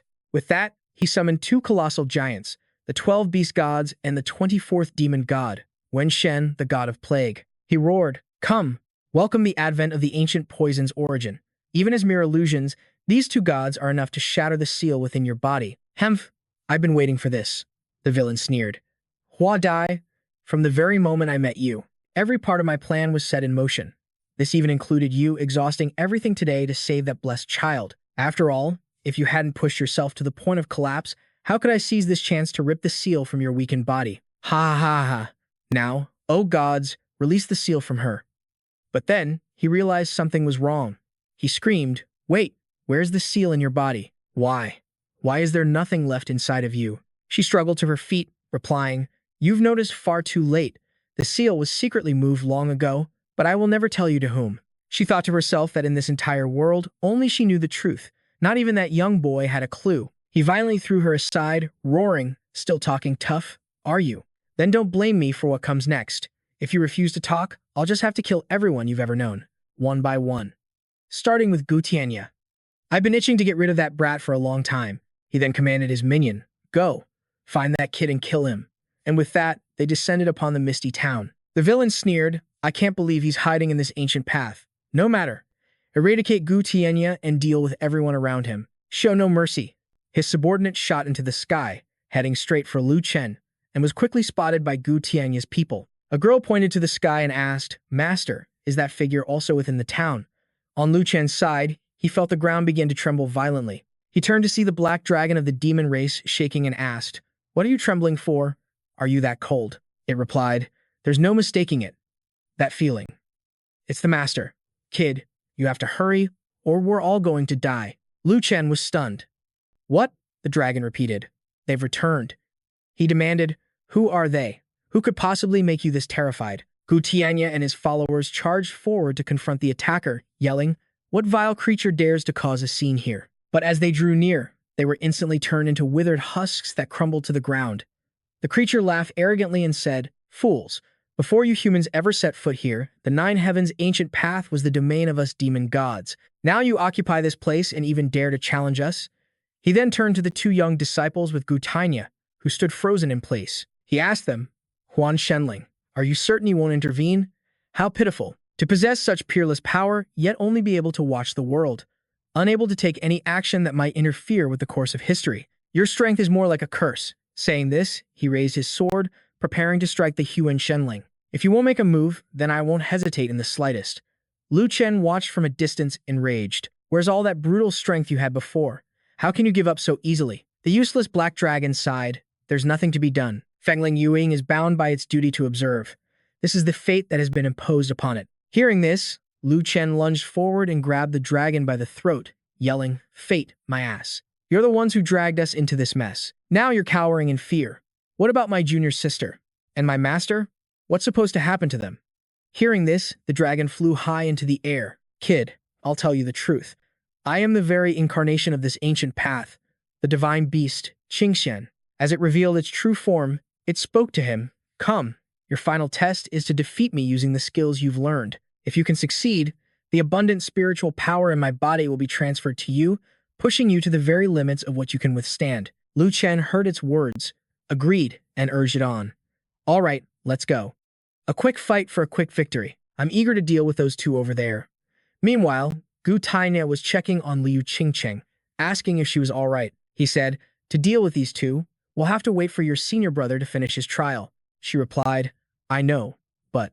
After that last sword strike, Lu Chen vanished. Hearing this, her master panicked. Lu Chen is done for. Suddenly, a voice rang out. It was Lu Chen's. "You too. I remember you. I remember the stench on your bodies. God clan, demon clan. You all deserve to die." With those words, she stood alone, raising her sword to battle them both. And just like that, he materialized behind her. He sneered, Well, if it isn't the sword spirit of the legendary Lu Chen of old. After all these years, your little blade is still sharp. If that were us back then, your surprise attack might have actually worked. But here, in the nine heavens' ancient path, the very birthplace of gods and demons, our power can surge without limit. Dust and debris choked the air from the last clash. Seizing the moment, Tian Chen and Wen Shen lunged straight for Lu Shen, but she met their charge with a fierce and decisive counterstrike. She gritted her teeth, her face a mask of pure resolve. The demon god moved to end it quickly, sneering, "Playtime's over. Little dagger." Then he roared, "Now, disappear." With a deafening boom, a massive explosion erupted. The demon god stared in disbelief. What? Right before his eyes, Gu Tianye stood firm, his blade deflecting the blow for Lu Shen. "Looks like I'm not past my prime just yet. Why? Would you save me?" The demon god demanded. "The reason? It's simple. This world is about to face a cataclysmic change. That boy will need your power." With that, he sent the demon flying with a powerful kick. "Damned mortals, have you all grown so bold? To challenge the divine is to court death." Without a moment's hesitation, Tian Chen and Wen Shen charged forward. "Now you will perish." Gu Tianyi ordered his disciple. "That boy will surely arrive. Your duty is to protect everyone else." But Lu Shen refused to let her master face them alone. Still, the old master insisted, "I'm heading out first." Suddenly, massive vortexes of energy spiraled in from the horizon, sending the two demon gods into a panic. What is happening? This spiritual pressure. It's powerful enough to disrupt our own. Who could it be? To think that the mere overflow of their aura could pose a threat to us. Just who is this person? Lu Shen couldn't begin to fathom it. What did you do? Even Gu Tianyi was stunned. No, this wasn't me. Then, a voice cried out, it was King Cheng. "Martial uncle, it's him. That power belonged to my senior brother. He must have succeeded." Gu Tianyi's tension finally broke, replaced by a deep, satisfied smile. "Ha ha ha. Well done, kid. I can't believe you actually made it to the final trial." Qing Cheng and Lu Shen were still confused. The final trial? Does that mean the master is about to return? Exactly. That shockwave just now, if I'm not mistaken, was the excess energy released when Lu Chen absorbed the immense power of the Nine Heavens' ancient path. Once Lu Chen returns, our victory is assured. Gu Tianyi then leaped forward to address the crowd. "Everyone of the Nine Heavens' ancient path, listen to me. The world is in grave peril. The gods and demons are returning, and as you can all see, the Nine Heavens' ancient path will be their first target. But now is not the time for despair. The young man I recommended has reached the final trial. Joy erupted among the people of the Nine Heavens' ancient path. We're saved. We're finally saved. You recluses of the Nine Heavens have hidden long enough. Each of you is a renowned figure in the 10 realms. But today, our one true hope is Lu Chen. Tianxian seethed with anger, but his cowardice held him back. You damn mortals. Just wait until I recover my strength. You'll all pay for this. Standing atop his flying sword, Gu Tianyai commanded the forces. As a senior, the time has come for me to take the lead. Everyone, with me. We must buy that boy more time. Charge. Protect the one undergoing the trial. He then unleashed a powerful strike into the enemy ranks. Fools! You think mere mortals can defy the divine? Gu Tianyai whispered weakly. Kid, it looks like this is as far as I can go. The rest is all up to you now. You must pass this trial, no matter what. Meanwhile, within the trial, Lu Chen lay panting on the ground. He lamented, I can't believe. My attacks were that useless. But a voice denied his claim. No. You Oi did exceptionally well. And with those final words, the figure began to fade away. Can you feel it? My spiritual power. Lu Chen's eyes widened in excitement. I can. My entire body feels revitalized. He then made a proposition. In that case, give me all the power you have left. I'm going to use it to blast those two demonic mongrels to bits. The scene shifts to the world tree, where a purple serpent rests. Suddenly, a voice startles it. A scion of forbidden gods, daring to trespass on sealed grounds. Just as Qing Yin said, the abomination born from the union of gods and demons truly is an unbearable pestilence. With a blight like this, there's no need for pleasantries. I shall send you to your grave. 12 heavenly pillars formation. Crimson lightning rained down upon the colossal tree. But then, the woman felt something amiss. Oh, I was expecting something more original. We cut to the spiral tower, where Yao Shi stands defiantly. It seems the united clans of gods and demons came prepared this time. At the heaven-defying palace, a fierce battle rages. Su Yingsha was right. If the four of us ever abandon our posts, it would mean the downfall of all 10 realms. Meanwhile, at the evil sword tomb, Qing Yin speaks with grave importance. Chenner, this chess game is nearing its end. The final checkmate can only be delivered by you. In another place, Huadi has been captured, tens of thousands of years. All the schemes of the gods and demons, the ancient venom, cultivated over countless millennia, all for this single moment. You all stagnated for ages, never imagining that the god and demon clans were also evolving. These 4 divine scourges were created for one purpose, to perfectly counter each of your abilities. Breaking the seal is just a matter of time. But Gu Tianhai, he doesn't carry the seal's aura. So where in the world is the final seal hidden? Huadi shot back, you will never succeed. He replied, it doesn't matter if you won't talk. The 2 demon gods already have the 9 heavens ancient path locked down. Even if I have to tear this place apart inch by inch, I will find that seal. Suddenly, he sensed it. The aura of the seal. But here, on the 9 heavens ancient path, it's concealed by a dimensional wall. So that's it, the trial dimension. Seeing he guessed the truth, a flicker of fear crossed Huadai's face. Meanwhile, on the side of the demon gods, the plague god lifted a man into the air, demanding, where did that surge of power come from? The seal, where is it? He threatened. Do I have to annihilate you one by one before you realize resistance is meaningless? Suddenly, a telepathic voice reached him. We found it. The bearer of the seal is in the trial dimension of the 9 heavens ancient path. Hearing this, both demon gods were stunned. The plague god tossed the man aside with a wicked grin. So that's where they hid him. Did you fools really think another dimension could save him from our grasp? With that, Heaven's wrath threw a single punch, shattering the very fabric of space itself. Everyone could only stare, their minds blown. Back at Gu Tianhai's battle, the 2 demon gods refused to yield. Instead, their arrogance only grew. Then let us rip away your final thread of hope and grant you true despair. He summoned razor-sharp bolts of lightning that tore the sky asunder. Lu Chen and Qing Cheng watched in terror. They found us anyway. His trial isn't even finished yet. If those 2 monsters find him now, everything will be lost. Gu Tianhai strained to command the 2 girls. We cannot let that happen, under any circumstances. Both of you, listen to me. Help me draw their attention.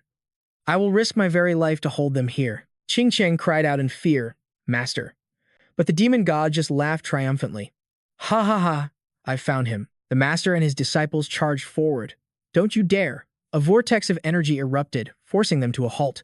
This finally caught the demon god's attention. Suddenly, his hand was caught by a mysterious power. A sharp, commanding voice cut through the air.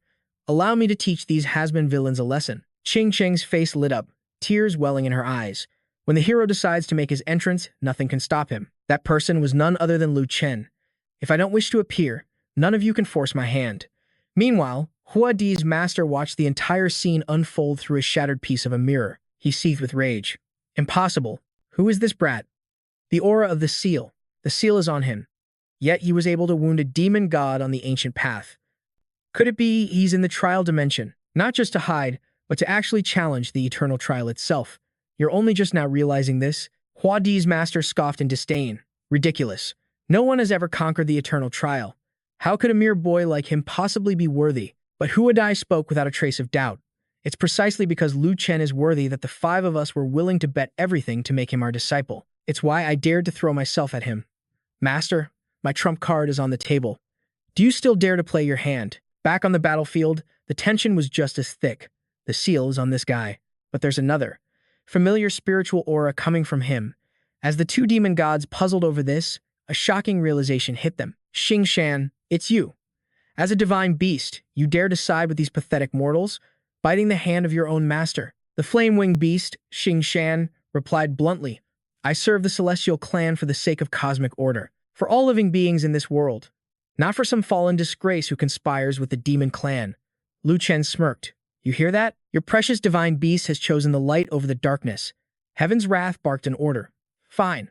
Once I've exterminated this human and released the demon god's seal, I'll personally fill your body with ancient poison and teach you who your true master is. Play God.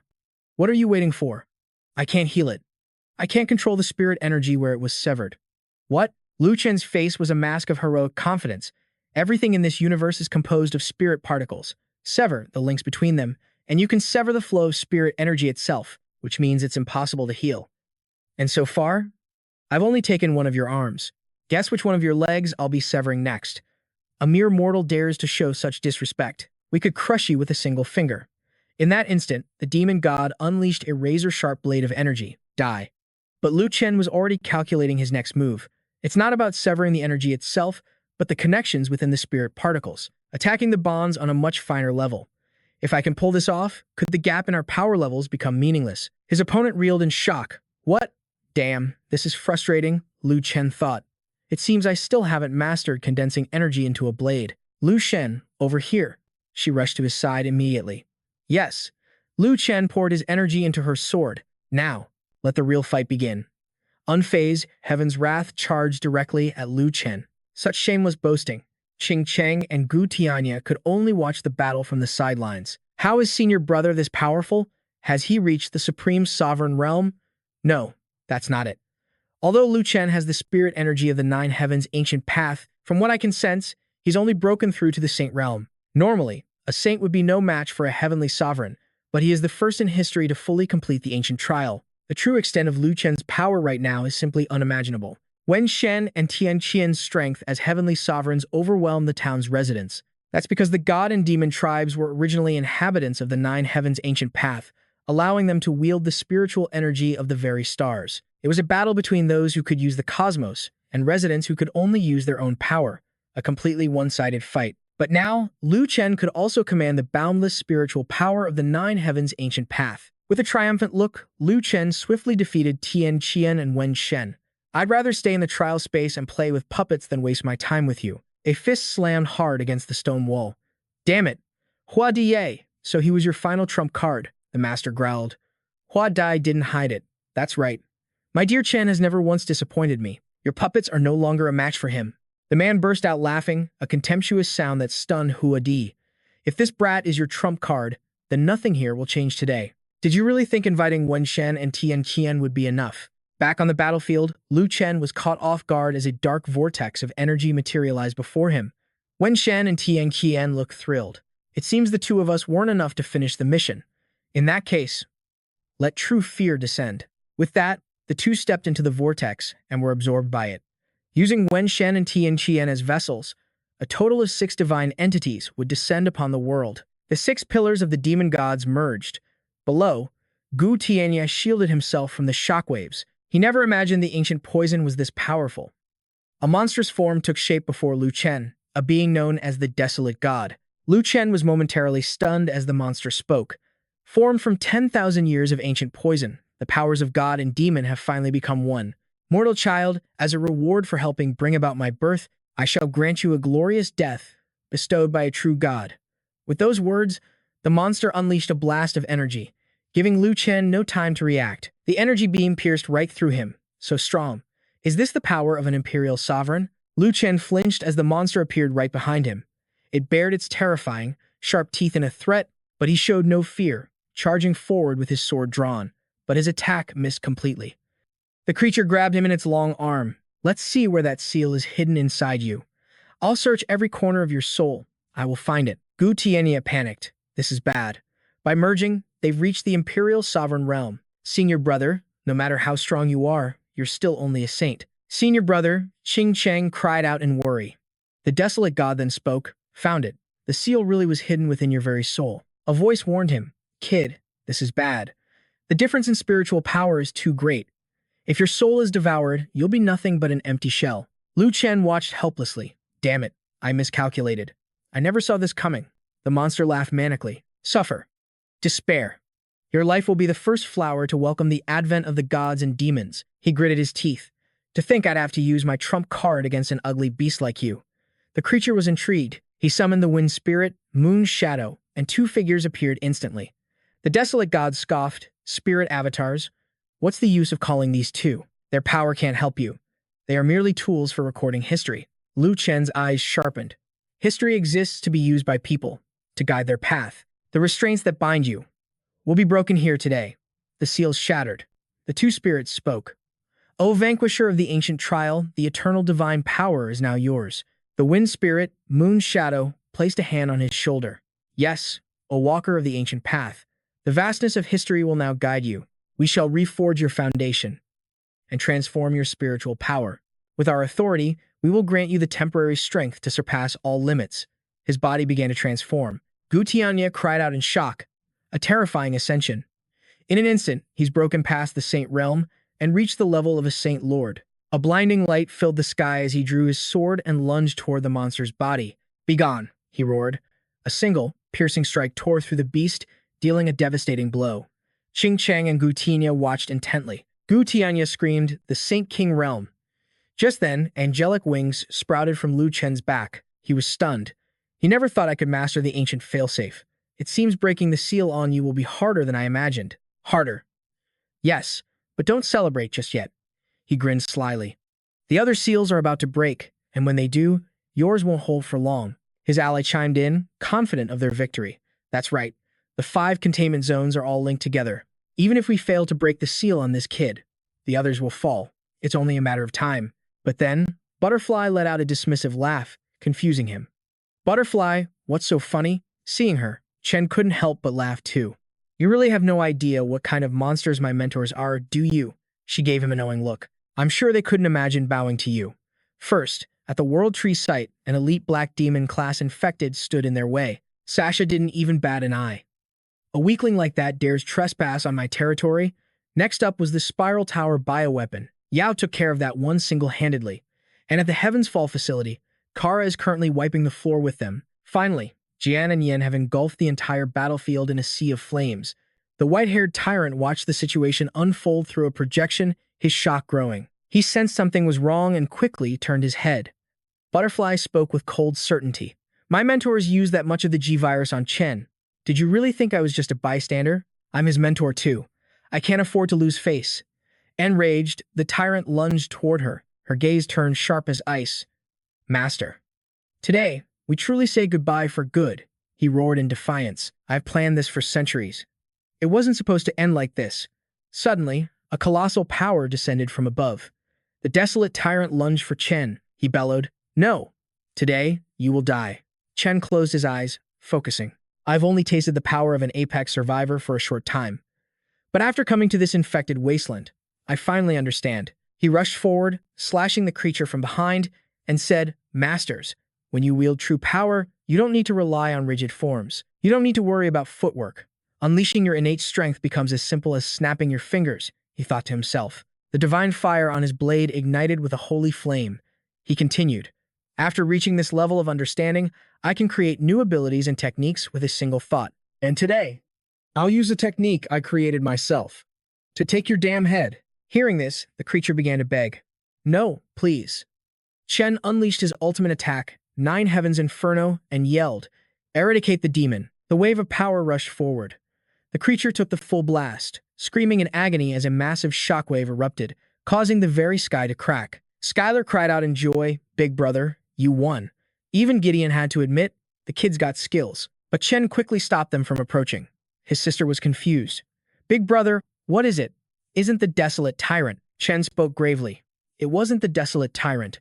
After receiving the inheritance from the Genesis Project, I finally understand why the original founders came here and never left." A massive vortex had appeared in the sky. Feng confirmed his words. "That's right. The founders who learned the secret of the Genesis Project willingly took on the duty of protecting it." Luna added, "The name of this place, the Last Bastion, doesn't refer to a small town.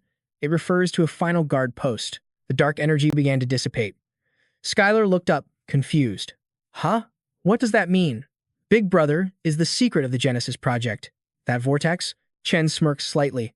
"I have accepted the inheritance of the Genesis Project, and the founders who guarded this place were just buying time for me to assimilate the core of the spite tyrant. So naturally, that duty now falls to me, right? Don't worry. I will finish the mission in their place and solve this problem once and for all." He turned back and said, "Skylar, wait for me." But she suddenly rushed forward and kissed him. Gideon shouted for her to stop. "Skylar, if you do that, you'll be pulled into the other side of the rift with him." After their kiss, her resolve was unbreakable. "We've reached the very end of the line together. So why can't we take one more step? No matter where you go, big brother, I'm going with you." He held her close, his eyes filled with love. "All right. We go together." Chen made a solemn promise. "Your big brother is the strongest survivor in this wasteland. In this world, I am unmatched. No matter where we go, I will protect you. You have nothing to fear," she replied. "Okay, I'll follow your lead." And together, they stepped into the unknown. And that's where we'll end for today. That was a summary of this incredible series. If you have any thoughts, be sure to drop them in the comments below. Don't forget to leave a like, subscribe, and hit that notification bell for more amazing videos. For now, take care, and I'll see you in the next